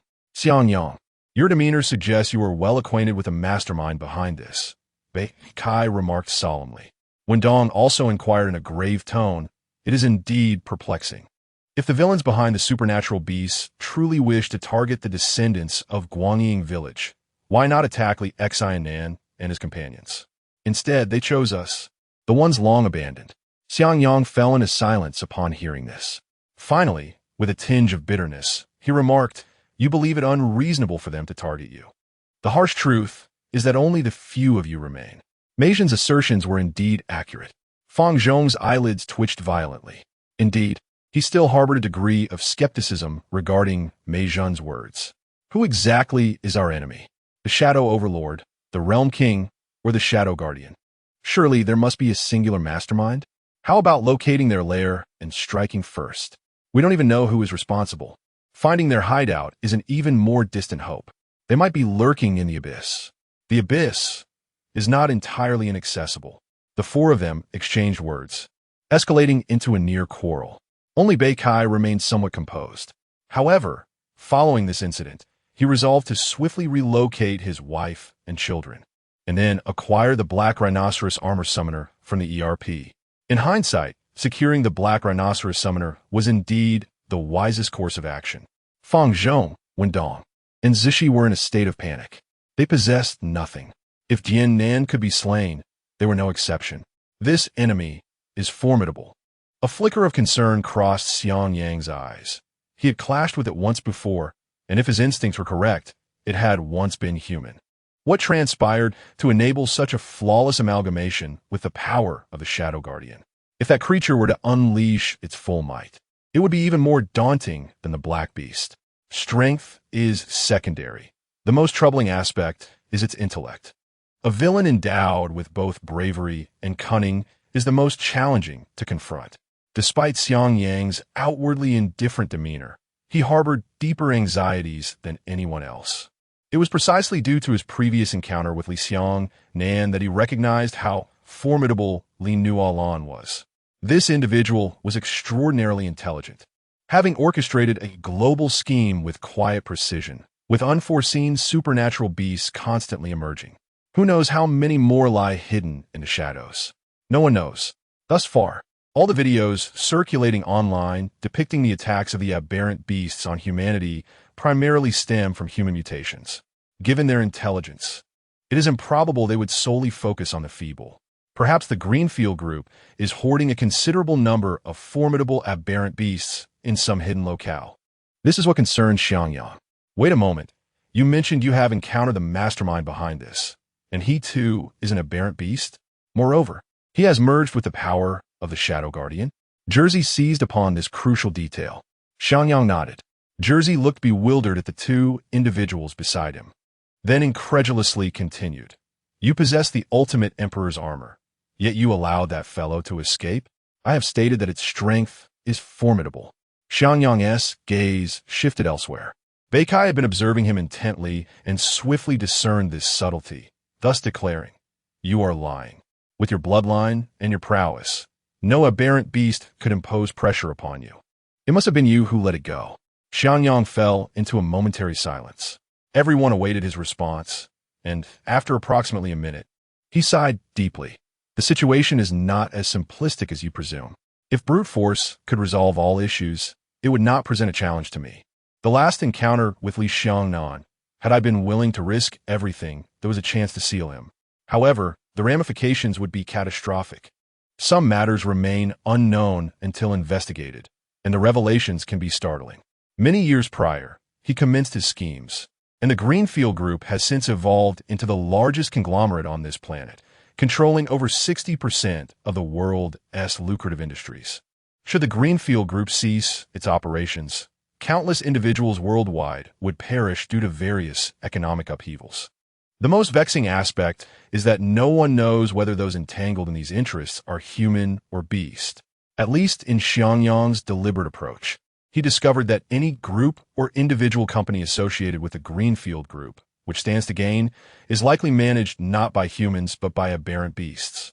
This implies that humanity has been thoroughly infiltrated by these creatures. Currently, those who are flourishing do so only because the true war has yet to commence.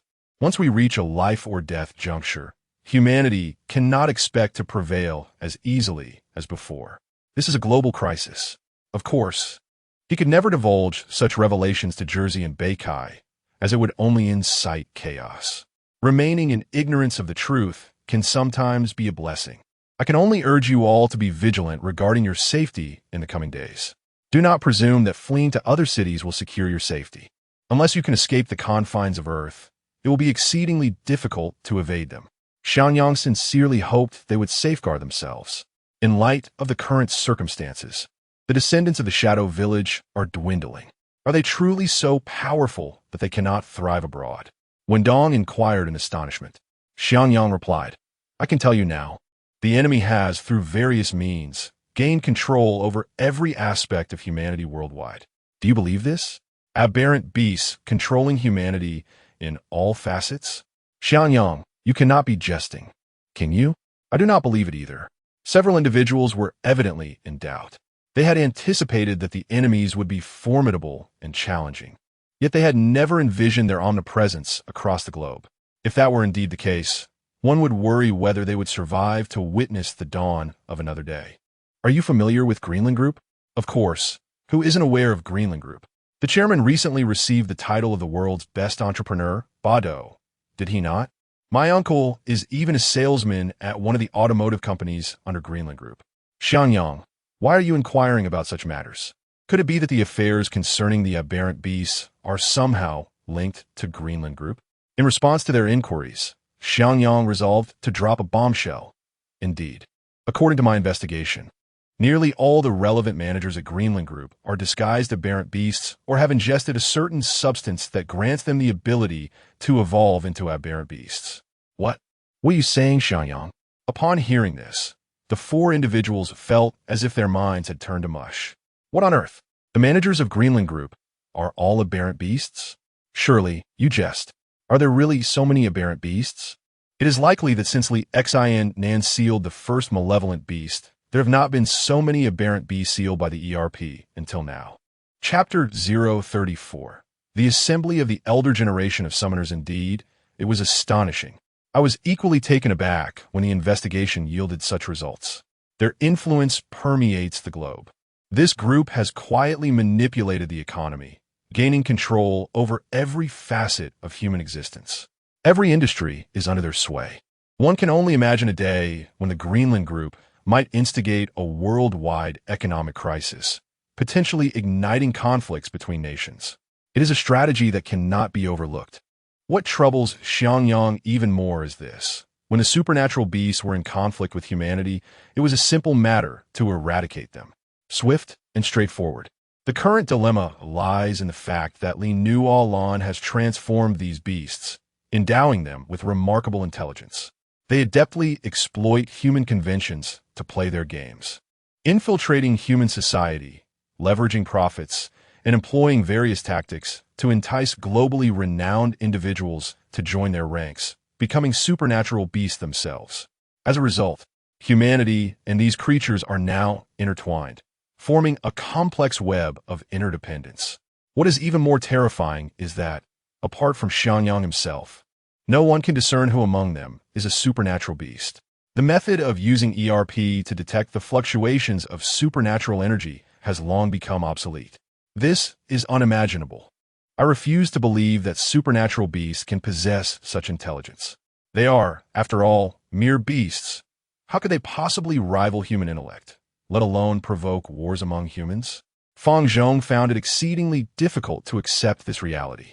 Supernatural beasts are not supposed to be slow-moving, dim-witted monstrosities. How could they possess such high intelligence? Capable of masquerading as humans within society? Xiangyang, are you jesting with us? Are you attempting to frighten us? Zishi's expression was rigid, yet he forced a smile. If so many supernatural beasts had infiltrated human society, the ERP detection system would have long since raised alarms. Xiangyang, however, did not wish to elaborate further, for the meal had already been served. He refrained from discussing anything more, merely cautioning them to remain vigilant against the supernatural beasts and not to take the situation lightly. His words were not in jest, they were earnest. Earth has long been infiltrated by supernatural beasts, rendered porous. After the meal, the four returned home, each burdened by heavy hearts. Among them, Beikai turned his car around towards the ERP facility, feeling compelled to share Xiangyang's revelations with Meijin and the doctor, to ascertain if they had already uncovered such troubling truths. When Meijin and the doctor heard the news, their expressions mirrored his own distress. It was evidently their first encounter with such alarming information, and they grasped the gravity of the situation. Zishi, Fang Zhong, and Wendong were also summoned back with urgency, even being instructed to relocate their families into the ERP facility until the external crisis was resolved. The three complied, having no choice but to relinquish their previous lives. For the supernatural beasts outside constantly threatened the safety of their loved ones. No one could ascertain whether those they interacted with were human or supernatural beasts. From that day forth, everyone within the ERP became acutely vigilant. She even attempted to reach out to Xiangyang, hoping to collaborate in confronting the impending crisis. Unfortunately, Xiangyang remained unresponsive to her pleas. However, there was not a complete absence of good news. The previously rampant anomalous beasts had suddenly vanished, and had been nearly a month without any sign of them. Meijin could not comprehend the reason behind this phenomenon. Nevertheless, during this month, she fervently devised training plans for Li Nannan and others. Judging by the report cards, Li Nannan had significantly declined compared to his youth, yet he still remained the foremost summoner of the flame dragon armor. Nannan, your current performance has improved considerably, reaching approximately 80% of your youthful capabilities, Meijin remarked, scrutinizing the various data metrics post-training displayed on her computer screen. That's acceptable, I suppose, Li Nannan replied, drenched in sweat as he sat in a chair. Despite the years, he had consistently maintained his exercise regimen. Although he could not compare to his younger self, he was still capable of handling some physical activity. By the way, I forgot to mention that my son won the sprint championship at the school sports meet. Tomorrow, Mincy and I will host a celebration for him at home. I won't be able to attend training, he added. All right, just be careful, Meijin responded. A month ago, the revelation of anomalous beasts lurking among the populace had caused considerable unease, but now the situation had improved significantly as no incidents had occurred, allowing Meijin to breathe a sigh of relief. Li Nannan excused himself to the restroom for a quick wash and changed into a fresh set of clothes in preparation to leave. Meijin called out to him. Baita Momin, Shinan. Is there something else? He inquired. Nothing of great consequence. I merely wanted to ask if Xiangyang would be coming tomorrow, Meijin inquired. After a moment of contemplation, Li Nannan replied, he should be. Xiangyang is Mincy's adopted child, and they share a close bond, maintaining contact over the years. Given that we are having a small family gathering to celebrate, it is highly likely he will return. What do you think about this? If Xiangyang comes, please persuade him. He is currently more informed than we are. In such dire circumstances, we ought to unite, Meijin implored earnestly. Li Nannan appeared conflicted. I will see what I can do. Very well, then I shall take my leave. If Xiangyang could indeed attend, it would be beneficial. However, he could not command Xiangyang, who had grown and developed his own opinions. Mincy's words might carry some weight with him. The current situation facing ERP was not suitable for Xiangyang, especially since there was already Li Xiang, the summoner of the Emperor armor, within their ranks, rendering Xiangyang's presence somewhat redundant. Meijin, I'm stepping out to buy cigarettes, Li Nannan announced, as he exited. "Okay, be careful out there," she replied. "Don't worry," he assured her, though Fang Zhong clearly expressed his annoyance at Mei Zhen's incessant chatter. Initially, he had brought his family to ERP for protection, keeping the children out of school and his wife from work. After a week of living in trepidation, having experienced no incidents, their fear gradually dulled. Yet, his wife began to voice her grievances regarding his decisions, lamenting the loss of their household income. And she was not alone in her discontent. Wandong, Jersey, and Beikai have recently found themselves in a rather dismal state. The reasons are all too familiar. Ever since relocating to ERP, not a single event has transpired. Even the outside world seems devoid of any incidents involving extraordinary beasts. Furthermore, the incessant arguments with their wives over this matter have become unbearable for any man. Their initial fear has evolved into skepticism, and now they find themselves teetering on the brink of impatience and despair. It feels as though remaining in ERP is a gamble with their very existence, and the fabric of their families is surely unraveling. Lately, their motivation for training has waned, especially since they are not the ones summoning the armor. Faced with domestic strife, Fang Zhong is contemplating leaving ERP if news of extraordinary beasts does not surface within the next few days. "Boss, a pack of Likun, please." He enters a small convenience store, still the slim ones, I presume. Having frequented the shop over the past month, the owner has come to recognize him. With practiced ease, the owner retrieves a pack of slender cigarettes. After paying, Fang Zhong tears open the package and lights one for himself, inhaling deeply before exhaling. The act brings a noticeable sense of relief. With rigorous training during the day and endless quarrels with his wife at night, his spirits have been consistently low. Only a puff of smoke seems to alleviate his troubled emotions, as his once modest smoking habit has markedly increased under the weight of mounting pressure. Chapter 035. The Terrifying Crocodile Beast. "May I borrow a light?" A man approached, inquiring for a flame as he indulged in a smoke. Without a moment's hesitation, Fang Zhong extended his lighter. The individual ignited his cigarette and courteously expressed, "Thank you, Mr. Fang Zhong. There's no need to be so polite, is there?" Suddenly, Fang Zhong was taken aback, wondering how this stranger knew his name. Just as he turned to glimpse the man, an icy sensation pierced his chest, akin to being doused with a bucket of cold water. A sharp, bloodied object erupted from his torso. Before he could utter a cry, his vision began to blur and swirl. In a final moment of horror, he beheld a headless corpse standing before him, its chest impaled by a foreign object. Looming behind was a towering, 2-meter beast, the armored crocodile beast. The very tail that had pierced his chest belonged to this monstrous creature. As he struggled to discern the identity of the man who had borrowed his lighter, darkness enveloped him entirely. "Ah, their essence ability beast. It has killed. Everyone flee." Panic erupted among the onlookers as they caught sight of the crocodile beast, each person sprinting away in terror. Where are the armored warriors? An ability beast is on the loose, and it has taken a life. The smoking man was none other than Bado.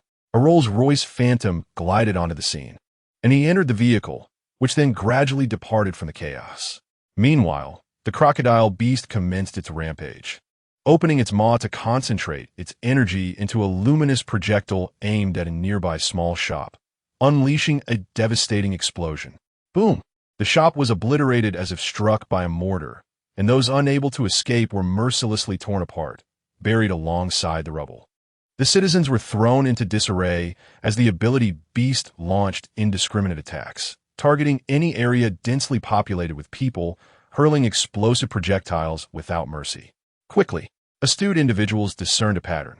The beast seemed focused solely on demolishing the street-side shops and crowded areas, sparing the adjacent office buildings, malls, and corporate towers. Thus, they abandoned the frantic rush to escape and instead took refuge within the mall. Indeed, once inside, they found themselves relatively safe. Many who had evaded the initial chaos stood on upper floors or gazed down through the windows of their offices.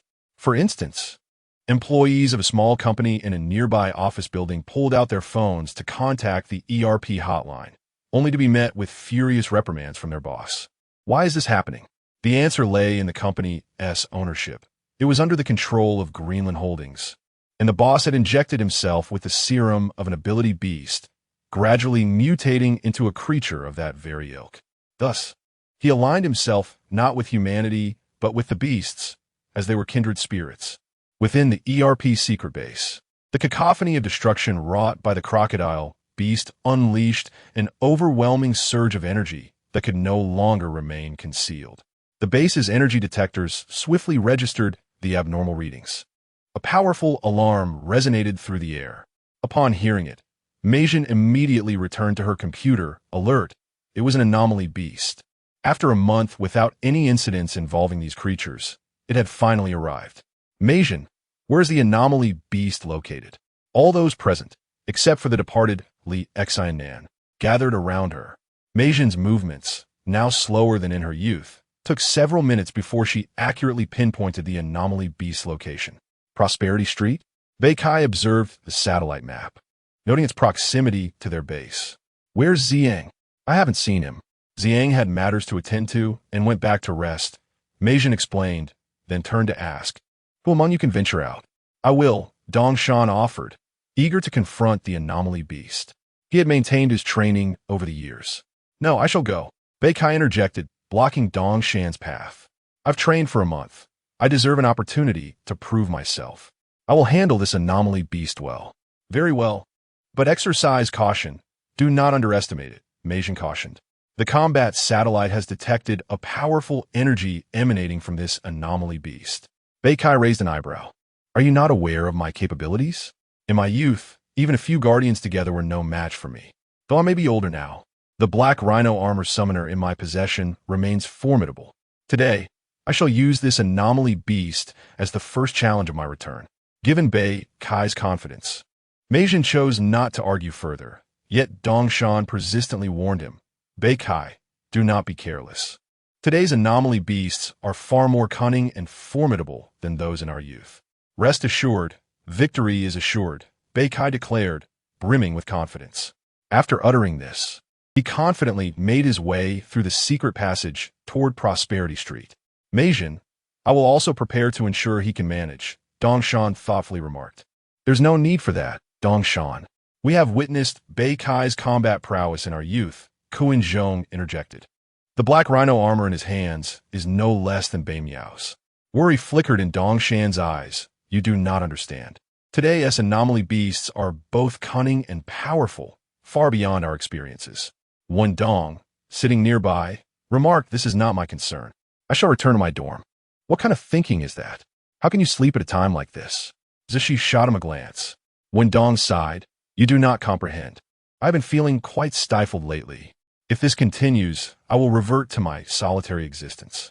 With the emergence of the anomaly beast, I can use this news to silence my wife, sparing me from her incessant nagging. That makes sense, Zishi acknowledged. Their situations were indeed similar. It reminds me, I should also return to inform my wife. Zishi turned back as well. Just then, Shi Zhao suddenly inquired, wait a moment, where is Feng Zhong? Feng Zhong? A single utterance from Shi Zhao left everyone present exchanging puzzled glances. Indeed, where had Feng Zhong disappeared? Where was he? At that moment, Meijin remarked, Feng Zhong told me he was stepping out to buy a pack of cigarettes before the appearance of the mutant beast. I hope he remains safe. Shi Zhao furrowed his brow, a nagging sense of foreboding creeping into his mind. He redirected his gaze outside. Stop! Beikai shouted as he emerged, standing boldly behind the crocodile beast. The creature ceased its assault on the surrounding individuals, its wide maw parting slightly as it emitted a smug, almost human-like sneer upon recognizing its master. Beikai retrieved his armor summoner, declaring, this time, you shall experience the might of the black rhino armor. Black rhino armor. Merge. The transformation was executed with an elegant fluidity, devoid of the ostentatious flamboyance displayed by Li Nannan and his crew. A radiant light enveloped him as heavy plates of armor adorned his form, culminating in the complete fusion of his battle gear. Prepare to meet your doom, crocodile beast. He recognized a mutant before him, the very creature that had been driven off by Li Nannan and Dongshan years ago. It was nothing to be feared. After donning the armor, Beikai felt a long-lost strength surge within him. It was this very power that had captivated him in his youth. At last, I've been waiting for you. The crocodile beast spoke with a voice reminiscent of humanity, leaving Bei Kai momentarily stunned. A sudden gust of wind swept through as the crocodile beast charged like a primordial leviathan, its massive frame bearing down with the force of a raging torrent. The sheer momentum left Bei Kai momentarily awestruck. The beast quickly closed the distance, swinging a claw with ferocity. Screech! The ear-piercing sound of metal scraping echoed as Bei Kai's chest was struck, erupting in a burst of flames before he was sent hurtling away. He rolled several times upon the ground before managing to rise. How is this possible? Bei Kai incredulously touched his breastplate. The defensive prowess of the black rhino armor had been breached by a mere crocodile beast. The impact felt as if it had hammered through his defenses, leaving him in excruciating pain. This suggested that the creature's strike had penetrated the armor's protection. Logically, the crocodile beast should not possess such formidable strength. It resembled the assault of an authentic ancient mutant beast. It must be an illusion. Indeed, it couldn't be so powerful. Bei Kai took a deep breath, reminding himself not to lose face in front of Mei Jun and the others. To be defeated in his first battle upon returning after decades would be mortifying. Aqua Shield. He twirled the weapon wheel at his waist, summoning the Aqua Shield and strapping it to his arm. He then initiated an offensive against the crocodile beast. He thrust the Aqua Shield forward. To his astonishment, the seemingly colossal creature adeptly retreated, evading the attack with remarkable agility. Bei Kai, undeterred, pressed on with further assaults. Yet every strike was deftly dodged. This overwhelming sense of dissonance left Bei Kai struggling to comprehend that he was facing an enormous crocodile beast, which moved with the nimbleness of a rabbit. Chapter 036. The Battle at the Factory, North Kai in danger. At long last, through North Kai's relentless efforts, the water armor shield struck fiercely against the chest of the crocodile beast. A brilliant flash of fire erupted, causing the crocodile beast to stagger back several paces in pain. Realizing it was outmatched, the creature immediately dropped to the ground, scuttling away on all fours, vanishing down the street with alarming speed. Don't run. Without a moment's hesitation, North Kai pursued. Observing from the ERP, Dongshan recalled his own encounters with the supernatural beasts and suddenly exclaimed, "Wait, don't chase after it." "What's wrong?" Jersey inquired. Meijin quickly grasped Dongshan's concern and rushed to the microphone to warn North Kai. North Kai, don't follow it." The words ignited a rebellious spirit within North Kai. Don't chase. After the first battle left me so frustrated if I don't seal it now. How can I face being a black rhino summoner? Moreover, it was evident that the crocodile beast was no match for him. Ignoring Meijin's warning, he continued his pursuit. This is bad. Meijin felt a wave of helplessness wash over her as she realized North Kai was wholly disregarding her counsel. It was as if she had been transported back to her youth when the members of Team 2 similarly ignored her battle advice. "I'll go see," Dongshan said, aware that the situation could turn dire if they continued down this path. "Be careful," Meijin cautioned. Watching Dongshan enter the teleportation room, Jersey asked in confusion, "It's just a supernatural beast. North Kai seems capable of defeating it. Why are you all so anxious?" Wendong shared the same bewilderment. "Is there something more to it?" "It's cunning." Shi Zhao, seated nearby, discerned the underlying issue. North Kai had not truly bested the crocodile beast. This one was markedly more intelligent than the previous encounters. Pursuing it would likely lead to a trap. "Oh, I see now." Both Wendong and Jersey were enlightened. The supernatural beast had acquired a level of intelligence, making it far more formidable. The pressure was immense. In an instant, they were grateful not to be armor summoners themselves. Facing such clever adversaries would pose a significant challenge. At that moment, Kuan-Zhong suggested, "Meijin, use the combat satellite to capture the crocodile beast's escape route in real time. Let us ascertain if there are any ambushes." "No need to tell me," Meijin replied, having already activated the combat satellite. With a clear objective, it was easy to utilize the satellite's far-seeing capabilities to observe events unfolding on Earth, transmitting live video. Don't run. North Kai grew increasingly agitated as he pursued. Eventually, he witnessed the crocodile beast darting into a nearby factory without a moment's hesitation, and he followed suit.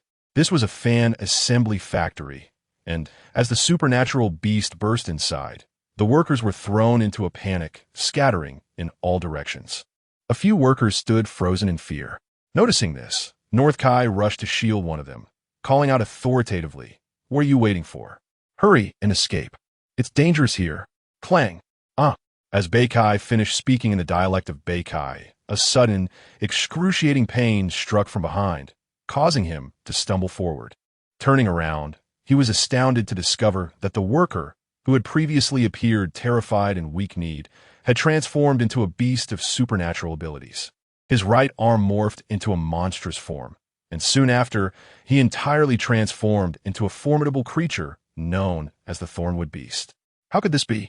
Although he had previously learned from Xiangyang that these supernatural beasts could assume human shapes, witnessing it firsthand still sent shockwaves through his heart. The confused individuals around him, who had seemed paralyzed by fear and unable to flee, now wore expressions of cold malice. The principle of not pursuing a cornered foe. Did your teacher never impart this wisdom? Ha ha ha. Bado emerged from a corner of the factory. Beikai focused intently, his pupils narrowing in recognition. "I know you, the chairman of Greenland Group." It turned out that the entire Greenland Group was composed of these supernatural beasts, and their concealment had been remarkably deep. Bado paid no heed to Beikai's words, merely spreading his arms in a gesture of elegance. "Esteemed summoner of the armored kind, do share your final words. Once the battle commences, there will be no opportunity for such pleasantries." "Bah!" Beikai retorted defiantly. "I shall cleanse this society of the pests that lurk within it." "Ha ha ha! Bazu lauet hertitali." We at Greenland Group have always supported those with ideals. Yet, your aspirations are nothing but a fanciful dream. People continuously proclaim that supernatural beasts are malevolent. But from the perspective of other beings, how are humans any less so? What a twisted rationale. Beikai continued to scold. "I have no desire to engage further." Bado waved his hand dismissively. "You lot, treat him well." "Understood." The remaining workers transformed into supernatural beasts, all of whom Beikai recognized. The grasshopper beast, the pus beast, the evil wolf beast, the nightmare horse beast, and the nightmare bull beast. Each creature's appearance was markedly different from before, now resembling humans more closely, and their eyes radiated a clear intelligence. Evidently, these supernatural beasts not only possessed significantly enhanced strength, but also likely surpassed humans in intellect. Meteor gun. Beikai, fully aware that he had fallen into a trap today, knew he must summon every ounce of his strength to carve out a path for survival. He quickly summoned the meteor gun, bracing himself for the brutal confrontation that lay ahead. With a fierce roar, the grasshopper beast leapt high, descending to stomp down upon him. Beikai executed a roll to evade the attack. Thud! The solid concrete floor cracked under the weight of the blow. Just as he regained his footing, the nightmare horse beast, wielding a shield and weapon, charged at him.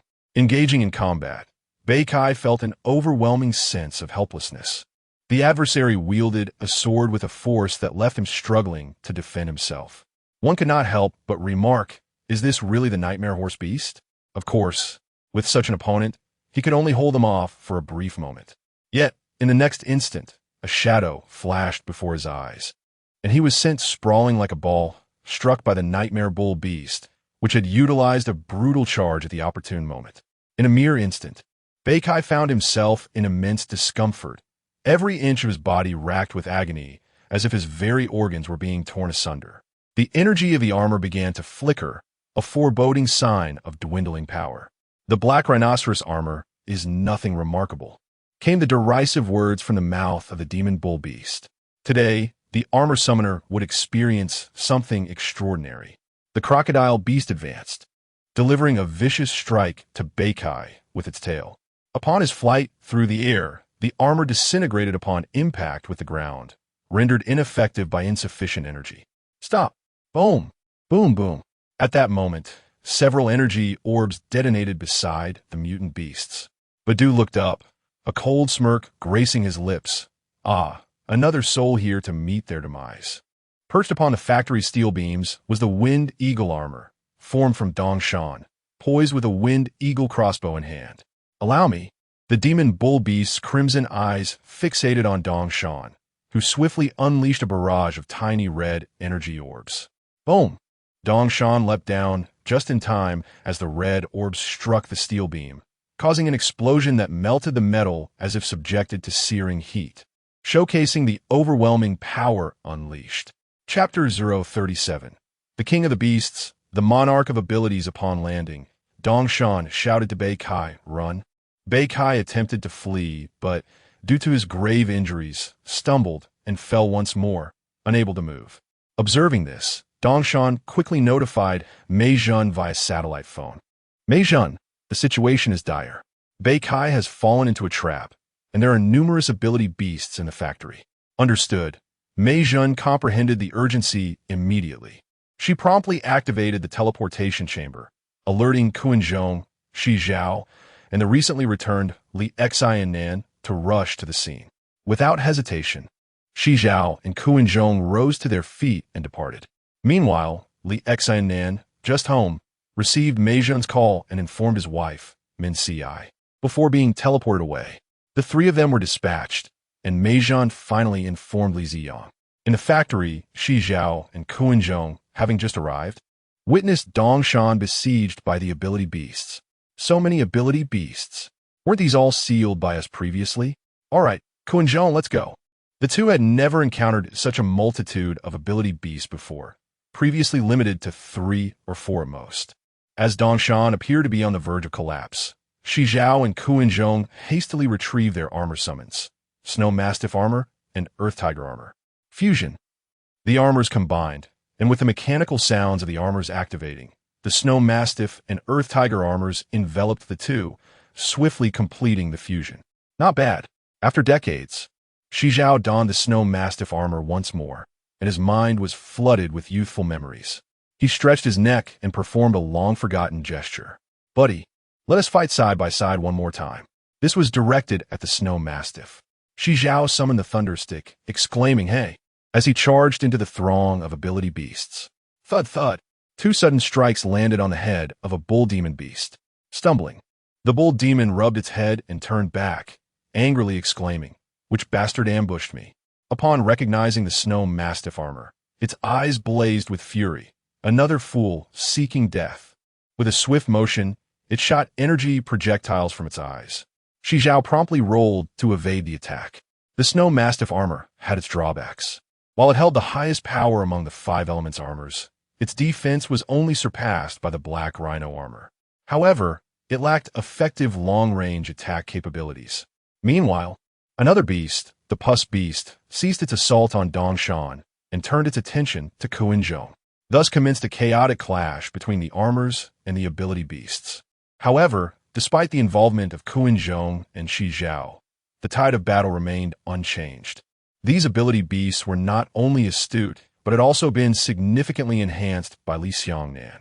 Those that were not enhanced have been disposed of as experimental failures. Every released beast was a qualified specimen, theoretically possessing combat prowess comparable to the ordinary armors. Yet, the nature of armors is abstract. They may falter against the beasts under certain specific circumstances. The trap set was vast, with the extraordinary beasts summoned by Ba Do always outnumbering the armored ones. However, this situation, upon the arrival of Li Nannan, finally descended into a delicate equilibrium. He was the first to employ the flame dragon steed to tip the scales, prompting others to follow suit. The previously unfavorable circumstances were swiftly reversed. Ba Do, from beginning to end, showed no intention of engaging. Observing the chaos before him, he silently counted, just 1 more to go. Where was the main figure? The battle had raged on for quite some time, and Ba Do realized that the person he awaited had yet to arrive. At last, a beam of golden light pierced the battlefield. Li Ziyang had finally made his entrance. With his arrival, the scales tipped decidedly in favor of the armored forces. Even though the combat prowess of the extraordinary beast was bolstered, there remained no match for the Imperial armor, a veritable bug in the system. At long last, Ba Do was transformed, his body crackling with electricity, morphing into a remarkably robust humanoid tiger.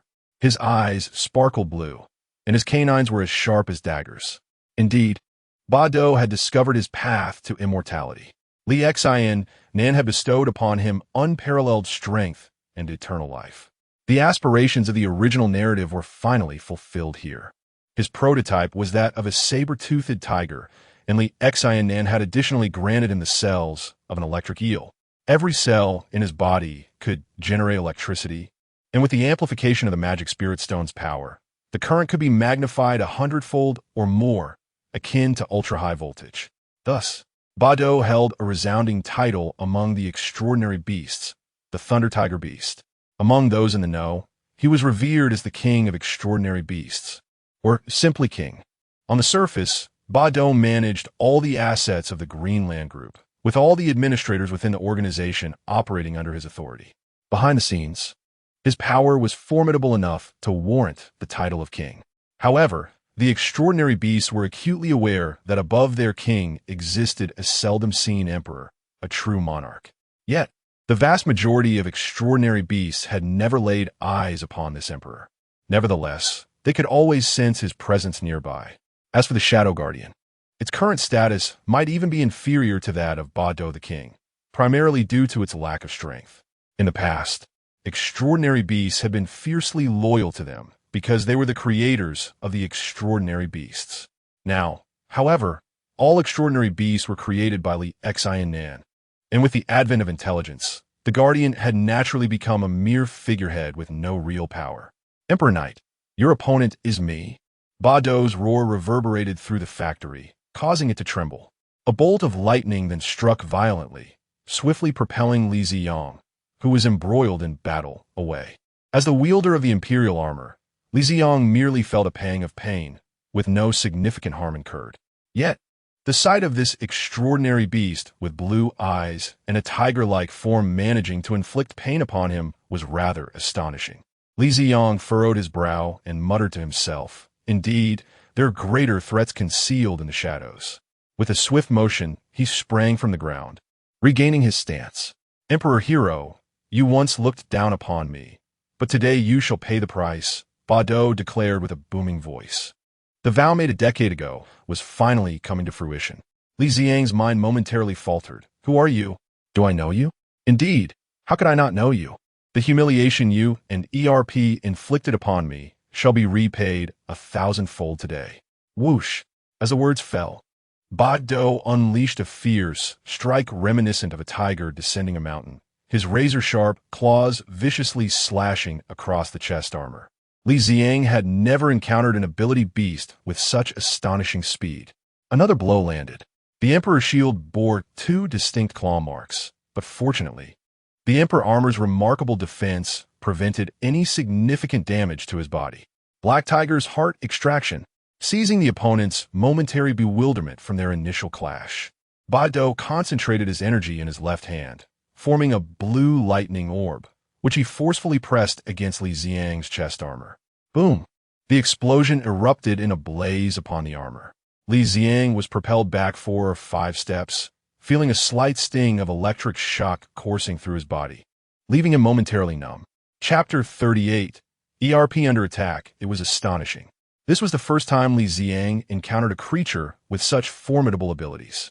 However, he had a premonition that this entity could handle itself. First, he needed to address the immediate threat. His predecessors were embroiled in a fierce battle, and if he delayed, lives would be at risk. Li Ziyang summoned the Aurora Sword, swiftly advancing to deliver a powerful strike, his speed leaving onlookers astounded. Bado, brimming with confidence, conjured his own massive sword, channeling lightning as he grasped the hilt with both hands to defend against the blow. The sheer force reverberated through his arms, nearly dislodging his weapon. Following swiftly, Li Ziyang struck again. Bado was compelled to retreat a few steps, evading the onslaught. Indeed, one could not underestimate him. Bado steadied himself, shaking off the numbing sensation before red-dripping his sword with both hands.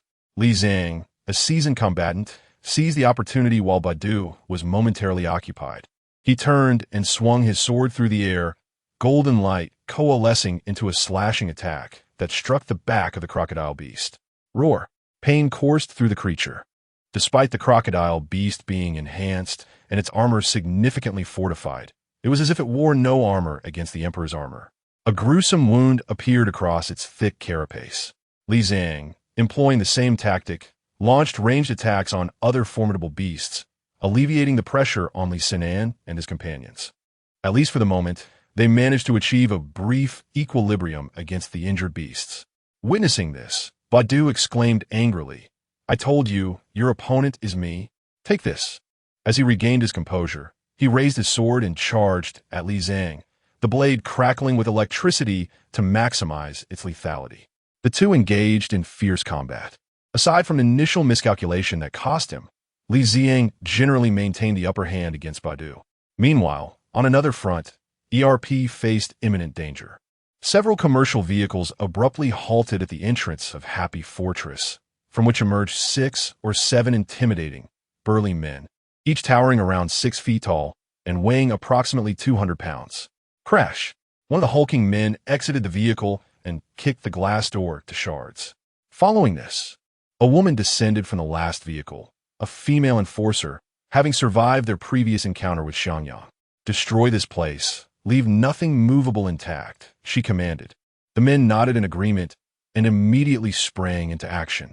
Soon, the sounds of crashing and smashing echoed from the Happy Fortress storefront, drawing the attention of numerous passersby.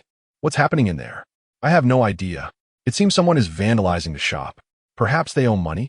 Given their demeanor, it certainly appears so. In broad daylight, they brazenly demolished the shop, showing no regard for the owner's reputation. Those men appeared to be professional debt collectors, tall and imposing. Are they part of a gang? How ridiculous. What era are we living in to still have gangs? I frequently visit this establishment, Happy Burger, where the proprietors are quite amiable. How could such a situation arise? In truth, this hamburger joint has never enjoyed robust business, likely due to unpaid rent. Regardless, it is unacceptable to vandalize someone else's shop. Wouldn't you agree? It would be more prudent to alert the authorities. In fact, some compassionate individuals have already begun to make calls to report the matter. But wait, I seem to recall that this Happy Burger was once operated by Meijin, remarked an elderly gentleman, scratching his head. Someone nearby scoffed. Who doesn't know Meijin? She has long since moved into the government's newly expanded building. How could she possibly run such a desolate hamburger shop? Indeed, this establishment attracted few patrons, primarily due to its inconsistent hours and frequent closures. Over time, it lost most of its returning customers. The onlookers were predominantly local residents, well acquainted with the area. "I am not lying. It is the truth," the old man insisted, sensing skepticism from the crowd. "I used to eat at this hamburger shop for several months when I was a child. I remember back then, Meijin was the only staff member. Even if it was indeed Meijin's, decades have passed, and she may have sold it to someone else. Meijin is a commander of the ERP. What status would she have to run such a small shop? Only those who were intimately familiar with her in childhood would know that the true location of the ERP is hidden within Happy Burger. The government's expanded ERP facility is merely a FAAD to accommodate the new equipment developed for security purposes, intentionally made known to the public. The genuine ERP has always been within Happy Burger, exceedingly clandestine. At this very moment, Meijin was drenched in sweat. This is bad. That group has come to our doorstep. The surveillance equipment clearly captured individuals vandalizing the premises. Judging by their frantic rummaging, it is evident they are seeking the entrance to the secret base of the ERP concealed behind the hamburger shop. Who are they? When Dong inquired, still bewildered. They are the ability beasts, Meijin replied hurriedly. What? Jersey exclaimed, standing up in shock, staring at the screen as the intruders approached. When Dong's heart sank. It was no wonder the ability beasts had suddenly appeared. Their objective was the ERP. By luring Li Nannan and the others away, the ERP headquarters would be left vulnerable and unguarded. This is dreadful. What should we do now, Meijin? Jersey and Wendong had never come so close to death. If those burly men outside discovered the entrance, they would undoubtedly rush in without hesitation to kill them. Jersey, Wendong, you two must quickly inform everyone to exit through the back door. Proceed deeper into your residence. Pull open the kitchen refrigerator, and you will find a hidden door. I will unlock it. Take them and leave swiftly, Meijin instructed urgently, detailing the escape plan to Wendong and Jersey. while her fingers flew over the keyboard to activate the infrared intrusion detection system at the entrance. Don't just stand there, we must hurry. Upon witnessing the two individuals remaining stationary, Mei Jun's voice gradually intensified. Realizing the situation, the two swiftly made their way back to the dormitory. The ERP had undergone expansion. Though the space was modest, it could accommodate over 20 individuals. Currently, apart from the Dianan family, Wendong, Jersey, Fangzhong, and the Beikai family were all residing within. How unfortunate it was. Who could argue otherwise? Having lived in this place for a month felt akin to imprisonment, and now they were perpetually confronted with the peril of losing their lives. It had been previously stated that the members of Team 1 were ineffectual. If it were not for the absence of the sealing Demon 10, would they be in such dire circumstances now? As when Dong and Jersey walked, they expressed their grievances. Behind closed doors, they consistently believed Team 1 to be inactive. In the absence of the sealing Demon 10, how could they remain idle? They ought to take the initiative. Now, the situation had spiraled out of control. The crux of the matter was that, as members of Team 2, they lacked the qualifications to summon armor, rendering them less secure than ordinary individuals. Chapter 39. The collective peril of Mei Jun and others. Enough talk. We must flee swiftly. They hurried to the dormitory area. Knock, knock, knock. My dear, do not be angry. The supernatural beasts are upon us. We must run. Son, cease your play and come with your father. Wendong and Zushi first alerted their wives and children before proceeding to knock on the door of their neighbors, Beikai and Fangzhong. However, the prolonged cohabitation had exacerbated familial discord, leading to a stubborn silence from Fangzhong's household despite their persistent knocking. Fangzhong's wife, it's me, Wendong. Open the door. The supernatural beasts have come. We must evacuate immediately. Bang, bang, bang. With no response, Wendong resorted to forcefully pounding on the door. At that moment, the other three families emerged. Zushi had already elucidated the dire situation they faced. The group hastily gathered their belongings in preparation for their escape. What is the matter? Why is no one opening the door? Zushi, noticing the continued silence from Fangzhong's home, approached as well. There was movement within, yet the door remained steadfastly shut.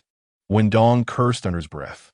Zushi knocked again, this time calling out in a gentle tone, Fang's wife, it's Zushi. The supernatural beasts have surrounded us and are searching for an entrance. Mei Jun urged us to use the back kitchen's secret passage. Please open the door. At last, a voice from inside, filled with impatience, responded, Where is Fangzhong? Tell him to come and explain himself. Explain? Wendong sighed in exasperation. Can we set aside these domestic disputes for now? Our lives are at stake. Indeed, Zushi added. Hurry up and come out. We cannot afford delays. Are you trying to deceive me? For a baseless matter, you forced us to live in such conditions. What kind of life is this? How is it any different from a prison? Fangzhong's wife raged from within. Upon hearing this, Wendong could no longer tolerate the situation. This is not the time for such discussions. No one is jesting here. The supernatural beasts are truly at our door. Darling, I packed everything.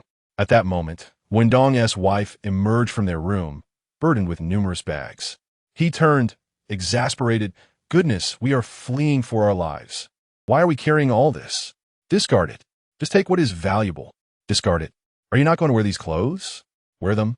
Whether we escape is another matter altogether. Wendong urgently urged his wife and child to abandon unnecessary items, lightening their load for their flight. Yet, his wife appeared unwilling. They tugged at each other until a resounding crash echoed throughout the house, shaking it as if an earthquake had struck. Mei Jun's frantic voice blared from the corridor's speaker. Why have you not left? The malevolent waters have already breached our defenses. Wendong and Zushi felt a chill creep down their spines. Run. As events began to unfold in the most catastrophic manner, their primal instinct for survival spurred them to leave without further delay. Husband, what should we do about them? And what about Fangzhong? Oh dear, forget about them. We must leave quickly. If the mutant beasts discover us, we shall surely not see the dawn of tomorrow. At this moment, no one cares for Fangzhong's wife and children. The uncertainty of our own survival looms large. According to Mei Jun, we must escape through the passage. A group of people hurriedly emerged from the underground passage on the other side of the street. Safe, safe. No one has noticed us. Meijin's foresight in preparing the escape route has saved us. Otherwise, we would be done for. They trickled out one by one. The passage's exit situated in a narrow alley. Typically, such places are seldom frequented, being dilapidated structures in an aging neighborhood, difficult to evict. Wendong, what shall we do now? Zishi suddenly grasped Wendong, inquiring. What do you mean, what to do? Wendong replied. I mean, the mutant beasts will undoubtedly pursue us, and we cannot ascertain if Meijin is in danger. Moreover, it is evident that the mutant beasts are plotting, having diverted Beikai and his crew to encircle the ERP base. Precisely. Thus we must flee for our lives, Wendong stated. Zishi sighed, saying, Do you not grasp my meaning? If the ERP cannot withstand this onslaught and falls to the mutant beasts, their presence will be felt globally. Where can we possibly hide? This. Wendong fell silent for a moment. Indeed, where can we run? If Meijin and the others are defeated by the mutant beasts, as a former armor summoner, there will be no refuge for us. No need to despair. Just then, several burly men in suits appeared abruptly, blocking the way of the group. Who are you? Wendong and Zishi instantly became alert. Hith. The suited men exchanged glances, and then black smoke enveloped them, revealing their true forms. This is bad. They are mutant beasts. Zishi felt a chill run down his spine. Behind him, his wife and children were already screaming in terror at the sight of the mutant beasts. Quick retreat, Wendong shouted. The family members scrambled back toward the passage they had come from. However, several tendrils surged from the ground, ensnaring Zishi's wife and children. My wife. I will fight you. Minutes later, the hulking men emerged from the alley, adjusting their suits and ties while licking their lips. Those two descendants of the Light Shadow village had meat that was far too tough. It was rather unpalatable. Haha, I found those children to be quite delectable. TCH, I prefer meat that is a bit more tender. You, being a dog, are certainly not picky. What do you mean? My canine brother eating meat is only natural. Yet you, a mere plant, dare to compete with us for it. A plant? I am a carnivorous flower. Bah! The hulking men bantered as if discussing a simple lunch. Yet, in the alley, chaos reigned, blood staining the ground in a horrific crimson. Strangely, not a single corpse was found. They had all been consumed by the extraordinary beasts. Thus, apart from Beikai, every member of the second team perished, including Meijin and her children, who fell victim to the malevolent waters. Originally, Meijin had taken her children to hide in a meticulously designed secret chamber, which should have gone undetected. Unfortunately, this particular extraordinary beast was determined to unearth her. Digging relentlessly, when it failed to locate her, it resorted to bombarding the surrounding structures with blinding light. Naturally, the secret chamber could not withstand such an onslaught and soon revealed its presence. The extraordinary beasts, astute as they were, caught the scent of humans and quickly discerned Meijin's hiding place. Without hesitation, they found her, eliminated her, and ravenously devoured her. Thus, Li Nanan's second phase objective was deemed accomplished. Upon receiving the grim news of Meijin and others being entirely consumed, he merely muttered to himself, Indeed, the era of Meijin has passed. His conjecture proved accurate. 20 years ago, or even a decade prior, Meijin could have been considered one of the protagonists of the team, shielded by fortune. Now, the destined protagonist has unequivocally become Xiang Yang, who bears no connection to the ERP. Consequently, the existence of the ERP has become superfluous, akin to Meijin's own relevance. The reality confirmed this notion. Had Meijin still held value for the future, she would not have met her end so effortlessly. Chapter 040. The ERP secret base breached on the other side. The battle between the armored warriors and the extraordinary beasts raged on. Li Ziang had firmly established his dominance. It was undeniable that he was worthy of being one of the protagonists. He treated the formidable Bado as nothing more than a stepping stone for his own growth. Although Bado possessed immense strength, far surpassing that of the ancient four extraordinary beasts, it paled in comparison to the Emperor armor. As Li Zhang gradually adapted to his attack patterns, Bado found it increasingly difficult to maintain his footing continuously struck by the Aurora sword. It was time to conclude this battle. Li Ziang twisted the wheel at his waist. The Emperor belt spun around, launching the energy crystal of the Wind Eagle armor. The hilt of the Aurora sword opened, revealing a circular slot into which the energy crystal effortlessly fell. The hilt closed once more. At that moment, a pair of white wings, formed from the wood-based energy of the Wind Eagle armor, extended from Li Ziang's back, allowing him to soar into the air, surveying the battlefield from above. "Everyone, clear the area," Li Ziang shouted towards the front lines. Li Nannan, Dongshan, and the others understood immediately and sought opportunities to withdraw from the fray. "Emperor, wind-piercing strike." Dozens of razor-sharp blades, forged from wood energy, coalesced behind Li Ziang, piercing forward like a torrential downpour of needles aimed at the extraordinary beasts. "Oh no, this is going to hurt."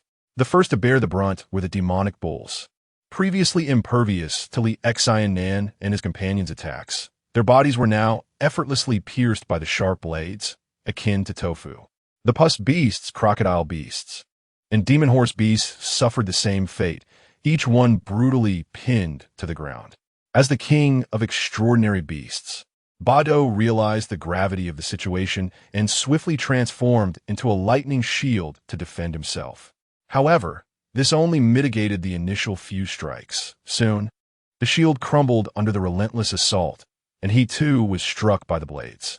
Fortunately, his physical resilience was exceptional. While he felt the pain, he did not emit the faint green glow of weakness that characterized ordinary extraordinary beasts. Bang! Bang! Bang! The bodies of the extraordinary beasts could not withstand the might of the Emperor armor and exploded, leaving behind magical remnants suspended in the air. "Damn it," Bado seethed, witnessing the annihilation of his subordinates. "You will pay for this, Emperor Hero." With that, a plume of black smoke enveloped him, and when it dissipated, he had vanished without a trace. Within the ERP secret base, a figure exclaimed, "Guardian, the device operates on 5 light shadow stones. Once we shatter it, those armor summoners will no longer be able to use their armors." 7 or 8 extraordinary beasts of varying appearances surrounded the core operational hub of the former ERP secret base. Within the circular glass column at the center lay the 5 light shadow stones, resting quietly. "Let us go." Evil Water eagerly raised his weapon, poised to destroy the device. For the first time, he witnessed the 5 light shadow stones together. "Stop!" At that moment, a figure suddenly appeared, intercepting Evil Water's attack. Behold the arrival of the ultimate Emperor armor, a sight that struck fear into the heart of Evil Water, who recoiled instinctively after suffering defeat at the International Square. Astonished, he wondered, "How is it that you are everywhere?" With a commanding shout, he rallied his forces, urging them to attack. The nearest mutant beast, inspired by the koan, lunged forward with ferocity, utilizing its sharp claws to strike. Its legs were lethal in their assault, yet it was destined to confront the ultimate Emperor armor. As the creature's claws approached, Xiangyang swiftly grasped its ankle, forcefully slamming it to the ground. The impact reverberated with a thunderous crash, disorienting the beast. With his full might coalescing, Xiangyang unleashed the Emperor Fist. The oncoming mutant beasts appeared to him as if their movements were slowed and with a measured strike. He landed a blow on the chest of the closest beast. It crumbled as if struck by a comet, its body shattering into countless pieces, scattering flesh and blood like a celestial display, creating holes in the walls.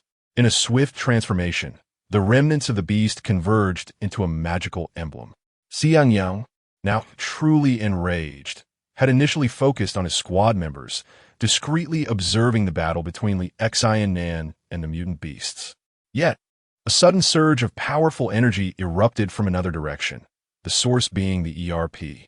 Realizing the gravity of the situation, he rushed back, only to find that he was too late. The entrance to the ERP secret base had been discovered by Evil Water, and his comrades had become prey to the mutant beasts. Faced with Xiangyang's wrath, the full power of the ultimate Emperor armor was unleashed. Despite their ferocity, the mutant beasts were merely larger ants in the face of such might. The Emperor Fist was akin to a death decree. Any beast struck by it could not withstand a second blow. frustrated by the ineffectiveness of his swarm tactics. Evil Water cursed as he summoned the Black Domain and swiftly retreated. The remaining mutant beasts inevitably transformed back into magical emblems, which Xiangyang absorbed into his Qinquan belt for sealing. Only then did he turn his attention to the devastated ERP secret base. It must be said, Li Nannan was a perilous mutant beast.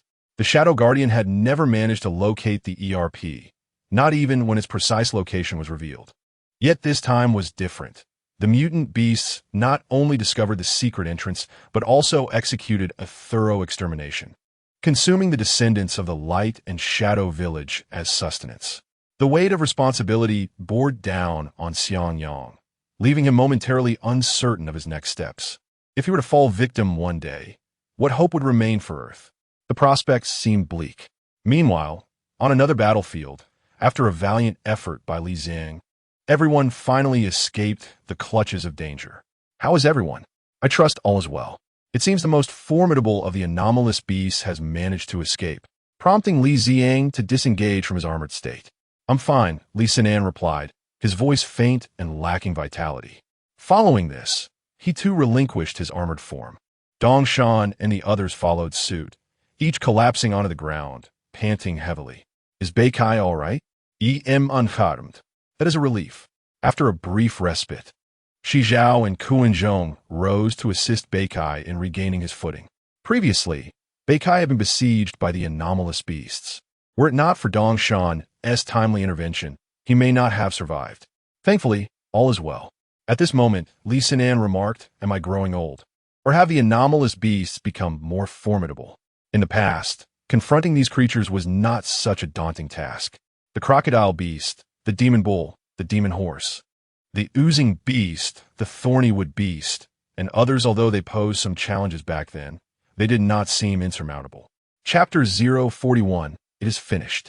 Everything has come to an end. Have you not heard Meijin say that the supernatural beasts have grown more formidable? It is truly maddening, something unprecedented in history. Engaging them in combat feels akin to battling ancient supernatural beasts. They're not only resilient, but also cunning. I believe this predicament partly stems from our advancing age. While the supernatural beasts gaining strength is one matter, the fact remains that we are no longer suited for battle, Li Nannan remarked. The first battle upon our return was exceedingly arduous. Surprisingly, the formidable supernatural beasts we faced were merely ordinary ones that had previously been effortlessly sealed. I cannot fathom why they have become so troublesome. They're just ordinary supernatural beasts. In contrast, Dongshan did not share their level of frustration or emotional upheaval. The opponents we encountered were indeed crafty and intelligent. They severed the lineage of the Shadow Village from the source, ensuring that even if the supernatural beasts were entirely sealed once more, the descendants of Shadow Village would fade with the passage of time. To the malevolent forces behind this, we are akin to caged birds. Fortunately, we still have Zhang with us. All our hopes now rest upon the Imperial armor, for it is the only means capable of dismantling the schemes of those wicked individuals. Dongshan had consistently interacted with supernatural beasts and had a clear understanding of the current situation. Li Zhang inquired, Brother Dongshan, is there any way to identify the mastermind behind this? Kunzong quickly nodded. Indeed, to capture the thief, one must first apprehend the king. As long as we eliminate the puppet master, we stand a chance at victory. Upon hearing this, Li Nannan and the others nodded in agreement, acknowledging the merit of the plan. However, Dongshan sighed in reply, it is not that I do not wish to, but rather, we have no knowledge of who the villain orchestrating all of this truly is. We have previously sealed only 4 of the Shadow Guardians, with the malevolent Shui remaining. Furthermore, based on the investigation that Meijin and I conducted last month on the Greenland group, we ultimately narrowed it down to one individual, Badu. Li Zhang revealed. Dongshan was taken aback. How do you know? I just recalled that the supernatural beast capable of wielding lightning powers is indeed Badu, Li Zhang responded. He had been pondering the identity of their adversary, when suddenly he remembered an individual who had volunteered a decade ago, expressing a desire to join the ERP family. He brazenly claimed that the ERP firewall had vulnerabilities. During that period, he was subjected to online harassment. Subsequently, the ERP network firewall was indeed attacked. leading to a temporary loss of control over combat satellites. The internet was rife with discussions about Badu at that time. Initially, it seemed that this issue would linger for quite some time. Then, one day, Badu abruptly ceased his attacks on the ERP network, and the matter faded into silence. He and Meijin thought that was the end of it. Until later, when Badu reappeared on television, having transformed into the head of the Greenland Group. Meijin and I genuinely suspect that Badu is the mastermind behind it all, Dongshan stated. That is undoubtedly the case, Kunzong affirmed. Li Nannan remarca. Xianyang once confided in me that Greenland Group is, in fact, the former realm of shadows. They have merely leveraged the fabric of human societal order to brazenly bring the clandestine darkness into the light. This matter seems far from straightforward, West Zhao expressed with concern. Some things are inherently simple, not as complex as they appear, Kun asserted confidently. Badu was not as formidable in the past. An extraordinary beast sought him out, leading to a transaction between them. Ultimately, he acquired abilities bestowed by the Shadow Guardian and gradually became the de facto leader of Greenland Group. It's quite comprehensible, is it not? However, Li Xiang shook his head, dissenting. It is improbable that he is the one.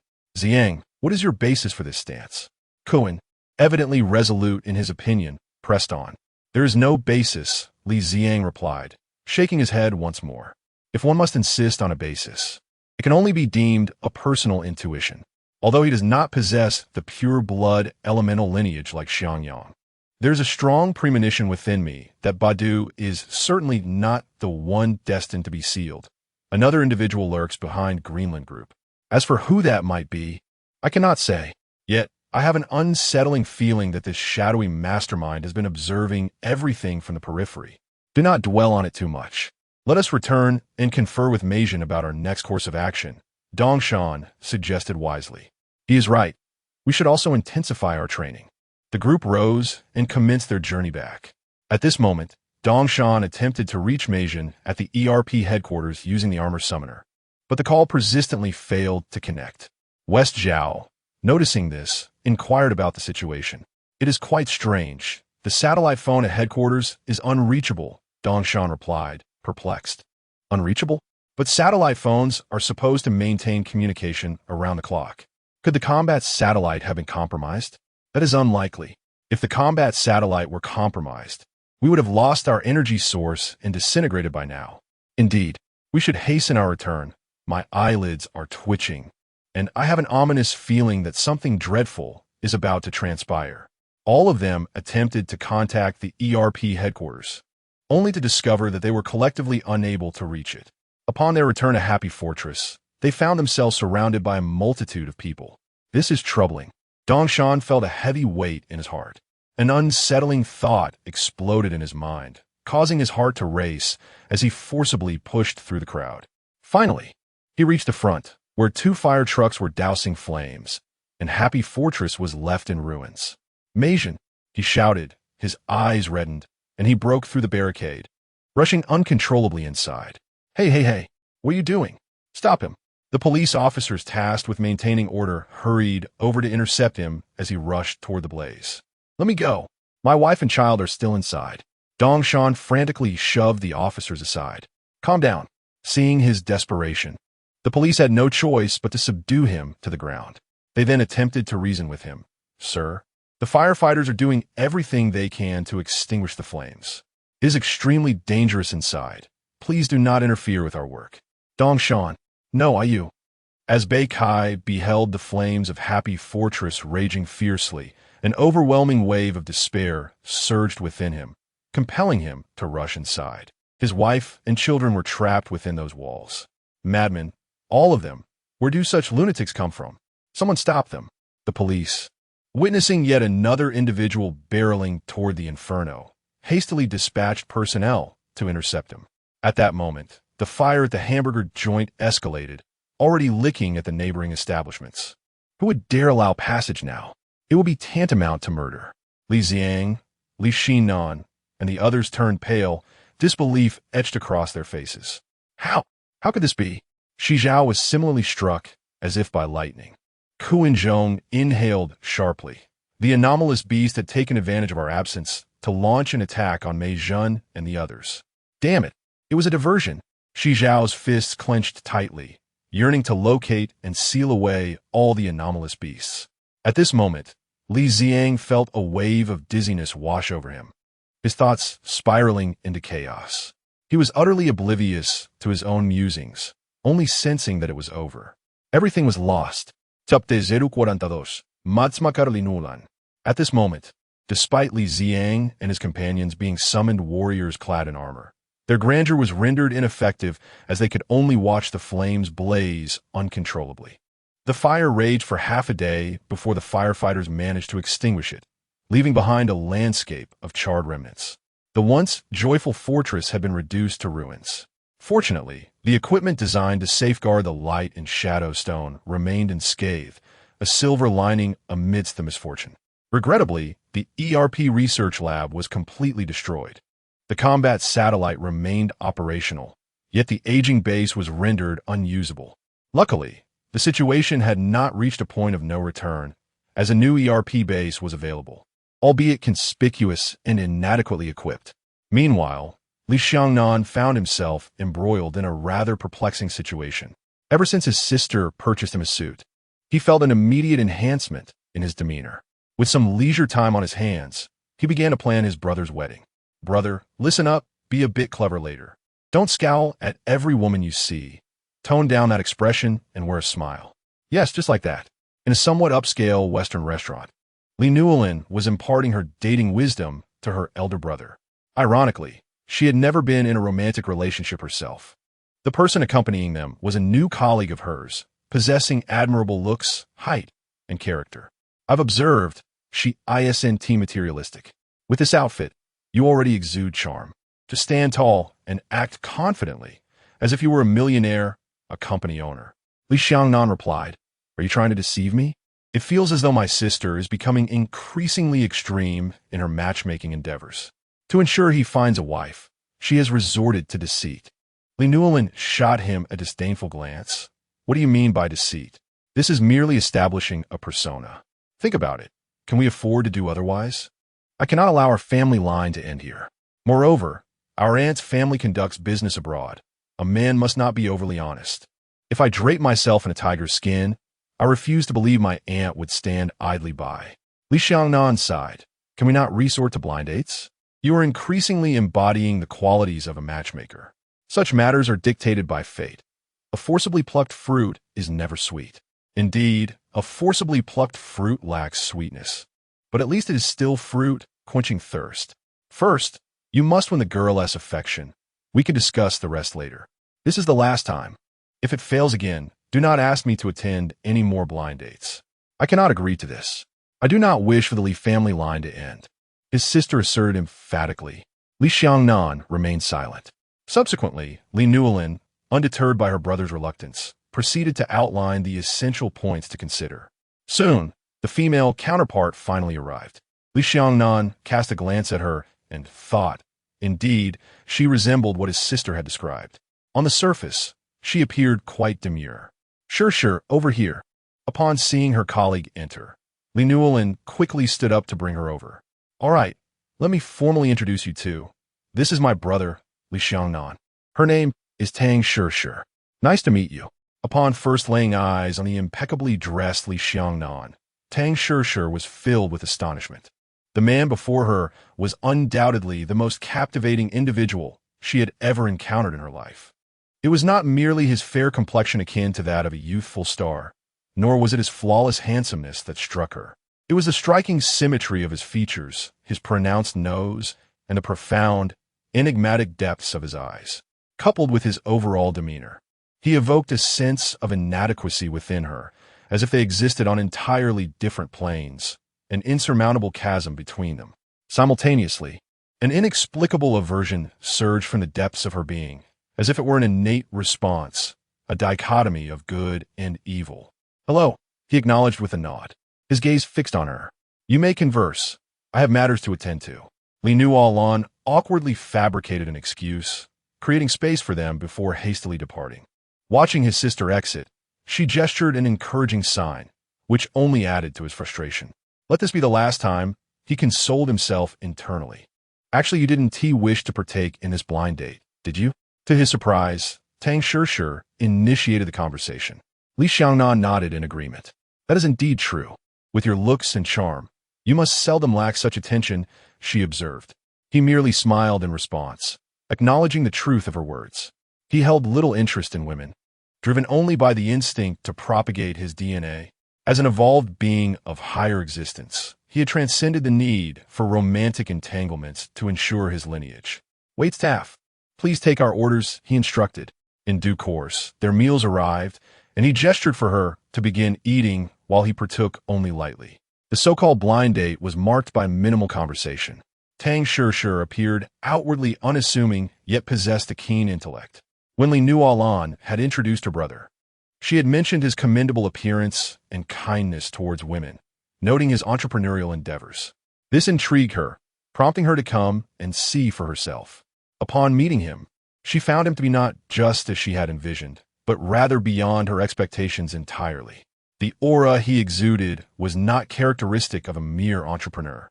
It was that of an experienced, commanding figure, one who appeared to disdain all that surrounded him, masterfully orchestrating his environment. He was a man of secrets, and she felt acutely the unbridgeable distance between them. She was not the sort to be foolishly enamored by wealth. Truly affluent men did not become ensnared by women. Coupled with the instinctual aversion she felt, especially given Li Xiangnan's indifference towards her, she resolved to cease her self-defeating pursuits.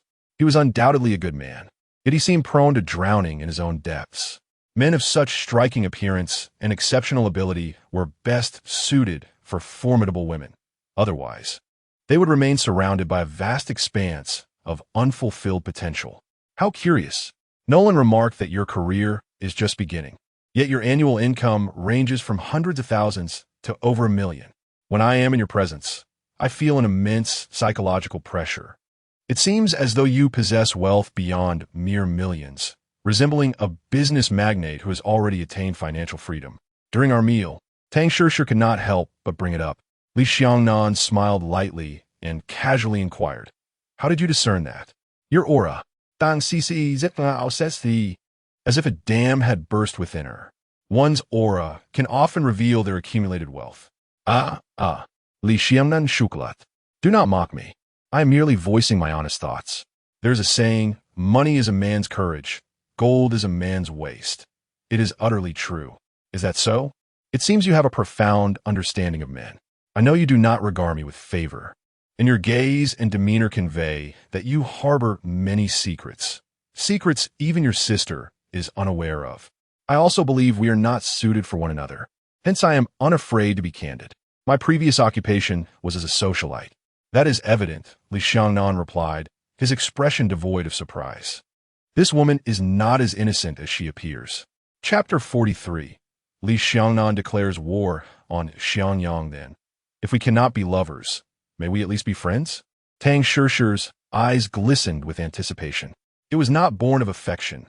Rather, her keen intellect recognized that Li Xiangnan possessed a charisma that surpassed any affluent individual or second-generation rich she had previously encountered. This man was extraordinary, and even if his anonymity elicited a sense of disdain, forging an acquaintance with such a person could only yield benefits. Li Xiangnan Smilatsilanli. He had encountered many women of this sort. Tang Shishir waited expectantly for his nod of agreement, confident in her appearance and exceptional figure. Rarely did a man resist such charm.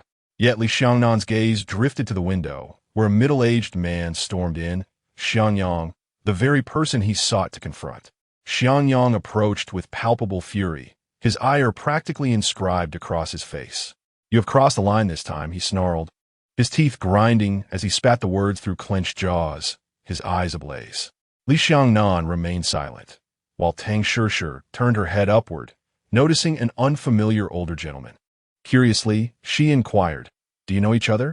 Anyone acquainted with Li Xiangnan was typically no ordinary individual. As a socialite, she understood that humans are inherently social creatures, drawn to similar company. Moreover, she felt no aversion towards this man. Xiangyang, however, did not spare her a glance. Li Xiangnan, unfazed by Xiangyang's rage, instructed Tang Shishir to leave, stating he had matters to attend to. Tang Sure, perceptive as ever, did not linger and promptly exited, leaving the space for the two men. Xiangyang leaned heavily on the table, his voice low yet menacing. I solemnly warn you. You'd best return to your own world, or I shall not show mercy, even for Nuo Lan's sake. His implication was clear. During their last encounter, he had held back. Li Nannan met his gaze with calm defiance. Anger is but a manifestation of weakness. You are both angry and afraid. Do not provoke me. Xiangyang's fists tightened, his expression seething with rage. Li Nannan raised his hands in mock surrender, smirking. I am not pressuring you. With your capabilities, you could summon the ultimate imperial armor. That is a power every man dreams of. Faced with such provocation, Xiangyang's fury surged, akin to a long-dormant volcano on the verge of eruption. I swear, from this moment forth, I shall seal every anomalous beast I encounter. Very well, Li Nannan clapped mockingly, casting a scornful glance at his adversary. Let's see if your sealing box is ample enough. With so many people in the world choosing to become anomalous beasts, how many can you truly seal? If you possess the strength, then obliterate the earth. Ha! Xiangyang, incensed, launched himself forward. Bastard! He shouted, landing a punch squarely on Li Nannan's face. Li Nannan did not evade, allowing the blow to connect. After the impact, a trace of blood lingered on his face as Li Nannan calmly picked up a silk scarf from the dining table to wipe it away. The blood was not his own, but that of Xiangyang. At this moment, Xiangyang regretted his actions. His entire right arm trembled slightly, his knuckles stained crimson. It felt as though he had struck steel. The skin was remarkably tough. Had he known, he would have smashed a bottle instead. Ouch! It hurt terribly. Xiangyang's mind was in turmoil. What was it they said? A case of losing the rice while trying to steal the chicken. Li Nannan shuklat fartili. What a jest! His body was harder than the most resilient materials on Earth, each cell brimming with malevolent elemental energy. How could he be a target for mere mortals?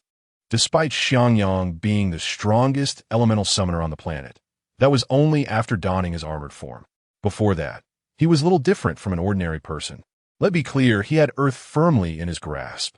Not even Jesus could hold him back. Having spoken, Li Nannan rose to leave. The moment he overturned the ERP secret base in Bado, slaying the members of Team 2 and the entire Mei family. The battle of light and shadow had truly commenced. There was no turning back. As the Greenland group grew sufficiently large, with supernatural beasts lurking everywhere, any attempt to hide would eventually reveal a glimpse of the iceberg. Concealment was futile. After years of meticulous planning, everything was in place. They were ready to engage in battle with the armored forces at any moment. He intended to show the heavens that the more they sought to extinguish his life, the more fervently he would strive to live. Xiangyang tore off a tissue and pressed it against his battered fist, cursing loudly. You once belonged to humanity and were remarkably intelligent. Why have you willingly descended into the depths, becoming a mere pawn of the Shadow Guardians? His vociferous outburst quickly attracted the attention of nearby diners. Li Nannan strode out without pause. He then raised his gaze to the sun obscured by clouds, self-mockingly stating, Why? Because some guy refuses to let me live. This remark served as a response to Xiangyang. He subsequently pulled out his phone and dialed Bado. Upon connection, he declared, The game has officially begun. Those qualified to participate will gather in 1 week, 24 nautical miles into international waters. The game he referred to was a code name, one that had been meticulously planned for the annihilation of the light and shadow armors, aimed at unifying the Earth. Xiangyang was formidable, and Li Ziang was exceptionally troublesome, but mattered little. The Greenland group had already infiltrated around 70 to 80% of the world's nations, wielding the power of life and death. The remaining major powers have been rendered porous, their economic lifelines under control. Moreover, genetic engineering had long been initiated. Future generations would bear imprints of thought, innately destined to follow Li Nannan, the ruler, with unwavering loyalty. Potential threats had been neutralized, the time for hunting was nigh. D-City. A few days later. Recently, the news trending online unsurprisingly reported that the ERP secret base had been toppled by supernatural beasts. Furthermore, Mei Jin, The liaison for the ERP and the light and shadow armors had met a tragic end along with her entire family. Such news made many internet users acutely aware of the gravity of the situation. Eva Mai Jin had perished. The resurgence of the extraordinary beast has stealthily returned, more ferocious than ever before. Following a period of escalation, numerous insiders have disclosed that among the former members of the Armored Warriors' second team, 4 out of 5 have perished. Their entire families tragically slaughtered by these formidable creatures. Such an occurrence is unprecedented in history, prompting widespread concern that if the Armored Warriors are unable to withstand this onslaught, the extraordinary beasts may annihilate humanity entirely. In this oppressive atmosphere, the affluent have begun to make pivotal choices. They are opting to procreate, employing the gene technology of Green Day biopharmaceuticals to enhance their offspring. The notion is that only children of exceptional intelligence will possess a greater chance of survival in the future, ensuring the prolonged lineage of their families. Even though this newly unveiled technology is in its infancy, over 1 million individuals have already registered, driven by the desire to transform their descendants. Each decision resonates within a broader scheme, meticulously anticipated by Li Nannan. The descendants of those subjected to genetic modification are expected to more readily merge with the magical spirit stones, evolving into even more astute and capable extraordinary beasts. Opportunities do not simply fall from the sky. Li Nannan intends to harness genetic methods to create a third generation of extraordinary beast soldiers. The first generation has seen its powers augmented, while the second generation comprises those humans who have chosen to fuse with the power of the magical spirit stones, becoming extraordinary beasts themselves. However, the second generation, now imbued with human consciousness, experiences a spectrum of emotions, making them challenging to manage. Conflicts among extraordinary beasts have arisen on numerous occasions.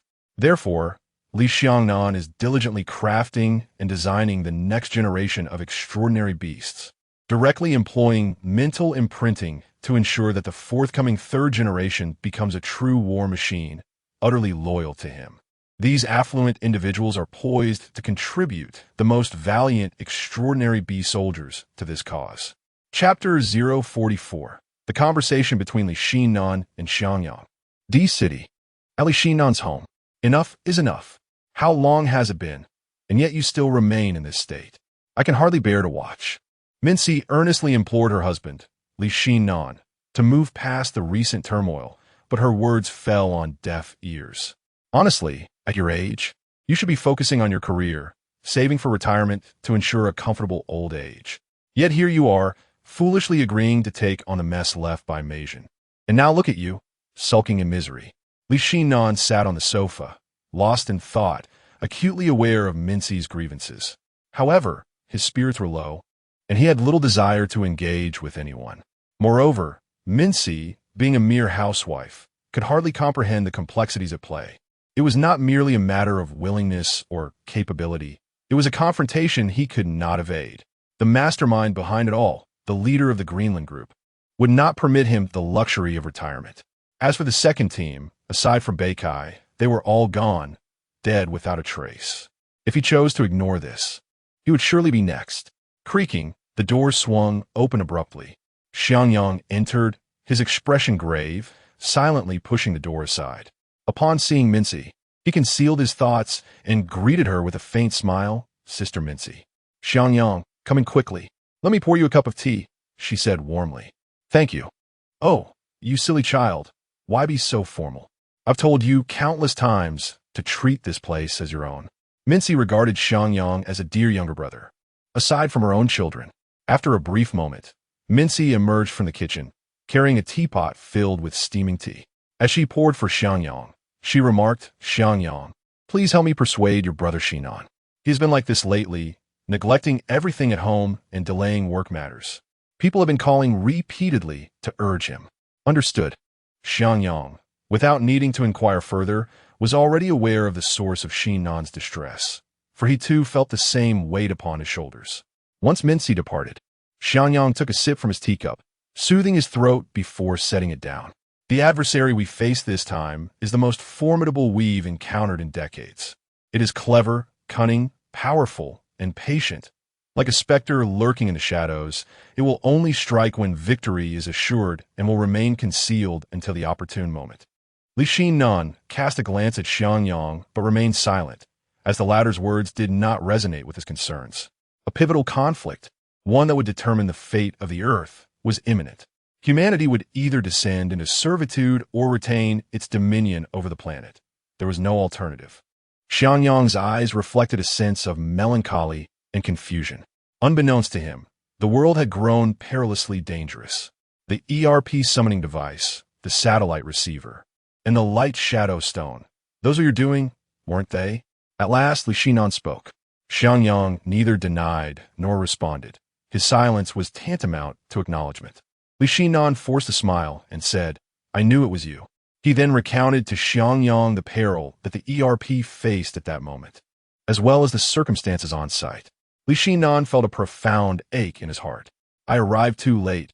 Had I come sooner, perhaps the ERP would not have been destroyed by the ability beast, and Meijin and the others would not have perished. It's not your fault.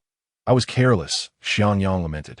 Eradicating the ability beasts and maintaining human peace is my solemn duty. When I encountered it, I should not have shown mercy. I had hoped for some room for negotiation. Are you referring to the Dark Water Guardian? Li Nannan inquired. In his memory, the Dark Water had never been vanquished. Perhaps finding it would lead to the true mastermind behind it all, much like the puppets once supported by the Guardians, Shadow Sovereign, Realm King, and so forth. No, Xiangyang corrected his expression. It is the source of all problems, a source that should have been created by the 5 great guardians. However, this time is rather unique.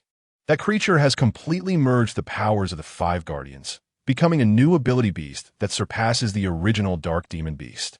Based on my 2 encounters, it possesses remarkable intelligence.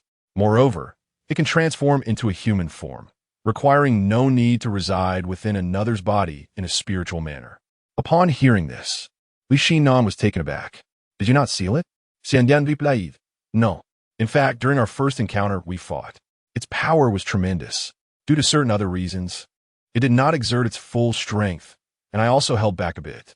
Previously, we encountered a tiger-shaped ability beast that could wield lightning, moving with incredible speed and strength, able to engage in dozens of exchanges with Xiang.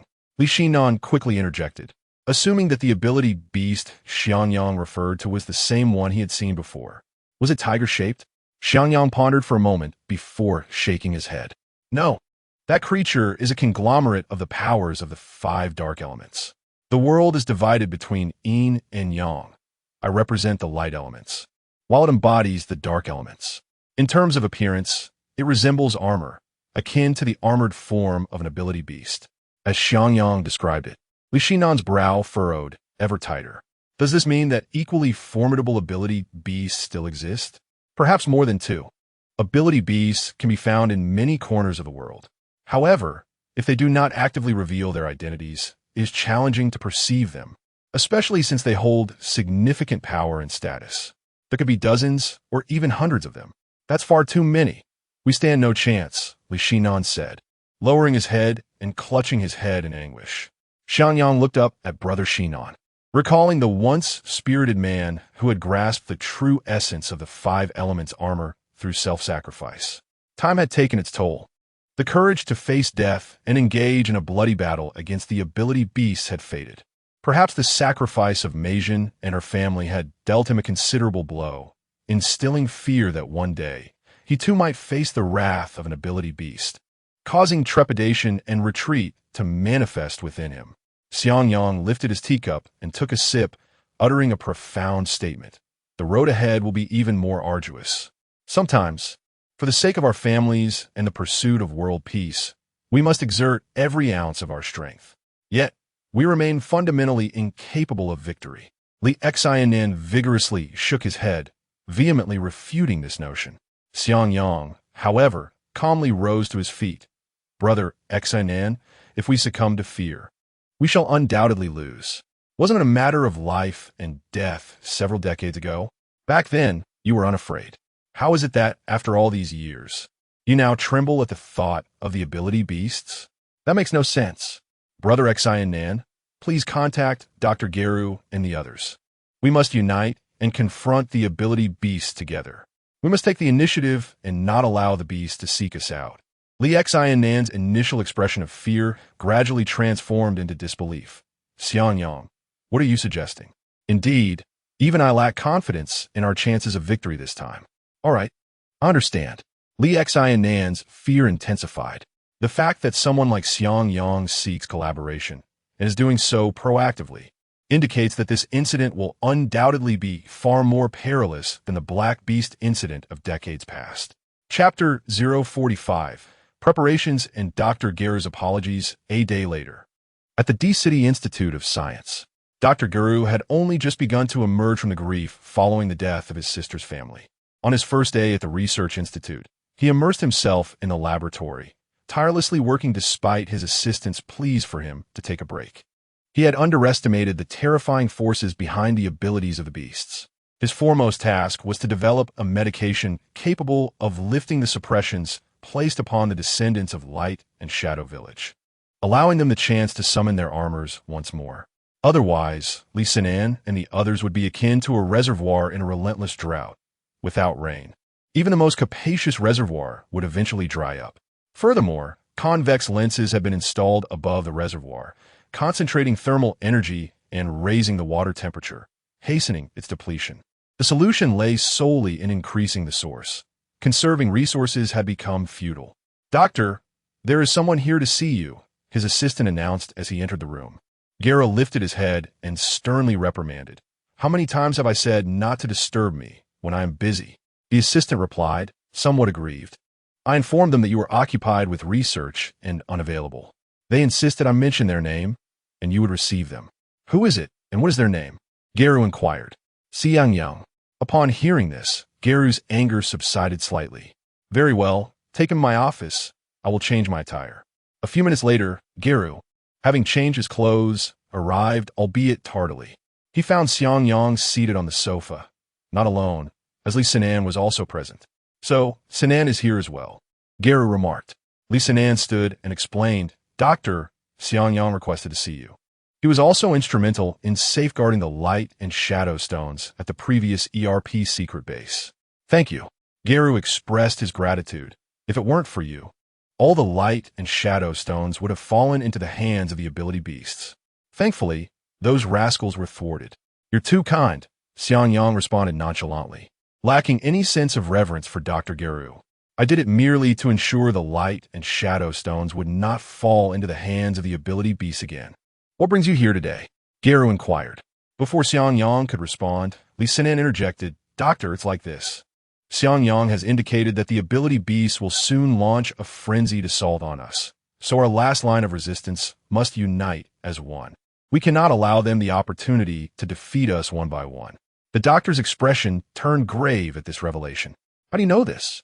Faced with this question, Xiangyang reluctantly recounted his encounters with the puppet master behind it all, indicating the formidable strength of the opponent. Upon hearing this, Geru suddenly asked, "Is there a chance to seal it first? If we can seal the source, dealing with the subsequent ability beasts would be significantly easier. At least there would be no leader. They would become disorganized." "It's difficult," Xiangyang pondered before offering a brief response. Yet Dr. Geru countered, "Difficult simply means there is a chance. In a genuine confrontation, he would not stand a chance against me. I am confident in my ability to seal him. However, I am apprehensive about the hidden strategies that a being of such high intelligence, like that of an anomalous beast leader, may possess. Regardless of these concerns, the imperative is to secure the seal first. Any other issues can be dealt with as they arise. We shall confront the soldiers when they come and the waters when they flow." Dr. Geru's eyes were filled with resentment. It was evident that he held Li Nannan responsible for the death of his sister's family. "I must seek an opportunity. Xiangyang has not made any guarantees to him, but I wish to replace Beikai with Beimiao. Given the current circumstances, ordinary armor struggles to demonstrate its worth. Only through the unity of the 5 summoners can we hope to secure a sliver of survival for human society in the impending conflict. Beikai does not share the same resolve as the other 4, and Xiangyang is acutely aware of this. Moreover, the strength of the anomalous beasts has evolved. They are no longer the low-tier entities that could easily be sealed decades ago.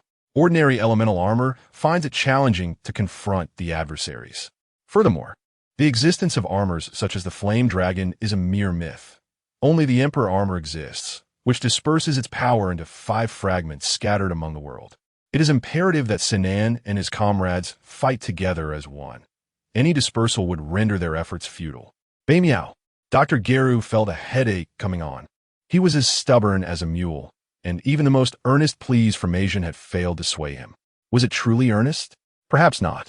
Your previous actions bore no difference from abandoning a laboring animal once it has outlived its usefulness.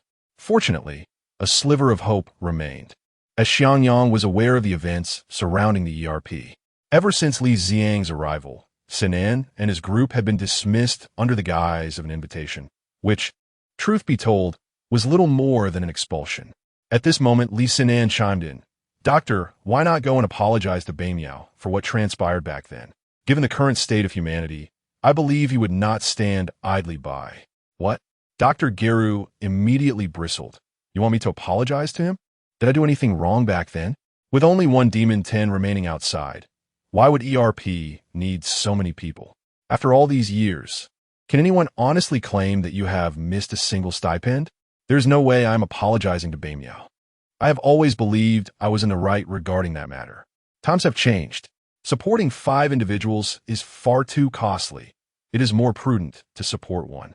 Li Xiang, with his elemental bloodline, can merge with the Emperor armor, effectively addressing all unforeseen events. It is common knowledge how one should choose. Who among employers would shy away from cost-cutting and efficiency-boosting measures? Li Sinan, upon hearing this, grew anxious. Doctor, this is not a matter of right or wrong. The urgent issue is to bring Beimiao back as soon as possible. Then you go and speak to him. I have more pressing matters to attend to, Dr. Geru retorted. Equally obstinate. With a furrowed brow, Xiangyang spoke solemnly. If we do not retrieve Beimiao, Sinan and the others will merely be a disjointed assembly in the impending great battle. For Beikai does not share their resolve. They will never be able to forge the Emperor's armor, no matter how vital your experiments may be. Should we falter in this confrontation, humanity stands a grave risk of annihilation. This is not a matter of intimidation, but a stark reality. If by chance we emerge victorious, you may still have time to pursue your research. But if we lose, will you have any time left? Upon hearing this, Jialu's expression fluctuated between red and green. He understood the gravity of the situation, yet the thought of apologizing to Beimiao for something he did not deem wrong was a difficult pill to swallow. Fortunately, he was also aware of the dire circumstances at hand. After a prolonged standoff, Jialu finally relented. I will go. However, whether he chooses to come is of no concern to me.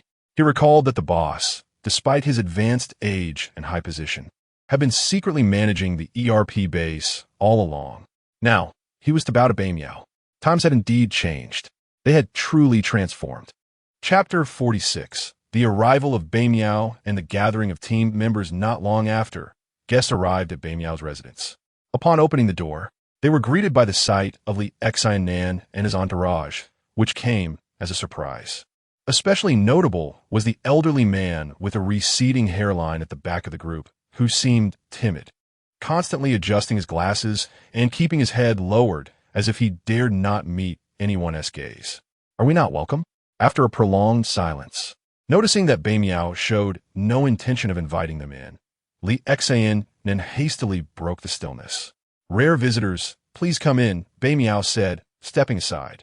He could surmise the reason for their unexpected visit. Once inside the living room, Li Nannan initiated the conversation. Is anyone home? No, Beimiao replied as he gestured for them to take a seat. He then inquired, would you like something to drink? Perhaps not. The youngest among them, Kunchong, interjected, getting straight to the point. We have something very important to discuss with you, Beimiao. Are you available to hear us out? With his arms crossed, Beimiao smirked. What do you think? I've already let you in. Do you think I wish to beat around the bush? Beimiao, you must have seen the recent news regarding the ERP secret base, Kunchong asked. Beimiao nodded in acknowledgement. At this, Li Nannan glanced back at Dr. Galu, signaling him to take the initiative. Galu, however, still appeared reluctant. Only when all eyes were on him did he finally push up his glasses and say, all right then, I am here to ask you to take over from Beikai as the summoner for the Black Rhino armor. Additionally, I wish to apologize. Perhaps you have harbored resentment over the incident from years ago. I acknowledge my fault in that matter. I failed to consider the consequences, and I promise such a thing will not happen again. Bei Miao listened in astonishment, then laughed. I never thought I would see the day you would apologize. Bei Miao, Dongshan interjected. The doctor has already apologized. Can we not put the past behind us? Shi Zhao added, we cannot allow ourselves to be at odds over such matters any longer. Time is of the essence. If the five of us do not unite, the earth will inevitably fall under the control of the psychic beasts. Dongshan, his spirits low, remarked, it is precisely due to our overconfidence that Meijin and the others have sacrificed their lives. They have shown us that the psychic beasts are no longer the same adversaries we once faced. They're far more terrifying and cunning. We must band together, just as we did decades ago against the black demon beasts, if we are to have any hope of turning the tide. Li Nannan's gaze remained resolute as he looked at Bei Miao. At that moment, Bei Miao's emotions were in turmoil. He was well aware of the destruction wrought upon the ERP secret base by the psychic beasts. This was common knowledge, plastered across the news and sparking widespread discussion. He had previously been displeased with Meijin and Dr. Galu's betrayal, but now, with Meijin gone and her family, besides Dongshan, left to mourn, along with the children who had also perished at the hands of the psychic beasts, the situation weighed heavily on him. The families of the second team members were equally affected, save for Beikai. Having experienced such events, Beikai would likely have succumbed to despair long ago. The loss of his wife and child at the hands of the supernatural beasts would weigh heavily upon anyone's heart. At this moment, however, Bei Miao found his resentment diminishing. Life and death are intertwined. Ultimately, Bei Miao, not unexpectedly, acquiesced. Excellent. I knew you were not one to harbor grudges indefinitely. Fang Zhong was the first to express his congratulations upon Bei Miao's agreement. Li Nannan wore a smile, declaring, with this, the five of us can once again stand united in battle. Shi Zhao chimed in, it is now time for us to sound the horn of counterattack. The notion of a counteroffensive left Bei Miao with a large question mark hovering over his head. Allow me to clarify, Kuan Zhong interjected hastily. Prior to our arrival, we had already devised a plan to seal the supernatural beasts. On the surface, the Greenland Group presents itself as a world-class corporation, yet in reality, it is a malignant entity wholly controlled by these supernatural beasts, operating openly within human society. Only by utterly dismantling the Greenland Group can we hope for victory. The Greenland Group? Bei Miao furrowed his brow. Our family company encountered a financial crisis a few years ago, and it was the investment firm under the Greenland Group that provided us with capital infusion. If what you imply is true, then the Greenland Group wields considerable influence, having infiltrated numerous industries. Do not worry, Bei Miao. Our intention is not to topple every industry or personnel associated with the Greenland Group. We merely need to identify and seal away the mastermind behind it all. They reassured him. Indeed, we will systematically eliminate those supernatural beasts hidden among humanity. You don't mean to suggest that the mastermind is the owner of the Greenland Group, do you? Yes, Li Nannan replied. We previously engaged in a large-scale battle against the supernatural beasts. Even with Zi Yang arriving as reinforcement, a particularly formidable beast emerged. While it may not be the true mastermind, it is surely a key accomplice. And who is the true mastermind? We do not know their exact name, but Xiang Yang has had 2 encounters with this entity and has engaged them in combat. They possess immense strength and high intelligence. Is Xiang Yang going to join us? Indeed, this proactive offensive is organized by Xiang Yang. The 5 of us cannot contend with the current supernatural beasts individually.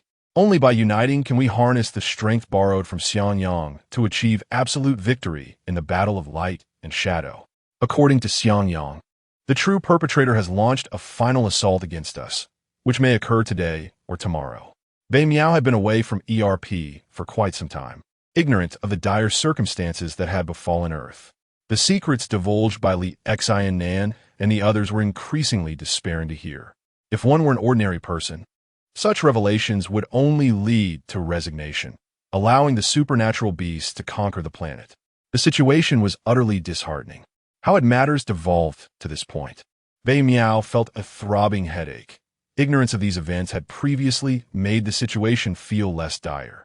Only upon reflection did I comprehend the tragic demise of Mei Zhen and the entire second team. It was not without rationale. The supernatural beasts have silently seized control of the economic lifeblood of our planet, forging an inseparable bond with nations across the globe. As for the inability of the descendants of other light and shadow villages to awaken their dormant bloodlines, that is another matter altogether. Once humanity falls entirely under the dominion of these supernatural creatures, they will unwittingly transform into their subservient slaves.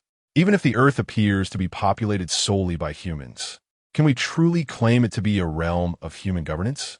Prepare yourselves. This battle will determine either our defeat or our annihilation. Hatred burned fiercely in Dong Shan's eyes. What are your plans for action? Bei Miao inquired. We shall wait for your arrival, Shi Zhao replied. For now, we must ensure you regain control of the Black Rhino armor. Afterward, we will boldly assault the headquarters of the Green Field Group. Inside, over 90% of the individuals are disguised supernatural beasts, Shi Zhao warned. It's utterly insane. Bei Miao exhaled, a bitter smile gracing his lips. I never anticipated that in my twilight years, I would have another chance to fight for the future of humanity. Very well, let us proceed. After all, life is but a fleeting thread.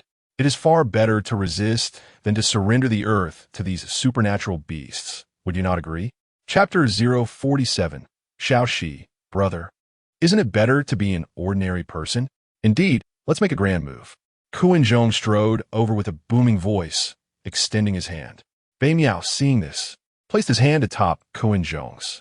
Li Nannan, Dong Shan, and Shi Zhao also stepped forward, each placing their hands in solidarity. In that moment, the dark clouds above parted suddenly, allowing a beam of sunlight to cascade through the window onto the five of them, as if hope had descended. Once diverged for various reasons, these five individuals found themselves united once more, ready to face the formidable challenges of the otherworldly beast blood together. How wonderful! Even Dr. Galu was swept up by this atmosphere and, in a surge of inspiration, declared that the armor summoner was prepared. With everything in place, let the malevolent debts of the beast blood be repaid. Bei Miao, do you think it fits? He then retrieved the black rhinoceros armor summoner set from his pocket. The moment Bei Miao accepted it, years of grievances were finally washed away. The water shadow stone, which rightfully belonged to him, had returned to his hands. Furthermore, in his twilight years, he had the chance to collaborate once more. Brother. Just then, Xiao Shi fortuitously returned. Upon seeing the living room filled with familiar faces, her expression changed instantly, especially upon noticing her brother holding the black rhinoceros armor summoner and a small crystal pendant key. Her sixth sense warned her that her brother was about to embark on a perilous endeavor. Xiao Shi.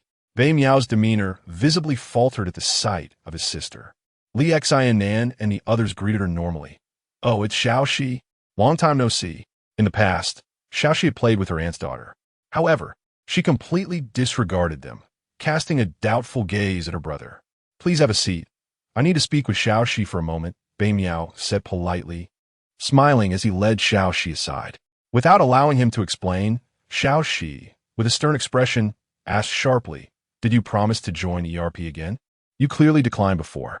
Why can't we just live our own lives well? Xiao Shi, listen here, brother. Bei Mia at justitia postula, meeting her gaze with a slightly pleading tone. They had indeed hurt their brother in the past, but many years had passed. It was time to let go of old grievances. Besides, Dr. Gallo himself had come to express gratitude today, and for both emotional and logical reasons. Their brother had no justification to refuse. Enough. This matter has nothing to do with you. Xiao Shi angrily pushed her brother away, rebuking loudly. Why do you have to wade into troubled waters? You have a family now. Have you thought about what will happen to sister-in-law and the children? What will become of the company without you? The discord between the siblings quickly caught the attention of Li Nannan and the others, who were not far off. Xiao Shi's voice was raised. Kuan Zhong scratched his nose and remarked, It seems Xiao Shi is quite displeased with Bei Miao continuing to strive alongside us. Li Nannan responded graciously, I can understand. Xiao Shi is just an ordinary person. She has her own life, husband, and children. She also has her own company. Shi Zhao remarked, everyone is faced with choices. If given the option, I would prefer not to continue as a mech summoner. Yet, it seems we have no choice in the matter. Dongshan, filled with resentment, declared, I only wish to seal all the supernatural beasts, preventing them from wreaking havoc upon the world. Biming had already made up his mind. Xiaoxi could not dissuade him. Even if she tried, it would be futile. If we do not take action, future generations will condemn us, the mech summoners of this era, as spineless. Would you not agree? Huh. I certainly do not wish to be blamed by posterity. Regardless of the outcome, we must put an end to the supernatural beasts. Otherwise, the earth will indeed belong to them. Meanwhile, Biming was explaining the situation to his sister, Xiaoxi. He understood her anger towards Meijin and the doctor for their past actions. However, after so many years, he had chosen to forgive. Why could she not do the same? She seemed almost petulant in her refusal to relent. In that moment, Xiaoxi appeared to have undergone a character transformation. We are just ordinary people. Can we not live as such and relinquish your dream of becoming a mech summoner? The past is gone. It has already passed. Are not the recent news reports alarming enough? Even the ERP secret base was overrun by supernatural beasts. Why must you play the hero? Brother, I do not want you to lack any sense of safety. Let's live our lives in peace as a family, shall we? Xiaoxi earnestly implored Biming to abandon the black rhinoceros mech. Yet, given Biming's nature, compromise was out of the question.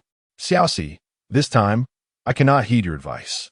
Biming took a deep breath, lowering his voice to explain, this world has long been infiltrated by supernatural beasts. I have no other choice. As you said, it is precisely because I bear the weight of responsibility that I must take this desperate gamble. It may lead to near certain death, but I do not regret it. At least I will have fought. What about your wife and child? Xiaoxi's frustration was nearing tears. Do not cry. Brother is a descendant of Guangying village.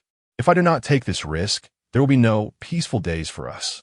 Those supernatural beasts will ultimately kill us, just as they did Meijin and the others, effortlessly. Brother has no choice. You must understand, Xiaoxi. No. Xiaoxi vehemently disagreed. That is impossible. As long as you do not assume the identity of a mech summoner, you can live like an ordinary person. What are you talking about, Xiaoxi? Biming sighed, choosing not to dwell on it further. He lacked the patience to continue this debate with his sister. Regardless, he had made his decision. He would not turn back until he faced the wall. In the coming days, take your wife and find a safe place to hide. If I succeed, I will reach out to you. Be obedient, all right? It seemed that Xiaoxi had reached a point of no return. After saying this, Biming lacked the patience to discuss it further and turned to join Li Xin and the others. How'd it go? Xiaoxi would not let you. No more. Just stop. Kuan-Zhong began to inquire, but felt the tension in the atmosphere and quickly fell silent. Doctor, let us set off. Biming's gaze revealed his determination. Very well. Geru and the others said nothing in response. Who among us lacks a family? Whose family is not threatened by the formidable beasts? No matter how much Xiaoxi disagrees. She cannot prevent Beimiao from once again becoming the summoner of the black rhinoceros armor, for that would be a grave error. Xiaoxi's gaze, filled with animosity, fixated on Li Nannan and his companions. It was undoubtedly their doing. They must have spoken to her brother extensively, persuading him to cast aside past grievances and reclaim the power of the black rhinoceros armor. Their actions blatantly pushed her brother into the abyss. The ERP laboratory lay in ruins. The era of the armored warriors had come to an end, and in Xiaoxi's eyes, their current endeavors were akin to a mantis trying to stop a chariot, futile and reckless. Beimiao, first take this pill, then attempt to merge with the black rhinoceros armor. Several vehicles halted at a construction site, a desolate area where the barriers effectively concealed them from passers-by. Li Nannan and his group disembarked. Doctor, Geru retrieved a red pill from the intricate instruments within the vehicle and handed it to Beimiao. It resembled a capsule. What is this? Beimiao inquired, scrutinizing the pill before casting a puzzled glance at Dr. Geru. Dr. Geru explained, this is a drug I developed to enhance physical strength and unlock potential. Everyone in your group has taken it, and the results have been remarkable. However, its effects last only for one day. Your bodies, after all, are aging and cannot be compared to those of youth. Beimiao grasped the implication, saying, "So, consuming this will likely restore my body to its youthful state?" "No, doctor." Geru clarified, "Aging is irreversible. This pill can only activate the latent shadow energy within your body, allowing you to absorb the energy from the shadow stones to the fullest extent. After a single use, you must wait a minimum of 3 days before using it again, as it poses significant risks to the liver and spleen." Upon discovering that the latent bloodlines of the Shadow Village descendants were suppressed by a certain energy, Dr. Geru pondered whether there was a way to break this constraint. The outcome was evident. His intellect was no match for Li Nannan's. After numerous failures in the laboratory, he serendipitously realized an alternative approach. Rather than attempting to liberate the descendants of the Shadow Village from their restrictions, it would be more beneficial to enhance their existing abilities. Thus, this pill was created. In fact, even ordinary individuals could consume it, as it would help them uncover their potential and become more intelligent, agile, and strong. However, the cost was not something an ordinary person could bear. It is well known that the liver is responsible for metabolism. The drug's potency is too great. An ordinary person's liver would be incapable of processing the harmful components of the medication. Only individuals like Li Nannan and Beimiao, descendants of the Shadow Village, possess the necessary resilience, as their bodies recover much more effectively than those of normal people. Even if their livers are damaged, they can heal on their own, with a natural metabolic capacity that surpasses that of ordinary individuals. Nevertheless, moderation is key. After consumption, they must endure a 3-day cool-down period, allowing time for their livers to self-repair. "I will give it a try." Dongshan provided him with a bottle of mineral water. Beimiao tossed the pill into his mouth and washed it down with a gulp of water. The efficacy may not manifest immediately, yet you may attempt to merge with the black rhino armor. Dr. Geru retrieved a device resembling a scanner from the vehicle, directing it towards Beiming for a scan. Beiming nodded, grasping the black rhino armor summoner, reflecting momentarily with a hint of nostalgia. Without hesitation, he secured it to his hand and proclaimed loudly, "Black rhino armor, merge." He executed the transformation gesture reminiscent of his youth. However, his voice, now lacking its former resonance, carried a tone of weariness and age. After all, he was no longer the young man he once was. The battle satellite received the summoning signal and promptly absorbed the energy from the water shadow stone, dispatching it to the designated coordinates. A beam of light descended upon Beiming, enveloping him in the long-forgotten power of armor, causing him to feel rejuvenated, as though he had regained a decade of youth. The energy gradually transformed into armor, extending from the center outward. The armor merged seamlessly. Beiming did not disappoint. He completed the black rhino armor fusion in one go. "Well done, Brother Beiming," Kuenzhong exclaimed in admiration. Li Nannan, Shi Zhao, and others bore smiles of joy. Indeed, all parameters appear satisfactory. The bloodline of the light and shadow village within him can absorb over 70% of the energy. While this is a far cry from his youthful days, it suffices. The instrument in Dr. Geru's hand was capable of testing energy utilization rates. For instance, if the light and shadow stone emitted a full 100% of its energy, Beiming could only absorb 70%, with the remaining 30% wasted. To be fair, considering the long period without training, the ability to absorb 70% of the water shadow stone's energy already attested to Beiming's innate talent. Chapter 048, The Coming Storm. Laboratory number 1. To my surprise, donning the black rhinoceros armor once more felt rather unfamiliar. Beimiao gazed down at his appearance and sighed. Shi Zhao, with his hands tucked into his pockets, revealed an angelic smile. Indeed, we are growing older. The future belongs to the youth. However, we must safeguard the younger generation and thwart the nefarious schemes of the anomalous beasts. All right, Ziyang has made the necessary arrangements. We can now seek vengeance against the mastermind behind this. Once it was confirmed that Beimiao could indeed summon the black rhinoceros armor, Galu began to devise a battle plan. Everyone gather around. Galu activated his watch, projecting a 3D image. This individual is our primary target for sealing. Badu male. He is a computer science graduate, consistently ranking at the top of his class. After he sought to join the ERP research lab, he was spurned by both Meijin and Xiang, harboring a grudge ever since. Consequently, he affiliated himself with the urban construction group under the Greenland conglomerate. The most notorious incident occurred a decade ago when he breached the ERP's combat satellite firewall, propelling his notoriety to new heights. For reasons unknown, he vanished from public view, only to resurface years later as the chairman of the board at the Greenland Group's headquarters, concurrently holding the position of executive director. Badu wields control over countless enterprises under the Greenland umbrella, encompassing every aspect of human life from birth to death. Moreover, according to the information provided by Xiang, Badu is a formidable anomalous beast, resembling a saber-toothed tiger. He commands lightning and excels in swift strikes. Caution is imperative when encountering him. Galu expounded upon Badu's background, information readily accessible online, though he alone understood that Badu was indeed an anomalous beast. Kuinzhong scratched the back of his head, lamenting, "These anomalous beasts are truly cunning, capable of masquerading as humans and blending into the crowd. It's far more challenging than when we sought the Shadow Protector's physical embodiment." Li Nannan nodded in agreement. "Indeed. Fortunately, we are aware that Badu is one of the masterminds." "One of?" Bei Miao inquired. "Are there more masterminds?" Dong Shan, somewhat slow of speech, interjected. "At least the evil water protector has yet to be sealed. It is also one of the masterminds. Furthermore, it is responsible for the deaths of Meijin and my children." With that, he clenched his fist tightly. Shi Zhao patted his shoulder in consolation. "Dong Shan, rest assured, we will succeed. Neither Meijin nor Dian Nan will have sacrificed themselves in vain. I promise." He then turned to Bei Miao. "Badu is merely one of the conspirators. The true mastermind lurks even deeper.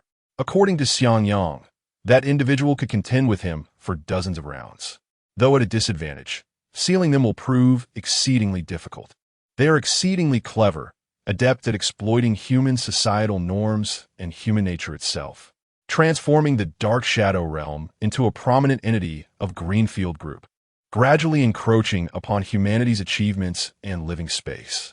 Enhanced creatures such as the crocodile beast, the demon horse beast, the demon cow beast, and the rock beast, among others, once easily sealed by us, now rival ancient supernatural beasts in power, rendering our ordinary armor nearly ineffective in subduing them.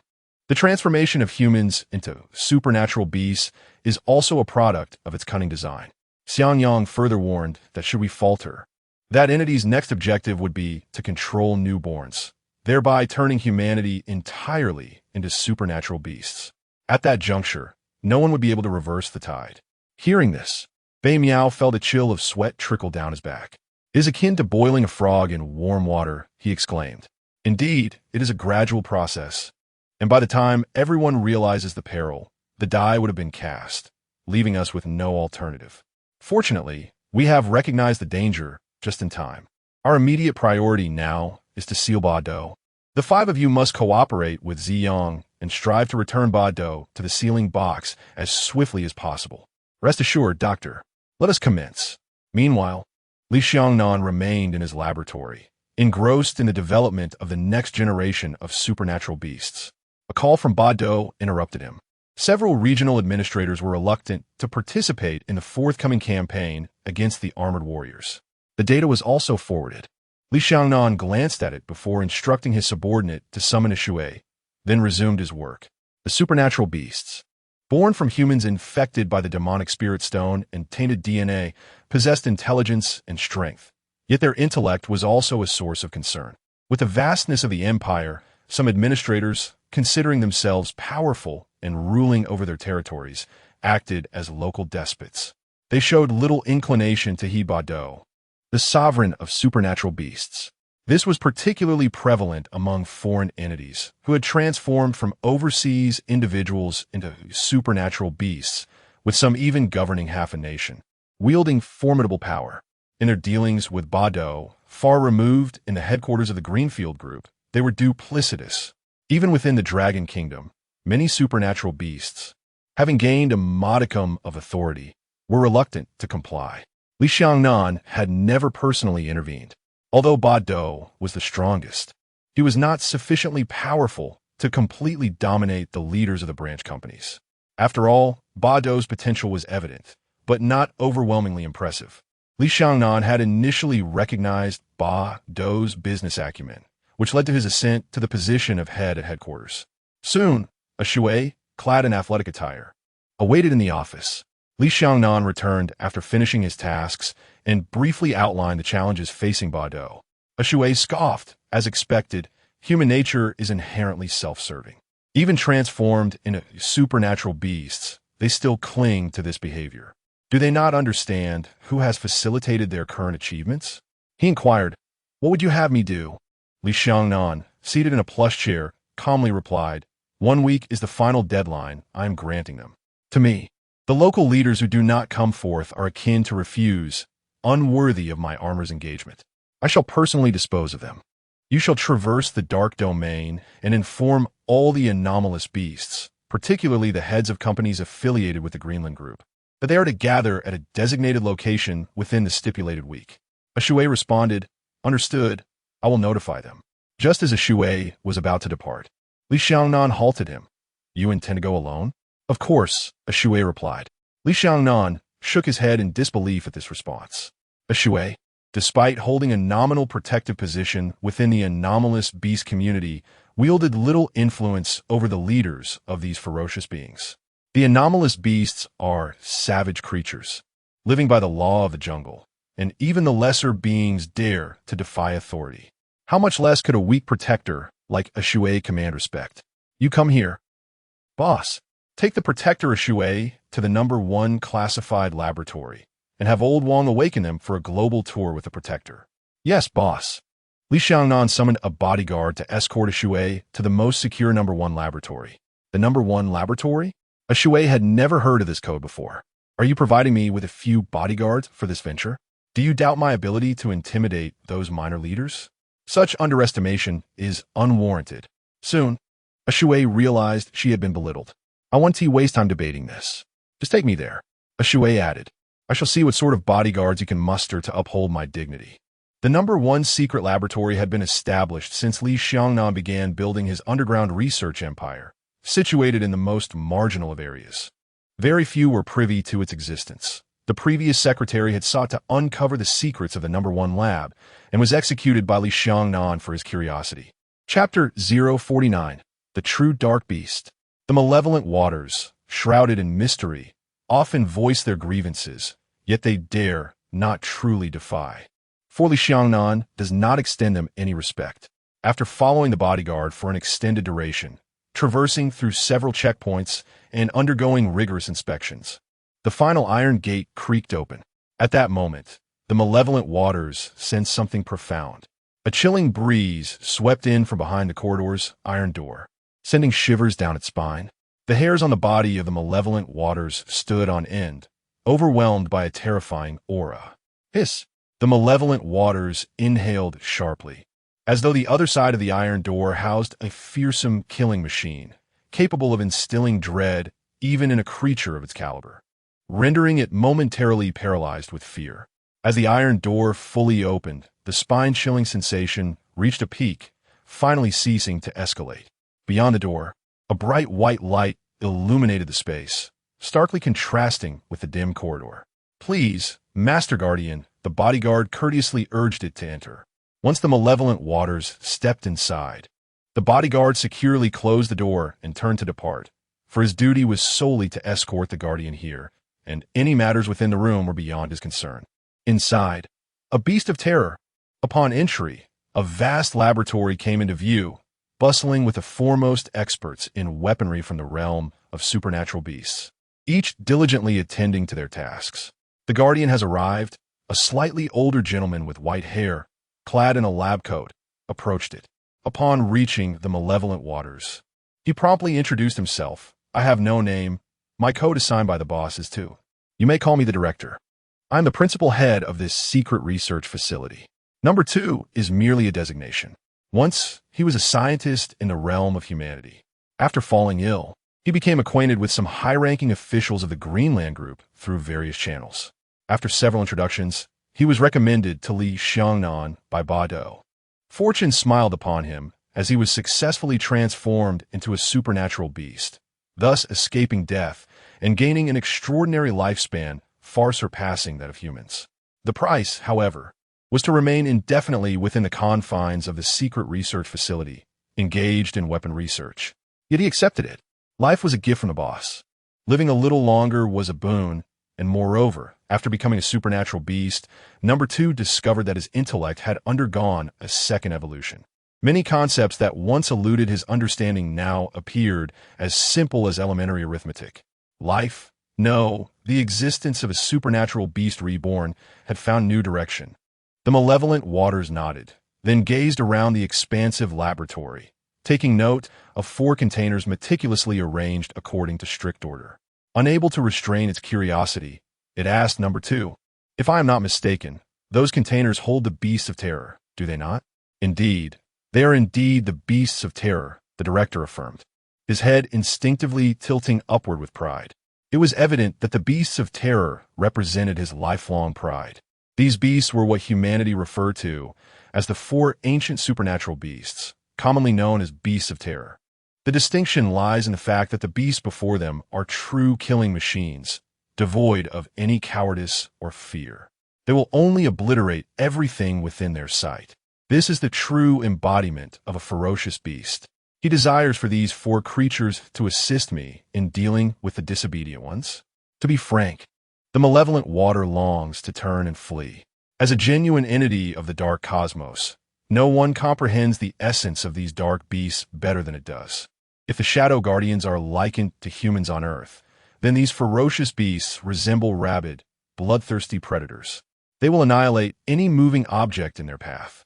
As for the once mighty ancient 4 extraordinary beasts, they were merely a product of Dr. Karen's outdated technology, not true dark beasts, but rather a diluted version. The director shrugged. "I apologize, but I cannot fathom the boss's intentions. Simply adhere to their directives." "Very well. We have implanted a control system within the minds of the beasts. It has been tested extensively, and, theoretically, there should be no issues. Experimental results indicate that our plan is feasible. These beasts can indeed be artificially controlled." "The beasts can be controlled?" The malevolent water wore a skeptical expression. "It is crucial to understand that these ferocious beasts instill fear in even the darkest entities of the cosmos. Their fear is innate. No one has ever attempted to control them." The director explained confidently, "My Lord Evil Water, this is where you differ from us. Scientific research is fundamentally about advancing technology for the world. No matter how terrifying the beasts may be, they're not mere figments of imagination. They possess brains and energy. Rest assured. Now, allow me to awaken the 4 ferocious beasts." The director approached his designated desk, surrounded by levers and buttons. "Everyone, prepare to activate the 4 beasts." He commanded. All researchers of extraordinary beasts took their positions. The activation sequence commenced. The entire research institute was illuminated by flashing red lights. ZZZZ first. High-voltage electricity surged through the cables into the containers. Next came the dark energy from the magic spirit stones, injected without restraint. Finally, the first ferocious beast opened its eyes. Codename Taowu. Compared to its original form, this creature's appearance is far more terrifying. Soon after, the beast with the codename Chaos awakened. Before long, the beasts known as Tao Tai and Xiongqi also stirred from their slumber. In an instant, a chilling aura of carnage enveloped the entire research institute, leaving everyone breathless, especially the malevolent water. This was her first encounter with such a situation. The researchers of extraordinary beasts were somewhat accustomed to it, although they too felt the terror. Familiarity dulled the fear. Moreover, they were capable of controlling the ferocious beasts and had little concern about them going berserk. Report, ferocious beast Taowu. All indicators are normal. Report, ferocious beast Xiongqi. All indicators are normal. Report. Soon, others began to provide detailed data. The director nodded in satisfaction and then started to manipulate the levers. The containers began to shift. Suddenly, the wall on the east side of the research institute illuminated, revealing transparent glass. Through the light, one could see a vast open space on the other side of the glass. The containers housing the ferocious beasts were all transported through the underground passage to the glass enclosure. Shui, suppressing the chill of trepidation within, inquired of the director, "What is the purpose of this?" "A test," the director replied, his gaze unwaveringly fixed on the glass. His hands deftly manipulated the control levers. "This is the final evaluation. We must ascertain whether the brutality of these beasts meets the boss's expectations." Expectations? Surely, just a glance at them is enough to instill fear. "Ah, it is different," the director chuckled, though his inner thoughts remained unspoken. "What use is your fear? You are but a weightless feather. The boss intends to employ these beasts to utterly annihilate the human world. They bear the heavy burden of destruction. How can we hand them over to you without thorough testing? These ferocious creatures are the culmination of over a decade's worth of resources and countless failed experiments, now fashioned into the ultimate weapon." On the other side of the glass, the containers were opened and the tubes and restraints affixed to the beasts were released. Boom! The sound was thunderous. In the next moment, the four ancient beasts, unbound, unleashed a terrifying cloud of black gas, akin to a dreadful explosion, shattering the containers into countless metallic fragments scattered everywhere. Roar! Chaos immediately revealed its bloodthirsty nature, its massive crimson form crashing against the transparent glass. The once sturdy pane fractured instantly. Shui instinctively took a step back. Meanwhile, the director calmly donned a pair of headphones that flickered with blue light, observing the chaos as it pounded against the glass. "Silence," he commanded. As anticipated, chaos immediately ceased its tumultuous actions. The other three agitated beasts also obediently stood still, remaining motionless in place. Chapter 050. In the realm of supernatural beasts, there exist benevolent entities. Remarkably obedient, the malevolent waters felt a sense of wonder. To behold war beasts, notorious for their slaughtering nature, being subdued by technological means was indeed astonishing. An idea swiftly emerged in his mind. What if one could command a colossal army of ferocious beasts, not merely confined to Earth, but conquering the entire universe? To offer it to the Shadow Emperor would merely be a matter of time. These ferocious beasts instill terror throughout the dark cosmos, not solely due to their innate brutality, but also because of their immortality. Even if vanquished, they resurrect after a predetermined interval. There is no alternative within the dark universe. Only those of imperial stature can compel these beasts to flee. Yet, it remains uncertain whether the beasts developed by this young prodigy possess the ability to regenerate. The director remained unperturbed, having conducted similar experiments numerous times before. The fact that these beasts could be controlled was anticipated. "Open the door, release the prey, and assess the strength," he commanded. Thus, the genuine testing commenced under his directive. Inside the glass chamber, several glass doors opened sequentially. A number of ragged, feeble humans were herded out by the supernatural beasts. Witnessing this, the malevolent waters frowned and inquired, "Are you testing the ferocity of a beast with foolish humans? Who told you they're human?" The director's retort made the malevolent waters realize that these individuals did not appear to be human at all. They seemed to be supernatural beasts, akin to himself. Could it be that these individuals had betrayed them? The malevolent waters found the situation perplexing. Under the guidance of the young Li Nannan, the criteria for becoming a supernatural beast were exceedingly stringent. Foremost, one must be a truly wicked individual. Subsequently, one must pledge eternal loyalty to the Board of Green Earth Group, whether at the headquarters, branches, or any subsidiary or actual controlling enterprise. All who become supernatural beasts are considered kin, holding significant positions. In essence, these kin must occupy managerial roles, even if merely as a minor team leader. They are still part of the management. Supernatural beasts thrive in the human realm, never exhibiting the disheveled appearance of those in calamity. No, they lack even the qualification to betray. The director's gaze turned frigid, devoid of impenetrable walls. These individuals were once ordinary employees under the Green Earth umbrella. By chance, they were trusted and subsequently transformed into supernatural beasts by regional leaders. However, their inherent nature leaned more towards benevolence and humanity. The malevolent waters remained partially bewildered. The director lowered his voice to elucidate further. Some leaders are not trustworthy. Not trustworthy? You truly are foolish. They are amassing private soldiers. I can only divulge this much. Reflect on it. The phrase amassing private soldiers frequently appears in human history, suggesting that these individuals sought to cultivate their own forces. At last, the malevolent Waters' mind began to comprehend the gravity of the situation. Across the entire world of supernatural beasts, authority is delineated. The headquarters governs the branches, branches oversee subsidiaries. Enterprises manage groups, and groups manage individual operators. The divisions are solely accountable to the headquarters. This explains why the authority of the Ba Do sometimes fails to influence those beneath him, as certain individuals are unwilling to cooperate.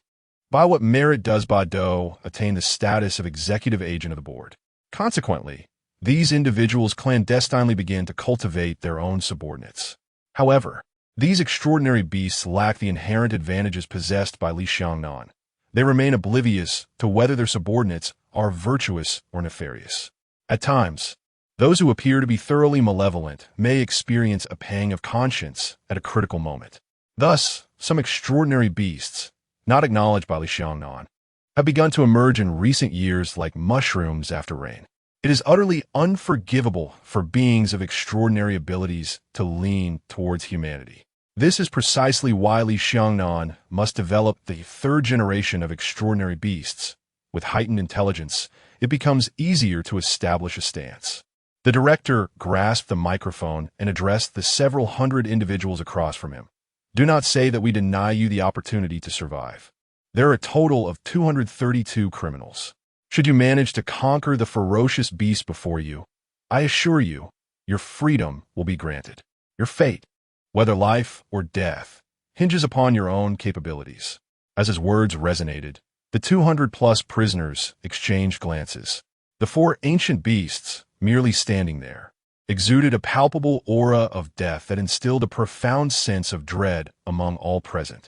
Their presence radiated an intense darkness, unmistakably signaling that they were not ordinary extraordinary beasts. Though they had fortuitously transformed into extraordinary beings, their strength was not particularly formidable.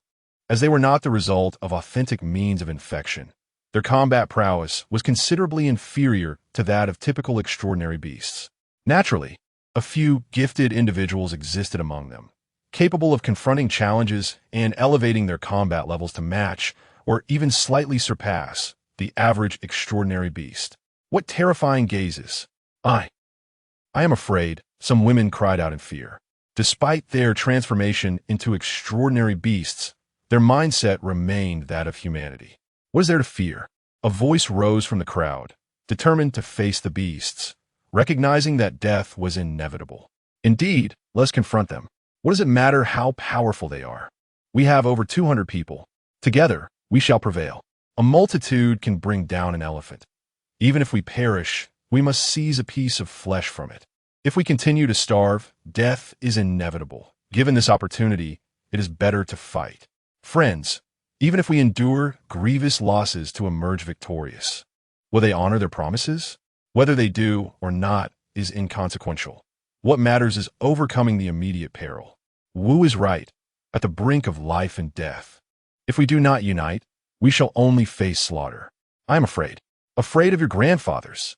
The men, sheltering behind the women, were urged to step forward and confront the danger like men. Listen to me. Those confident in their abilities, step to the front.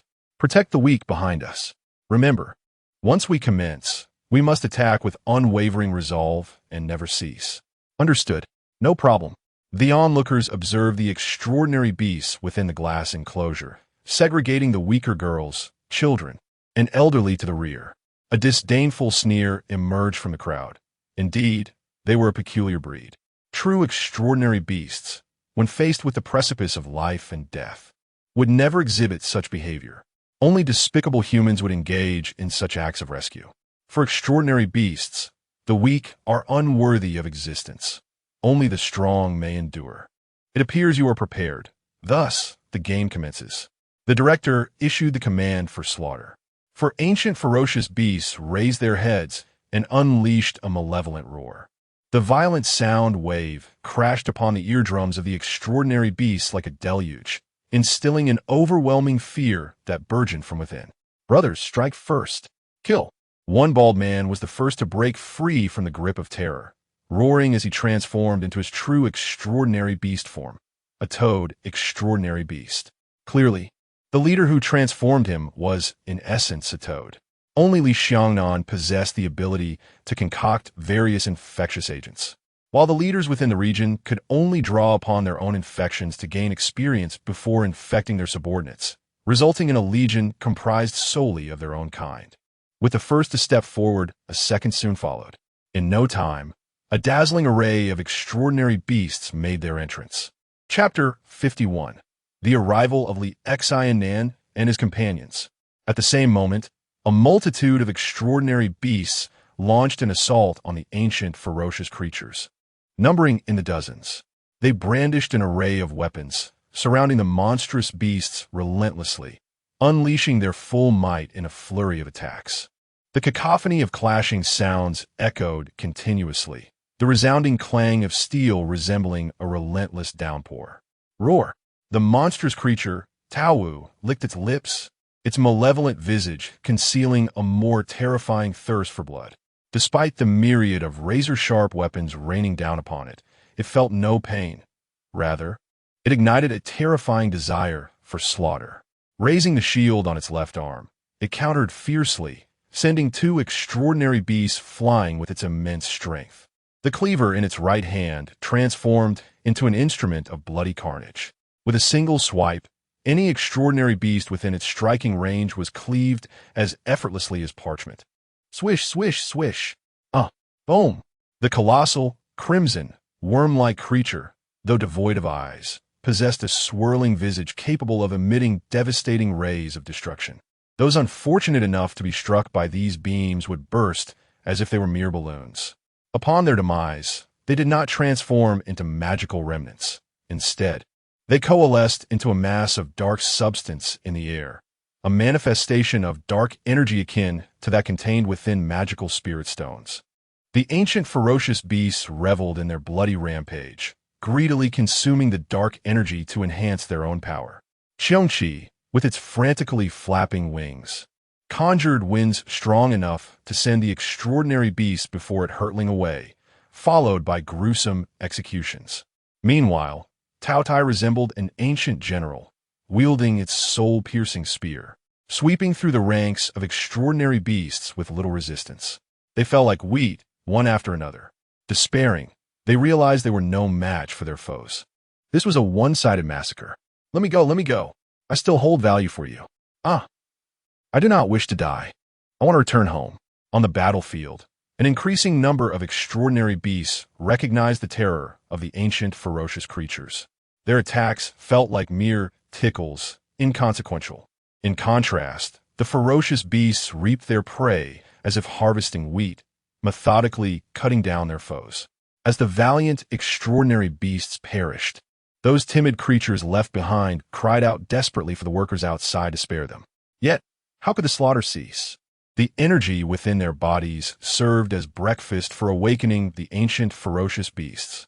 Over 200 extraordinary beasts were sufficient to satiate 4 of these monstrous entities. Within minutes, all extraordinary beasts were annihilated.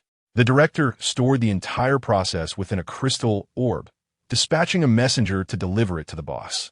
Subsequently, he handed the controller to Yi Shui, instructing him to wear it in his ear, where simple commands would suffice. Complicating matters would render them difficult to comprehend.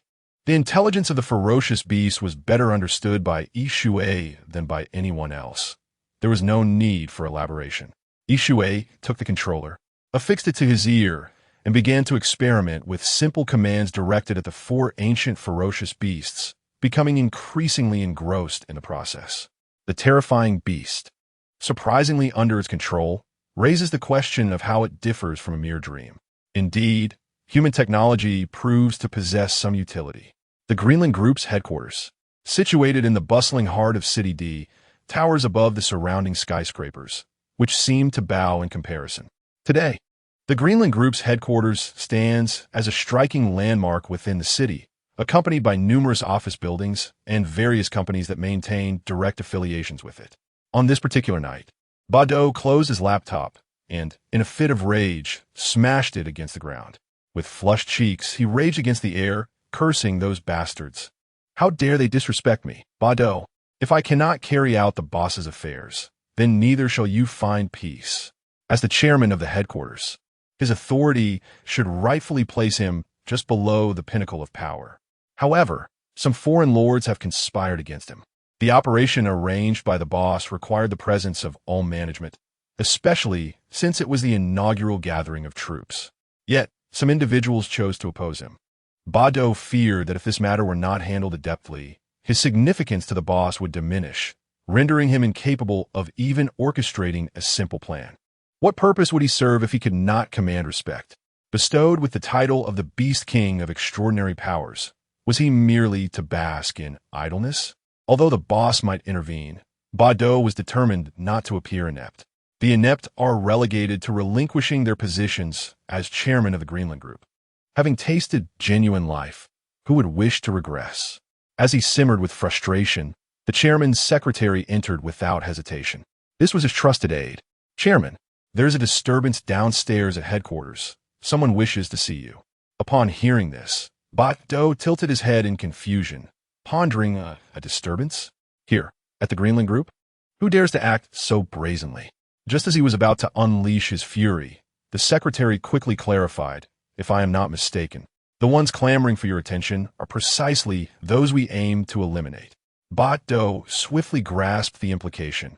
You mean the descendants of the Light and Shadow Village? Indeed. The secretary nodded, then produced a tablet to display the surveillance footage from the entrance. Bado's eyes widened as he recognized the 5 figures. The last encounter, thwarted by the presence of the Imperial armor, had left him thwarted. Now they had delivered themselves to his doorstep. Inform them to encircle quietly once I descend.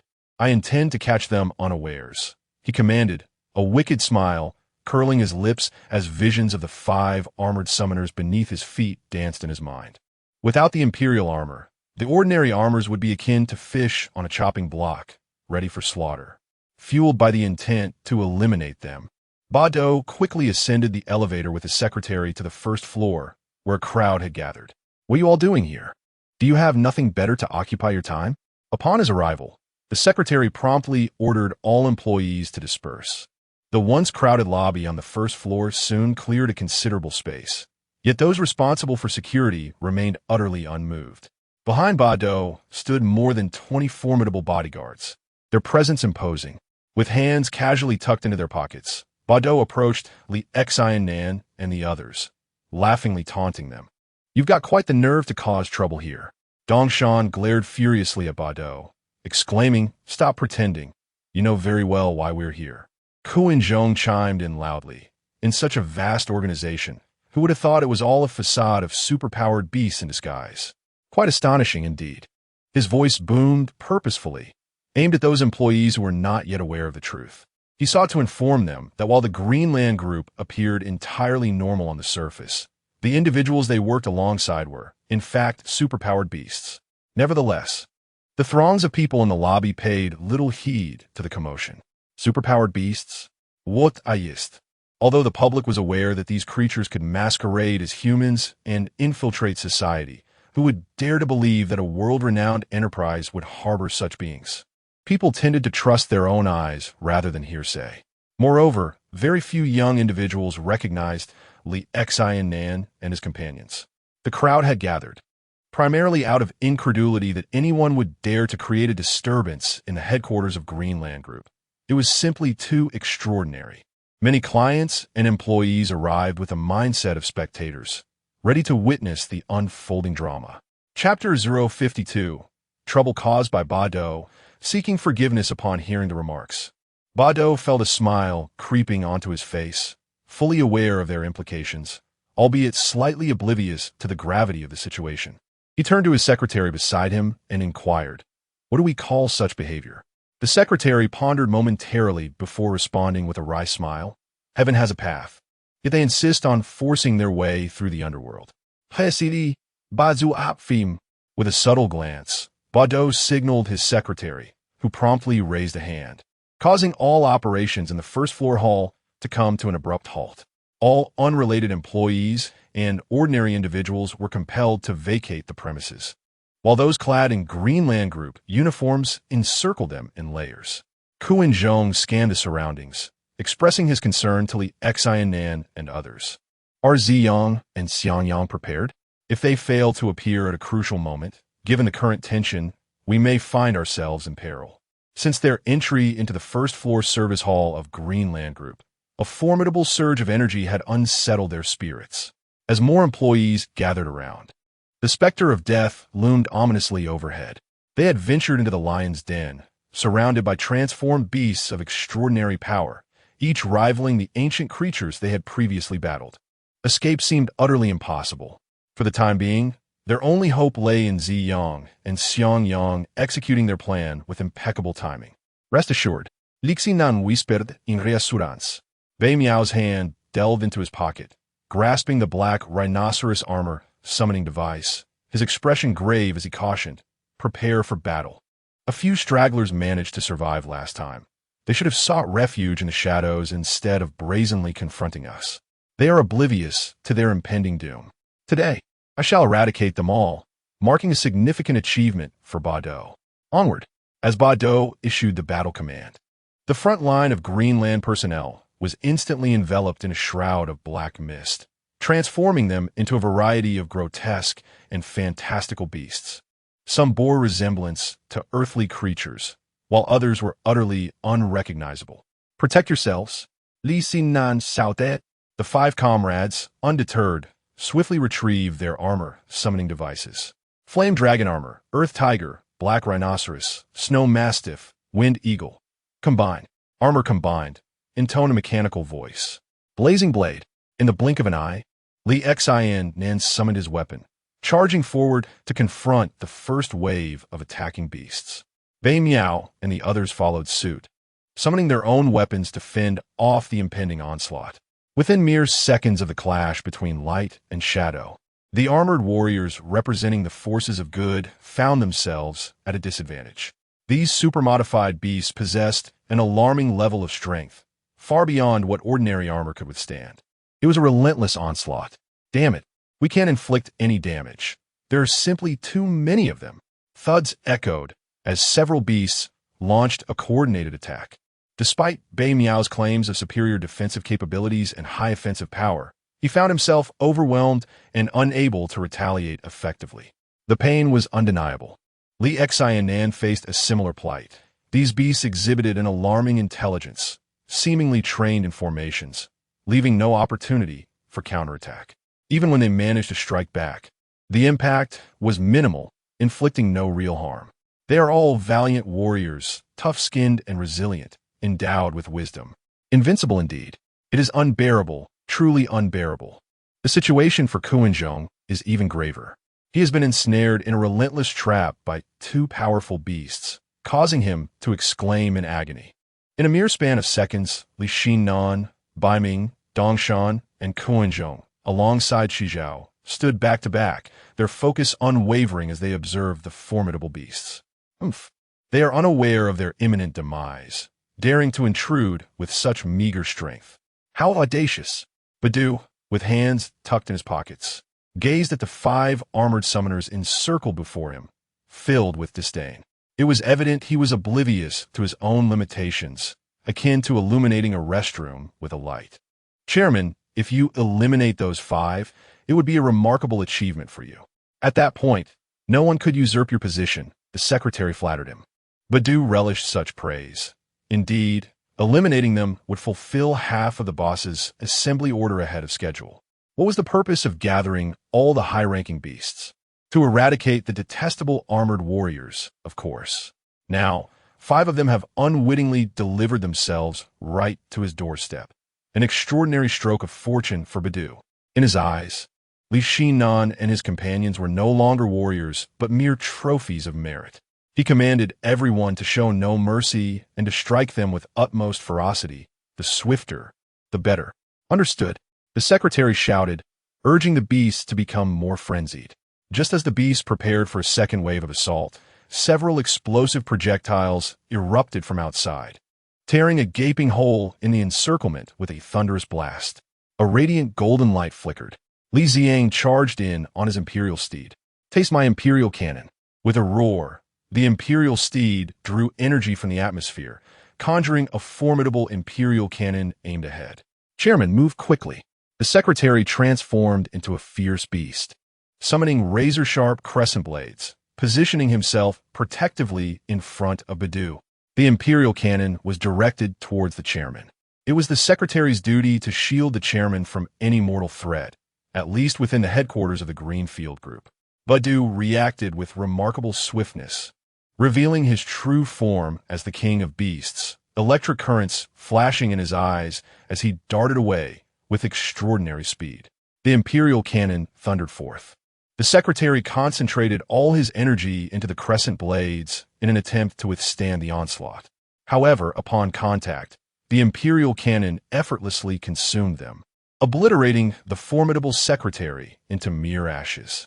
The explosion's heat radiated outward, shattering every glass pane in the grand hall on the first floor. Each shot from the imperial cannon possessed the power of standard ultimate move from the imperial armor, an overwhelming force far beyond the capability of a secretary-level beast to endure. Finally, it has arrived. Kuinzhong was nearly moved to tears. Had it been any later, he would have surely perished. Why didn't that scoundrel Badu perish in the explosion? Dongshan cursed indignantly. Their plan was straightforward: to lure Badu out and use the 5 ordinary armored warriors as bait. The objective was to catch the core target Badu off guard. Handling a few ordinary armors was merely child's play. At that moment, Li Ziang needed to seize the opportunity to strike swiftly and eliminate Badu. Unfortunately, the plan, though well-conceived, did not yield the desired outcome. Observing the situation, Li Nannan quickly twisted the mechanism at his waist. The Yanlong steed immediately sprang forth from his belt, and he mounted it without hesitation, urging his bewildered comrades, "Do not just stand there. Summon the shadow steed." "Oh!" Kuinzhong exclaimed as he realized, hastily calling forth the earth tiger steed. Subsequently, all 5 of them mounted the shadow steed. "Mission failed. Initiate Plan B. We must retreat," Li Nannan declared, swiftly turning the vehicle to flee. With the plan in shambles, there was little use in remaining. The battlefield would be left to Li Ziang, who was more adept at dealing with such dilemmas. Having narrowly escaped, Badu watched in trepidation as his secretary transformed into a magical emblem, suspended in midair. Anger surged within him. "Cunning armored warriors, all of you, advance and block their escape." The extraordinary beasts launched a collective assault. However, an awkward predicament arose, as many of the extraordinary beasts were incapable of flight. Some could leap, but they could not reach Li Nannan and the others piloting the shadow steed. Instead, they fell victim to the projectiles unleashed by the shadow steed, which wielded considerable power, each shot harboring the might of a fatal technique. Nonetheless, this firepower was insufficient to vanquish the enhanced extraordinary beasts. Fortunately, Li Ziang was formidable. The Emperor steed continuously unleashed its devastating Emperor cannon, sending the extraordinary beasts tumbling in chaos. Badu, lurking in the rear, dared not approach. After their last encounter, he understood the disparity between himself and the Emperor armor. A reckless advance would only lead to his ceiling. "I shall outlast you." Badu hastily commanded his subordinates to summon more extraordinary beasts for reinforcement. After all, at headquarters, they were never short of extraordinary beasts. There were countless, at least 10,000 formidable ones, housed within that very building. Although Badu had attained the chance for eternal life as an extraordinary beast, he cherished his existence and feared death. Aware that he could not compete with the Emperor armor, he would never act rashly, even with the title of King of Extraordinary Beasts. He understood that titles were meaningless. Life was paramount. "Charge! All of you advance. Eliminate them." The roars of the extraordinary beasts echoed relentlessly, their cries overpowering even the sounds of explosions. As the number of extraordinary beasts surged, including many that could take to the skies, Li Ziang recognized the precariousness of the situation. If they continued this way, their predecessors would inevitably be overwhelmed. He called out urgently, "This is dire. If this persists, we shall be in grave danger." As the captain, Li Nannan evaded the long-range attacks of the extraordinary beasts while responding, "I will find a way to break through. You create a path for us." "Understood," Li Ziang replied, hastily following suit. He activated the protective shield to fend off the various long-range energy beams from the extraordinary beasts below, then engaged the Emperor Cannon at its maximum energy output. A beam of white light burst forth from the tiger's mouth, obliterating all the supernatural beasts in its path, transforming them into floating magical seals suspended in the air, awaiting their binding. What a splendid opportunity! Everyone follow closely. Li Nannan activated the protective shield and led his 4 companions out of the Green Earth Group's sphere of influence. Dao, witnessing the escape of the 5, seethed with anger, cursing furiously. Chase them down and eliminate them. Some airborne supernatural beasts swiftly pursued. Li Ziang desperately fired to prevent the beasts from taking off. However, a few managed to slip through and successfully gave chase. No matter, let us first eradicate these creatures. Since the pursuit could not be halted, Li Ziang decided to focus on eliminating all supernatural beasts in the vicinity. He leapt down from the imperial steed, retrieving the Aurora sword from the Chinquan belt. And as he landed, he activated the 5 light shadow stones attached to his belt: gold, wood, water, fire, and earth, channeling all energy into the Aurora sword. 5 Saints' fatal strike. He thrust the sword into the ground and twisted it like a key. Boom! Boom! Boom! The terrifying quintessence of elemental energy erupted in a blinding radiance, instantly annihilating the weaker supernatural beasts. Even those with greater defenses fared only slightly better, as the 5 Saints' fatal strike was not a singular attack, but a relentless onslaught. The formidable elemental energy swept through the entire horde of supernatural beasts with overwhelming force. In that moment, Dao felt the looming peril of death and hastily dodged. It was unable to escape. Fortunately, due to its considerable strength, it was only heavily injured and blasted away without succumbing to death. However, the losses among the supernatural beasts were catastrophic. The 5 Saints' fatal strike had effectively cleared out all supernatural beasts within and around the first floor hall. 700 to 800 diverse magical seals floated in the air, an astonishing spectacle to behold. Li Ziang extended his hand, and under the gravitational pull of the imperial steed, all the magical seals flew towards him, merging into one. He then absorbed them into the Chinquan belt.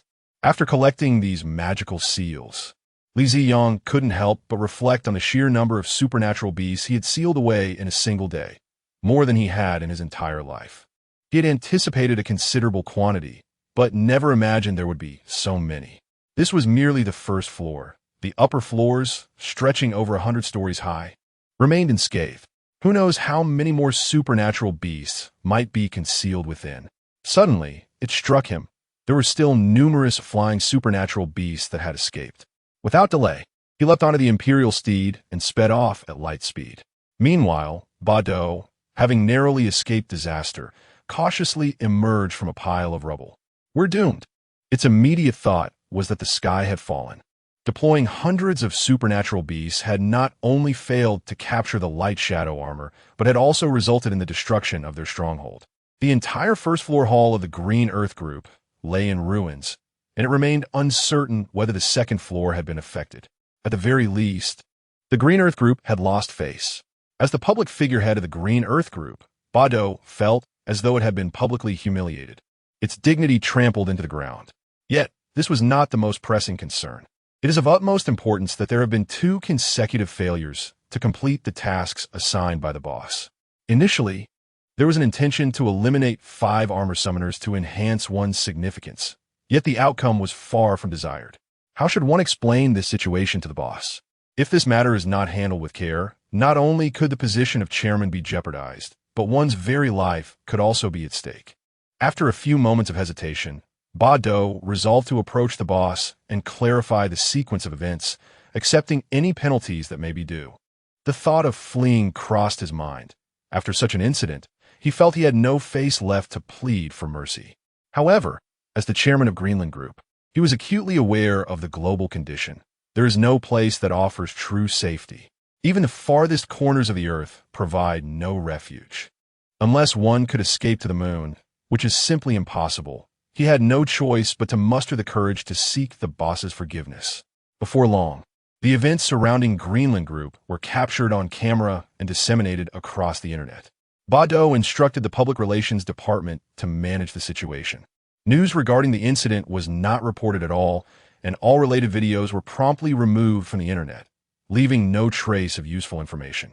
After suppressing all public discourse and minimizing the impact, he donned a sharp suit to meet Li Nannan at the biopharmaceutical division. A day and night had passed since the bombardment of the Greenland Group headquarters and the sealing of numerous supernatural beasts. And Dao had steeled himself to address the aftermath, gathering the courage to come and admit his faults. In the underground research facility of Greenland Biopharmaceutical Company, Li Nannan observed Dao's face, marked by fear and trepidation, and his indifference became increasingly pronounced. When it comes to matters among supernatural beasts, there is little that escapes his notice. However, at this moment, he was not contemplating whether to forgive Dao. Rather, he was pondering the suitability of Dao as the king of supernatural beasts. Although Dao possessed sufficient strength as a royal supernatural beast, he exhibited a timidity that was unbecoming, a cowardice akin to that of a mouse, valuing his life above all. Faced with Li Xiang's imperial armor, he had failed to confront it for the second time. This weakness was evident to the multitude of supernatural beasts watching. How could such a king lead them and command their loyalty? Chapter 053. Introducing the new liaison, Li Nannan. Pray tell, how shall I address your dilemma? Upon hearing these words, Dao felt a chill run through him. Indeed, the mistakes he had committed were difficult to absolve. Drawing from years of experience in dealings with the boss, he understood that the calmer the tone, the graver the matter at hand. Boss, the fault lies solely with me. The subordinate. That infernal emperor armor is truly formidable. I merely sought to find a flaw and thus hesitated.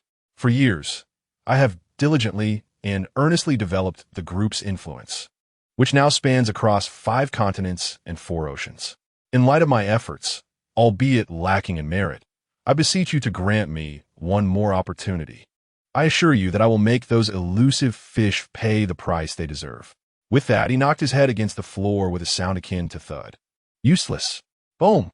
An overwhelming sense of pressure instantly filled the room, akin to a mighty mountain resting upon his shoulders. Dao could hardly bear it, collapsing to the ground, struggling even to twitch a finger. All he could do was cry out in desperation, "Boss, spare me. I'm still of value to you. My role is essential for the group's development." Puff. Before he could finish, a mouthful of dark blood erupted from him, his internal organs trembling violently as if they were about to be crushed into a thin pancake. Li Nannan rose and approached Dao, fearful of death. How can you aspire to be a king? Do not claim you were not given a chance. During the first operation, you allowed Li Xiang to successfully rescue those 5. That was your opportunity. As for the second, you were tasked with notifying all senior members to head to the high seas. Yet only a handful of insignificant players disregarded your orders. You lacked any means to handle the situation. Must I intervene in such matters? Speak. What purpose do you serve now? This time, you allowed a group of armored foes to breach the headquarters, and, as the actual manager of this establishment, you, Dao, cannot escape culpability. You have brought shame upon the beastkin. A king? You dare to aspire to such a title? Li Nannan raised his hand, drawing Dao's head closer with an overwhelming gravitational force akin to a black hole, draining every ounce of energy from within him. Dao did not even emit a cry of despair. He was reduced to dust, scattered across the floor. The once vast reservoir of his abilities was now siphoned away. Yet it merely served to augment Li Nannan's own powers, though insufficient for a significant leap in capability. Still, it was better than nothing. As for Dao, his talents were confined solely to the realm of commerce. Presently, the Greenfield Group had effectively taken control of the daily lives of humanity, rendering him obsolete.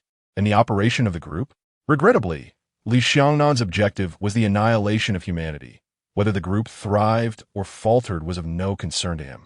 Initially, He had contemplated surviving for a while longer, but it seemed that he must take matters into his own hands. Summon the armored ones. I shall meet you. In truth, according to his plans, Bado should never have failed on the first attempt. In the entire world, all descendants of the Light and Shadow Village are no longer able to summon their armor, leaving only 7 remaining. Akin to grasshoppers after autumn, soon to be unable to hop for much longer. The troubling aspect is Bado's behavior, which is quite detestable. He is cowardly and fearful of death. If such a person is not eliminated, there is a risk that if he were to be captured by Xiangyang, he would undoubtedly divulge his plans prematurely. Thus, Bado must perish. Come here, commanded the boss. The bodyguard promptly rushed in, displaying utmost respect. Li Nannan instructed, go. With the authority of the Greenland Group's board, inform all high-ranking members of the ability beasts worldwide to convene in international waters. Those who do not attend shall face death. Latecomers shall also meet the same fate. You have 24 hours, regardless of their current activities or urgent matters. Everything must be set aside. Do you understand, boss? An hour later, the board's decree quickly set the global ability beast community ablaze. Initially, Bado had ordered everyone to gather in international waters, but there was indeed some resistance. Many refused to heed his call, believing Bado to merely be a lucky fool, a minor hacker with no right to command them. In the world, any person chosen by the Ability Beast organization and permitted to join as an esteemed Ability Beast gains immortality. These individuals hail from prominent families, financial magnates, or political titans, all possessing strength and capability. Yet Bado, in contrast, was merely a failure. Had he not caught the board's attention, being recognized for his business acumen and elevated to prominence, he would be nothing. However, the situation had changed. The board had personally issued the order, and the leaders of the ability beasts worldwide dared not defy it. The meeting was scheduled much earlier than expected. Many had initially planned to arrive at the last moment, but were now compelled to board private jets or employ any means necessary to reach the coordinates in international waters near City D. Meanwhile, the headquarters had mobilized over 20 massive cruise ships through its affiliated travel companies, circling the area in international waters. After half a day, individuals began disembarking from the cruise ships. The majority traveled by plane to City D and then took the specially arranged transport vessels from the Greenland Group to reach the international waters. Those with considerable wealth utilized their private jets, applying for permission to fly directly over the international waters, parachuting down or diving into the sea, then swimming to the ships. The leaders of various factions were a diverse array. Some were aquatic creatures, such as the sea cucumber beast, who swam over directly upon arrival. Those capable of flight chose the shortest route to soar over. Within approximately a day, over 70% of the ability beast leaders had gathered aboard 25 luxurious cruise ships. The remaining attendees were regional leaders, formidable in their own right, belonging to the lordly tier, and their combat prowess was not necessarily inferior to that of Bado. This group, however, would take considerably longer to arrive. Due to the influence of human intelligence, there exists a perception that arriving early may be deemed less honorable. Often, it is the last to arrive who can truly showcase themselves before the public. Meanwhile, in another realm, Li Nannan and others have gathered in Dr. Galu's personal research laboratory. Although the devices in the ERP secret base have been destroyed, those were outdated. He had long since developed new energy reception devices. As long as the combat satellites remain operational, everything will be fine. Doctor, if you're tired, you should rest. You haven't slept in several days. At this rate, I fear that the anomalous beasts will not be fully dealt with, and you may collapse first. Observing Dr. Galu's unwavering gaze fixed on the computer screen, the heavy dark circles under his eyes indicating his fatigue, he felt a pang of concern and urged him to take a break. Dongshan chimed in, indeed. If this continues, your health will surely deteriorate. We cannot afford to lose you. All right, Dr. Galu replied, removing his glasses and rubbing his eyelids with the back of his hand, his voice laden with weariness. How can I possibly sleep at such a critical moment? Do not persuade me. I can endure. Dongshan, please fetch me another can of Red Bull. Dongshan retorted, Doctor, in your condition, even drinking 6 cans would be futile. Nonetheless, he rose to retrieve a can of Red Bull and handed it to Dr. Galu. Upon opening the lid, Dr. Galu tilted his head back and drank it down in one gulp. Knock, knock, knock. Who is it? The sound of knocking brought the attention of those in the laboratory to a sharp focus. It's me. The voice of Xiang Yang emanated from outside. The group relaxed, realizing it was merely Xiang Yang. You little rascal, couldn't you give us a heads up before arriving? You nearly gave us a fright. Currently, Xiang Yang was not with them. As per their agreement, he was tasked with protecting the immediate family members of several individuals. Li Ziyang, Li Nannan, and others were engaged in combat training. This arrangement would not only swiftly hone Li Ziyang's combat skills and strength, but also allow him to master the essence of the Emperor armor, facilitating its upgrade. Simultaneously, it granted the aging Li Nannan and his comrades ample time to reforge their synergy, achieving true armor fusion. Only then would they stand a genuine chance of turning the tide. Otherwise, relying solely on Xiang Yang would make it exceedingly difficult to preserve the current human realm.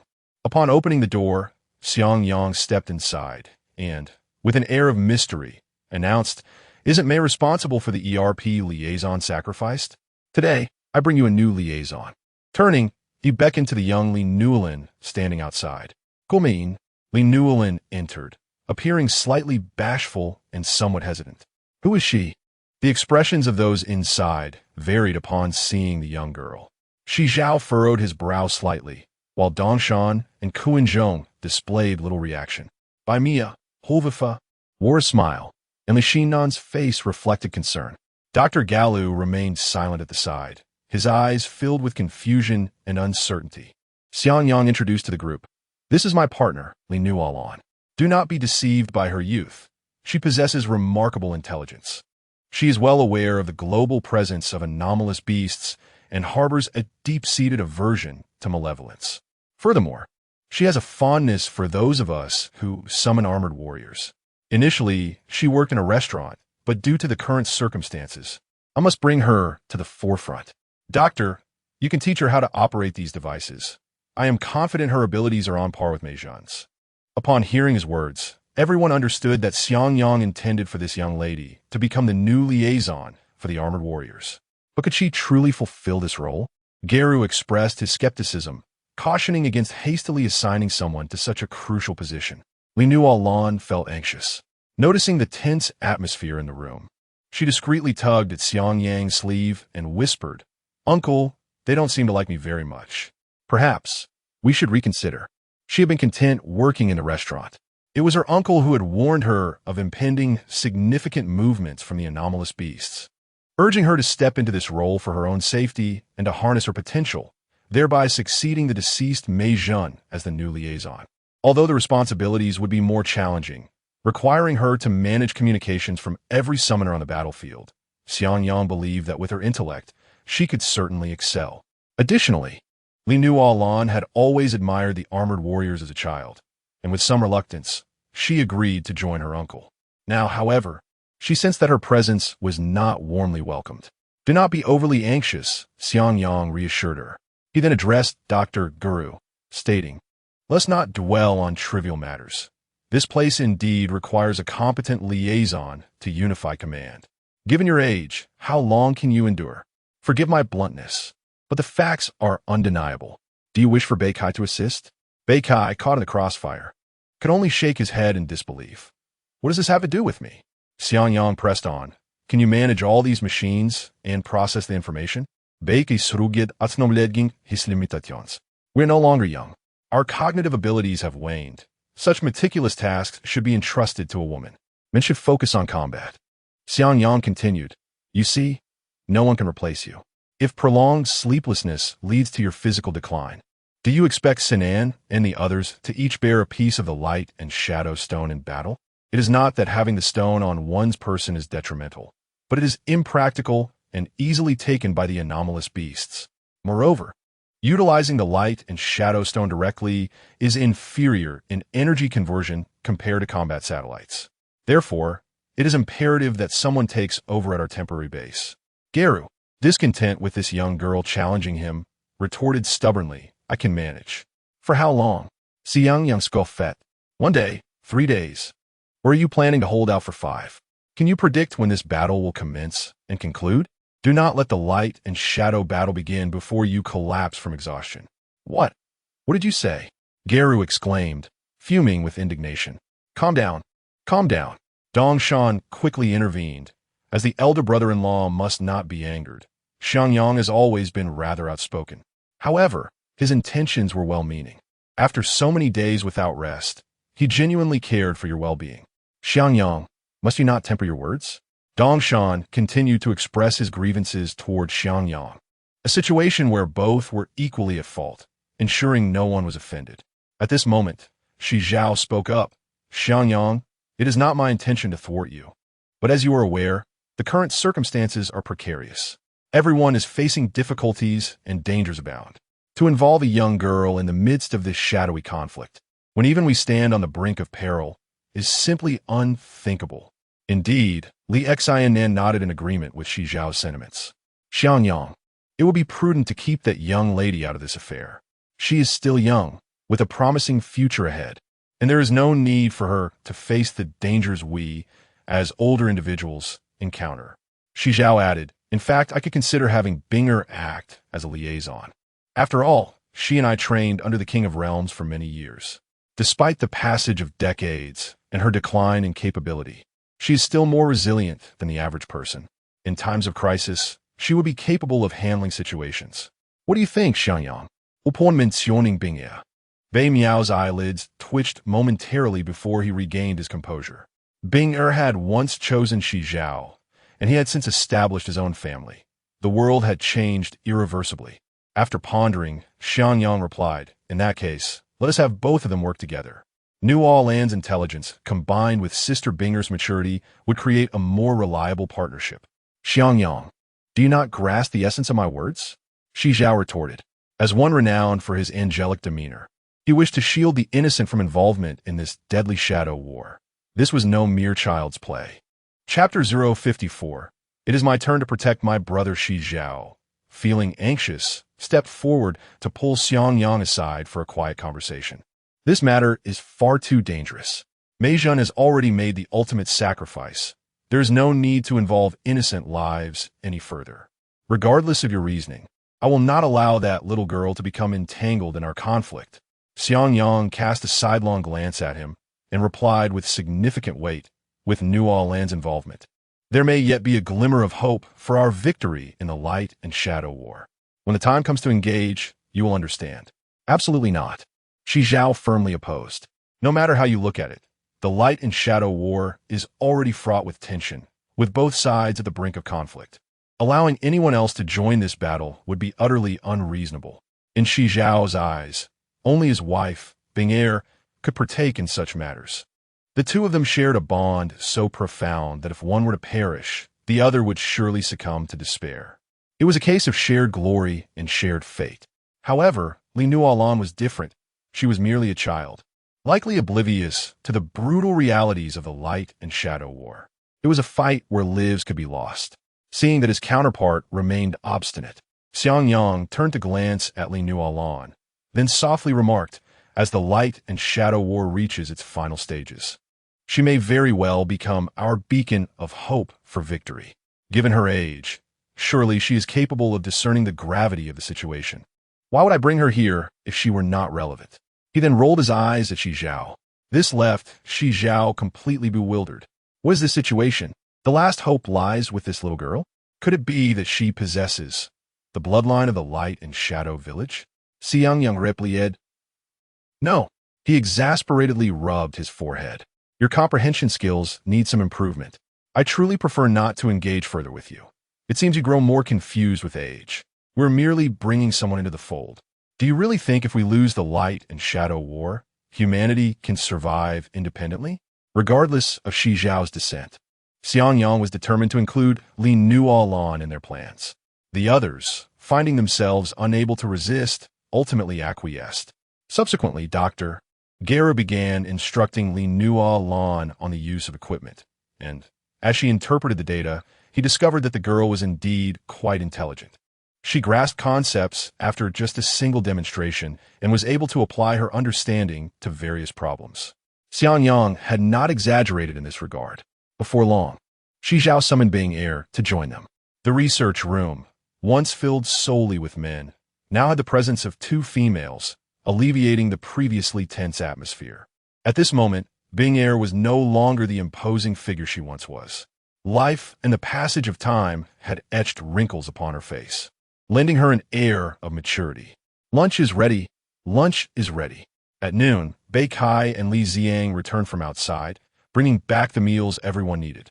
The research room lacked a kitchen, necessitating their trips to purchase food each time. They arranged several experimental tables together, gathering around to share a meal. After a few hours of camaraderie, Li Nannan had relaxed considerably compared to her initial nervousness. When Kuan-Zhong handed her a plate of food, she accepted it and began to eat without any pretense, her hunger overriding any sense of formality. Nannan, when did you first meet Xiang Yang? Shi Zhao inquired. Breaking the silence as he chewed his food, Li Nannan answered without a moment's hesitation, "It's been a long time, back when I was still in school." Previously, you mentioned that you did not pursue further education after graduating from high school. Seeing how quickly you grasped new concepts, you must have been quite the scholar. Faced with this inquiry, Li Nannan hesitated. Observing this, Shi Zhao chuckled and said, "If it's inconvenient, feel free to skip it. It's no trouble. It's not a secret." In truth, that year, I was the top scorer in the college entrance examination. The collective gaze of the crowd shifted towards her. The top scorer? How could that be when you dropped out after high school? Li Nannan nodded in acknowledgement. Li Nannan could not contain his curiosity, since you excelled academically. Why did you not continue your studies? That would greatly benefit your future. Indeed, she replied, the top scorer. I could only achieve a second-tier score. You all value education. My friend Bing Air and I have been oblivious to exams since childhood. Enough of your nostalgia, interrupted another. Just being alive is a stroke of luck. The atmosphere at the table brightened instantly. Nannan, you still haven't shared why you abruptly decided to drop out of university. Was it due to financial constraints? A wave of curiosity surged among the group. Li Nannan's eyes sparkled with a hint of joy as she cheerfully addressed their concerns. The reason I aimed for the top score was not for the sake of higher education, but because my brother promised when he left during our childhood that if I were to become the top scorer, he would return. He has kept his word. The group was taken aback. Just for that, Li Nannan was utterly speechless. Shi Zhao nodded and shook his head. What a pity, what a pity. It seems you share a strong bond with your brother. Dongshan chimed in, indeed. Kuan-Zhong's lips twitched slightly. If only my little rascal had half your intellect. Forget about being the top scorer. Just getting into a first-tier university would suffice to bring me solace. There must be another reason. Dr. Geru finally engaged in the discussion. Li Nannan, unreservedly, shared, another reason is that I encountered an uncle and gradually recognized the lurking dangers behind a harmonious world. I realized that no matter how well one studies, it ultimately cannot resolve issues. Perhaps dropping out was wiser. I decided to assist this uncle by analyzing data. Upon hearing this, Li Nannan and the others were filled with respect. It turns out that this young lady possesses such profound insight. You are absolutely right. We need more talents like you. However, the shadow war is approaching swiftly. Heeding an uncle's advice, the waters run deep. As a young lady, you may not be able to navigate it. In critical moments, you must flee if necessary. Do not bear the burden alone. Shi Zhao, must you speak so morbidly? The outcome is still uncertain.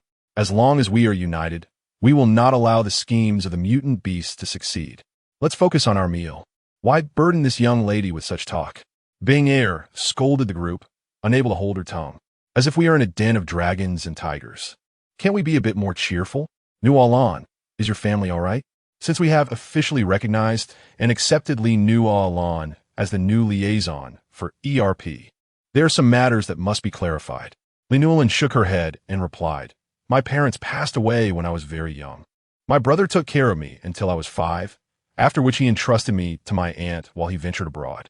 What a pitiful child, Binger thought, her heart swelling with compassion. It turned out that this girl's past was as tragic as her own. Nevertheless, she at least had a brother. The seemingly invisible Bei Miao furrowed his brow and inquired, Shouldn't your brother be informed? This matter is not to be taken lightly. If the anomalous beasts discover your proximity to us, your brother could be in grave danger. Indeed, Li Nannan's face immediately reflected concern and fear. Yet, she recalled the words of the uncle who had assured her that he would protect her brother from any harm posed by the anomalous beasts. She believed in the integrity of her uncle. After regaining her composure, she shook her head and replied, "No, he must not be burdened with these troubling matters. My brother works very hard, and I am willing to bear this burden alone." In her heart, her brother had always been her protector during her childhood. Now that he was struggling abroad, it was only right for her to safeguard him in return. Moreover, knowing about these dangers would serve him no benefit, only causing him undue worry.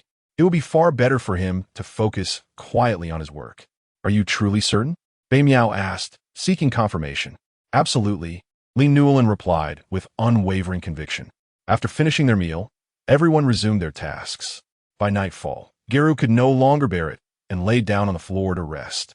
Li Nannan, having just familiarized herself with the data, was diligently monitoring the situation. She was aware that the anomalous beasts were preparing to launch a full-scale assault on the final armor summoners. The battle satellite needed to keep a vigilant watch over every movement of the Greenland group. "What is this? How strange," she mused, noticing an unusual pattern. Numerous flights were converging in a particular area off the coast of City D. "Come quickly, there is something amiss." The battle satellite had detected many flights heading towards the sea adjacent to City D, and a quick search revealed that there were hardly any flights traversing that area. As she was still unfamiliar with operating the battle satellite, she called over Li Nannan and the others. They scrutinized the data carefully, and Bei Miao immediately took the controls, inputting the necessary passwords to maneuver the satellite. Minutes later, dynamic images captured by the battle satellite were transmitted back. A scene materialized on the screen, revealing numerous vessels. Judging by the satellite images, their tonnage appeared to exceed 300,000 tons. Who could be hosting such a gathering? Was it a corporate event? Which company could afford so many large vessels, especially in an area that seemed to fall beyond any nation's jurisdiction, likely in international waters? The presence of those aircraft is abnormal. Look closely at the dark spots in the images. "Zoom in," she urged. "Yes, if I'm not mistaken. Those appear to be helicopters. Are we perhaps overreacting?" "No, something is definitely amiss." The sheer number of ships congregating in one location, coupled with the helicopters, is highly suspicious. I hope I'm not overthinking this. First, let us utilize satellite technology to investigate the flights of the vessels, discerning their points of origin. Some individuals exhibit carelessness, while others demonstrate meticulous attention to detail. For instance, Bei Miao harbors a profound premonition regarding this matter, possibly linked to the supernatural beasts. At last, after an hour, the combat satellite successfully relayed global flight data. After several rounds of scrutiny, it became apparent that the flights associated with the vessels originated from major airports worldwide, as well as from obscure locations, resembling private jets. Upon reviewing this information, Li Nannan and his companions exchanged puzzled glances. It was exceedingly strange that numerous planes, which evidently did not follow that route, were nonetheless veering towards the vessels. The investigation yielded results. Li Nannan, holding a tablet, reported that many individuals online were expressing concerns about flight delays and cancellations, particularly noticeable since 3 days prior, with yesterday and today being especially pronounced. Furthermore, numerous personal reports and comments from individual accounts had faced restrictions in traffic and searches, indicating data manipulation to suppress discourse on the matter. Li Nannan Zima. Abnormal occurrences invariably harbor sinister undertones. I suspect that those vessels are filled with supernatural beasts. Finally, Bei Miao articulated his perspective. Kuan Zhong, in a state of bewilderment, queried, "With so many supernatural beasts congregated in one place, wouldn't our energy detectors be able to identify them?" "Not at all," Shi Zhao elucidated. "The energy detectors are auxiliary equipment that were compromised by the supernatural beasts at the ERP base. Presently, we possess no means to detect energy fluctuations." Enough of this discussion. Let us investigate, Dong Shan proposed. It was indeed time to take action. If the vessels were indeed harboring supernatural beasts, they must be sunk, regardless of the consequences. Should we notify Xiang Yang? Inform him accordingly. Agreed. Should we awaken the doctor? No, let him rest a bit longer. We six will go together. We can ask Xiangyang to keep an eye on the laboratory. Very well. Just as they were preparing to depart, Li Ziyang suddenly halted them. Will you stay here, or shall I go alone? No, we cannot allow you to go alone. Li Nannan resolutely declined. Li Ziyang replied, I fear this may once again be a ploy by the supernatural beasts to lure us away. It will be prudent for me to go alone.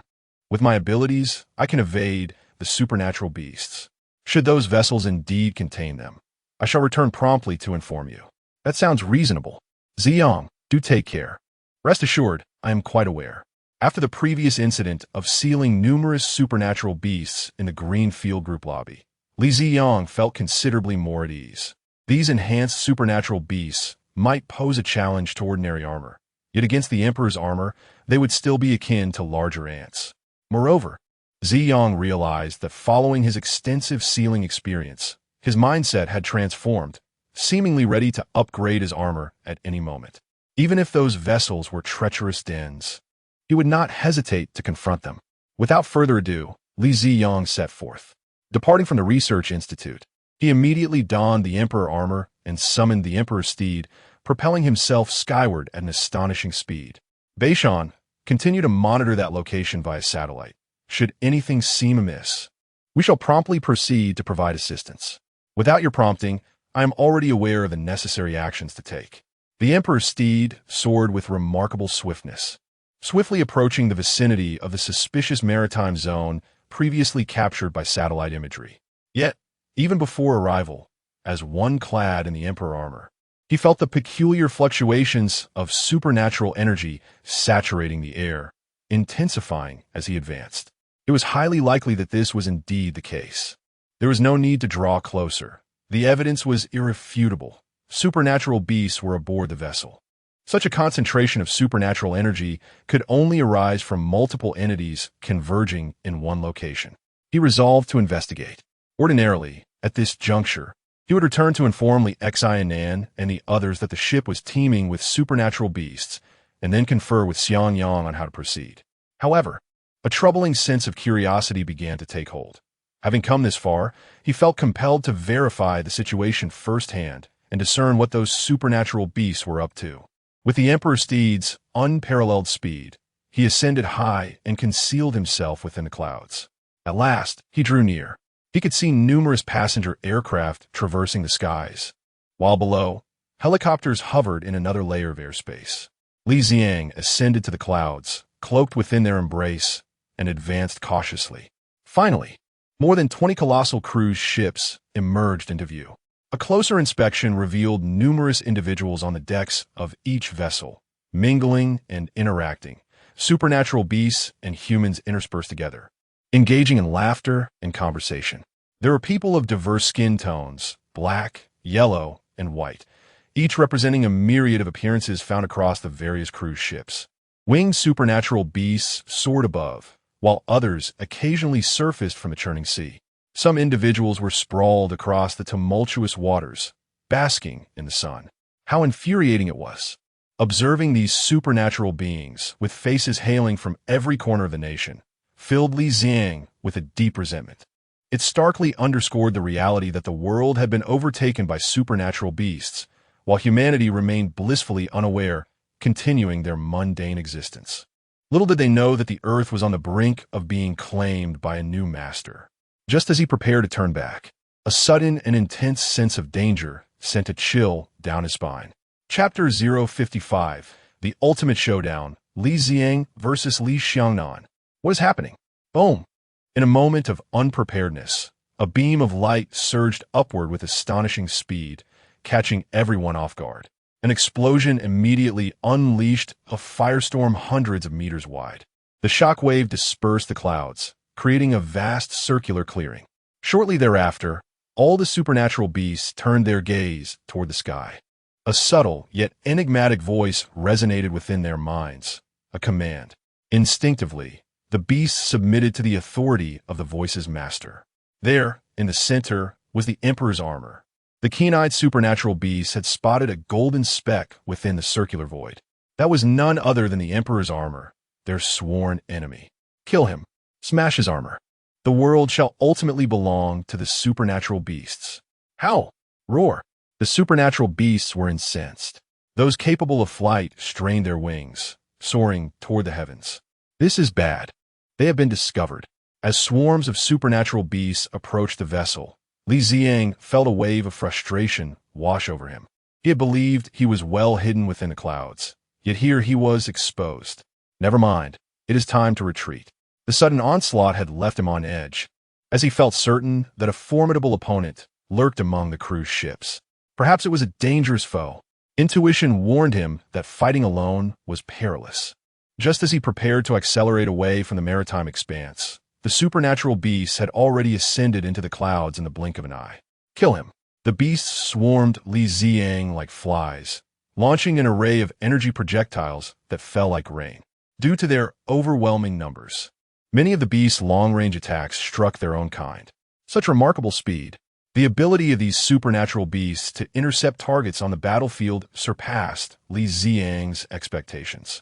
In the face of the oncoming energy projectiles, he calmly activated his energy shield, capable of withstanding a portion of the assault. Then, he initiated the Emperor Cannon, taking aim at his adversaries while deftly evading and retaliating. The clouds above became a chaotic tableau of explosions. The cacophony echoed like firecrackers during the New Year celebrations. These supernatural beasts were formidable, yet they faced the Emperor's armor, and Li Ziang had nearly mastered the ultimate upgrades of the armor. After several minutes of battle, it became evident that, despite the beasts encircling him, it was Li Ziang who had effectively surrounded them. The tumultuous sky was littered with magical talismans, quietly suspended like grains of rice. The supernatural beasts aboard the crew's ships watched anxiously. They were all land-based creatures, lacking wings and the ability to fly. Many possessed teleportation abilities, but could not leap into the sky. Li Ziang was growing increasingly adept in combat, and a sudden thought struck him. If all the supernatural beasts in the world were to gather, it might be quite a spectacle. He could sweep them all away. As the number of beasts in the sky dwindled, he prepared to exert himself to clear them out and absorb the magical talismans. But just then, the previously unsettling sensation along his spine returned with greater intensity. His instinct urged him to vacate the current area immediately. Boom! A formidable explosive light detonated without warning. Flames surged forth, expanding rapidly to form a fireball with a diameter of over 1,000 meters, instantly heating the air within a 5,000-meter radius. The clouds evaporated into nothingness. The overwhelming shockwave sent Li Ziang tumbling through the air. As the fireball gradually dissipated, steadying the imperial steed, Li Ziang finally discerned a peculiar figure quietly suspended amidst the remnants of the explosion. A pair of eerie blue eyes gazed intently at him. Could it be a supernatural beast? Li Ziang furrowed his brow, grappling with disbelief at the sight before him. It bore little resemblance to a supernatural beast. It resembled a warrior clad in armor. No, an evil armored warrior. To his astonishment, this malevolent armored figure proceeded to perform an unexpected action. It drew all the magical seals floating in the air towards itself, subsequently absorbing them into a belt at its abdomen. Indeed, it was an armored belt. Exuding en unmistakably sinistre aura. This wicked armored warrior was none other than Li Nannan. After absorbing the energy from these magical seals, his overall aura intensified slightly. It became evident that utilizing the Black Domain belt allowed for a pure absorption of the magical stone's power contained within the seals, vastly superior to solitary absorption. The Black Domain belt was one of his experimental projects initiated a decade prior. Apart from studying ancient ferocious beasts, this was his primary focus. As it matured, the energy from the 5 Shadow Guardians could no longer sustain its growth, prompting the idea of developing the belt. This belt was aptly named the Black Domain Belt. Constructed primarily from components found within the Black Domain, augmented with rare metals from Earth, Li Xiangnan's ultimate goal was the annihilation of humanity. He had never believed that relying on these ordinary enhanced supernatural beasts could prevail against the armor. Hence, why had he relentlessly pursued the development of supernatural beasts over the past decade, even permitting these regional lord-level supernatural beasts to cultivate their loyal subordinates? The reason was simple. These supernatural beasts embodied the power of the magical stones. having exhausted the Shadow Guardians. The only way to reach a level capable of rivaling the Imperial armor was to harness sufficient supernatural energy as support. Clearly, fostering more supernatural beasts was the most prudent course of action. Beyond this function, the belt also enabled him to exert more precise control over the elements of darkness, metal, wood, water, fire, and earth, allowing for greater damage output with lower energy consumption. Defense, attack power, agility, and speed all received notable enhancements.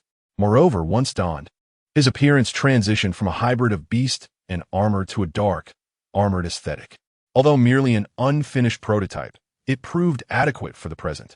He brushed his fingers along the side of the belt, and a black longsword, measuring 1.5 meters in length, materialized from thin air. Gripping the hilt, he assumed an offensive stance, and with a resounding bang, his body surged forward like a meteor, slicing through the air. In an instant, the figure materialized before Li Ziang. Alarmed, Li Ziang had not anticipated that his opponent would launch a sudden attack with such blinding speed. Instinctively, he raised his hand to block. The long sword collided with his sturdy wrist guard, producing a resonant clang. A force potent enough to breach the defenses of the Emperor's armor surged through his arm, reverberating throughout his entire body. Unprepared, Li Ziang plummeted like a bullet. It hurt immensely. Was this fellow an extraordinary beast or merely an armored foe? As he fell, his numbed arm quickly regained sensation. The impact of the sword had sharpened his awareness, dispelling his earlier bravado. It was as if he faced a beast with the power to seal the world itself. Laser sword, Aurora shield. As he was on the brink of plunging into the sea, he swiftly adjusted his posture, executing a sharp 90-degree turn to counteract his downward momentum. He ascended rapidly, sword aimed menacingly at the malevolent armor. Li Nannan, with his head bowed and a slight smirk curling his lips, mused. Indeed, Sun Yang was far more formidable. The previous strike had essentially confirmed that Li Ziang's current combat prowess was beneath his own. An ordinary emperor's armor, after all, was just that, ordinary. In response to the advancing Li Ziang, the armor swung downwards, an arc of energy converging into a crescent slash, exuding an imposing aura. Li Ziang evaded with a deft sidestep, simultaneously unleashing a ranged strike with his Aurora sword. Li Nannan nimbly dodged it and shot toward his opponent. The two figures transformed into streaks of light, rapidly converging. Boom rumble! As they collided, the immense potential energy from both parties sparked a cataclysmic clash. The tumultuous energy swirling like boiling water and igniting the surrounding air, creating a vacuum zone. This spectacle appeared to the extraordinary beasts aboard the ocean liner as twinkling stars against the night sky. Although the power seemed modest, the sound reverberated through the water, causing it to churn in the opposite direction. The extraordinary beasts looked up, contemplating whether this was the true might of their emperor. They had never witnessed the emperor in action before. Truly, he was their sovereign. In comparison, that fellow Badu, who proclaimed himself the king of extraordinary beasts, was nothing of the sort. Indeed, if Badu were to be ensnared in such a battlefield, he would likely meet his demise from the residual shockwaves. Just like the rest of us. It was terrifying. This was not a realm where we could participate. Extraordinary beasts from various regions watched in trepidation. On one hand, they feared the might of the emperor's armor. On the other, they felt a swell of pride for their emperor. Only the emperor of extraordinary beasts could contend with the emperor's armor. This was true strength. Moreover, it appeared that their emperor was even more formidable, as the emperor's armor had evidently struggled in their encounters. This adversary was remarkably powerful. Li Ziang exerted every ounce of his strength, yet found himself still suppressed. After a brief exchange of energy beams, he was sent flying hundreds of meters away. Seizing the moment, he twisted his waist, activating a mechanism. Soon, a shield materialized on his chest armor, the Aurora shield, accompanied by a mechanical prompt that resonated with authority. Ultimate Emperor's armor. The armor upgrade was finally complete. I owe you my gratitude. Li Ziang's face bore no signs of suppressed distress. Instead, it radiated a relaxed smile. He understood that only the ultimate Emperor armor represented the complete form of the Emperor armor. The Emperor steed, summoning the Emperor steed from the Emperor belt. It appeared to possess a life of its own, as its jaws began to instinctively absorb the energy from the air, subsequently directing it towards Li Nannan. Li Nannan began to evade, but the Emperor cannon swiftly adjusted its aim and launched another attack from behind. In response, Li Nannan unleashed a sharp sword aura, neutralizing the assault from the Emperor cannon. It was a tracking projectile. Li Nannan felt a pang of frustration. The Emperor's steed was indeed a formidable adversary. With Li Zhang's combat prowess significantly heightened, he had already begun to gain the upper hand, further augmented by the assistance of the Emperor's steed. Li Nannan found himself in a position of suppression, observing the battlefield dynamics shift dramatically above. The abilities beasts aboard the cruise ships muttered in discontent. This is hardly fair play. How can that steed attack autonomously? That's the Emperor cannon. A single hit spells death, and a near miss inflicts injury. Come on, our Emperor, give it your all. 2 against 1 is hardly equitable. If only I could fly. Fly? And then what? To assist the Emperor, of course. Get real. You just create chaos. Haven't you noticed that the one flying over there is now silent? In battles of that caliber, we would only serve as fodder. Would the Emperor truly be defeated? As more and more abilities beasts gathered to observe the spectacle, over 500,000 to 600,000 formidable beings had amassed across 20 cruise ships, many of whom were prominent leaders in other regions. Yet, none were able to lend assistance at this critical juncture. They could only watch helplessly. In the sky, Li Nannan felt the pressure mount. The ultimate armor was indeed supreme. Had he not donned the black domain belt, enhancing his strength in every aspect, he might have faced defeat and sealing at the hands of Li Zhang. However, while currently under pressure, he remained capable of rendering his opponent ineffective. The disparity in combat power was merely a matter of 1.99 versus 100. The Emperor wind-piercing strike.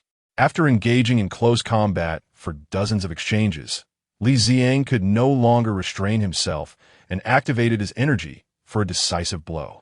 As the energy of the wood element converged behind him, a pair of broad wings sprouted forth. Aiming at his target, he thrust the Aurora sword with great force.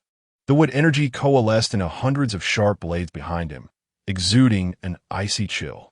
In an instant, the blades descended like a tempest. Wind-piercing strike? I can do that too. Li Nannan harnessed the power of dark wood, swiftly replicating Li Zhang's signature move. Abilities surged behind him, materializing into a pair of black eagle wings. Hundreds of black feathers manifested behind him. With identical movements and release techniques, the elongated black feathers intertwined and neutralized the white. Flustladen blitz. The air was filled with the sounds of whistling projectiles, with several unfortunate abilities beasts below caught in the crossfire. In the sky, both sides continued to amplify their power, the range of their exchanges widening, and the commotion growing increasingly intense.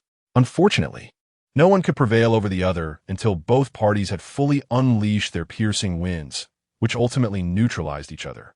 The same technique?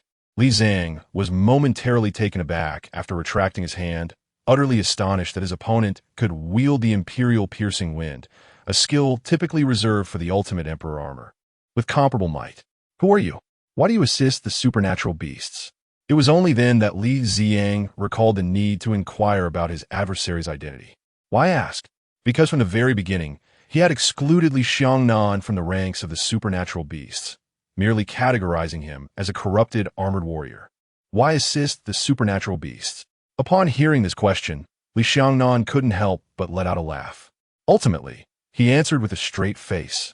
Perhaps because the world despises me, and I harbor disdain for this world as well. What a ridiculous excuse.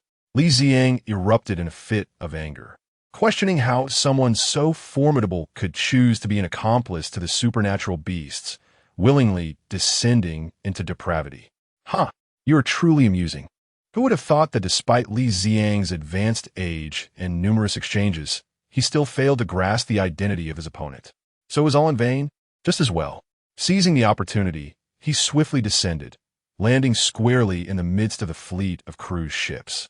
With a grand gesture, a surge of formidable supernatural energy erupted, creating a dense fog that extended for kilometers in an instant. Li Zhang remained vigilant, uncertain of his opponent's intentions. but due to their similar strength, he refrained from taking any action. Soon, all the vessels below were engulfed in a shroud of black mist. Thunder rumbled. A sizzling sound accompanied the fog. Various cries soon echoed from within the mist. No, they were more accurately described as screams. What on earth is that fellow doing? A sense of foreboding began to stir within Li Ziang. Meanwhile, within the depths of the fog, supernatural beings from across the nation were enduring immense suffering. Spare me. Spare me. My haunt is Hone. Run. The Emperor has gone mad. Why is he killing us too? Help me. No. The supernatural energy within my body is draining away. The Emperor is feasting upon us. Why is this happening? Chapter 056. Absorbing the Super Beast, advancing further in strength. The first to react, the Super Beasts began to comprehend the truth, descending into a state of panic and fear. Meanwhile, the relentless influx of Super Beasts from the outside ceased their boarding. They were entirely oblivious to the turmoil unfolding aboard the cruise ship, shrouded in mist. The only sounds that pierced the air were the continuous cries of anguish. Anyone with a semblance of sanity could discern that something was amiss inside. Ziang, what has instigated this conflict? What is happening? A colossal plume of smoke enveloped the scene, obscuring the cruise ships below. Several shadows flickered past. Li Nannan and his 4 companions hastily piloted their shadow steeds towards the commotion. It turned out they had detected signs of battle from their combat satellite and rushed over to provide assistance. Of course, Xiangyang had also been notified. However, by the time they were prepared to arrive, they found no evidence of a confrontation between Li Nannan and Li Zhang. Only a vast cloud of smoke floating ominously above the sea. What brings you here? Upon seeing the 5 esteemed figures suddenly arrive, Li Ziang felt a warmth in his heart, his expression tinged with surprise. Li Nannan inquired, "What is occurring over there?" "I'm not entirely certain," Li Ziang replied. Shaking his head, Bei Miao questioned, "You were present at the scene. How can you be unaware of the situation? Those super beasts on the cruise ships, listen closely. There are numerous cries. Indeed, to be precise, they are screams of agony," noted Dong Shan, whose keen hearing had picked up on the distress. "The moment I arrived, the super beast detected my presence, and then Li Ziang succinctly explained the situation to Li Nannan and the others. I do not know where that individual originated. His abdomen bears a belt resembling ours. Moreover, I witnessed him absorb the magic seal. Upon hearing this, everyone exchanged bewildered glances. A darkened armor? An unfamiliar armor? It can absorb magic seals like we do, and possesses formidable strength, capable of executing the moves of the ultimate Emperor armor. This is an unprecedented situation. Indeed, but is it truly armor? Who can say? Could it possibly be a super beast? They pondered about the identity of the strange armor that had engaged with Li Ziang. Xiangyang had not accurately informed them that Li Nannan was the true mastermind behind it all. Furthermore, even if he did, they would have no means of recognizing Li Nannan after he donned the Black Domain belt, unless Xiangyang personally appeared. That is not a super beast. It is armor, Dong Shan declared, frustration evident in his tone as he categorized Li Nannan. The group concurred. While your statement holds truth, our discussions seem futile. Regardless of its origins, as long as it stands with the super beasts, it is our enemy. Should we not first seal those super beasts outside? Gazing beyond the veil of smoke at the extraordinary beasts, Bei Miao felt a surge of impulsiveness. Li Nannan quickly intervened, stating, "No, it is unwise to act recklessly until the situation becomes clearer. None of us can ascertain whether danger lurks in the fog." This reminded Bei Miao of a previous encounter where the Shadow Guardian had deceived him. He resolved to suppress his desire for battle, recognizing that another impulsive mistake akin to those of his youth could lead to the demise of all his companions. That would be utterly disastrous. As they observed the unfolding events, within the mist, Li Nannan was fervently absorbing the energy needed for his growth through the Black Domain belt. It must be noted that the aggregation of so many extraordinary beasts generated an immense power of magical spirit stones. He felt the internal energy within him swelling rapidly. Although the Black Domain belt was somewhat lacking, hindering the speed of energy transformation. Refining such a multitude of extraordinary beasts was not an endeavor that could be accomplished swiftly. In the blink of an eye, half an hour had passed, and Li Nannan and his companions began to grow impatient. More ships and aircraft circled above the sea, all having arrived from various parts of the nation to attend the conference of extraordinary beast leaders. Those arriving later found themselves unable to board due to the encroaching fog, forced to wait outside. Gradually, the mist began to spread, extending several kilometers and ensnaring most of the extraordinary beasts once more. The colossal energy now available to Li Nannan was unlike anything he had ever assimilated. Absorbing all could potentially double his strength. During this absorption, his mind began to conjure even more audacious plans. Why not invent a source of infection that could transform all humanity into extraordinary beasts? In doing so, the billions of extraordinary energies worldwide would propel him to unprecedented heights of power. As for relinquishing the earth to the Shadow Guardians, once there was nothing left to extract, he could consider it then. After years of experiencing the benefits of strength, he found himself disinterested in human societal matters, fixated solely on enhancing his power. The moment the vast energy surged into him was exhilarating. What did it matter if they looked down upon him? What did it matter if he was deemed an anomaly? He had ceased to care. The annihilation of humanity was no longer merely an act of vengeance against fate. It was a desire to convert them into vessels of blood to augment his strength. His perspective on these vessels was trivial, akin to a towering tree that remains indifferent to the chatter of ants. Another hour passed, yet the mist showed no signs of dissipating. Instead, it expanded further. The extraordinary beasts that had arrived began to sense something amiss, with many turning to flee. Others, drawn by curiosity, found themselves enveloped by the suddenly expansive fog, becoming sources of energy for Li Nannan. Why does it feel so strange? Kuan-Zhong pondered, scratching his head.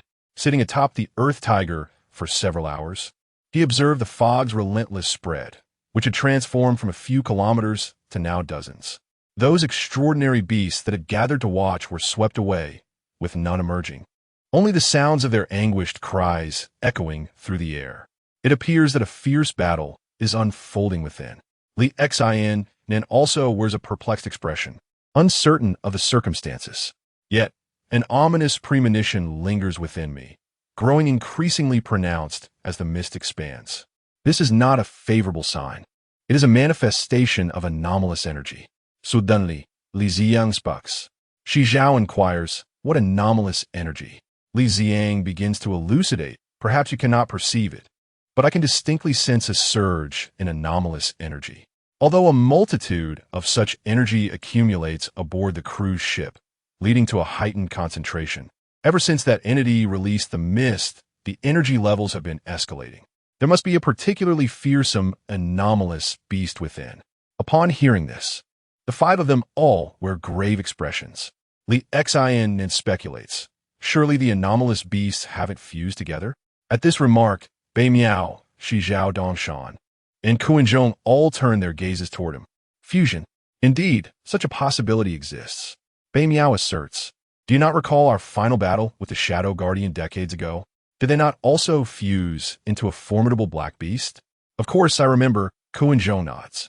Shi Zhao, maintaining his composure, remarks at that time, only the Shadow Guardian possessed the ability to fuse into a black beast.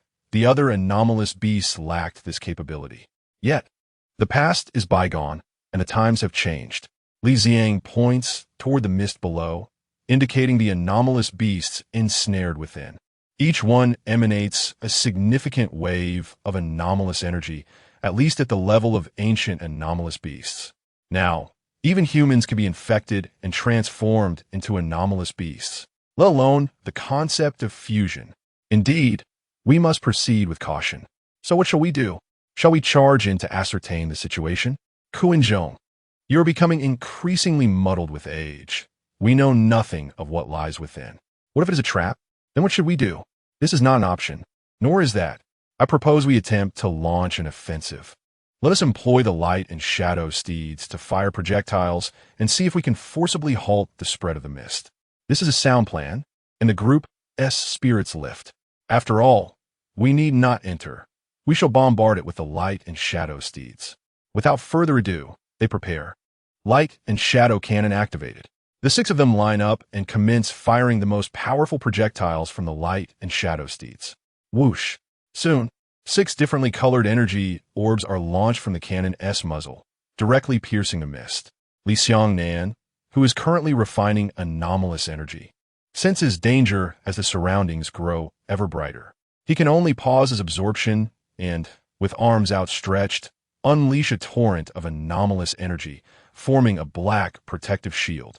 ZZZZ. Boom! The energy projectiles make contact with the shield, resulting in an explosive reaction of unparalleled intensity. The 5 elemental cannonballs, metal, wood, water, fire, and earth, are already formidable on their own. Now, combined with the Imperial cannon, their power is unimaginable. Accompanied by a deafening roar, a mass of intertwined energy expands rapidly, akin to a supernova explosion. Swiftly engulfing the surrounding mist, the sea erupted violently, sending waves soaring thousands of meters into the air before gradually cascading back down. Nearby, all the aberrant beasts were hurled away by shock waves, each towering 3 to 4 stories high, crashing into one another in relentless succession. The intense heat generated by the energy caused the seawater to evaporate rapidly, rendering the entire ocean within several kilometers a seething cauldron. The aftermath of the explosion continued to wreak havoc for 4 to 5 minutes before finally subsiding. Success. It seemed as though the spread of the mist had been halted. Li Nannan and his companions beamed with smiles upon witnessing the scene.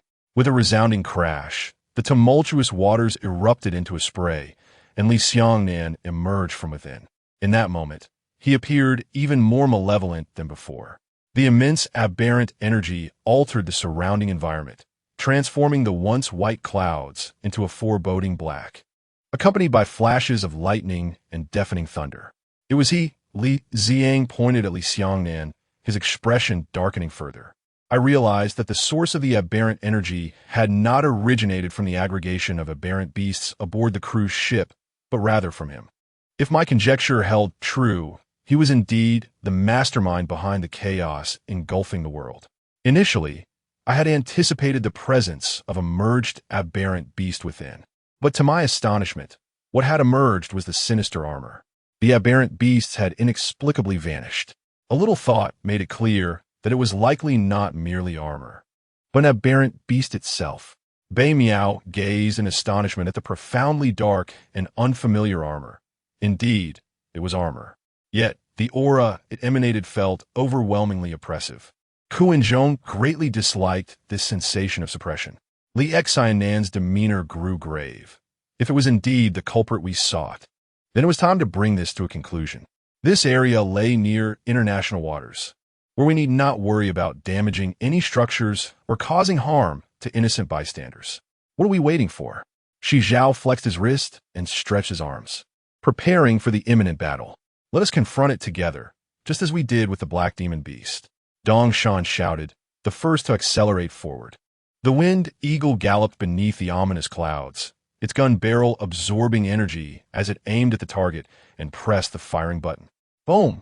Li Nannan swiftly evaded the explosion. Enraged by these interruptions to his energy absorption, he seethed, for their single strike had annihilated many aberrant beasts before they could be consumed. I shall personally send you to hell. Li Nannan raised his hand, unleashing a powerful beam of light. Dongshan felt a tingling sensation at the back of his neck and hurriedly rolled the winged eagle to evade. We have arrived. Li Nannan and the others joined the fray, initially employing the shadow steed for ranged assaults. However, these seemingly formidable projectiles proved insufficient to breach Li Xiangnan's defenses, akin to mere tickling. Aside from needing to block the Emperor cannon from the ultimate Emperor armor, all other ordinary armor projectiles could be completely thwarted by generating an energy shield at the surface. Let me test my newly discerned techniques. After experiencing a remarkable enhancement in power, the reservoir of extraordinary energy within his body reached an unprecedented zenith. This energy was unleashed into the atmosphere, amidst a tumult of wind, rain, and thunder, gradually coalescing behind him into a colossal figure towering over 1,000 meters. How immense! Kuinjong raised his gaze and beheld the manifestation of this giant. Confronted with such a gargantuan entity, one often feels an innate trepidation. For the large invariably exudes a sense of oppression over the small. The emergence of this giant rendered their ranged attacks as ineffective as firecrackers, merely a nuisance. Now, it was time for retribution.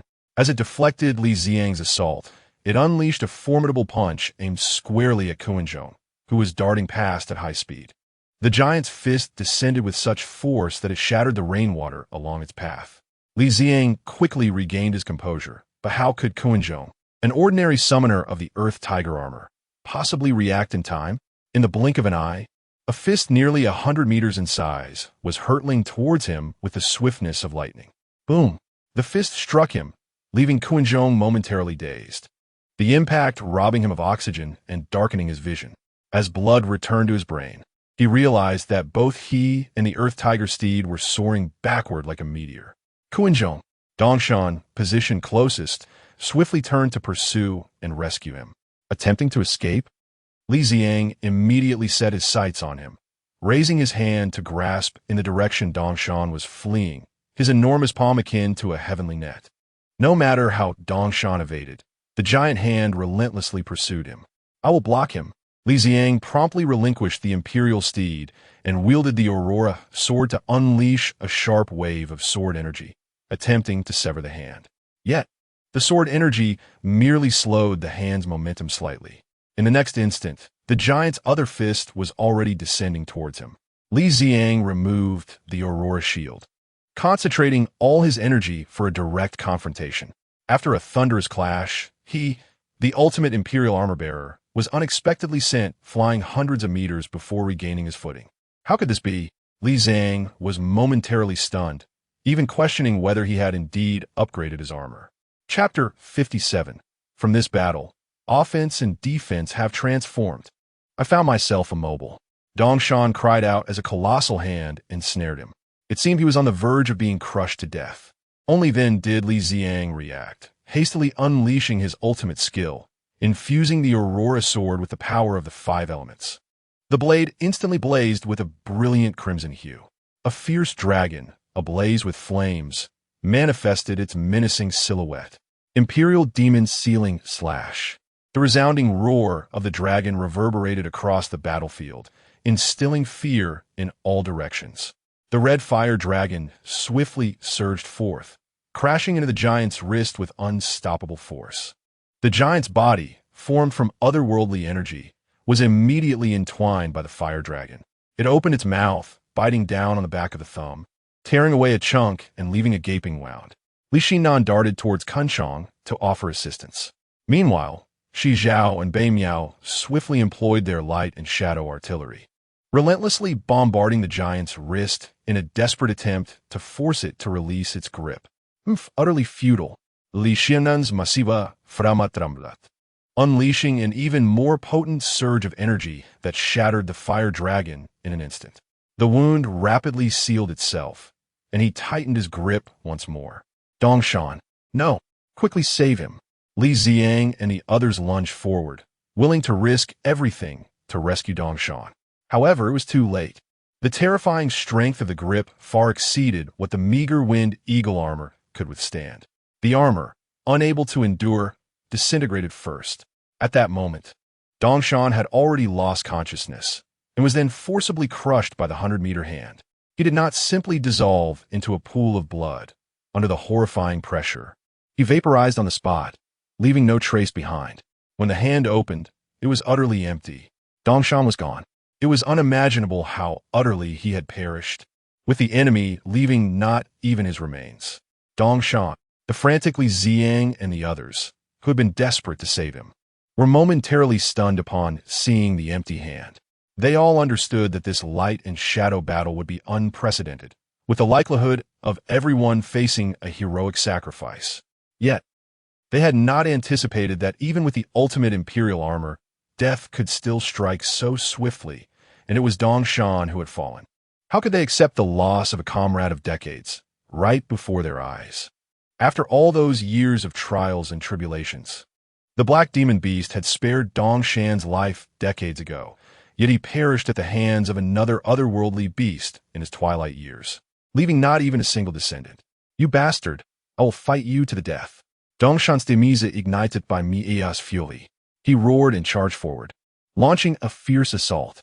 Shi Zhao, realizing the gravity of the situation, followed closely behind. Li Xiang was consumed by rage. He resolved to seal away the creature before him, honoring Dong Shan's sacrifice. Alas, this battle was destined to be one-sided. Li Xiangnan commanded the giant to whip up a tempest, even manipulating the rising tides to confine their opponent's movements. Having witnessed the fates of Dongshan and Kunchong, they dared not draw too close, relying solely on Li Xiang's direct confrontation while they provided long-range support from a distance. However, Li Xiangnan's primary objective was to eliminate the two of them first, whether it be the snow mastiff or the black rhinoceros. He sought to target the weaker ones, preventing the five from having a chance to unite and form the Emperor's armor. While contending with Li Xiang, whenever Li Xiangnan found an opportunity, he immediately manipulated the sea, transforming it into towering water columns to assault Bei Miao and Shi Zhao, who were hiding in the rear. Even though these were merely ordinary matter condensed, they did not dare to underestimate the threat. Thanks to the rapid agility of the Shadow Steed, they narrowly evaded Li Xiangnan's attacks time and again. However, such fortune was not destined to last long. "Not good. It seems we are surrounded." During yet another narrow escape from their adversary's strikes, the observant Shi Zhao finally discerned the predicament. First, it was the ominous clouds in the sky. Those clouds appeared not to be genuine saturated vapor, but rather condensed from dark matter energy. While dodging the water columns, if the Shadow Steed ventured too high, the clouds would immediately unleash bolts of lightning thicker than a person, targeting them directly. Initially, the surroundings were still graced with white skies, but now they had transformed into a suffocating abyss, with the dark clouds descending and the sea below churning upward. The safe spaces to evade were diminishing rapidly, shrinking at a visibly alarming rate.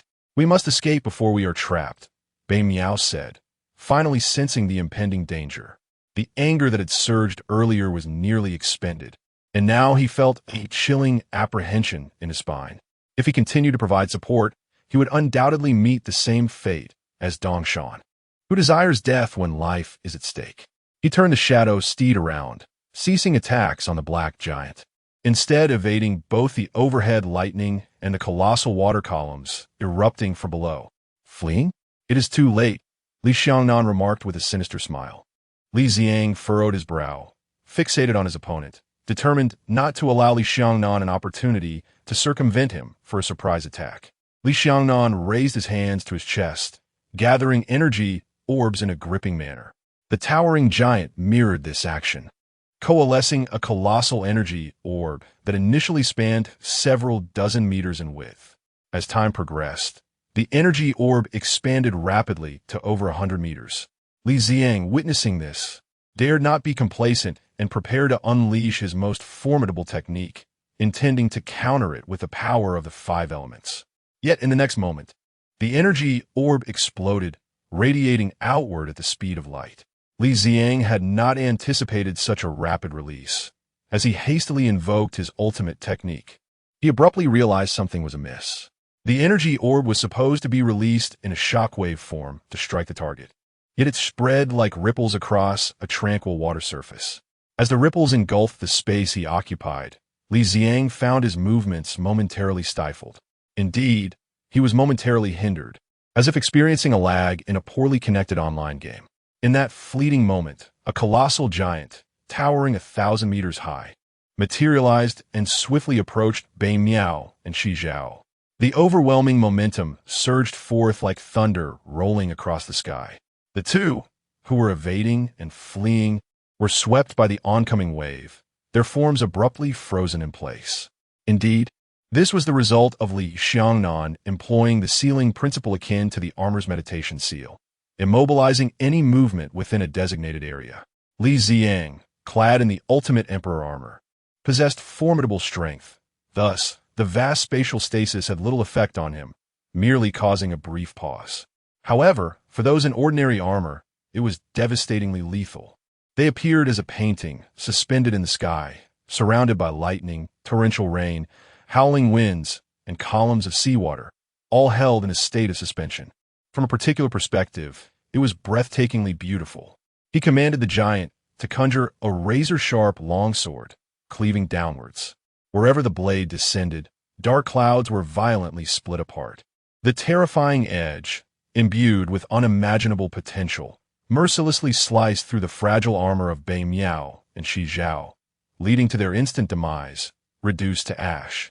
This exemplified the terrifying chasm between them. Li Xiang trembled with fury, gritting his teeth as he charged back to intervene. Alas, it was too late. With that single strike, both Bai Miao and Shi Zhao had perished on the spot. Enraged, Li Xiang swung his sword at Li Xiangnan. In response, Li Xiangnan turned to counterattack. With no external interference, the two engaged in a visceral exchange of blows. When facing the ultimate emperor armor, Li Xiangnan chose to forego his colossal form, opting instead to concentrate all his energy into his core. After all, concentration is the essence of strength. At this moment, having endured prolonged exertion, Li Xiang's movements and damage output were evidently diminished compared to the onset of the battle. Li Xiangnan, endowed with greater energy, relentlessly pressed the attack. In the blink of an eye, hundreds of exchanges transpired, shattering the very sky with their reckless assaults. The heavens were no longer recognizable, the clouds unrecognizable, and the seawater surged upwards. Should anyone witness this chaos, they would undoubtedly perceive it as the apocalypse. With no recourse left, realizing his retreat was inexorable, Li Xiang resolved to make a final stand. Seizing an opportunity, he summoned the Emperor Steed, twisting the throttle to accelerate away from Earth, soaring into outer space. Naturally, Li Xiangnan pursued him. The two soon broke through the atmosphere, entering the vast cosmos of the solar system. To be candid, upon just escaping Earth's atmosphere and entering the universe, there was a moment of adjustment. However, this discomfort dissipated swiftly as his body acclimated. Once they reached a certain altitude, Li Xiang halted, turning to face his pursuer with composure. Li Xiangnan stopped approximately 100 meters away, observing him with a cold smile. "What is this? Do you aspire to be a hero, engaging in a life-or-death struggle with me here?" "Indeed," Li Xiang retorted, pointing his Aurora sword at him, radiating righteous resolve. "Today, it will be either your demise or mine. Only by eliminating you can the world regain its rightful order." "Order? Huh, nonsense. Earth has no reason to exist. In the future, it will serve as a stepping stone on my path to power. All of humanity should be grateful," Li Xiangnan declared with unparalleled arrogance. Li Xiang took a deep breath and declared, "There is nothing more to be said. Let us begin. I await your move." Li Xiangnan responda. Li Xiang unleashed his final strike.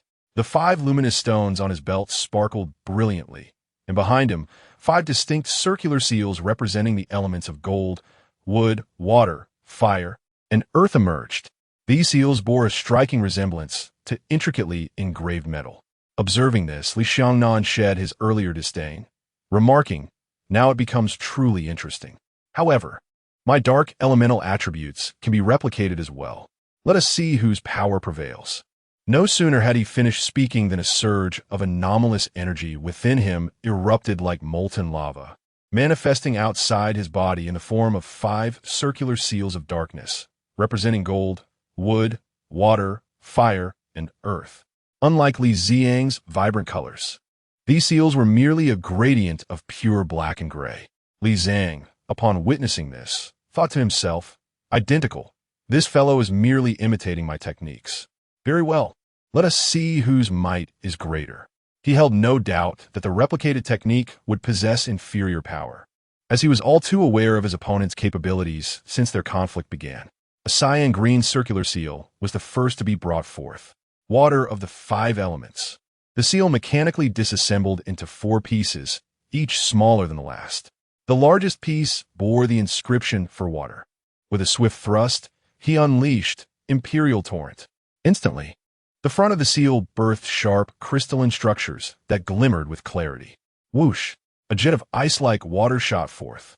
Li Nannan swiftly duplicated the technique, employing the same dark water elemental power to counter. Thus, the dark water energy collided with the luminous water energy at a midpoint of 50 meters. The anticipated catastrophic explosion failed to materialize. Instead, the forces neutralized each other.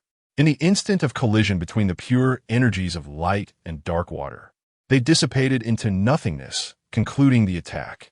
As expected, Li Ziang was not taken aback. The outcome was within his anticipation. However, he was curious as to how his opponent, despite appearing armored, could wield anomalous energy and even simulate his own water attributes, as though he inherently countered him. Undeterred, he gestured for the golden and red circular seals to materialize before him. Blazing earth fire. This was the most lethal technique derived from the fusion of earth and fire attributes. A mass exceeding 100 meters in diameter, ablaze with fierce flames, surged forward with remarkable speed. Naturally, Li Nannan retaliated in kind. Yet, amidst their earlier clash, it became increasingly evident that Li Ziang was currently at a disadvantage, his power somewhat lacking. This deficiency tilted the scales of victory in Li Nannan's favor. Inferno Earth Rock. He too fused fire and earth attributes, coalescing a larger mass of rock before him, its surface engulfed in black flames. Go! The rock, brimming with terrifying destructive force, hurtled toward its target. Boom! The collision of the larger and smaller rocks, one black, one red, produced a shockwave that thrust both combatants backward a considerable distance. How could this be possible? Li Ziang steadied himself, only to discover that the opponent's earth element had shattered his own. At that moment, it was already upon him. This is bad. The Emperor's would seal. Grant me restraint. In a flurry, he unleashed a sealing technique, desperately attempting to counter the assault of the earth element. Finally, what? He found himself unable to move. Just as he was about to catch his breath, he suddenly noticed a black circular seal materializing behind him. His limbs were ensnared as if by magnets, utterly immobilized. It turned out that Li Nannan had simultaneously replicated the Emperor's wood seal. Coincidentally, this technique was meant for sealing. Li Ziang could hardly believe that one day he would find himself restrained by a technique reserved for the ultimate Emperor's armor, and that it was wielded by a villain allied with the otherworldly beasts. This was utterly inconceivable. Time was running short. The game was at its end. He hurled his longsword forward. The blade shot towards its target like a beam of light. As for why he did not employ the golden purification, it was because Li Ziang had not utilized that technique. It could not be conjured from thin air, but could only replicate techniques previously used by others. Damn it! Break free! Li Ziang shouted, summoning all his energy to struggle against his bonds. Just as the long sword was about to strike him, he finally broke free. Seizing the moment, he swiftly retreated while simultaneously thrusting his hands forward, summoning a golden energy shield. The sword's speed was blinding. Retreating was merely buying him time to coalesce the shield. Ultimately, the longsword plunged heavily into the energy shield. In about a second, the shield, unable to withstand the immense pressure, shattered completely. Fortunately, the energy shield had absorbed over 90% of the sword's kinetic force, yet the remaining energy was still sufficient to propel it forward. With quick reflexes, Li Ziang grasped the sword's body, attempting to seize it. The sharp blade generated sparks as it scraped against his hands, continuing its advance. It was not until the tip of the sword made contact with the trigrams in the center of the Emperor's belt that it finally lost all momentum and came to a halt. Without any remaining force, the long sword immediately dissipated into nothingness. Having narrowly escaped, Li Zhang's heart raced. It felt as though he had brushed against death. Was that sword's power truly so great? Was it not merely an ordinary technique? Chapter 058. The Ultimate Emperor Armor? Merely a defeated foe. Still coming. Li Ziang remained immersed in the profound sensations he had just experienced. He noticed Li Nannan had once again charged towards him. Without a moment to ponder, he hurriedly prepared for battle. The clash of fists echoed bang, bang, bang. In an instant, they engaged in dozens of exchanges. The Emperor's fist, a strike unleashed with a dragon's roar, directly impacting Li Nannan's dark chest armor. In retaliation, Li Xiangnan's fist ruthlessly smashed against his Aurora shield chest piece. From this point onward, the discrepancies began to surface. Boom! Crash! Two distinct sounds of collision reverberated. Li Xiangnan stood unfazed, while Li Xiang, akin to a mere ordinary armor, found his emperor's body unable to withstand the kinetic energy of the blows. He plummeted onto a large meteorite, creating a crater upon impact. How could this be? It hurt so much. Li Xiang first felt a wave of breathlessness in his chest, as if his heart had ceased beating at the moment of impact.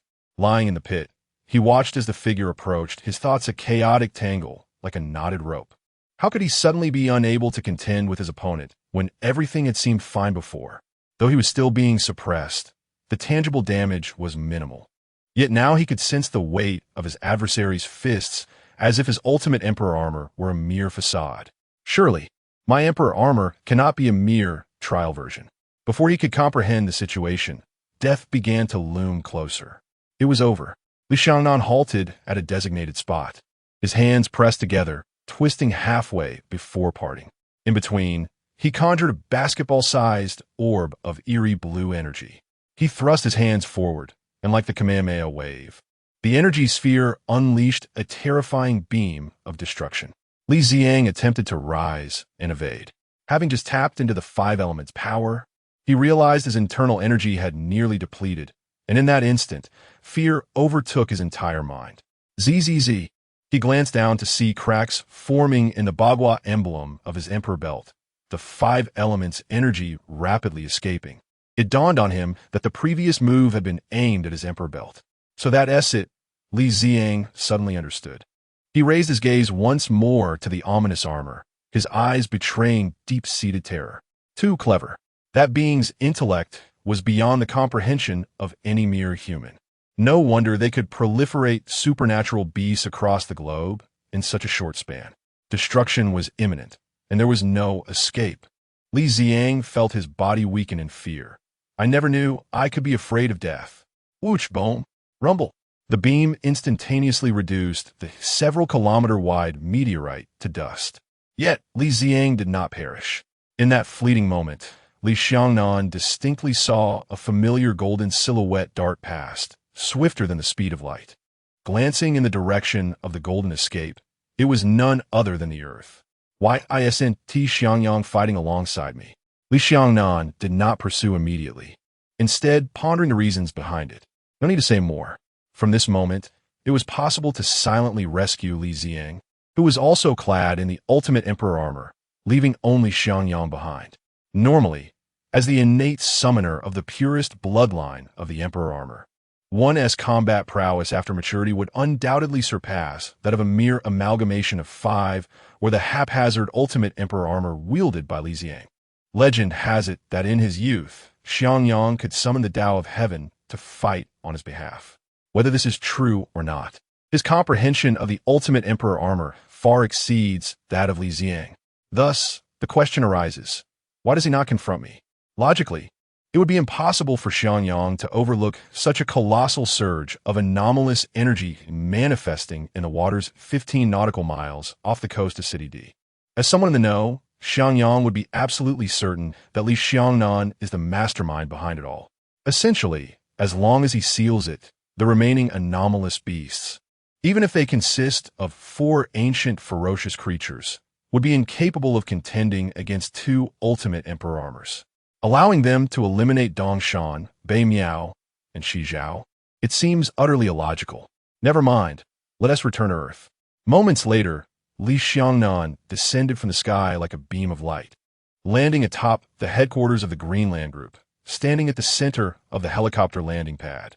He then walked to the edge of the railing, sensing the chaos in the distant sky while City D remained tranquil, its inhabitants going about their daily routines, diligently working. Hardly anyone paid attention to the recent upheaval. The battle of light and shadow, absorbing such immense energy for the first time, transformed Li Xiangnan's perspective instantaneously. What a futile light and shadow conflict. Defeating you to dominate Earth? To prove to the heavens that even if you deny me life, I shall live freely? No, no, no. Things have changed. especially when he first pursued Li Ziang into outer space. It felt as if a fish had returned to shore, igniting new aspirations. If he could infect all of humanity on Earth with the magic spirit stones, transforming them into anomalous beasts, then his power would ascend to a level revered by all beings in the galaxy. He would wield dominion over the life and death of countless cosmic races. With a mere thought, blood could flow like a river of stars. Indeed, to rebel against the heavens is to comprehend the heavens. Li Nannan has reached a level of understanding the divine. His next aspiration is to become a being akin to the heavens, controlling the life and death of all cosmic entities. This seems rather intriguing. The wretched belt must be completed as soon as possible. He lowered his gaze and removed the black domain belt. The speed of energy absorption was too sluggish. Although the conversion efficiency was high, it still presented the issue of slowness. Not to mention, the Emperor armor embodies idealism, particularly in the case of Xiangyang, who is truly a bug in the system. Thus, a complete black domain belt becomes exceptionally vital. Not having reached the level of dominating the universe, one must still acknowledge reality. Xiangyang has yet to make a move. Regardless of who may triumph in the future, it is imperative to enhance one's strength and emerge with an overwhelming presence. One must prepare thoroughly. Henceforth, two urgent plans have begun to crystallize in his mind. Originally, the plan intended to cultivate a third generation of anomalous beasts. It now appears that the plan can be abandoned, as Li Ziang single-handedly eradicates hundreds, if not thousands, of anomalous beasts. Li Nannan realizes that creating an abundance of obedient anomalous beasts seems unlikely to play a decisive role in the impending battle. This can be postponed. The two primary objectives are to first develop the black domain belt and, secondly, to rapidly produce a low-purity magic stone capable of infecting humans and transforming them into anomalous beasts. The energy utilized by enhanced anomalous beasts is derived from the condensation of their own energy, yet the cost is exorbitantly high, resulting in a poor return on investment. Currently, it appears that producing a few lower-grade magic stones capable of infecting humans into ordinary anomalous beasts suffices. Thus, if the energy consumed to extract energy for creating one magic stone is quantified as -10, successfully converting an ordinary person into a typical anomalous beast, such as a lowly evil ginseng beast, would yield at least 20 in energy. While this may not seem significant individually, the sheer volume adds up. With over 7 billion humans globally, it represents an inexhaustible reservoir of energy. In City D, within the exclusive research laboratory of Dr. Geru, a phone rings. Hello. Li Nannan answers the call. On the other end, Li Nannan's voice resonates. Have you encountered any attacks from anomalous beasts? No, she replies. That is good. He acknowledges. I'm currently in the inpatient department of the People's Hospital, bed 55 on the 8th floor. Li Nannan's expression shifts. Are you injured? Unso sinan. Injured, he confirms. Beside him, Bing Er, who had been anxiously listening, feels a sudden pang of concern at those words. Fine. Kuinjong is injured and unconscious. I'm bringing him in for treatment. It seems he should be all right. In truth, Kuinjong's condition is dire. When he was rescued from sea, he had already inhaled water, and subsequent scans revealed multiple fractures and internal bleeding. Fortunately, prior to the battle, a potion developed by the doctor had temporarily reactivated the dissipating bloodline of the Earth's shadow village within Kuinjong's body, granting him a remarkable recovery ability. Had it been an ordinary person in the hospital today, they would have already succumbed. Nan, this is Bing Er. Are Shi Zhao and the others also in the hospital? Are they all right? Li Nan pauses for a moment. His lack of an immediate response makes the perceptive Bing Er sense something amiss, filling her heart with an involuntary dread. As for them, I'm not sure. I left the battlefield while rescuing Kuinjong. However, it seemed that the battle was concluded by the time I returned. All right, I understand, she responds. And Li Nan hangs up the phone. In truth, he harbors a foreboding suspicion that Bei Miao and the others have all perished in battle. That adversary has grown so formidable that even Zhang was utterly powerless against him. It was a grave oversight. No one anticipated that the mastermind behind it all possessed strength far surpassing that of the Black Beasts. In fact, One might say he was more terrifying than 10 black beasts combined. In the past, when battling the dark forces, I had never felt such despair. That individual was capable of confronting the ultimate Emperor armor head-on, not only matching it, but seemingly overpowering it with ease. I fervently hope they are safe. May heaven bless them.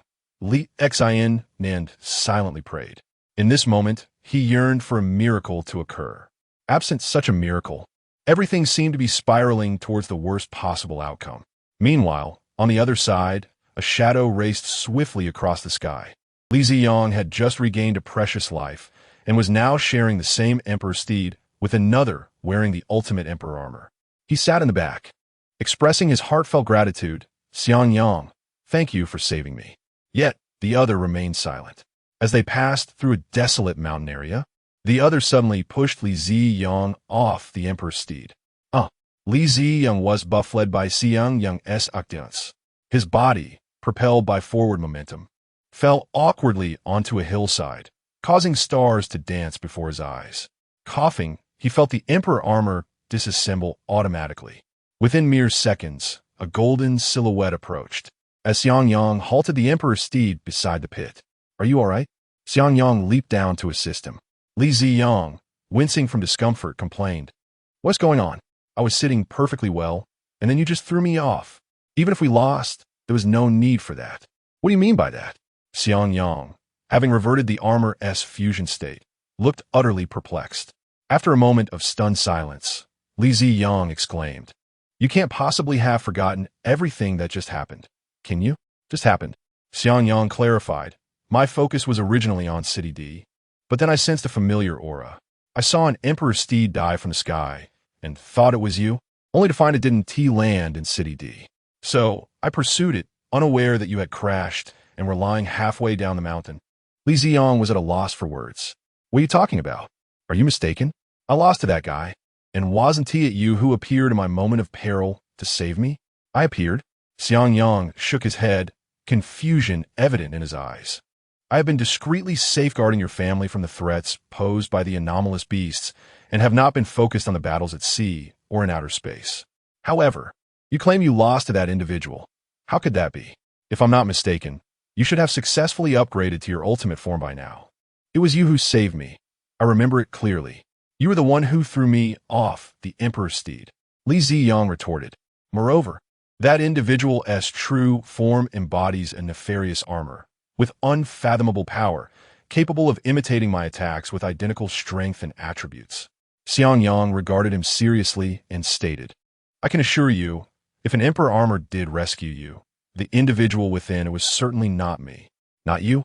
Li Ziyang was taken aback. Xiangyang solemnly shook his head. It was definitely not me, and I truly saw the Emperor's steed just moments ago. Ugh, I'm gonna faint. What on earth is happening? Li Ziyang felt an overwhelming surge of information flooding his mind. Was it not the case that there were only 2 Emperor armors in this world? When had another one emerged? Moreover, Dr. Gallo had explicitly confirmed that the descendants of the Light and Shadow Village were virtually extinct on Earth.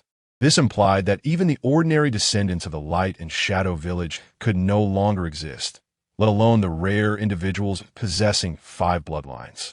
Perhaps this was not entirely a misfortune. Xiangyang contemplated, regardless of its origin, the fact that it saved you indicates a stance against the anomalous beasts. We may have gained an ally. One can only hope.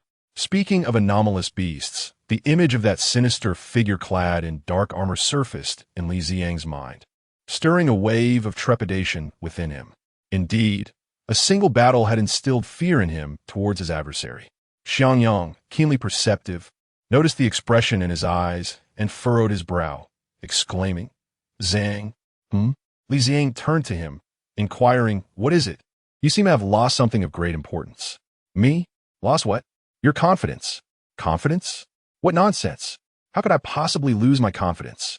I just witnessed fear in your eyes, a sense of panic towards the anomalous beasts. No wonder you would be defeated by it. Xiangyang articulated with an almost divine insight. Li Ziyang averted his gaze momentarily, but quickly regained his composure. No, how could I possibly fear the anomalous beasts? You are unaware of how many of them I have sealed in the beginning. He was not afraid of the anomalous beasts, merely of that dark armor. For the opponent was exceptionally formidable. You do, and it is a significant issue. If this matter is not handled properly, do not expect to summon the Emperor armor again, nor to gain the Emperor's recognition, Xiangyang stated gravely. Simultaneously, he took off Li Ziyang's Emperor belt, revealing a crack upon inspection. For you, the belt is the essence of the Emperor. You cannot even safeguard your belt? Faced with Xiangyang's skepticism, Li Ziyang could only awkwardly scratch his head. This. He struggled to articulate a rebuttal. Deep down, he wished to express, I too wish to protect it. However, that rascal is simply too powerful. Chapter 059. Xiangyang narrates the origins of Li Nannan. Is there any doubt? Allow me to elucidate. The invincibility of the imperial armor lies in the principle of the convergence of the five energies, the origin of myriad laws. Its essence is rooted in the power of the five elements. Metal S sharpness to pierce malevolence, wood S vitality to sustain origins, water S gentleness to dissipate hostility, fire S intensity to incinerate shadows, and earth S solidity to stabilize the cosmos.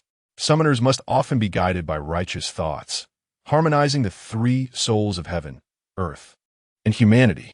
This enables the five elements to circulate ceaselessly within the armor S channels, transforming into the cataclysmic battle aura of the Emperor. In the face of adversaries, the will of the sovereign commands the celestial phenomena, utilizing the might of thunder to sweep away all darkness from the world. A righteous heart fortifies the armor. A strong will amplifies its might.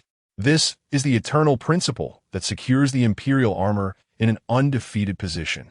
Xiangyang earnestly conveyed his understanding and insights regarding the imperial armor to Li Ziyang, leaving no word unspoken. This junior, perhaps not as accomplished as himself, still held promise. Yet, due to a recent defeat, he might be unable to summon the imperial armor. Such a scenario was utterly unacceptable. The convergence of the five energies, the origin of myriad laws. Upon hearing this, Li Ziyang felt little resonance. Indeed, the elder was wise. It seemed he still had much to learn on the path of the armor. Xiangyang scrutinized his eyes, asking pointedly, You did not comprehend, did you? Ahem. Yes. I did not fully grasp it. Li Ziyang suddenly realized how straightforward Xiangyang was. He boldly articulated his confusion, devoid of social niceties. Could you possibly elaborate further? Noticing Xiangyang's darkened expression, Li Ziyang promptly straightened up, indicating his earnestness in listening, despite his lack of understanding. Xiangyang admonished him in a stern tone. To summarize, in simpler terms, it is faith. One must possess faith to undertake any endeavor. Those devoid of faith find it exceedingly difficult to wield the ultimate armor. I understand faith, Li Ziyang replied. It is something Mei Jin often spoke of during her time. Yet, this opponent is indeed formidable.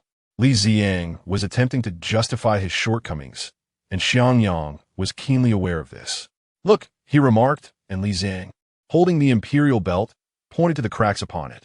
That adversary not only possesses terrifying strength, but is also astute enough to discern my weakness lies within the belt. Thus, when he drew his sword, his aim was to shatter the imperial belt. In such circumstances, what good is faith? If the imperial belt is compromised, what can be done? Fortunately, this time, it was a narrow escape. Once we return, I will consult the doctor to see if it can be repaired. With each word, his spirits sank further. Upon hearing this, Xiangyang rolled his eyes. If your faith were strong enough, you could mend that crack yourself. Why trouble that old coot Galu? Repair myself? Listen to yourself. Is that even reasonable? I'm not a mechanic. How could I possibly fix such a thing? Clearly, he was at a loss. Li Ziyang fundamentally failed to grasp the profound significance of Xiangyang's earnest words. He persistently regarded armor merely as armor, believing that even the Emperor armor's strength stemmed solely from 5 luminous stones. Now that the Emperor belt lay in ruins, it could no longer harness the energy of these stones, necessitating a return to Dr. Geru for restoration. Yet, in Xiangyang's eyes, Li Ziyang's perspective struck him as juvenile, akin to conversing with a primary school student. He had merely learned that 1 + 1 = 2. The Emperor belt, however, possesses the capacity for self-repair through belief. To elucidate further, Xiangyang asserted that those devoid of faith are destined to fail, particularly when fear has taken root in their hearts. Should it emerge again, only terror would ensue. In this ebb and flow, if one fails to comprehend the true essence of the Emperor armor, even if the old man restores it, a swift defeat would be inevitable. Surely not. One learns from failure. Li Ziang chuckled. If it can be repaired, I will certainly take care to prevent it from harming the belt next time. In truth, he understood none of the profound insights Xiangyang shared. Self-repair through belief? Please be realistic. This is the real world, not some fantastical cultivation tale. How could one possibly mend the Emperor belt through mere conviction? That is more akin to dreaming. The more the other attempted to gloss over the matter, the more Xiangyang insisted. That being's essence comprises the elements of darkness: metal, wood, water, fire, and earth. For reasons unknown, its form can seamlessly merge with the originating power of the Shadow Guardians, thereby giving rise to a genuine Dark Emperor. Are you aware of this? Li Ziang inquired, skepticism evident in his voice. Xiangyang cast him a sidelong glance and continued. Engaging with it in battle and observing closely will naturally unveil its true nature. What more could be said? Li Ziang simply gave a thumbs up. You are indeed a senior. You are impressive. So, you're implying that I failed to perceive this? Xiangyang suddenly asked. Do you know why I can replicate our techniques? Li Ziang shook his head. Now wiser, Xiangyang, embodying the archetype of a straightforward man, seemed intent on imparting knowledge today. Yet his words remained exceedingly intricate, reminiscent of deciphering English texts during his studies. The characters were familiar, but their meanings eluded him.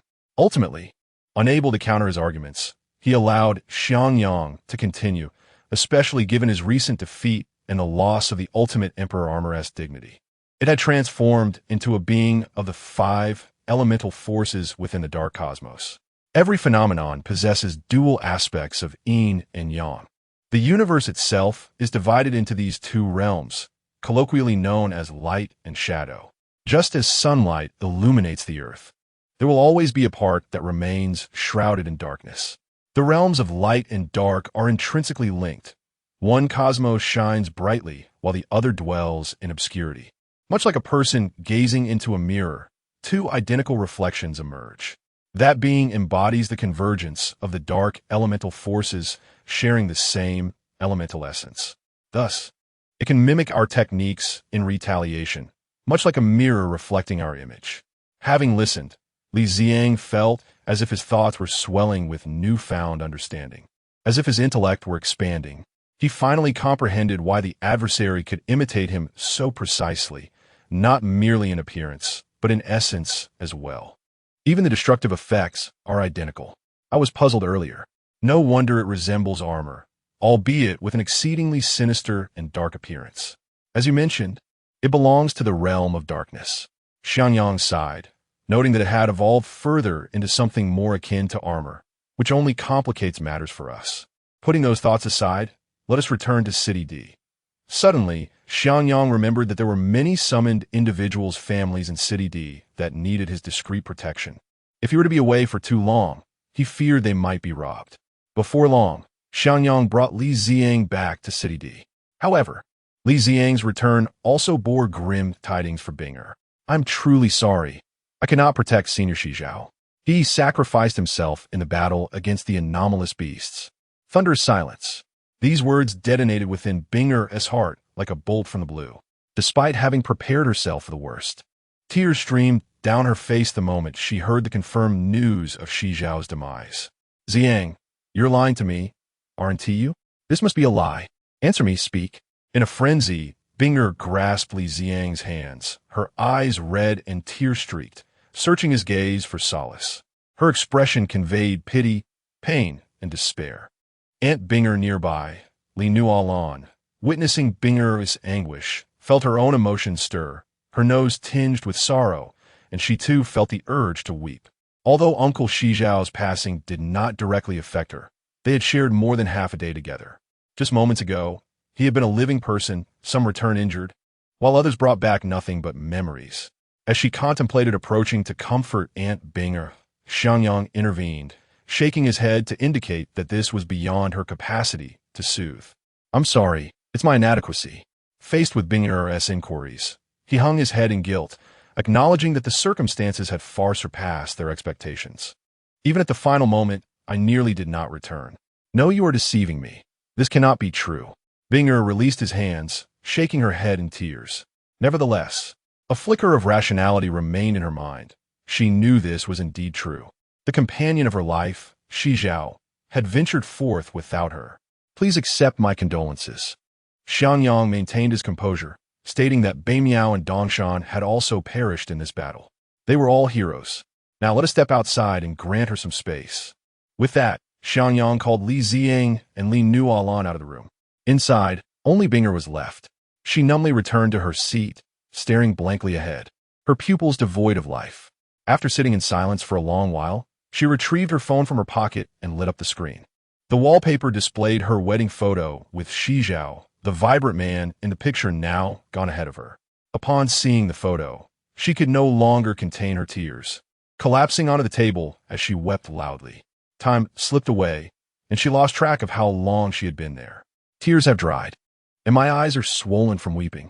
Though my heart struggles to accept the truth, I must confront reality. Memories of my life with Shi Zhao begin to resurface. From our days in the orphanage to the moment we were both seized by the Realm King and trained as assassins. And ultimately, to our individual choices to abandon the darkness for the light. Shi Zhao has always remained steadfast by my side. Bingya, there are some words that must be spoken before the chance slips away. You must hear me. I love you. What? I have loved you since childhood. But back then, your heart belonged solely to Bai Miao. Now, after all that we have endured, regardless of whether the moment is ripe or not, I must confess my feelings. Will you marry me? I vow to protect you for the rest of my life. The suddenness of it all leaves me in turmoil. Let me think. As I recall the moment of my confession to Shi Zhao, a faint smile emerges amidst my pain. Those were truly happy times. In this moment, Bai Miao had also professed his love for me. Had I followed my heart's impulse, I would have undoubtedly chosen to be with him right then. Yet, reason restrained my desire. Bai Miao has been my obsession since childhood. That much is true. However, Shi Zhao has consistently shielded me with unwavering devotion. In the instant of having to choose, I realized I could not envision my life without Shi Zhao, while Bai Miao, a cherished memory, seemed better left in the past. That year, I chose to be with Shi Zhao.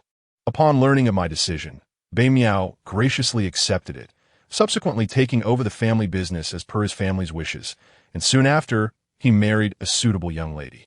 Shi Zhao has remained ever kind and devoted to both me and our child, embodying the perfect husband, akin to an angel safeguarding our family.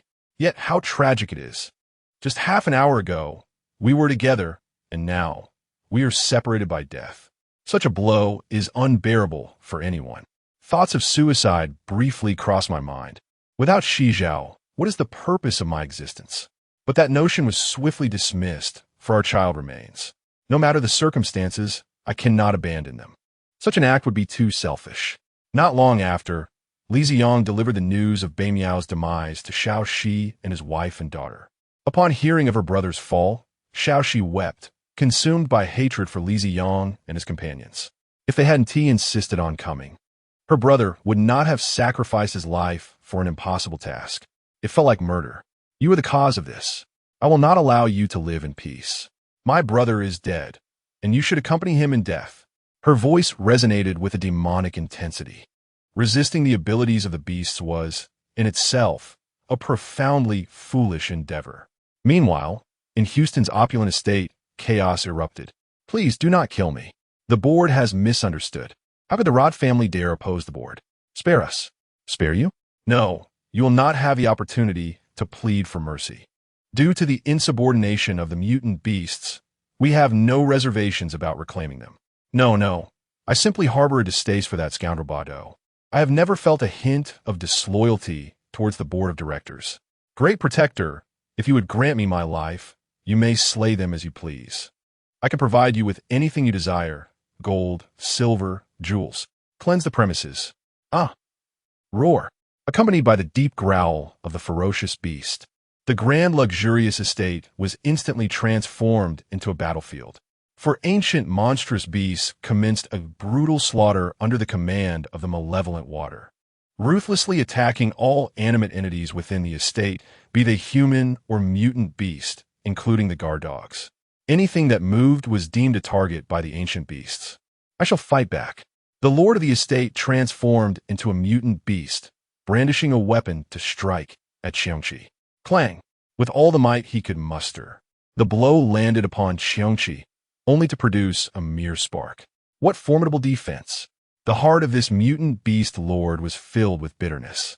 No wonder a mere glance could send chills down his spine.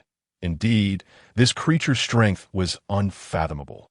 He secretly regretted his defiance against that scoundrel Bado. Had he known the board would take such drastic measures, he would not have opposed him. Now, he found himself confronted by the malevolent water and its beasts. Facing a purge, as one of the prominent mutant beast lords of the Americas, his power was only slightly inferior to Bado's. Yet he found no opportunity for resistance against the ferocious beasts. Roar! Crack! Soon, Xiongqi seized his head in its jaws, draining all the energy from his body. Any mutant beast drained of its energy would never regain its form. The transformation into a demon seal required the presence of magical energy as a foundation. The four beasts occupied each cardinal point, while the malevolent water hovered above, observing the carnage and preventing any flying mutant beast from escaping. The one-sided slaughter persisted for less than a quarter of an hour, during which the four beasts employed brutal and bloody methods to annihilate all mutant beasts and humans. Sucking dry every ounce of energy they could consume, they began to grow even stronger. The malevolent water sensed that if it were not for the control device, merely observing the four ancient beasts from a distance would have left it trembling with fear. Its strength was inferior to that of the estate lord, rendering it no match for the ferocious beasts. Well done. Next it is time to... Just as the malevolent water decided whom to eliminate next, a sudden, intense pain shot through its back. The ground loomed larger in its vision. It turned out that the malevolent water had crashed into the ground. How painful! The impact left a deep crater, and the malevolent water lay within, taking a considerable time to move a finger, as if its back were broken. Chapter 060. The Mysterious Emperor Knight. Black Eyes?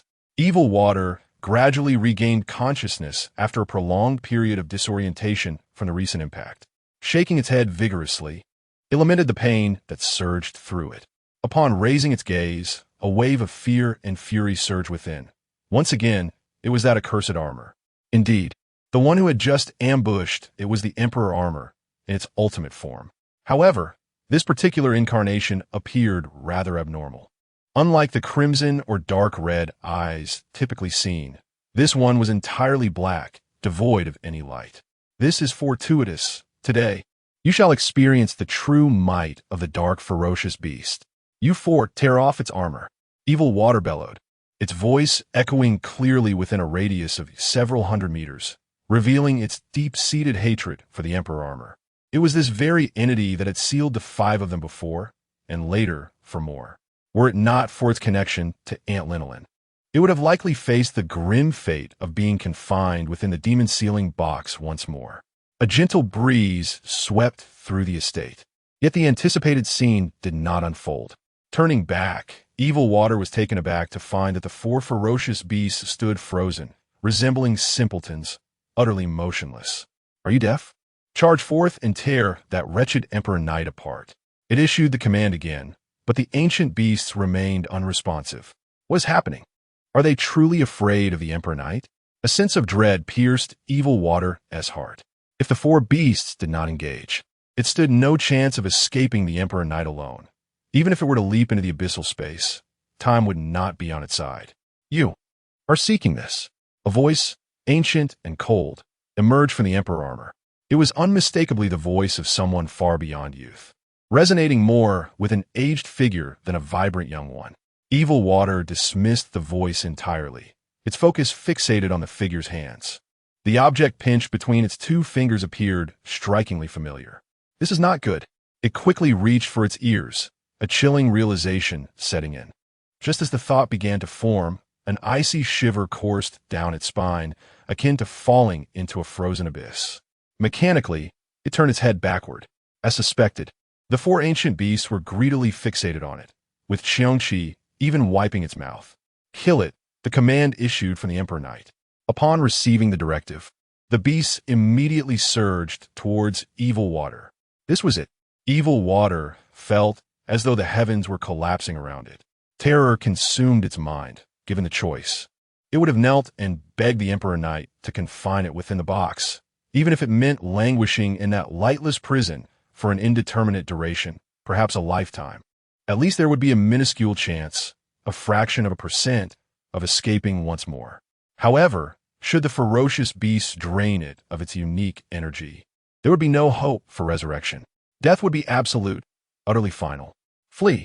Evil Water summoned the abyss with unwavering resolve, regardless of the cost. Yet the outcome was that even the Black Domain could not be contacted, for the surrounding space seemed to have been sealed by the Emperor's armor. With a determination to fight back, Evil Water found its last glimmer of hope extinguished. It could only grit its teeth and carve out a path of blood. However, it forgot that just moments ago, the Lord-level beast from the luxurious manor had uttered the same words. Without any suspense, Evil Water was slaughtered unilaterally. The gluttonous creature utilized a spiked lance, piercing through its chest, leaving it utterly cold. Subsequently, four ferocious beasts surrounded it, ready to feast. In less than 3 seconds, Evil Water met its demise, transforming into a heap of white powder. As the wind carried it away to other realms, it became dust upon the earth, thus concluding all its transgressions against the planet. Those misdeeds and the harm inflicted upon humanity faded away like a gentle breeze, departing without a trace, as if nothing had ever occurred. After Evil Water's death, the Emperor's hero slowly descended, and with a hum, a wave of energy dissipated, directly releasing the armor's fusion state. Within, the summoner was not the youthful Li Ziang or Xianyang, but an elderly figure with snowy hair, long white locks, and an equally lengthy white beard, attired in an ancient-style white garment adorned with flowing golden runes. The entire presence exuded an ethereal charm, undeniably fitting of the term. Reaching into his right sleeve, he extracted an irregular dark crystal.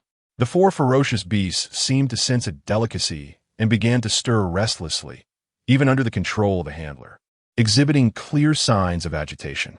It was evident that the object in the elder's hand held an irresistible allure for them. He divided the crystal into 4 portions, offering it to the beasts. After consuming it, their physiques swelled 2 to 3 times in size. Qiangqi's form began to shrink, transforming from its monstrous shape into a humanoid creature.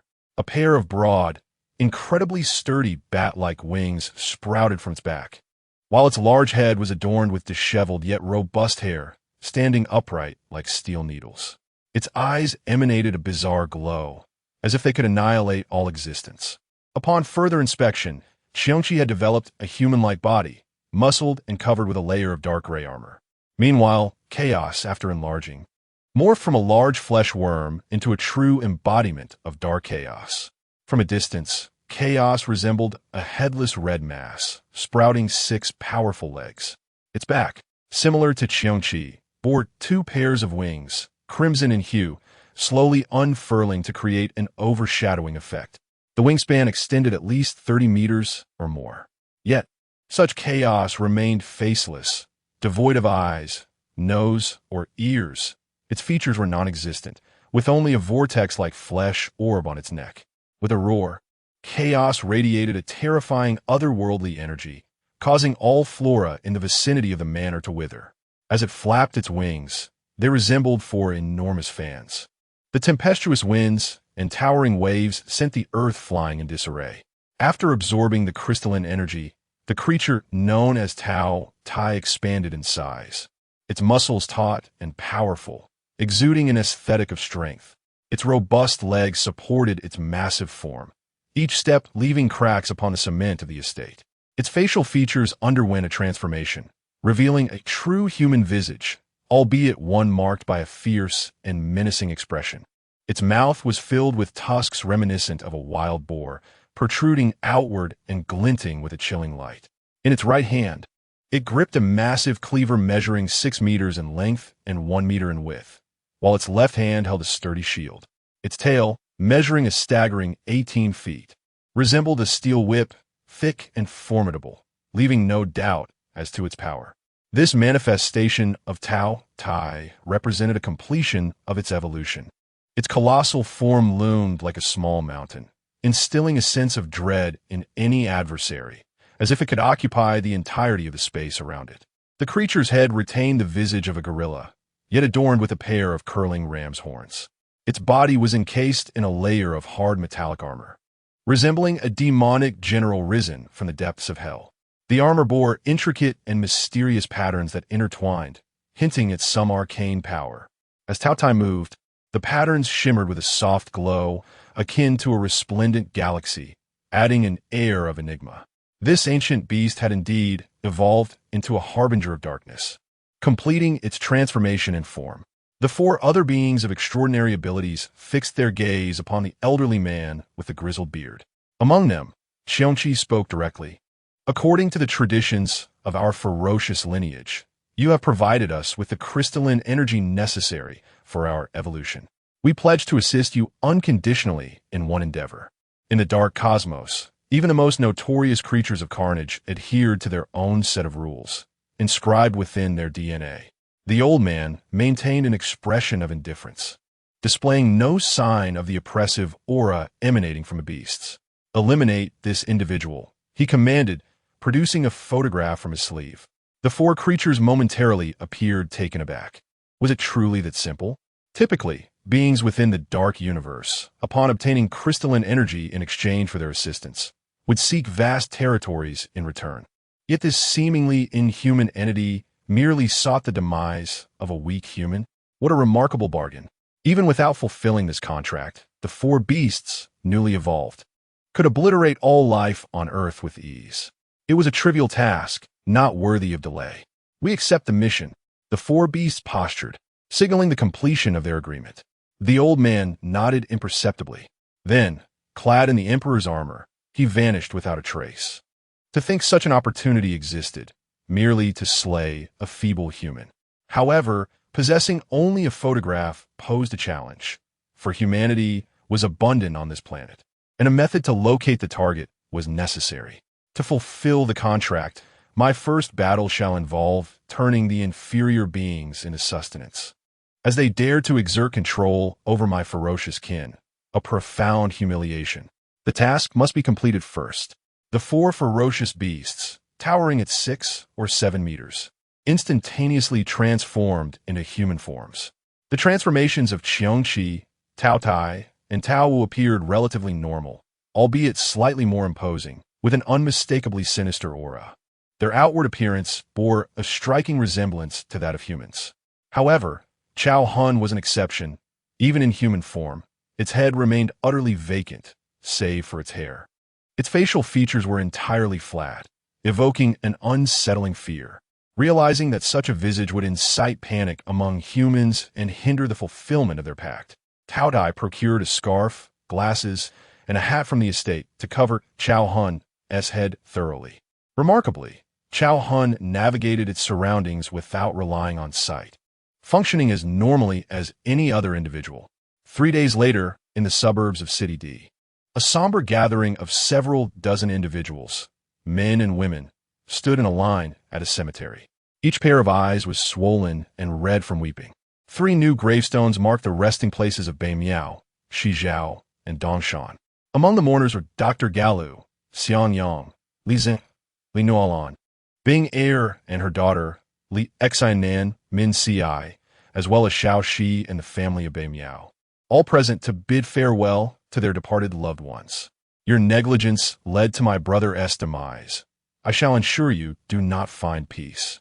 Xiao Shi suddenly declared amidst the sorrowful atmosphere, pointing an accusing finger at Li Nannan and his companions, her eyes ablaze with hatred. This was never our intention. Li Nannan responded, stepping forward to appeal to her emotions and reason, urging her to release her animosity. The situation had escalated beyond their desires, yet the outcome had become all too predictable. The 5 of them, including Li Ziang and Xiang Yang, had long prepared for the worst. Why did my brother not return? While you survived. Xiao Shi's words dripped with venom. You should have perished at sea. How dare you speak in such a manner? Min Si interjected, stepping in to defend her husband, while Li Ziang and the others frowned in disapproval. Meanwhile, Bei Miao's wife and child were engulfed in sorrow, seemingly oblivious to the quarrel unfolding around them. Sister-in-law, we should head back, she said softly. Indeed, Xiaoxi shot Min Si a glare before turning to lead her sister-in-law and child away from the scene. And Tong observed their retreating figures, scoffing, what an unreasonable person. It's not as though only her brother sacrificed himself. Both Shi Zhao and Dong Shan perished as well. Moreover, Dong Shan left nothing behind. Enough. Let us refrain from further comments. The atmosphere is already tense. Li Xing urged his wife to be quiet. Aside from this brief altercation, the remaining attendees proceeded to offer their farewells in a somber yet respectful manner. Ultimately, a few of the men took it upon themselves to drive the families home, and by noon, Li Ziang and several other men agreed to dine together. After their meal, they planned to visit Kuinzhong at the hospital. Although Li Nuolan has joined their ranks as the new armored liaison, she finds herself devoid of time for leisure. Her responsibilities lie firmly within the laboratory, where she diligently analyzes data transmitted by combat satellites via computer. Since the battle 3 days prior, the eastern coastline of City D has reverted to normalcy, devoid of cruise ships or flights heading towards the open sea. However, this experience has heightened her vigilance regarding flight paths and even domestic high-speed trains and other modes of transportation, all in pursuit of detecting the gathering of anomalous beasts at the earliest opportunity. Meanwhile, Dr. Galu is intensifying his efforts to develop new counteracting medications, aspiring to restore normalcy to the descendants of the Shadow Light Village. Yet, this endeavor is not one that can be accomplished in mere days. It necessitates extensive research over a prolonged period. Following the death of Shi Zhao, Bing Er has also departed, expressing that with Shi Zhao gone, she must raise the child safely, so that when her own time comes, she may face him with dignity. Remaining in this place poses a substantial risk to Bing Er's life, a sentiment understood by all who refrain from adding to her burdens. Here's a burger meal and a cola, plus an extra coffee for you. No sugar, Xiang Yang says as he places the burger in front of Li Nuolan. Thank you, Uncle, Li Nuolan replies with a playful smile, unwrapping the meal and beginning her lunch. To be candid, she has managed to move past the deaths of Bei Miao and the others within these 3 days, largely thanks to the guidance of her uncle. After all, these individuals were not closely connected to her. You've had a tough time lately, and we have no idea when the Shadow Light War will conclude. Moreover, I keep having strange dreams. The world seems slightly off-kilter. Xiang Yang's eyes reflect uncertainty about the future. While eating, Li Nuolan responds, "You've been having nightmares, right? It's surely related to recent events. When one's mind is tense, it often leads to nightmares during sleep. There's scientific evidence to support that." "I truly hope that's all it is," Xiang Yang mutters with a resigned smile. Then suddenly, he adds, "By the way, keep an eye on Bei Miao's sister. If you find yourself in any danger, remember to call me and stay in touch." "Bei Miao's sister? You mean Aunt Xiaoxi?" "Yes, that's her. She doesn't seem to be connected to any danger, does she?" "Oh, I understand. It must be what Aunt Xiao, she said this morning at the cemetery. Frankly, if my brother had sacrificed himself, I might have lost my rationality as well. He was my only family in this world." Xiang Yang listens quietly until she finishes, then responds seriously, "She is no longer human, so be careful." Chapter 061. Li Nuolan is the last vessel of humanity. Li Nuolan was momentarily taken aback. She was already aware that the extraordinary beast could assume human forms, blending into society and gradually exerting control over every aspect of human life. It did not surprise her. However, no one had anticipated that Aunt Xiao, she would also succumb to becoming an extraordinary beast. Her brother had once stood as a heroic figure, revered and admired by many for his efforts to save the human world. What reason could she possibly have to betray humanity and become an extraordinary beast? Before her mind could untangle the chaotic logic, Xiang Yang continued. Bei Miao was adopted by Xiaoxi's parents. Their family is also engaged in business. In the last decade, any company that has managed to survive the Greenland Group's encroachment across various industries has done so by offering their allegiance. choosing to become extraordinary beasts. Some are lured by the long life of extraordinary beasts. Others covet the formidable power they possess. Some are attracted to the authority they wield, while others are merely forced into compliance by compelling reasons. They choose to compromise. Upon hearing this, Li Nannan quickly inquired, "Which category does Aunt Xiaoxi belong to?" "The latter," replied Xiangyang. "Normally, Bei Miao, as the manager of the company and a summoner of the Black Rhinoceros, would be aware that there's only one path left: death, if the extraordinary beast were to discover her identity. It appears that Xiaoxi has taken on all the burdens for Bei Miao. Hence, she is the legal representative of their family business. However, this action does not guarantee that the extraordinary beast will overlook Bei Miao's sensitive identity. It is possible that there is an underlying transaction we are unaware of. Perhaps she has promised something to a certain individual." That said, Xiangyang racked his brain, unable to fathom what Xiaoxi could possibly offer to negotiate with that individual to protect her brother Bei Miao from the extraordinary beasts. "Then I should proceed with caution." Li Nannan remarked. "If Aunt Xiaoxi has chosen to become an extraordinary beast, she might indeed resort to extreme measures." From her gaze at the graveyard, it seemed as though she harbored hatred for everyone, including herself. "Uncle, I suddenly wish to return home for a while. How about considering it a half-day off for me?" Li Nannan suggested unexpectedly. Xiangyang inquired, "What is wrong? Did you leave the soup boiling in the kitchen?" He jested. Li Nannan chuckled, replying playfully, "No, it's just that in recent days, I have witnessed too many farewells. Aunt Bing Er has lost her husband, and the doctor has lost the only family member he had in this world. Then there's Aunt Xiao, she's brother, along with those uncles you mentioned before who are also summoners of armored heroes. It suddenly struck me that life is fleeting. If a family can live in health and happiness, completing their journey together, that is indeed a fulfillment of virtue."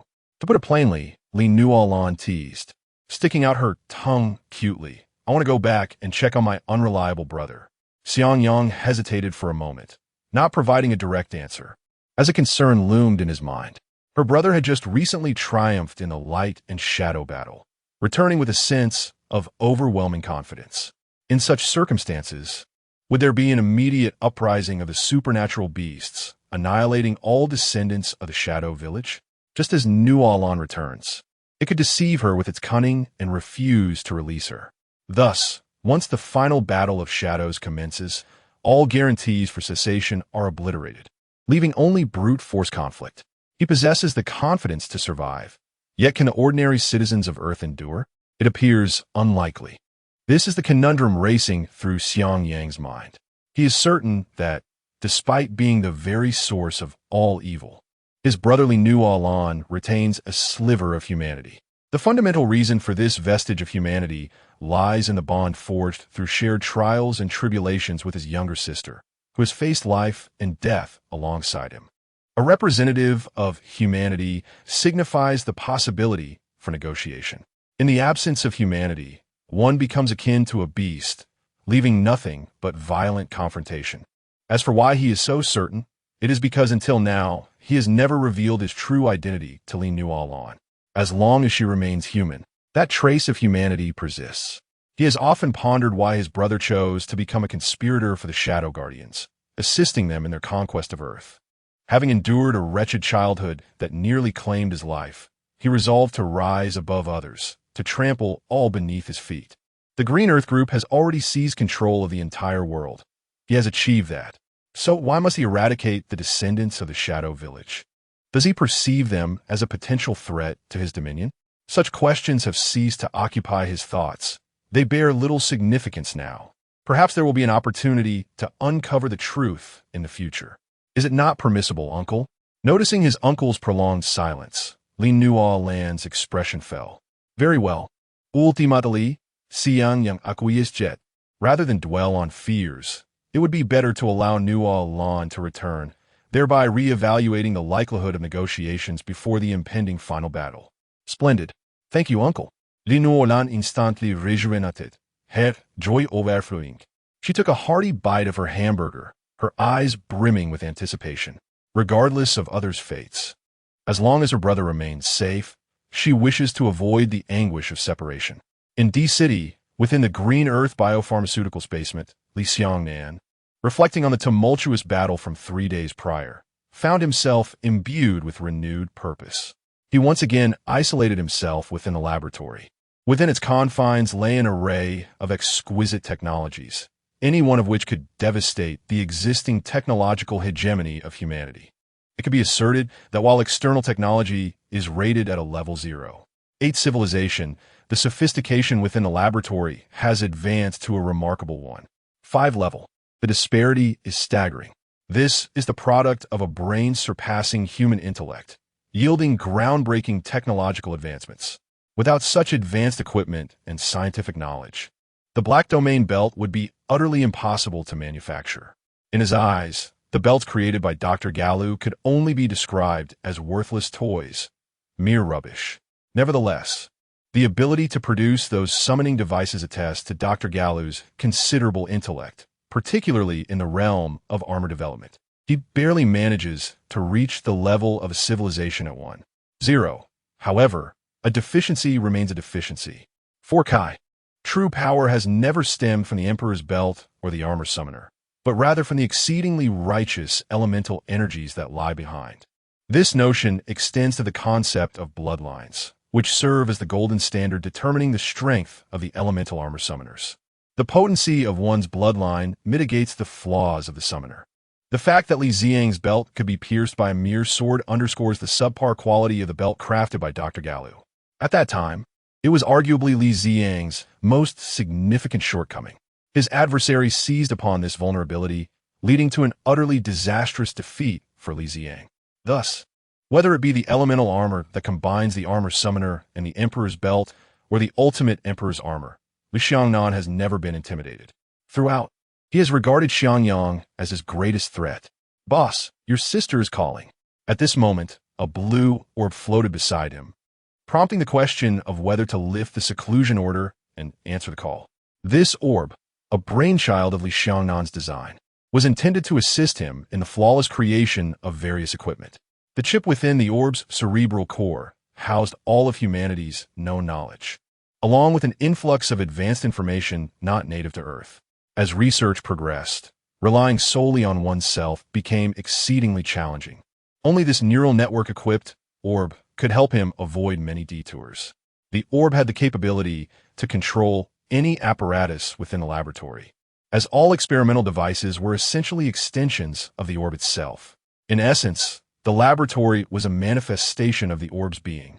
Li Nannan paused his ongoing tasks, lifted the order, and accepted the call. Soon, the orb connected his sister's phone call directly to the research room. "Brother, what are you doing? It took you so long to answer." His sister's innocent voice rang through. Li Nannan halted all thoughts in his mind, gestured for the orb to simulate all the plans he had devised.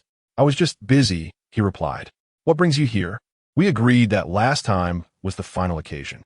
Please refrain from those chaotic matchmaking attempts. Those individuals have exceedingly high standards." "What do you mean, brother? Can I simply miss you?"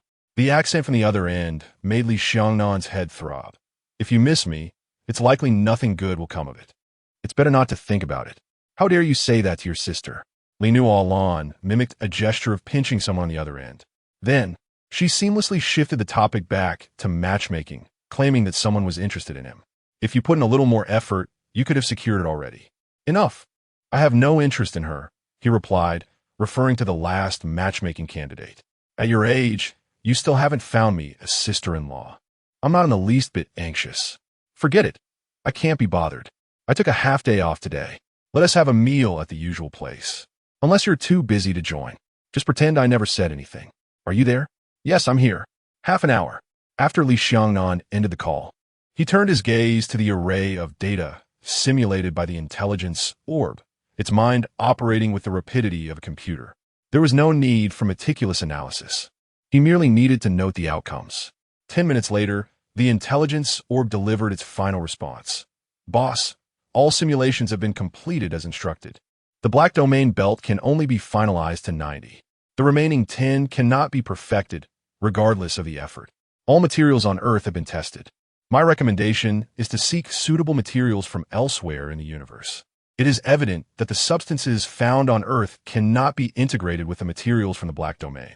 Surpassing the last 10 of the Black Domain belt is akin to climbing a mountain. This belt is inherently flawed. If it could be fully realized, Li Xiangnan's rate of growth would accelerate significantly. Regrettably, tests conducted on naturally occurring materials from Earth have proven futile, as have those on synthetic substances. In essence, these materials are incapable of withstanding the corrosive nature of alien energies, akin to adversaries destined to be at odds. Despite employing various methods, no progress was made.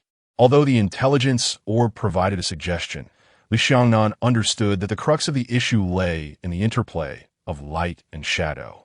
Where there is light, shadows cannot exist. Shadows are merely projections cast by matter after being illuminated. Consequently, Earth belongs to the realm of light, and its material composition struggles to accommodate the alien energies prevalent in the dark universe.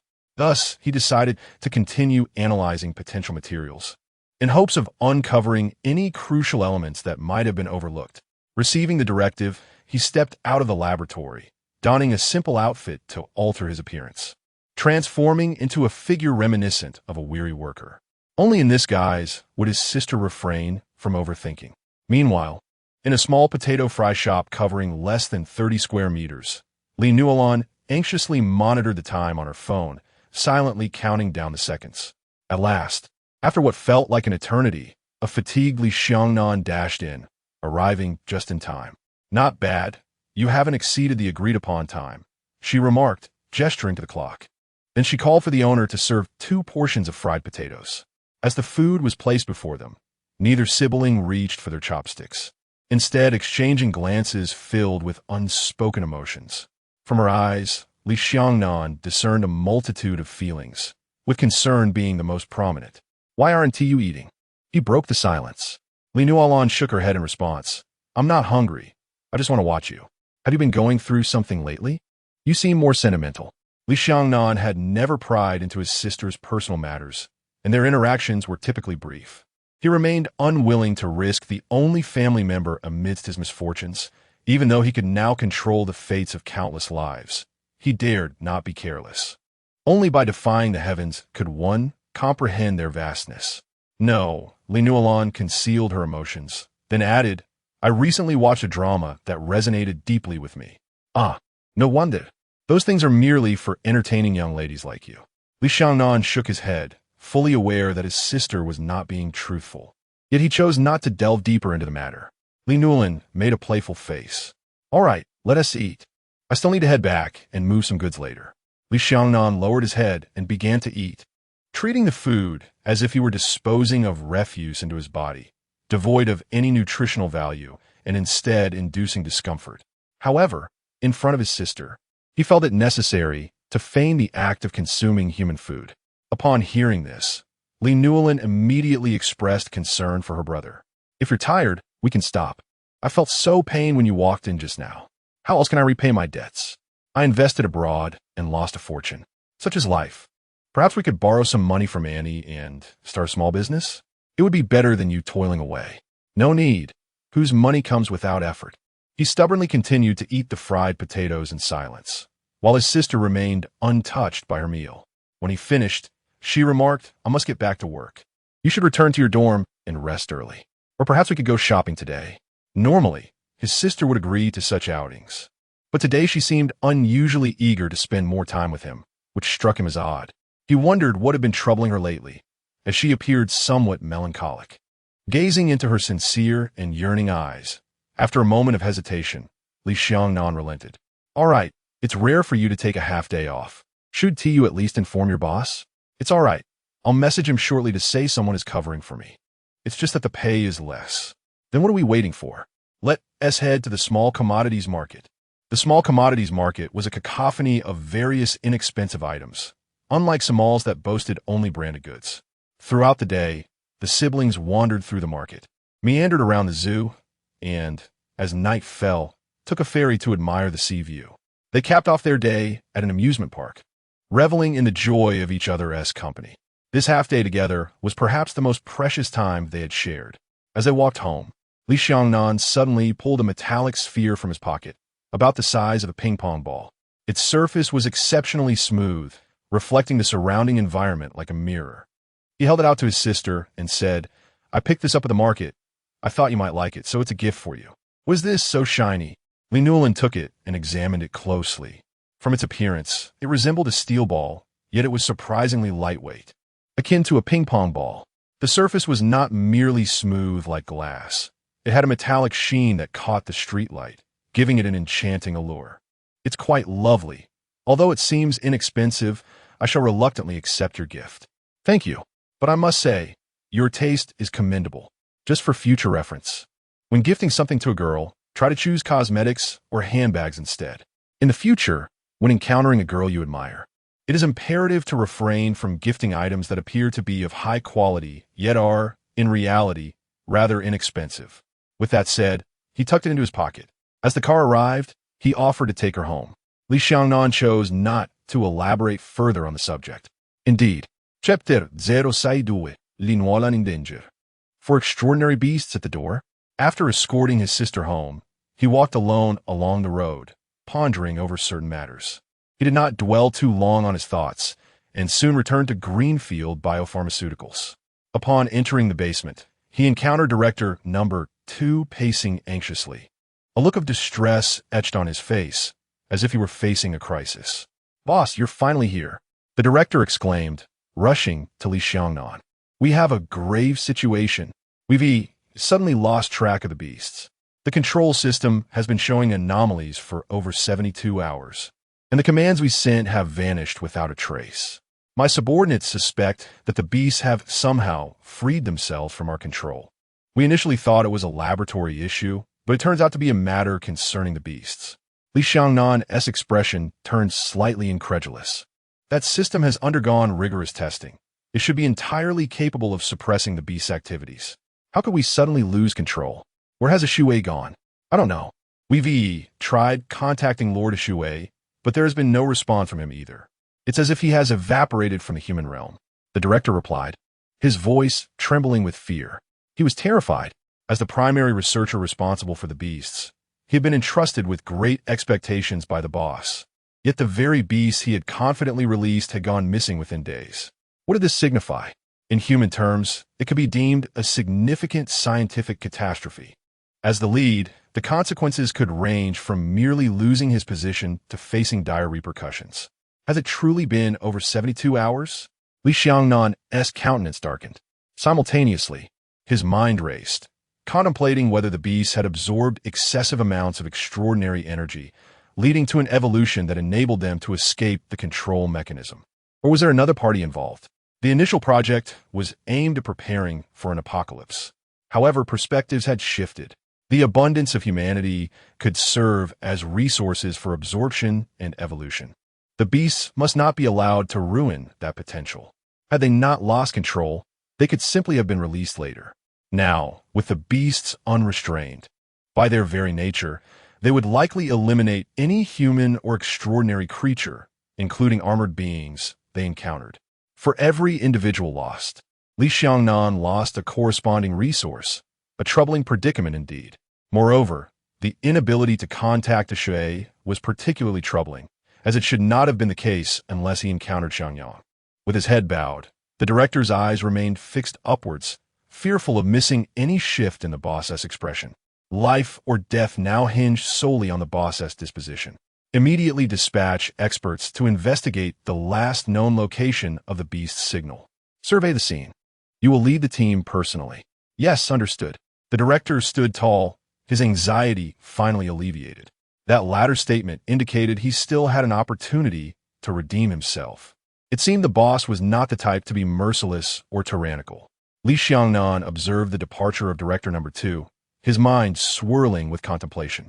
Upon returning to his private research chamber, he meticulously scoured news reports from around the globe, seeking key information such as death tolls, lockdowns, supernatural beasts, and armored entities, spanning the timeline from 4 days ago to the present. A cerebral orb word in, initiating a comprehensive network infiltration to access news reports from every nation. Ultimately, over 1,000 articles were unearthed. After a swift filtration process, Li Nannan perused several reports, only to discover they predominantly chronicled internecine strife among humanity, bearing no relevance to the ferocious beasts. Despite the lack of findings, he had anticipated this outcome, merely wishing to eliminate the possibility of human interference. As of now, before issuing a command for a full-scale invasion of human territories, it was implausible for the nearly 300 million supernatural creatures worldwide to reveal themselves. There have been no reports from official media, independent outlets, or personal accounts regarding these entities, indicating that the lords of the supernatural beasts were rigorously controlling the narrative online. No one dared to challenge their dominion. Connecting to the ferocious beast control system, he sought the last known location of these monstrous entities. Li Nannan continued to issue directives. The cerebral orb quickly responded, "Boss, based on the information I've gathered, ancient ferocious beasts last arrived in the Americas 3 days ago. Their location is a luxurious estate in Houston, within the domain of the Rhodes family." While reporting this crucial information, it projected a 3D overlay, clearly marking the location for swift recognition. Logging into his account, he began to commandeer all surveillance apparatuses across the Americas, aiming to investigate everything occurring in Houston. The cerebral orb confirmed, logging into the account. Access successful. Soon, the super-intelligent orb commenced an exhaustive surveillance operation, meticulously monitoring millions of video feeds, with a primary focus on the vicinity of Houston. However, the intelligence was thorough, leaving no detail overlooked. After a brief interval, the orb completed its task, packaging relevant videos. Packaging complete. Commencing playback. Before long, Li Nannan was presented with a 3D animated surveillance sequence, enhanced for clarity, allowing each frame to be viewed with precision. The first clip appeared to emanate from a surveillance device positioned at the outer gate of the luxurious Houston estate. The image flickered before transitioning to another angle. As Li Nannan scrutinized the footage, he bore witness to the audacity of the ferocious beasts in their intimidating display. Regrettably, segments of the footage were missing, obscuring the conflict between the ferocious beasts and the Rhodes family, as the ensuing chaos had incapacitated nearly all the cameras within the estate. However, one particular frame caught Li Nannan's attention. He paused and enlarged the image. This footage captured a brief moment on a small path not far from Houston, recorded by a roadside surveillance device. 4 imposing figures strode past with haste, one of whom was obscured entirely, rendering their features unrecognizable. What transpired during the time that the surveillance failed to capture?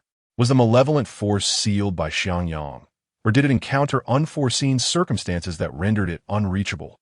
Firstly, the inability to contact the malevolent force is rather absurd. Unless it has been confined within a demon sealing box, it should not be impossible to establish communication. After reviewing all pertinent videos, Li Nannan arrived at a startling conclusion. There is an enigmatic figure involved. The time frame during which the ferocious beast vanished coincides with the domestic battle of light and shadow. This conflict captivated 6 armor summoners, including Li Ziyang and Li Nannan, who posed a significant threat to the malevolent force and the 4 ancient beasts. Only Xiangyang fits this description.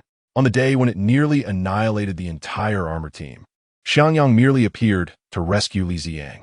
One cannot assert that it intentionally refrained from aiding its companions solely to seal the malevolent force.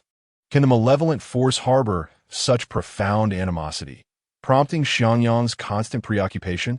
As the saying goes, once all impossibilities are eliminated, the remaining, no matter how implausible, must be the truth. It appears that certain individuals lurk in the shadows, seeking to reap the benefits. The malevolent force is undoubtedly deceased. As for the saboteurs behind the scenes, whether they are armor summoners or unknown entities, it is evident that the 4 burly figures observed departing bear a striking resemblance to the 4 great ferocious beasts. As the emperor of extraordinary beasts, it possesses an innate sensitivity to dark creatures, and it cannot be mistaken. Someone has liberated the ancient beasts from the malevolent force's grasp, and it is even possible that the malevolent force met its demise at the hands of the beasts. Let us temporarily set aside the matter of the Black Domain Belt. For now, I need to ascertain the whereabouts of those 4 individuals. Regardless of where they hide, as long as they manifest in the human realm, they must be located. Given the current predicament, Li Nannan is not inclined to focus on the development of the belt. After all, it remains functional. Moreover, discovering a material that can seamlessly integrate with the Black Domain belt is a daunting task on Earth. Rather than squander energy, it is wiser to identify and address the uncontrollable factors. If we fail to understand what transpired with the four extraordinary beasts, such incidents may recur with others. Li Nannan detests the feeling of uncertainty. Time, like a fleeting shadow, has passed, and in the blink of an eye, a month has elapsed. Come, everyone, raise your glasses and celebrate the holiday. I cannot partake in alcohol, so I shall substitute with tea. No matter. Cheers! Today marks a grand holiday, and the diligent workers can finally unwind. Some may even indulge in excess during this period, traveling from their mundane surroundings to others that bore them, under the pretext of tourism. Meanwhile, the surviving armor squad members have the rare opportunity to feast on a lavish spread atop the Research Institute's rooftop. After a month of practice, Lan can finally declare her graduation and take charge of the overall situation independently. I take that as a compliment. Compliments are indeed warranted. It has been quite some time since I've felt this relaxed. Once I eliminate all extraordinary beasts from the world, I shall certainly open a restaurant. I have resolved to become a boss in the future. I no longer wish to be an employee. Kuinjong, you have just recovered and been discharged from the hospital. Yet you're already indulging in daydreams. Dreams are essential, Sinan, for those without aspirations are akin to salted fish. Come, let's raise our glasses once more. The group chuckled, creating an illusion of merriment, though the atmosphere was, in truth, quite frigid. Once, the 5 elements armor summoners had thrived, but now 3 from the first team had perished, Baiming, Shizhao, and Dongshan. The second team was left with only Beikai, who would soon take Baiming's place as the Black Rhinoceros armor summoner. Despite his reluctance, he must face the inevitable. Our old acquaintance, Meijin, has also vanished. Present at the gathering were only Li Nannan, Beikai, Kuinjong, and Li Zhang, along with Li Nannan. The death of Shizhao had driven Binger far away with her child, and she had not been heard from in a month. Gala was engrossed in research. As the conversation meandered, an unexpected silence enveloped the group, leaving a hollow feeling in their hearts. Sigh. As the team leader, Li Nannan expressed his profound sentiments, reminiscing about the time they all departed together, gathered at Aunt Huey's delightful dumpling restaurant. Back then, the first team of 5 and the second team of 5, along with Binger, Minkai, and Meijin, shared a reunion meal. Time has swiftly flown by, and looking back, those old comrades have fallen one by one, leaving only a handful to fight until the end. As he spoke, Li Nannan bitterly smiled, pondering whether they resembled a solitary force battling against all odds, without reinforcements and hope, surrounded by adversaries. Kuinjong, moved by Li Nannan's sentiments, melancholically replied, "Indeed, it is confirmed that there will be no reinforcements. Only we old souls persist in our struggle.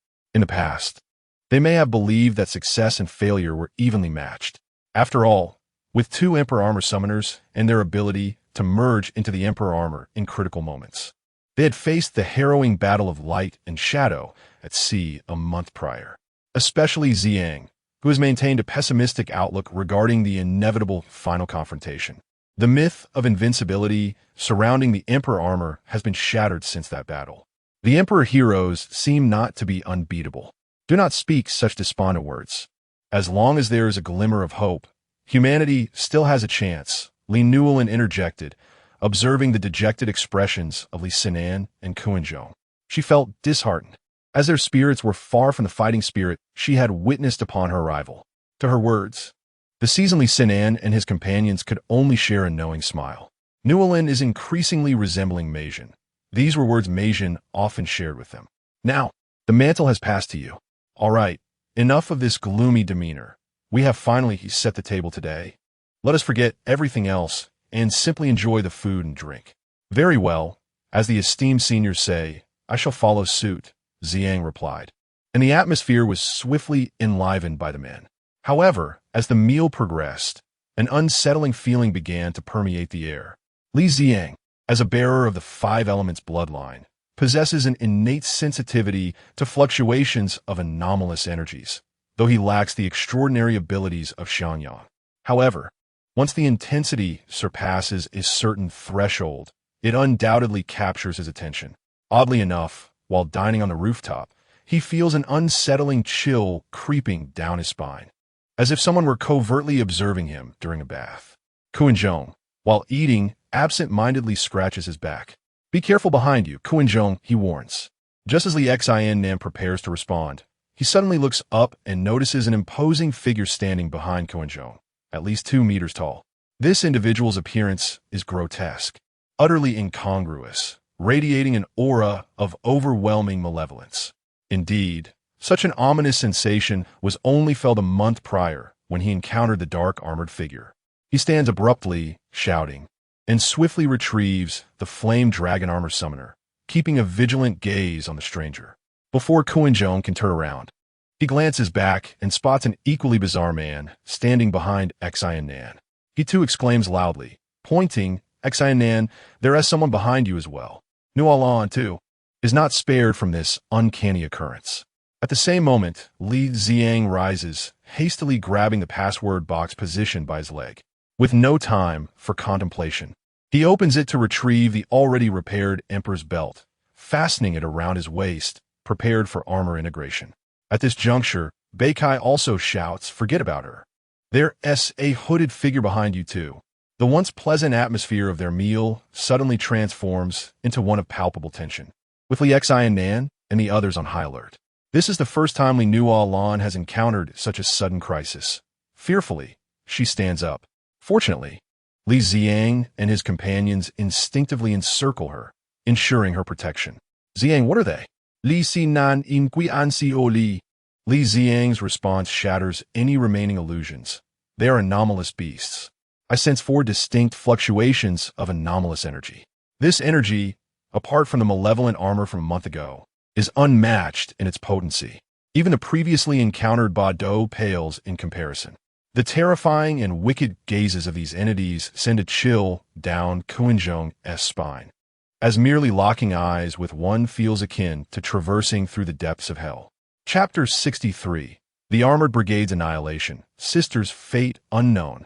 Thus it was revealed, 1 month. Each time a month. Li Nannan suddenly uttered a perplexing remark. Kuan-jong swallowed hard, anxiously inquiring, "What month, Brother Li Nannan? What have you discovered?" "I am referring to the shadow battle," Li Nannan explained loudly. "Last time, Xiangyang gathered us all to begin the count, and it has been approximately a month since then. Now, another month has passed since the conclusion of the last battle. Have you not noticed that no extraordinary beasts have appeared during this period?" Upon hearing this, Li Xiang felt a heavier weight upon his heart. This could only signify one thing. The extraordinary beasts are exceedingly united. What kind of news is this? It is better left unsaid. Beikai felt an overwhelming sense of despair. Increasingly convinced that being chosen by Dr. Galu as a member of the second team of armored warriors was the gravest mistake of his life. "I have found you." One burly man slightly bowed his head, his eyes fixated intently on Li Nualan, encircled by Li Nannan and the others. The corners of his mouth curled into a sinister grin, revealing a glimpse of sharp fangs. The quartet before them were none other than the evolved ancient fiends, Qiongqi, Tao Wu, Tao Tai, and Hun Dun. As an ordinary person, the intense scrutiny from the 4 beasts left Li Nualan breathless, as if a colossal stone weighed heavily upon her chest. Every pore on her body contracted, her hairs standing on end. The instinct of a higher animal made her acutely aware of the imminent danger surrounding her. What is going on? Are they here for Nualan? The keen Li Xiang and the experienced summoners, including Li Nannan, clearly sensed that the beast's gaze was not directed at them. In that moment, tears of fear uncontrollably streamed down Li Nualan's cheeks. She had a foreboding sense that today might be her last. Although she understood that serving as a liaison for armored summoners was perilous, with the constant threat of being dealt with by extraordinary beasts, she had not anticipated such a sudden turn of events. Just a moment ago, she had been enjoying hot pot and singing, and now she found herself targeted by these creatures. Her tears were fueled by a mix of terror and the dread of leaving her brother heartbroken should she perish. A phone call. Yes, I must quickly send a distress signal to my uncle. It dawned on her suddenly. She swiftly utilized her wristwatch, designed for communication with all summoners, to dispatch a plea for help. She trusted that Uncle Xiangyang would soon arrive, guided by the watch's location. Xiongqi made the first move, leaping powerfully from the ground, its formidable body descending from above. "Quick, merge into our armor," Li Nannan shouted, his hands moving decisively. "Flame Dragon armor, merge." This time, there was no elaborate transformation. They merged into their armors with clarity and precision. Black Rhino armor, merge. Earth Tiger armor, merge. Emperor armor, merge. The four of them simultaneously initiated their armor fusion. The four ancient fiends launched their attacks in succession, their true forms concealed, striking with bare hands. Their speed was astonishing, too swift for the summoners to react. Fortunately, at the moment of armor fusion, an invincible effect shielded them, deflecting all of the beast's assaults. The gluttonous beast returned to its original position, observing with a hint of surprise the object that had deflected all of its attacks. Subsequently, the four of them exchanged glances, a silent communication completed in a mere second, though the task could be accomplished simply by severing the head of a frail human, thus allowing for unfettered slaughter. They had not anticipated encountering a few armored obstacles. In that case, they decided to toy with them a bit longer, knowing well that their prey could not escape. Each of the four selected their targets and launched their assault once more. In response, Kuinzhong mustered his courage to confront them head-on. Do not mistake a tiger's silence for weakness. The earth-shattering claw swiftly summoned a melee weapon, engaging in combat with a masked chaos. Initially, he looked down upon his opponent for refusing to reveal its true beastly form, believing that only by unveiling its original body could it fully unleash its power. In human form, it was merely a low-energy mode. However, after a few exchanges, Kuinzhong realized how gravely mistaken he was. Clang, clang, clang. Utilizing his agile and nimble physique, Kuinzhong gained a speed advantage.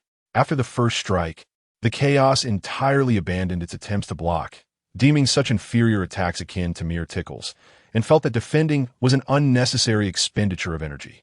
The earth-shattering claw sliced through the chaos's chest, shredding its clothing, yet the flesh beneath sparked against the sharp claws. The earth-shattering claw could not wound it. Kuinzhong's anxiety grew with each passing moment. The chaos retaliated with a punch that forced him back, subsequently tearing away its clothing to reveal its crimson flesh, followed by an exceedingly insulting gesture and a scornful tone. "You are far too weak.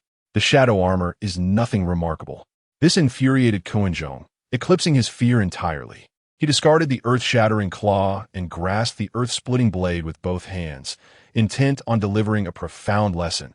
Underestimating the Earth Tiger armor will be your gravest error. Meanwhile, Beikai had long been disoriented by the onslaught of the Taowu. Thanks to the high defensive capabilities of the Black Rhino armor, second only to the Snow Mastiff armor in strength, his combat style had always leaned on fortitude, boldly advancing without fear.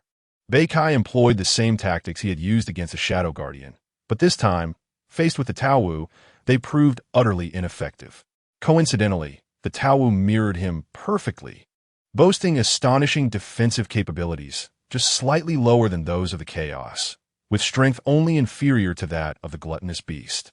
The Taowu relished Beikai's style of combat, reveling in its immense power. Beikai engaged in a bare-handed brawl, utilizing his water armor shield to trade blows. However, despite appearing merely flesh and blood, the Taowu was remarkably resilient. A blow from the water armor shield struck its face yet failed to budge it even a fraction. It was akin to a battle between an infant and an adult. "Boom! Uncle Bike!" Li Nannan exclaimed with concern. She watched as Beikai was struck in the abdomen by a punch from the Taowu, causing him to kneel on one knee, his stomach churning violently. Had he not been in armor form, the contents of his recently consumed meal would have long since been expelled. The Taowu immediately targeted his head for a sweeping strike. Beikai's head nearly flew off as his hefty frame tumbled like a ball, crashing through the concrete railing of the rooftop. He narrowly avoided plummeting from the research institute. The sound of his disintegration echoed, rendering him devoid of combat capability, and he succumbed to unconsciousness. Ordinary armor finds it arduous to contend with even enhanced supernatural beasts, let alone such an ancient terror. The Taowu, having absorbed crystalline energy to evolve into a genuine dark beast. Regarded both the black rhinoceros armor and humanity as mere fragile prey. However, after dispatching Beikai, Tao chose not to pursue Li Nannan, instead displaying keen interest in the plight of the other three companions. Li Nannan faced the insatiable Tao Tai. Unsurprisingly, despite his average attributes, he was afforded no opportunity by Tao Tai. In merely a dozen exchanges, Tao Tai discerned Li Nannan's strength. Was that all there was? Disappointment etched itself upon Tao Ye's visage, as if his expectations of Li Nannan's combat prowess had been excessively high. Yet, Li Nannan too felt an escalating trepidation. As his opponent prepared to counterattack and conclude the skirmish, he retreated to establish a safe distance, striving to calm his racing heart. With a deep breath, he gripped his blade with one hand and twisted the mechanism at his waist. His belt projected a red inscribed talisman of Slay. The ceiling slash. The fiery blade grazed the talisman, and all the flame energy surged along the blade's edge, enveloping it. The fiery sword glowed a brilliant crimson. Li Nannan assumed a stance and, with a powerful stroke, unleashed his lethal energy in a crescent arc towards Tao Tai. Excitement surged within Tao Tai as he aimed a punch at the ceiling slash. Boom bang! The deafening explosion resounded, and roaring flames were whipped into a tempest, spreading outward. Li Nannan was toppled by the force, left dazed. Yet, Tao Tai emerged unscathed from the onslaught of the ceiling slash, as if nothing had transpired. At this moment, Li Nannan found himself overwhelmed. What to do now? A sense of helplessness reminiscent of his youth washed over him, as he faced a crushing disparity in combat prowess. The ceiling slash, his strongest technique, failed to inflict any damage. Meanwhile, Li Xiang alone contended fiercely with Qiongqi, the two battling with equal ferocity, ascending from ground to sky. Observing this, Tao Wu signaled Tao Tai and Chaos to engage. Initially passive, Chaos suddenly launched a ferocious assault. How could Kuan endure such onslaught? After enduring merely a few blows, his fate was even more dire than Beikai's, as Chaos mercilessly sent him tumbling from the rooftop. Li Nannan felt equally powerless, no longer in his youthful prime. Faced with the authentic dark beast Tao Tai, he too could not withstand 3 exchanges, succumbing to Tao Ye's relentless strikes that shattered his armor, leaving him quietly at rest on the ground. Following this, Tao Tai, Tao Wu, and Chaos ascended into the sky, joining forces with Qiongqi to combat the Emperor Knight. They sensed that this Emperor Knight was far from ordinary. Nonetheless, even Qiongqi found it challenging to defeat his opponent alone. As Li Xiang beheld the 4 supernatural beasts converging upon him, he sought an opportunity to glance downward. As anticipated, all 3 teammates fell to the ground. Now he faced the daunting task of confronting 4 adversaries alone. Under the relentless assault from all sides, he struggled significantly, a stark contrast to his previous self. The combined might of the 4 ferocious beasts radiated a menacing energy that instilled fear. It reminded him of the terror he experienced when defeated by darkness. A month prior, Li Nannan had not only left cracks in the Emperor's armor belt, but had also etched fissures in his heart. Clearly, despite the passage of time, Li Xiang had not taken the time to reflect on the words Xiangyang had once shared with him. The combat effectiveness of the Emperor's armor was nearly depleted. Yet, it remained, after all, the ultimate armor. The onslaught from the 4 beasts did not incapacitate him immediately. Enough hesitation, it's time to get serious. As they realized they could not easily subdue Li Xiang, Tao Tai signaled to the other 3 companions. In an instant, it transformed, its body rapidly expanding until the human facade burst like a balloon, revealing its true form. A Tao Tai towering 6 to 7 meters tall, over 2 meters wide, wielding a soul-piercing spear, which it thrust violently towards Li Xiang. Prismatic shield. He swiftly summoned a shield, managing to deflect the lethal strike in the nick of time. However, the tremendous force sent him hurtling backward. Chaos revealed its crimson true form, unleashing a devastating beam of light from its headless vortex. Li Xiang steadied himself and sliced through with his sword, yet the massive blade of the Tao Wu struck from behind. He struggled to respond. In the blink of an eye, several rounds passed, and the sense of helplessness he had felt a month ago returned. It seemed that operating the Emperor's armor was no longer as fluid as before, and the release of elemental power slowed considerably. Soon, overwhelmed and unable to counterattack, Li Ziang found himself caught off guard by the four beasts. The thick tail of the Tao Wu ensnared him, violently slamming him into the ground. From that moment, his heart filled with increasing dread. The four beasts showed no mercy, descending upon him to continue the fierce battle. Before long, after a barrage of relentless attacks, his ultimate form suddenly vanished, and the prismatic shield dissipated alongside it. How could this happen? Li Ziang, now drenched in sweat, felt panic rising. Had the doctor failed to fully repair the Emperor's belt? Why was it so inconsistent this time? Suddenly, a blast from chaos sent him sprawling. Tao Wu, Tao Tai, and Xiongqi swiftly followed up with their attacks. The scales of victory began to tip heavily against him. Under the relentless beating from the four fierce beasts, the fissure in Li Ziang's heart widened, ultimately leading him to crumble. He was sent flying like a projectile, tumbling twice before falling silent. At that moment, the armor disintegrated, unable to withstand the assault. Having defeated the Emperor's champion, Xiongqi lifted its proud head and clapped its hands in triumph. Tao Wu rested its lengthy sword upon its shoulder, announcing with a voice like thunder, "This human lacks steadfast conviction." As beasts of ferocity, they could discern the fears lurking within the human heart. It was all too evident. In the midst of battle, Li Ziang's fear intensified. Ordinarily, as an emperor's knight, one ought to possess a heart unafraid of death. Yet, his heart seemed either absent or had been extracted. Such an intense conflict naturally attracted the attention of many onlookers, with the bolder individuals gathering to witness the spectacle. Those of a more timid disposition quickly discerned that it was a clash between a mutant beast and armored warriors, and prudently chose to flee regardless of the outcome. Simultaneously, those on higher floors, benefiting from a superior vantage point, were able to observe the entire course of the battle with greater clarity. The mutant beasts within the office buildings, upon sensing the presence of the four formidable beasts, were gripped by profound terror, even more so than the humans. This was due to the heightened sensitivity of the beasts' instincts. While humans might not perceive the threat of death unless confronted directly, the transformed beings bore an ancestral fear of the ferocious creatures, ingrained in their very genes. These scenes were instinctively recorded by the mutant beasts and reported to their superiors. Before long, news of the terrifying beasts in City D spread throughout the circles of mutant beasts across Asia. After eliminating all obstacles, the four ferocious beasts swiftly ascended to the rooftop.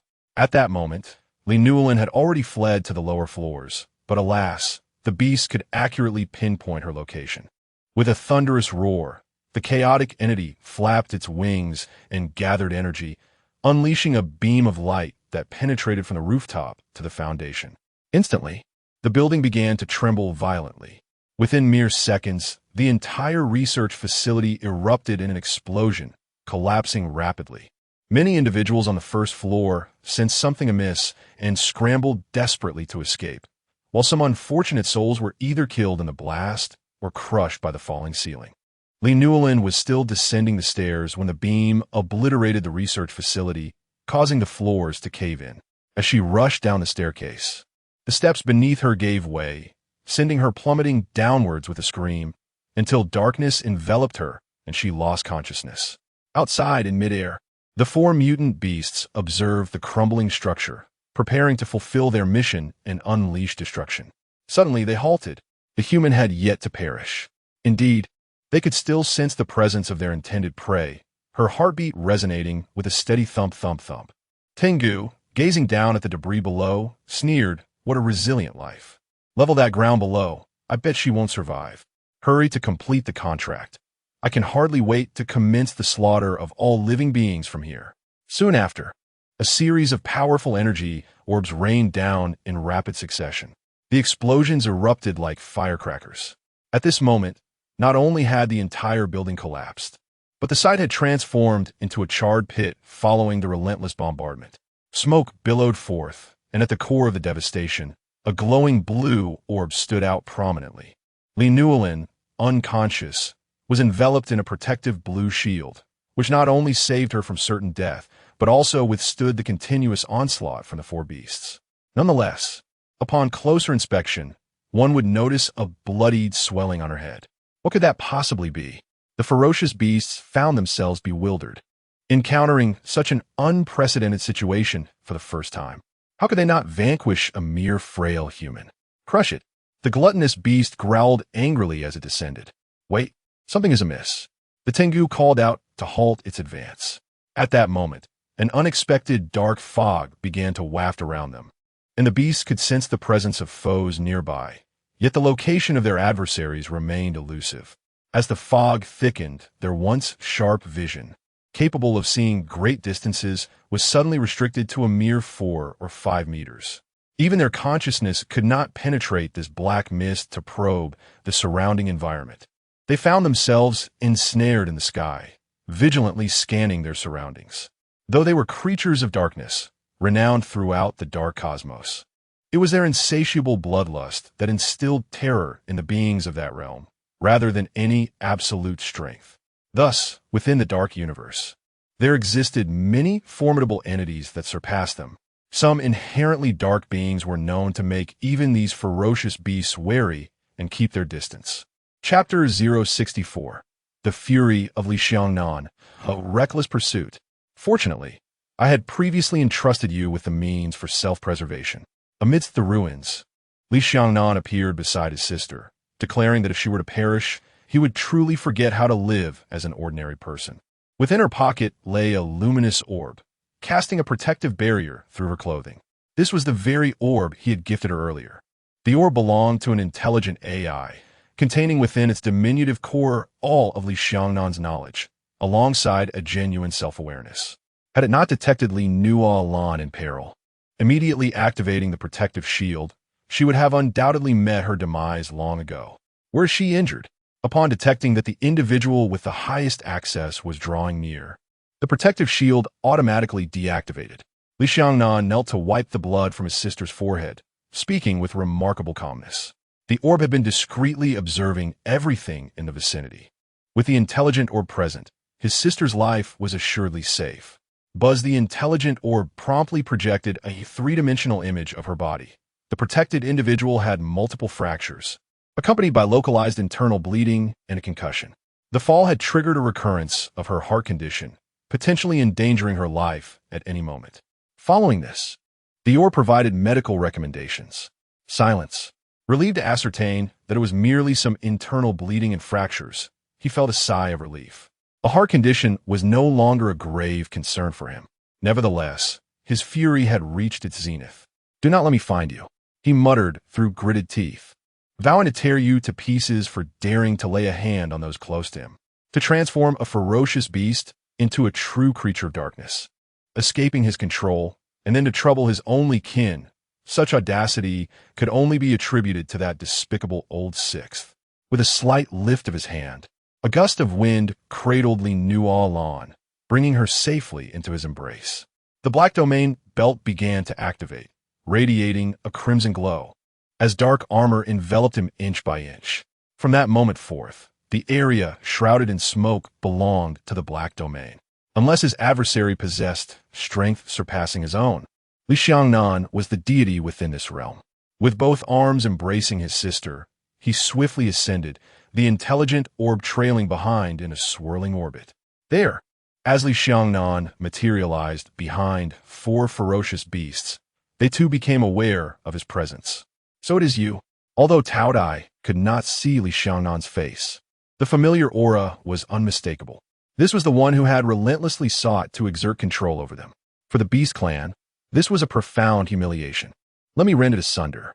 As the saying goes, when enemies meet, their eyes blaze with hatred. The one Tao yearned most to slay was none other than Li Nannan and those researchers among the ability beasts. The audacity to attempt controlling the ferocious beasts, and to succeed at that. Tao's colossal form stirred a tempest in the air, raising its massive blade high. It charged forward swiftly, the blade descending with formidable force. Li Nannan remained unfazed, slightly tilting his head to the right. The blade struck directly against his shoulder guard. Meanwhile, the intelligent orb instantaneously generated a protective shield, adhering to Li Nannan's body to absorb the impact. With that strike, Li Nannan remained suspended in midair, utterly unmoved. The air beneath suddenly erupted with an astonishing force, revealing the terrifying might of the ancient beast once it took to combat.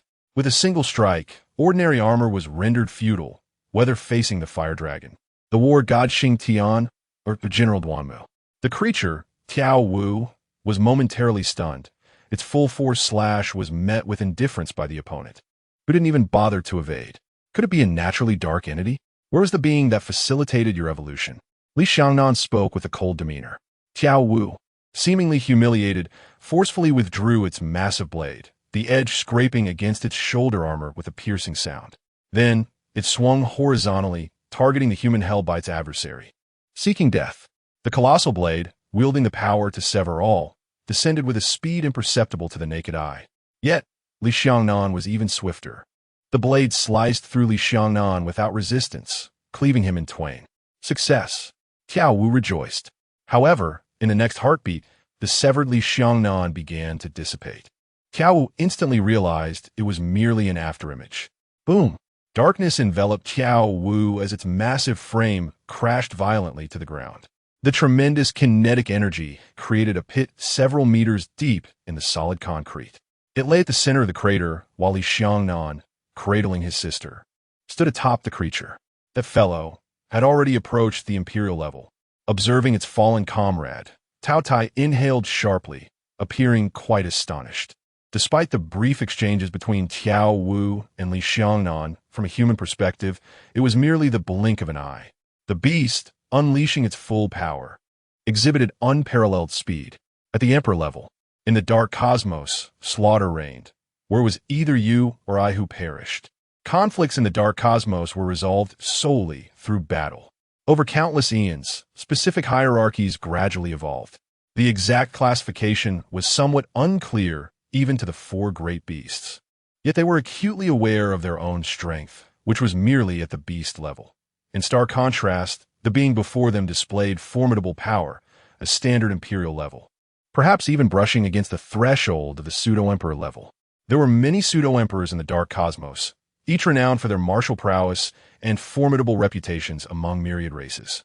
Above the pseudo-emperors lay the true sovereigns of the dark cosmos, the emperor level. A dark cosmos could sustain only one emperor. Furthermore, friction and bloody conflicts frequently arose between adjacent dark cosmos. Over innumerable eons, emperors gradually recognized that such strife would only deplete the potential of the dark cosmos. Thus, regulations began to take shape. The dark cosmos and neighboring dark cosmos would never infringe upon one another. Why do the emperors of various dark cosmos favor dispatching subordinates to invade the light cosmos? The answer was simple. The starry domains of the dark cosmos had long been solidified, with emperors seldom encountering one another. The vast universe ruled by each emperor was inadequate to sustain their prolonged existence. To survive longer, they had no choice but to expand their resources. This so-called expansion entailed invading the light cosmos. By conquering the light cosmos, all the resources within that universe would belong to the emperor. The beast, too, operated under this principle.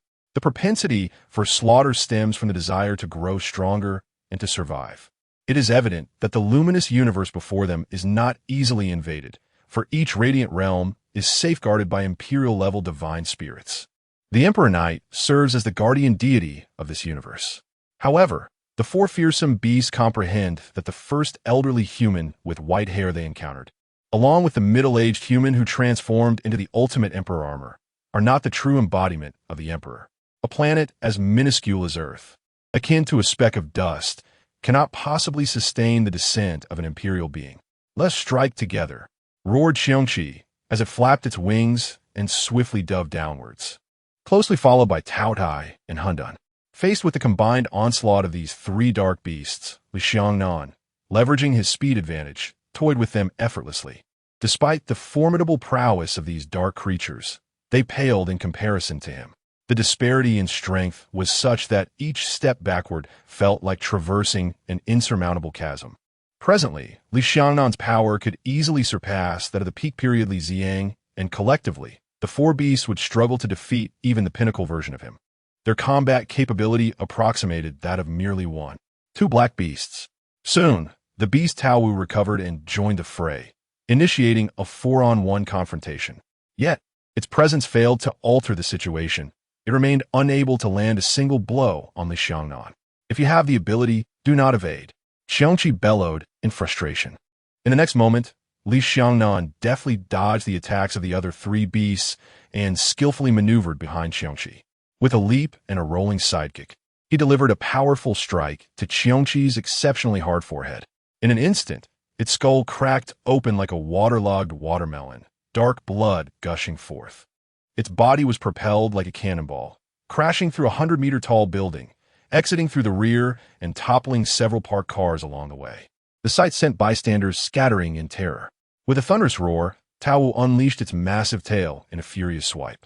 Li Nannan swiftly evaded. Losing patience with the lack of responses to his inquiries, he resolved to eliminate them first. Once more, he exploited the principles of spatial manipulation to appear behind Tao Wu, delivering another kick. Tao Wu, exhibiting commendable reflexes, quickly pivoted, raising its colossal axe and shield defensively against its chest. The resulting impact resonated with a deep, thunderous sound as its massive form crashed to the ground, leaving a gaping trench. The axe and shield shattered into fragments. As 2 of its companions fell in succession, Tao Tai, in a state of desperation, lunged forward with a fierce thrust of its spear. Li Nannan rolled away to avoid it, tossing his sister into the air to free his hands. Tao Tai pursued relentlessly, its spear aimed menacingly downward toward Li Nannan's crown. Unfazed, he charged forward, bending low to plant his foot firmly on one of Tao Ye's massive paws. Summoning all his strength, he unleashed a devastating elbow strike. A terrifying surge of energy penetrated Tao Ye's knee, causing a basketball-sized wound to erupt at the back of its knee, black blood splattering everywhere. Tao Tai cried out in agony. A piercing sound echoed as the chaos entity, distanced yet formidable, unleashed a series of radiant beams. The sheer power of these beams was astonishing, each one as thick as an adult's arm. Li Nannan lifted the injured leg of the Tao Tai and hurled it towards the chaos direction, effectively using its massive form to shield against the oncoming beams. The Tao Tai found itself inexplicably bombarded by the actions of its ally. Reacting swiftly, chaos extended its forearms, attempting to catch its companion. However, the force of the impact was overwhelming, sending both it and the Tao Tai hurtling away, tumbling for hundreds of meters before finally coming to a halt. Just as they were about to rise and continue the battle, Li Nannan appeared behind them. With a sudden, forceful grip of his hands, 2 enormous palms formed from black mist, firmly clasping the headless neck of chaos and the crown of the Tao Tai.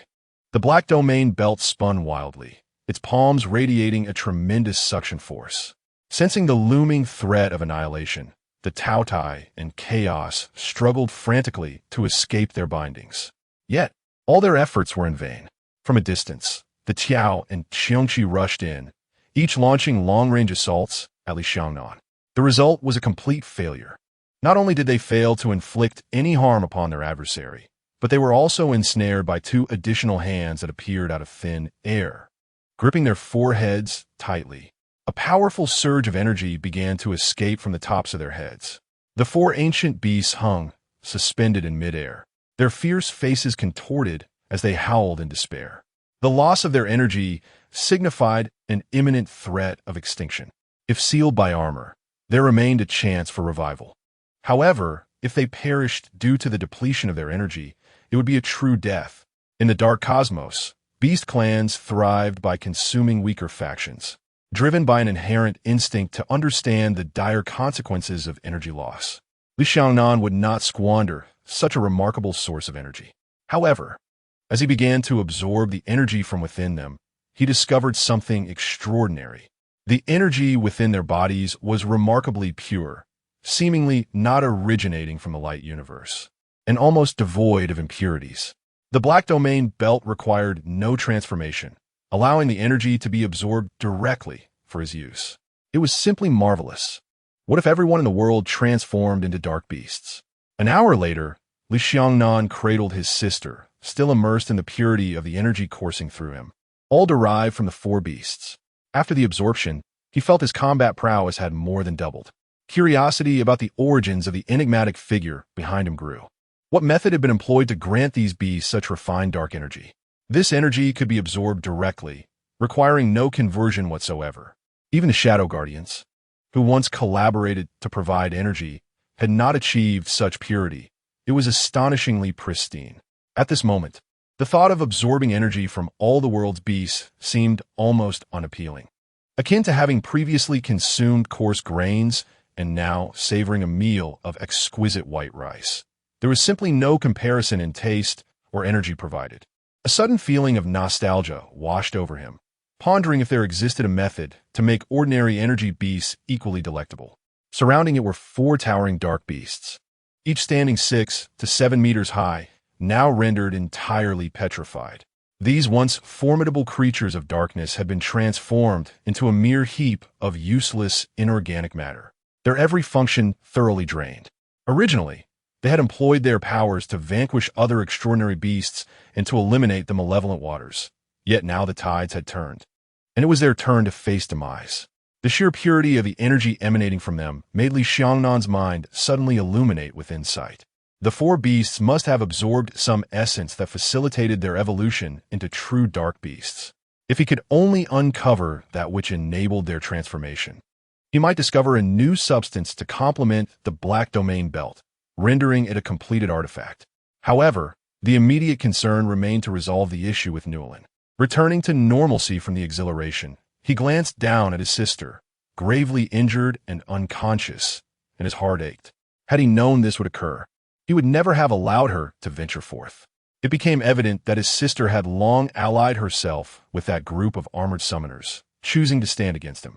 Thankfully, he had not exposed his true identity in her presence, and she had unconditionally trusted him, never questioning the veracity of his words or investigating the circumstances of his work. Perhaps this was the essence of their sibling bond.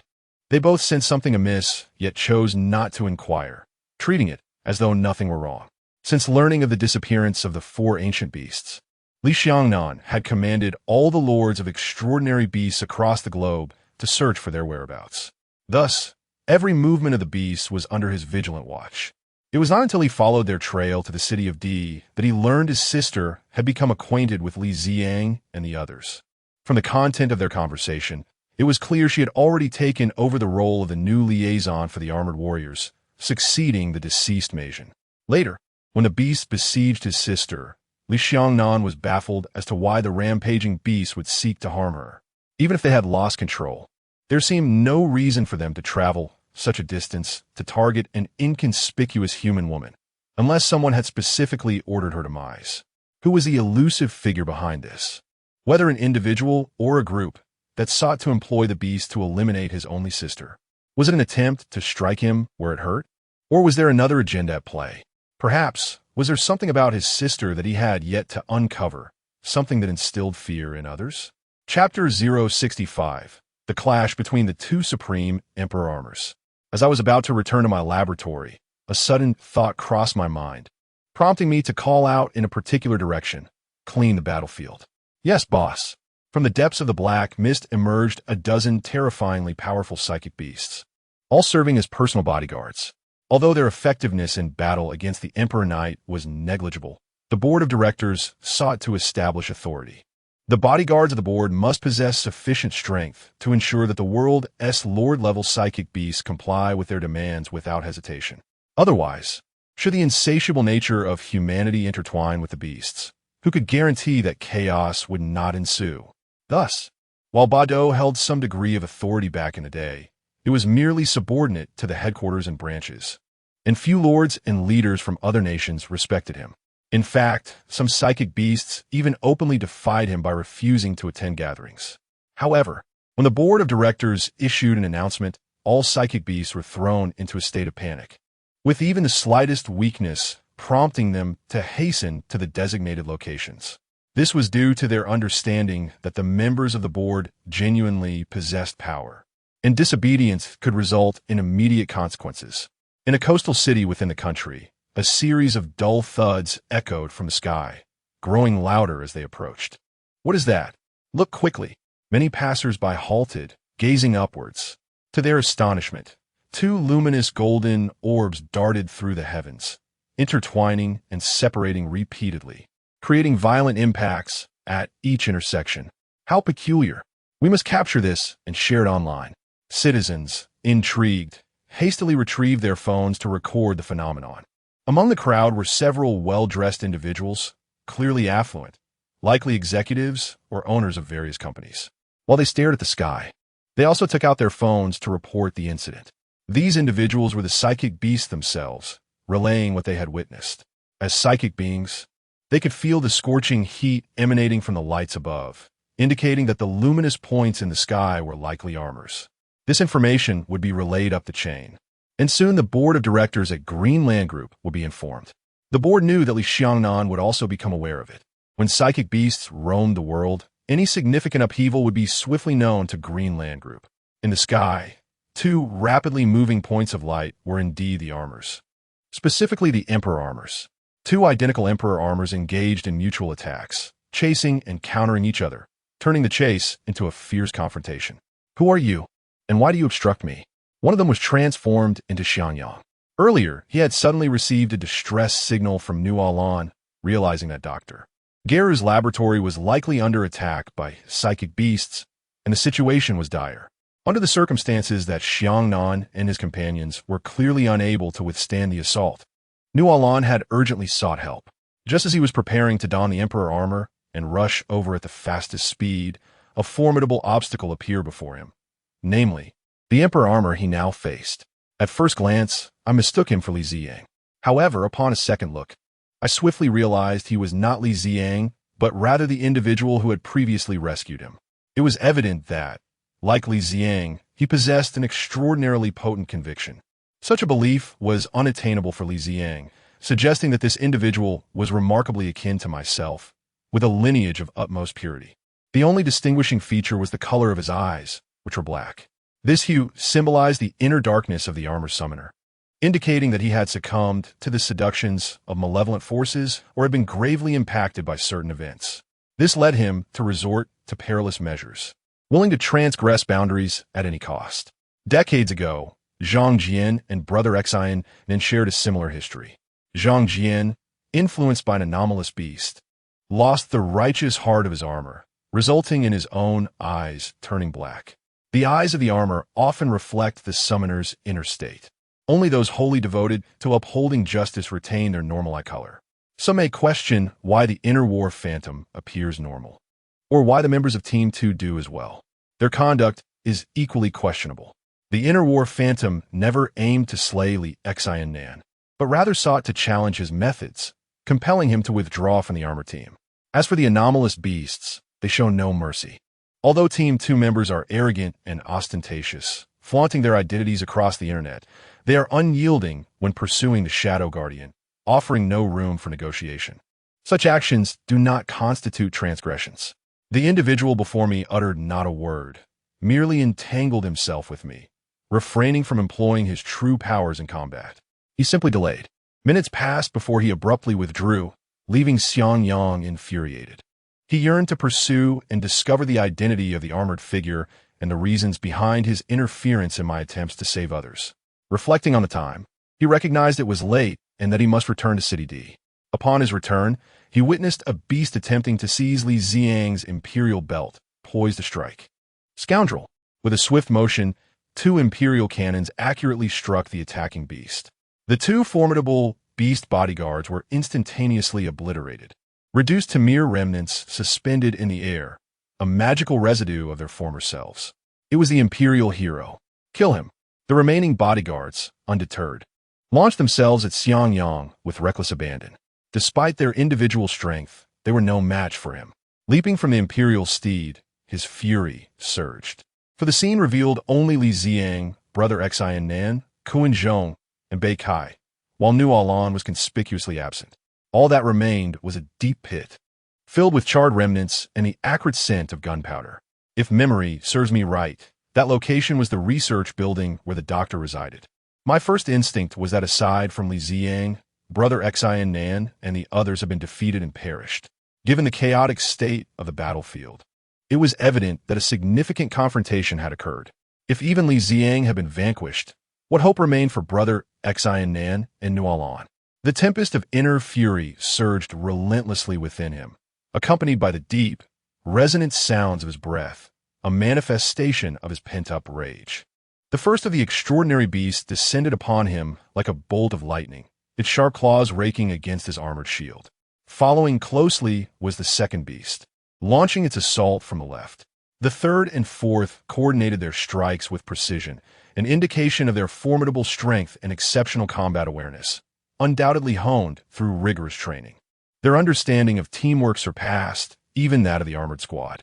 Alas, despite their unity in battle, the vast disparity in strength rendered their efforts futile. Xiangyang, undeterred and unwilling to evade, slowly clenched his fists, the bones cracking ominously.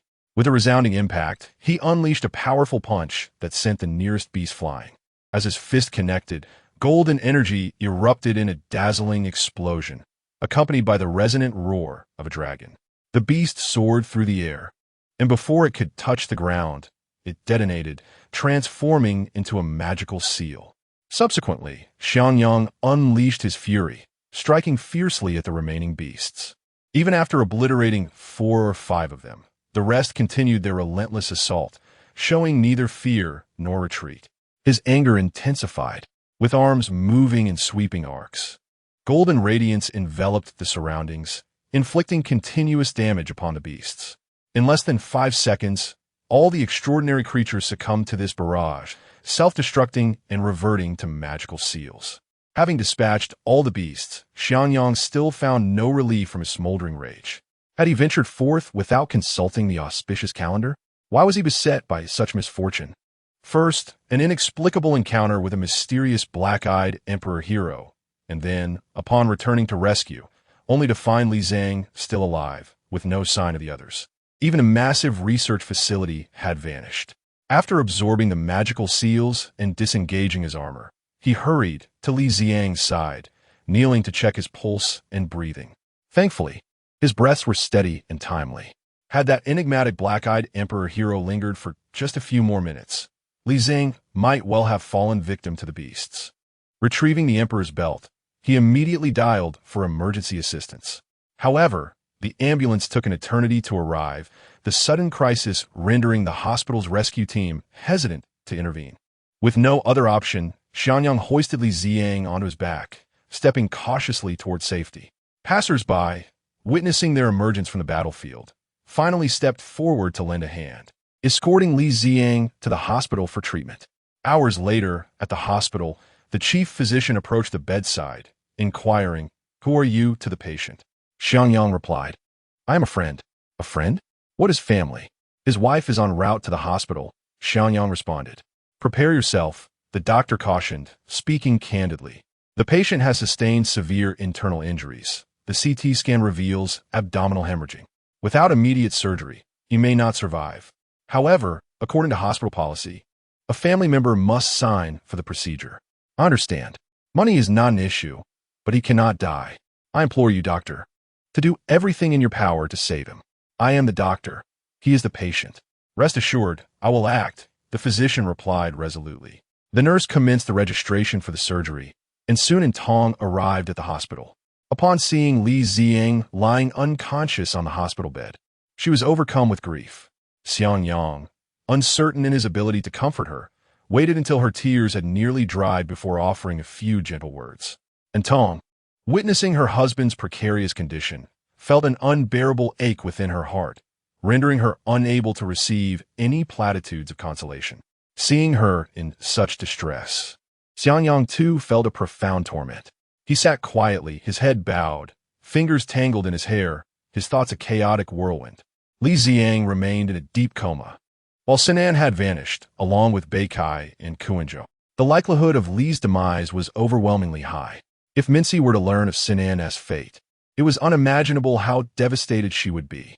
This calamity was undoubtedly a personal failure for him. The current situation of the armor team was dire, suffering heavy casualties. And it was precisely the moment when he needed to step up and stabilize the situation. Yet, a mysterious figure, the Emperor Hero, had exacerbated matters to this extent. While he had anticipated significant losses when summoning all the armor summoners back, now that the situation had escalated, he questioned the wisdom of his decision to call them back. Why not confront Newland directly to resolve the conflict? If the true culprit were sealed away, wouldn't all problems dissipate? As night fell, the sole glimmer of hope was that Li Xiang's condition had stabilized following surgery, though he remained unresponsive. Coincidentally, Mincy called to inquire about Sinan's condition. Xiang Yang, who had never lied to Mincy before, found himself fabricating a story this time, but she saw through his ruse. He lacked the skill to deceive, causing her heart to race with unease, sensing that something terrible had transpired. After persistent questioning, it was revealed that Sinan might have already perished at the hands of a supernatural beast. In that moment, Xiang Yang heard no cries, only the sound of his phone clattering to the floor. Moments later, the noise of chairs scraping against the floor echoed from the other end of the line. Without delay, Xiang Yang rushed to Mincy's home, leaving Tong to manage the hospital. He reasoned that there was little chance of a supernatural beast causing trouble at that hour. Not long after he departed, danger approached once more, and Tong was gently wiping Li Xiang's hands and feet with warm water when the door swung open. The sound of high heels clicking rhythmically approached. Assuming it was a nurse checking on the patient, she did not turn around. Suddenly, the footsteps ceased behind her. Just as she turned in confusion, a sharp pain struck her neck, and her vision darkened as if blood had drained from her eyes. Before she could discern the identity of her assailant, she collapsed, spilling the basin of water everywhere. "You're still alive, despite them all being gone. You truly are fortunate." The speaker was none other than Xiao Shi. The battle between the extraordinary beasts and the armored figures at the Research Institute during the day has been widely reported across the internet, with numerous individuals capturing high-definition videos of the event. Therefore, it is not difficult for Xiao Shi to grasp the circumstances that unfolded at the scene. Although the terrifying aura of the ferocious beast deterred many from approaching, a wealth of accurate information was still procured, confirming the presence of the armor summoner on site. Only Li Xiang was rescued, while the others vanished without a trace. Given the brutal nature of the conflict, the probability of death reached a staggering 99%. Hence, Li Xianan perished. Kuan Zhong also met his demise, and the elusive Bei Kai was likewise lost. Their deaths were timely, indeed. Xiao Shi cared not who was responsible for their demise, as long as they descended to hell to reunite with a brother. Why did Li Xiang survive? He had once urged her brother to relinquish his corporate responsibilities to fulfill a so-called noble sacrifice for humanity. Li Xiang bore his share of responsibility. Originally, she intended to target the old man first. Unexpectedly, fate intervened, and they were all taken out in one fell swoop. Their deaths came at the perfect moment. Xiao Shi's expression twisted into something grotesque. The death of Bei Miao inflicted profound damage to her tranquil existence and psyche. An eruption of extraordinary energy unveiled her true form as a female scorpion beast. A long, barbed tail extended from her caudal vertebra, poised to strike Li Xiang. A mere prick of the barbed tip would inject a modicum of venom, leading to the catastrophic failure of his organs and a painful demise. Just as the sharp stinger was about to pierce his flesh, an eerie luminescence enveloped the entire ward, freezing the very space around them. Xiao Shi felt as if her entire being had been immobilized, unable to move. In an instant, her perception of time vanished, and everything around her came to a standstill. At some point, the Emperor armor, with its black eyes, materialized behind Xiao Shi. Silently, it moved to the front and lightly flicked the barbed tail with its middle finger. Crack! The entire tail shattered like a line of dominoes. Almost simultaneously, the effects of the meditative seal dissipated. Xiao Shi, oblivious to the time that had been suspended, was suddenly jolted back to reality by the pain radiating from her severed tail.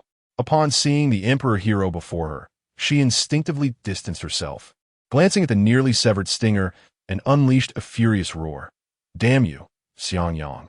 Indeed, she believed the Emperor hero before her was none other than Xiang Yang transformed. Chapter 66, The Paradise Project. Li Nuolan underwent genetic modification. Do you believe this will deter me? Once, twice, thrice, I refuse to believe you can guard him indefinitely. Just wait.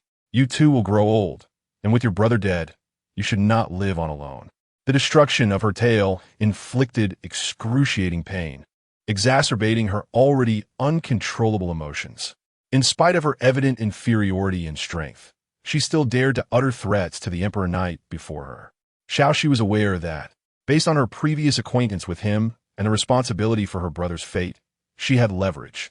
Although Xiang Yang's personality was inherently reclusive and he was not adept at forming friendships, he was not inclined towards violence, which emboldened her to express her intentions so boldly. Even if I were to betray humanity and become a supernatural beast, the ties we share guarantee my survival. I will not yield. The world will ultimately belong to the supernatural beasts. With that declaration, Xiaoxi transformed back into her human form, black blood oozing from the site where her tail had been severed. Although the supernatural beast's constitution was robust, her wounds did not heal swiftly, and the bloodstains seeped through her dress. She cast a fierce glare at the Xiang Yang she perceived and turned to leave. In an instant, a terrifying imperial aura enveloped the entire hospital room, rendering the surroundings viscous to the supernatural beast. It felt as if a 1,000-pound burden pressed upon her. Her feet, rooted like ancient tree roots, immovable. Xiaoxi found herself momentarily bewildered, her heart racing. What is happening? Does he truly intend to kill me? Is it merely because I am a supernatural beast? Or is it because of my earlier words, which may have gone too far? Clearly, she failed to recognize that the situation was far from what she imagined. Foolish girl, who bestowed upon you such confidence. When the aged voice resonated throughout the room, Xiaoxi's complexion turned pale, devoid of all color. She finally grasped the gravity of the situation. Xiang Yang was not the source of that voice. It belonged to another Emperor Knight. Yet, this was impossible, apart from Li Ziang and Xiang Yang. There could be no third summoner of Emperor armor in the world. The voice was unmistakably that of an elderly man on the brink of death. Who are you? Let us speak amicably. Do not kill me. Xiaoxi felt the cold grip of death's threat. She wished to live. When faced with the specter of death, she realized that seeking vengeance for her brother and punishing Li Ziang was profoundly misguided. She should never have come here. Who could have imagined that another Emperor armor would be protecting him? The so-called revenge was merely predicated on her identity as Baiming's sister, assured that they would not harm her. Enough. The man approached her, coldly stating that all supernatural beasts deserve to die, especially those like her who forsook their humanity to become such creatures, not only betraying humanity, but also their own universe. No, I was coerced. It was all forced upon me. Please do not kill me, Xiaoxi stammered, her lips trembling with fear. The man appeared to leisurely engage her in conversation. In an instant, he pivoted sharply, delivering a powerful sidekick that struck the small creature squarely in the chest. The quintessence of elemental force surged from his leg into its body. Within the blink of an eye, the creature was left riddled with wounds, resembling an inflated balloon on the verge of bursting. It erupted violently, yet the explosion failed to affect its surroundings, as the flames had not yet dissipated before retracting into a magical seal. With 2 fingers, he grasped the seal and placed it upon the Emperor's belt, absorbing it into the demon binding box. Such low-tier, feeble supernatural beasts, under normal circumstances, would never escape from the confines of the demon box throughout their lifetimes. Having neutralized the threat, he disengaged from his armored state, revealing an elderly figure of remarkable distinction. Approaching the bedside, he gently touched the forehead of the unconscious Li Ziang. The air above his brow rippled like splashing water, radiating waves that gradually vanished into nothingness. Li Ziang, who had been ensnared in a nightmare, suddenly found himself pulled into an unfamiliar realm. Where am I? Was I not defeated by a supernatural beast? Am I dead? Is this hell? Yet everything here appears to be heaven. Could it be that I died fighting for humanity's future, thus earning the merit to enter paradise? In moments of leisure, Li Ziang indulged in novels and peculiar films. Although his homeland only acknowledged the existence of hell, the sights before him were undeniably heavenly. Before him stretched an endless expanse of lush green grass, soft and vibrant with life. Surrounding him were flourishing trees. Upon closer inspection, he was utterly astonished. Were those not pine trees? How could they bear such a variety of fruits? Apples, watermelons, plums, bananas. Trees laden with fruit were abundant all around. Should I taste one? Driven by curiosity, Li Ziang tiptoed and plucked a strawberry from a pine tree, examining it closely. It appeared pristine, the strawberry glistening with a clarity that suggested it was a rare gem among its kind. Could it be poisonous? What kind-hearted soul could cultivate a pine tree that bears strawberries? What if it harmed me? He hesitated for a moment, but after a few minutes, he resolutely placed it in his mouth, dismissing his fears. After all, he was already dead. What more could he fear? If it possessed the power to poison the deceased, then so be it. Delicious, exquisite beyond description. It was as if he were consuming a divine elixir of joy. Thus emboldened, Li Ziang eagerly picked other fruits, indulging until he could eat no more.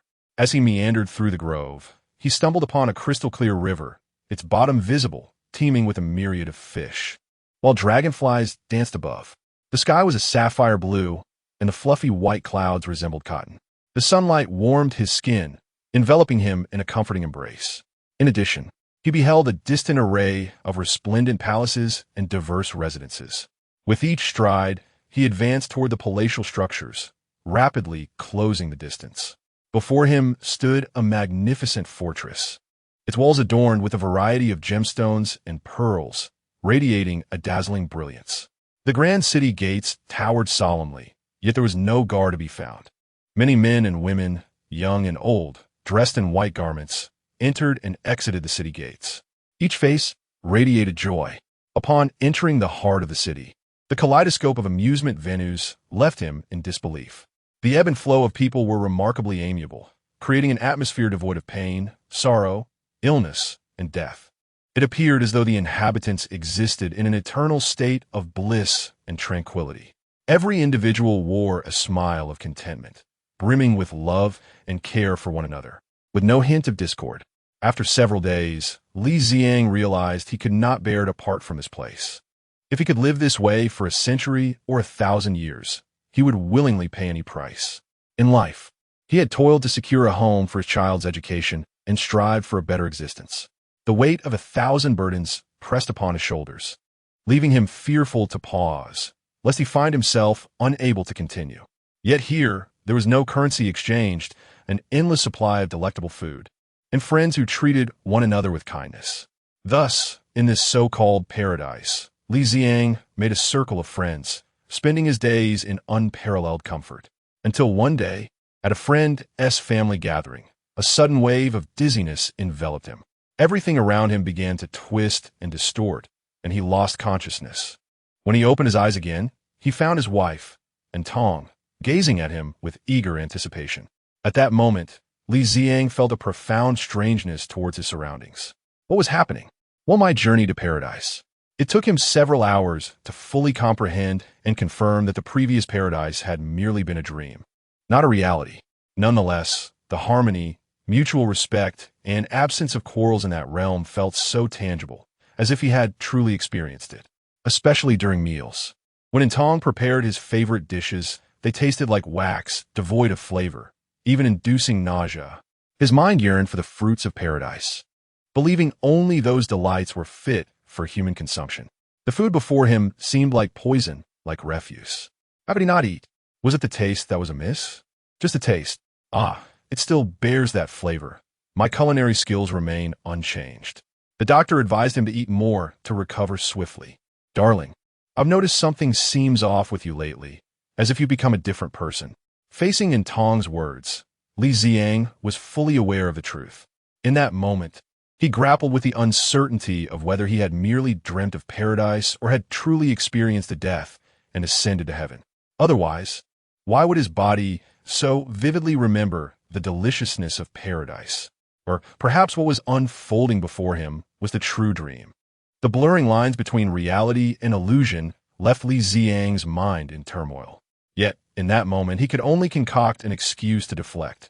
No, it might be due to the daily 4 drips. I feel a bit of taste loss, but it should improve in a few days. Let us hope so. You must recover quickly.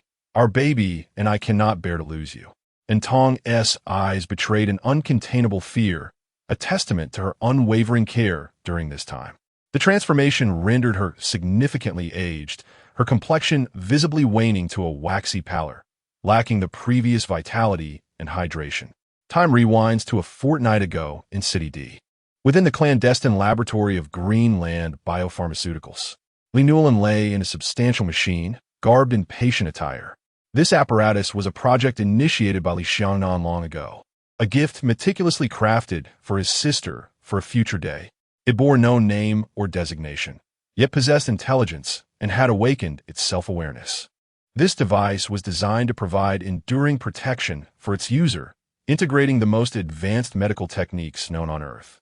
While an ordinary surgeon may achieve mastery in but a single medical domain throughout their lifetime, this self-aware, intelligent apparatus stored within its crystalline memory the entirety of surgical knowledge amassed throughout human history.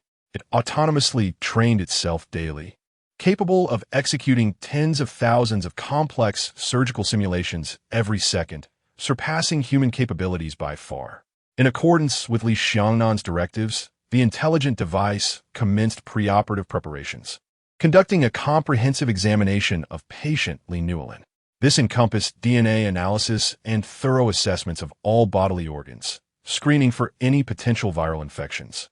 Humans are often unknowingly susceptible to numerous viruses, such as those affecting the liver, lungs, and gastrointestinal tract, which may remain asymptomatic yet pose grave threats. Under the scrutiny of this device, viruses endangering human health could not evade detection. The examination demanded time, and after a day, all anomalies were revealed. Over the ensuing week, specialized medications were administered via precision nanobots dispatched to various body parts for treatment. Upon completion of the therapy, the intelligent device began to inject Li Nannan with a gene serum, a concoction devised specifically by Li Nannan for his sister. During its development, numerous experimental subjects had perished. This gene serum was designated as Agent X, capable of dramatically prolonging the cellular division time of the recipient by at least thousands of times. Thus, should Li Nannan refrain from reckless behavior, her natural aging would also slow to an extraordinary degree. Tailored exclusively for his sister, this gene serum was infused with numerous nanobots that would traverse through her bloodstream to various organs, particularly the heart. They would undertake surveillance tasks, ensuring that should a cardiac event arise, the nanobots would swiftly activate repair protocols, preventing her demise. Any heart conditions would also be remedied with their assistance. Half a month later, her genetic transformation was fully realized. She remained human, albeit with a lifespan markedly extended. Aside from this, she possessed no extraordinary abilities. Henceforth, the operation designated as Project Paradise commenced, with its primary target being the female subject named Li Nannan, endowed with maximum authority.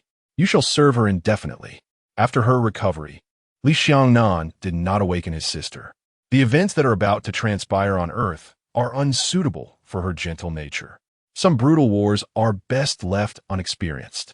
Thus, he devised a plan for her, aptly named Heaven. Soon, his sister, adorned with numerous tubes, was placed within a cylindrical chamber filled with nutrient solution, and the intelligent device initiated the Heaven program. Program initialization. Initialization complete. Commencing system loading. Li Nannan stood nearby, observing everything through a 3D ultra-clear projection. Initially, the projection was chaotic, but as the program completed its loading, the imagery transformed. D-City, Municipal People's Hospital, Obstetrics Department.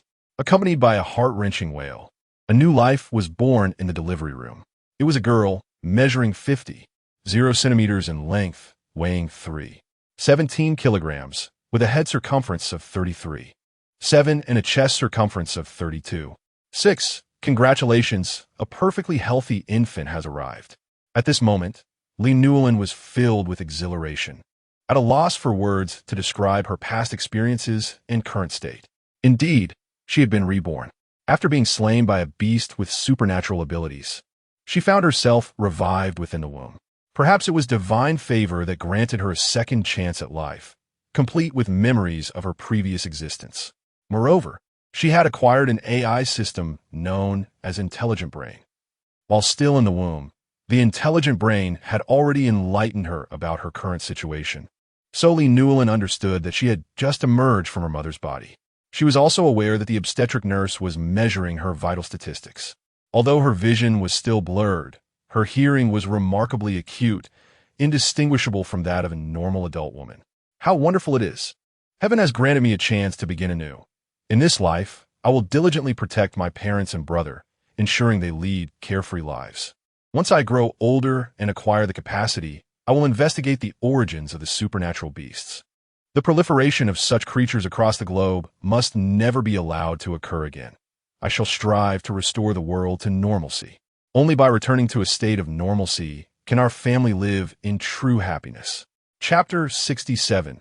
Unveiling the Truth, Energy Arising from the Dark Universe. Once more, there are innumerable tasks awaiting her. She is even eager to reach the age of maturity.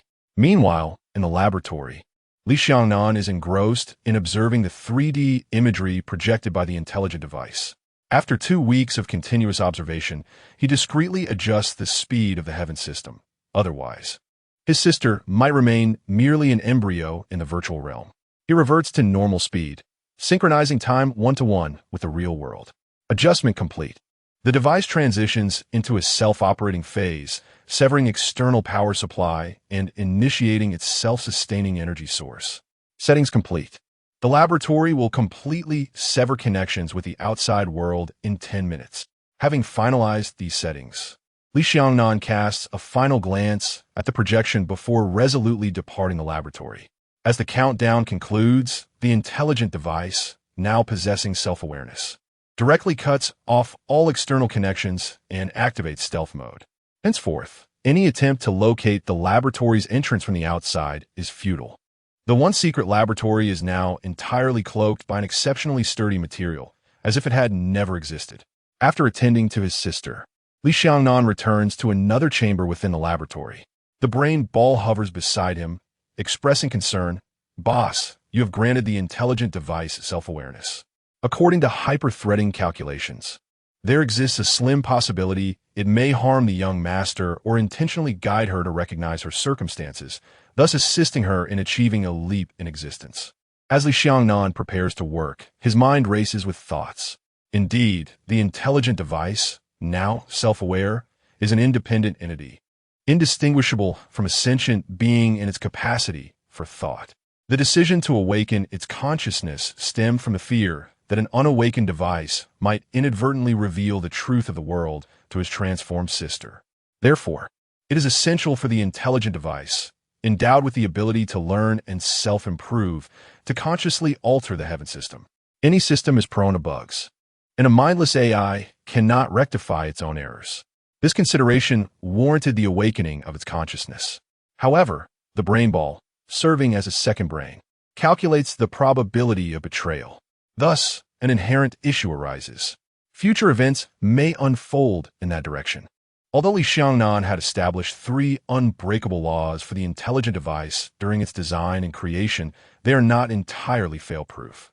To ensure absolute safety, he can connect to the intelligent device via a unique signal line for monitoring. Should the device exhibit conscious guidance over Norland's fundamental behavior and worldview, introducing uncontrollable factors, it must be eradicated. Upon receiving this command, the brain ball promptly initiates a connection, swiftly accessing the now-sealed core system of the intelligent device through the exclusive signal line, vigilantly observing its every move. All right, let us proceed with another prediction using hyperthreading. The calculation is currently underway. The intelligence sphere computes with remarkable speed, and an answer shall be provided in mere minutes, with results approaching 0. That is acceptable. My sister's side has a dual-layer safeguard, minimizing the likelihood of any unforeseen incidents. The construction of all intelligent devices boasts a design lifespan exceeding 10,000 years, alleviating concerns regarding hardware deterioration in the short term. The recent disappearance of the ancient beast, coupled with its subsequent evolution, leads me to suspect a connection to this energy. Its energy density far surpasses that of the magical stones brought to Earth by the Shadow Guardian, possessing a more refined and pure form of extraordinary power. With that said, Li Nannan spread his hand, his fingers gradually closing. The dormant, extraordinary energy within him swiftly awakened, consciously controlling its release, allowing the power previously extracted from the beast to manifest in his palm. A cerulean energy sphere appeared, roughly the size of a pigeon's egg. Yet its emergence caused the surrounding lights to flicker incessantly, the magnetic field clearly in disarray. This starkly illustrates the vast disparity between this energy and that extracted from the magical stones. A new discovery. Li Nannan consolidated the extraordinary energy absorbed from the beast into a singular mass, devoid of any original energy. This led to the observation of a remarkably evident phenomenon: repulsion. There was a repulsive reaction. The mechanical arm within the laboratory, controlled by the intelligent sphere, endeavored to grasp this pigeon-sized orb of energy. Yet, the mechanical arm instinctively failed to make contact, as if an unseen force was pushing it away. Li Nannan's mind raced, a subtle smirk gracing his lips. It seems the crafty figure behind the scenes has bestowed upon me a grand gift. This entity does not belong to our world. Indeed, the world is rejecting it. As an alternative long delayed by fate, I'm all too familiar with this sensation. It is not a product of the armored universe, yet it provokes a repulsion from it, likely originating from that universe, the opposite of the light universe, the dark universe, the very homeland of the Shadow Guardian. Could it be that the scheming figure behind the curtain is an extraordinary beast? Or perhaps another form of life from the dark universe? Li Nannan, possessing remarkable intellect, merely needed a singular point of focus to swiftly consider several other possibilities, arriving at a conclusion that was nearly spot on. The one certainty is that this entity hails from the dark universe, as it shares the nature of extraordinary energy, albeit with varying concentrations, suggesting its potential rarity. Otherwise, it would not suffice to facilitate the evolution of 4 ancient beasts, significantly enhancing their capabilities. It is common knowledge that energy undergoes loss during utilization, and the beasts would undoubtedly experience some depletion upon absorption. The concern lies in the fact that it not only enhances their already vast reservoir of extraordinary energy, but amplifies it further, which is truly alarming. I shall alert all extraordinary beasts to remain vigilant of those around them, especially the seemingly inconspicuous and ordinary individuals. I must ascertain who has appeared on this planet. Acknowledged. The advisory orb received the directive and commenced the execution of the board's secret mandate, transmitting new orders to all the beast lords across the globe. Subsequently, Li Nannan devoted himself singularly to this energy. He had an intuition that, should he decipher the essence of this energy, it would yield unforeseen benefits. Time flew by, and in the blink of an eye, a month had passed. Li Nannan successfully discovered that utilizing plasma could temporarily sever the vast supernatural energy from his control. At that moment, within the intricate plasma high-intensity emission device, the energy, akin to a pigeon egg in size, was firmly suspended in the air. Without the plasma to isolate it from the outside world and detach it from his grasp, this energy would swiftly dissipate. Could it be that such a pure form of supernatural energy is, in fact, exceedingly precious in the dark universe? Hence, the Guardians have never encountered it. The vessel that transported it from the dark universe to the light universe must be formidable, akin to a light shadow stone. Thus, this energy surely possessed a vessel prior to its utilization. What then could that vessel be? A material conduit capable of traversing 2 universes must possess terrifying resilience. Meanwhile, Li Ziang had also recovered, owing to the 5 elemental bloodline within him, which endowed him with a regenerative capacity far exceeding that of an ordinary person. However, due to the severe injuries inflicted by the ferocious beast, he was unable to don the Emperor's armor for the foreseeable future. Moreover, with the sacrifice of Dr. Geru, should the Emperor's belt sustain any further damage, there would be no one left to repair it. Hello. Your total payment amounts to 78,925 yuan and 14 fun. All right. Payment successful. Here is your discharge payment receipt. Please collect your medical records 10 working days later at the hospital. Thank you.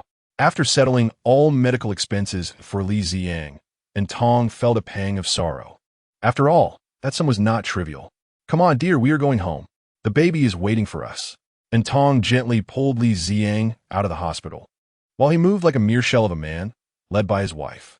Upon exiting the hospital, the scorching sun blazed down upon him. Having not basked in sunlight for quite some time, he suddenly felt discomfort. He squinted, shielding his brow with his hand. Once again, a disparity arose within him. Why did the sunlight in paradise feel so warm, while in reality, the sun's rays burned his skin? The couple boarded an ordinary van, with Antong taking the helm. Li Ziang occupied the passenger seat, remaining silent, his gaze distant and hollow, feeling disoriented by everything around him. Dear, I know what you're thinking, and I understand that some matters are hard to accept, but we must look forward, not dwell in the past. When the world needed you, you fought for peace, and in both heart and reason, you have no regrets. Meijian, Xenan, Bei Miao, the doctor, Nualan. They all sacrificed, leaving behind shattered families. Now, only the injured you remains, along with the ever-mysterious Xiangyang. Let be. We have strived, and that is enough. We shall leave no regrets. Who can predict what the future holds for the world? Perhaps other saviors will emerge to rescue it. Or perhaps the entire realm will descend into a world ruled by supernatural beasts. During your recent hospitalization, I have come to clarity regarding many matters.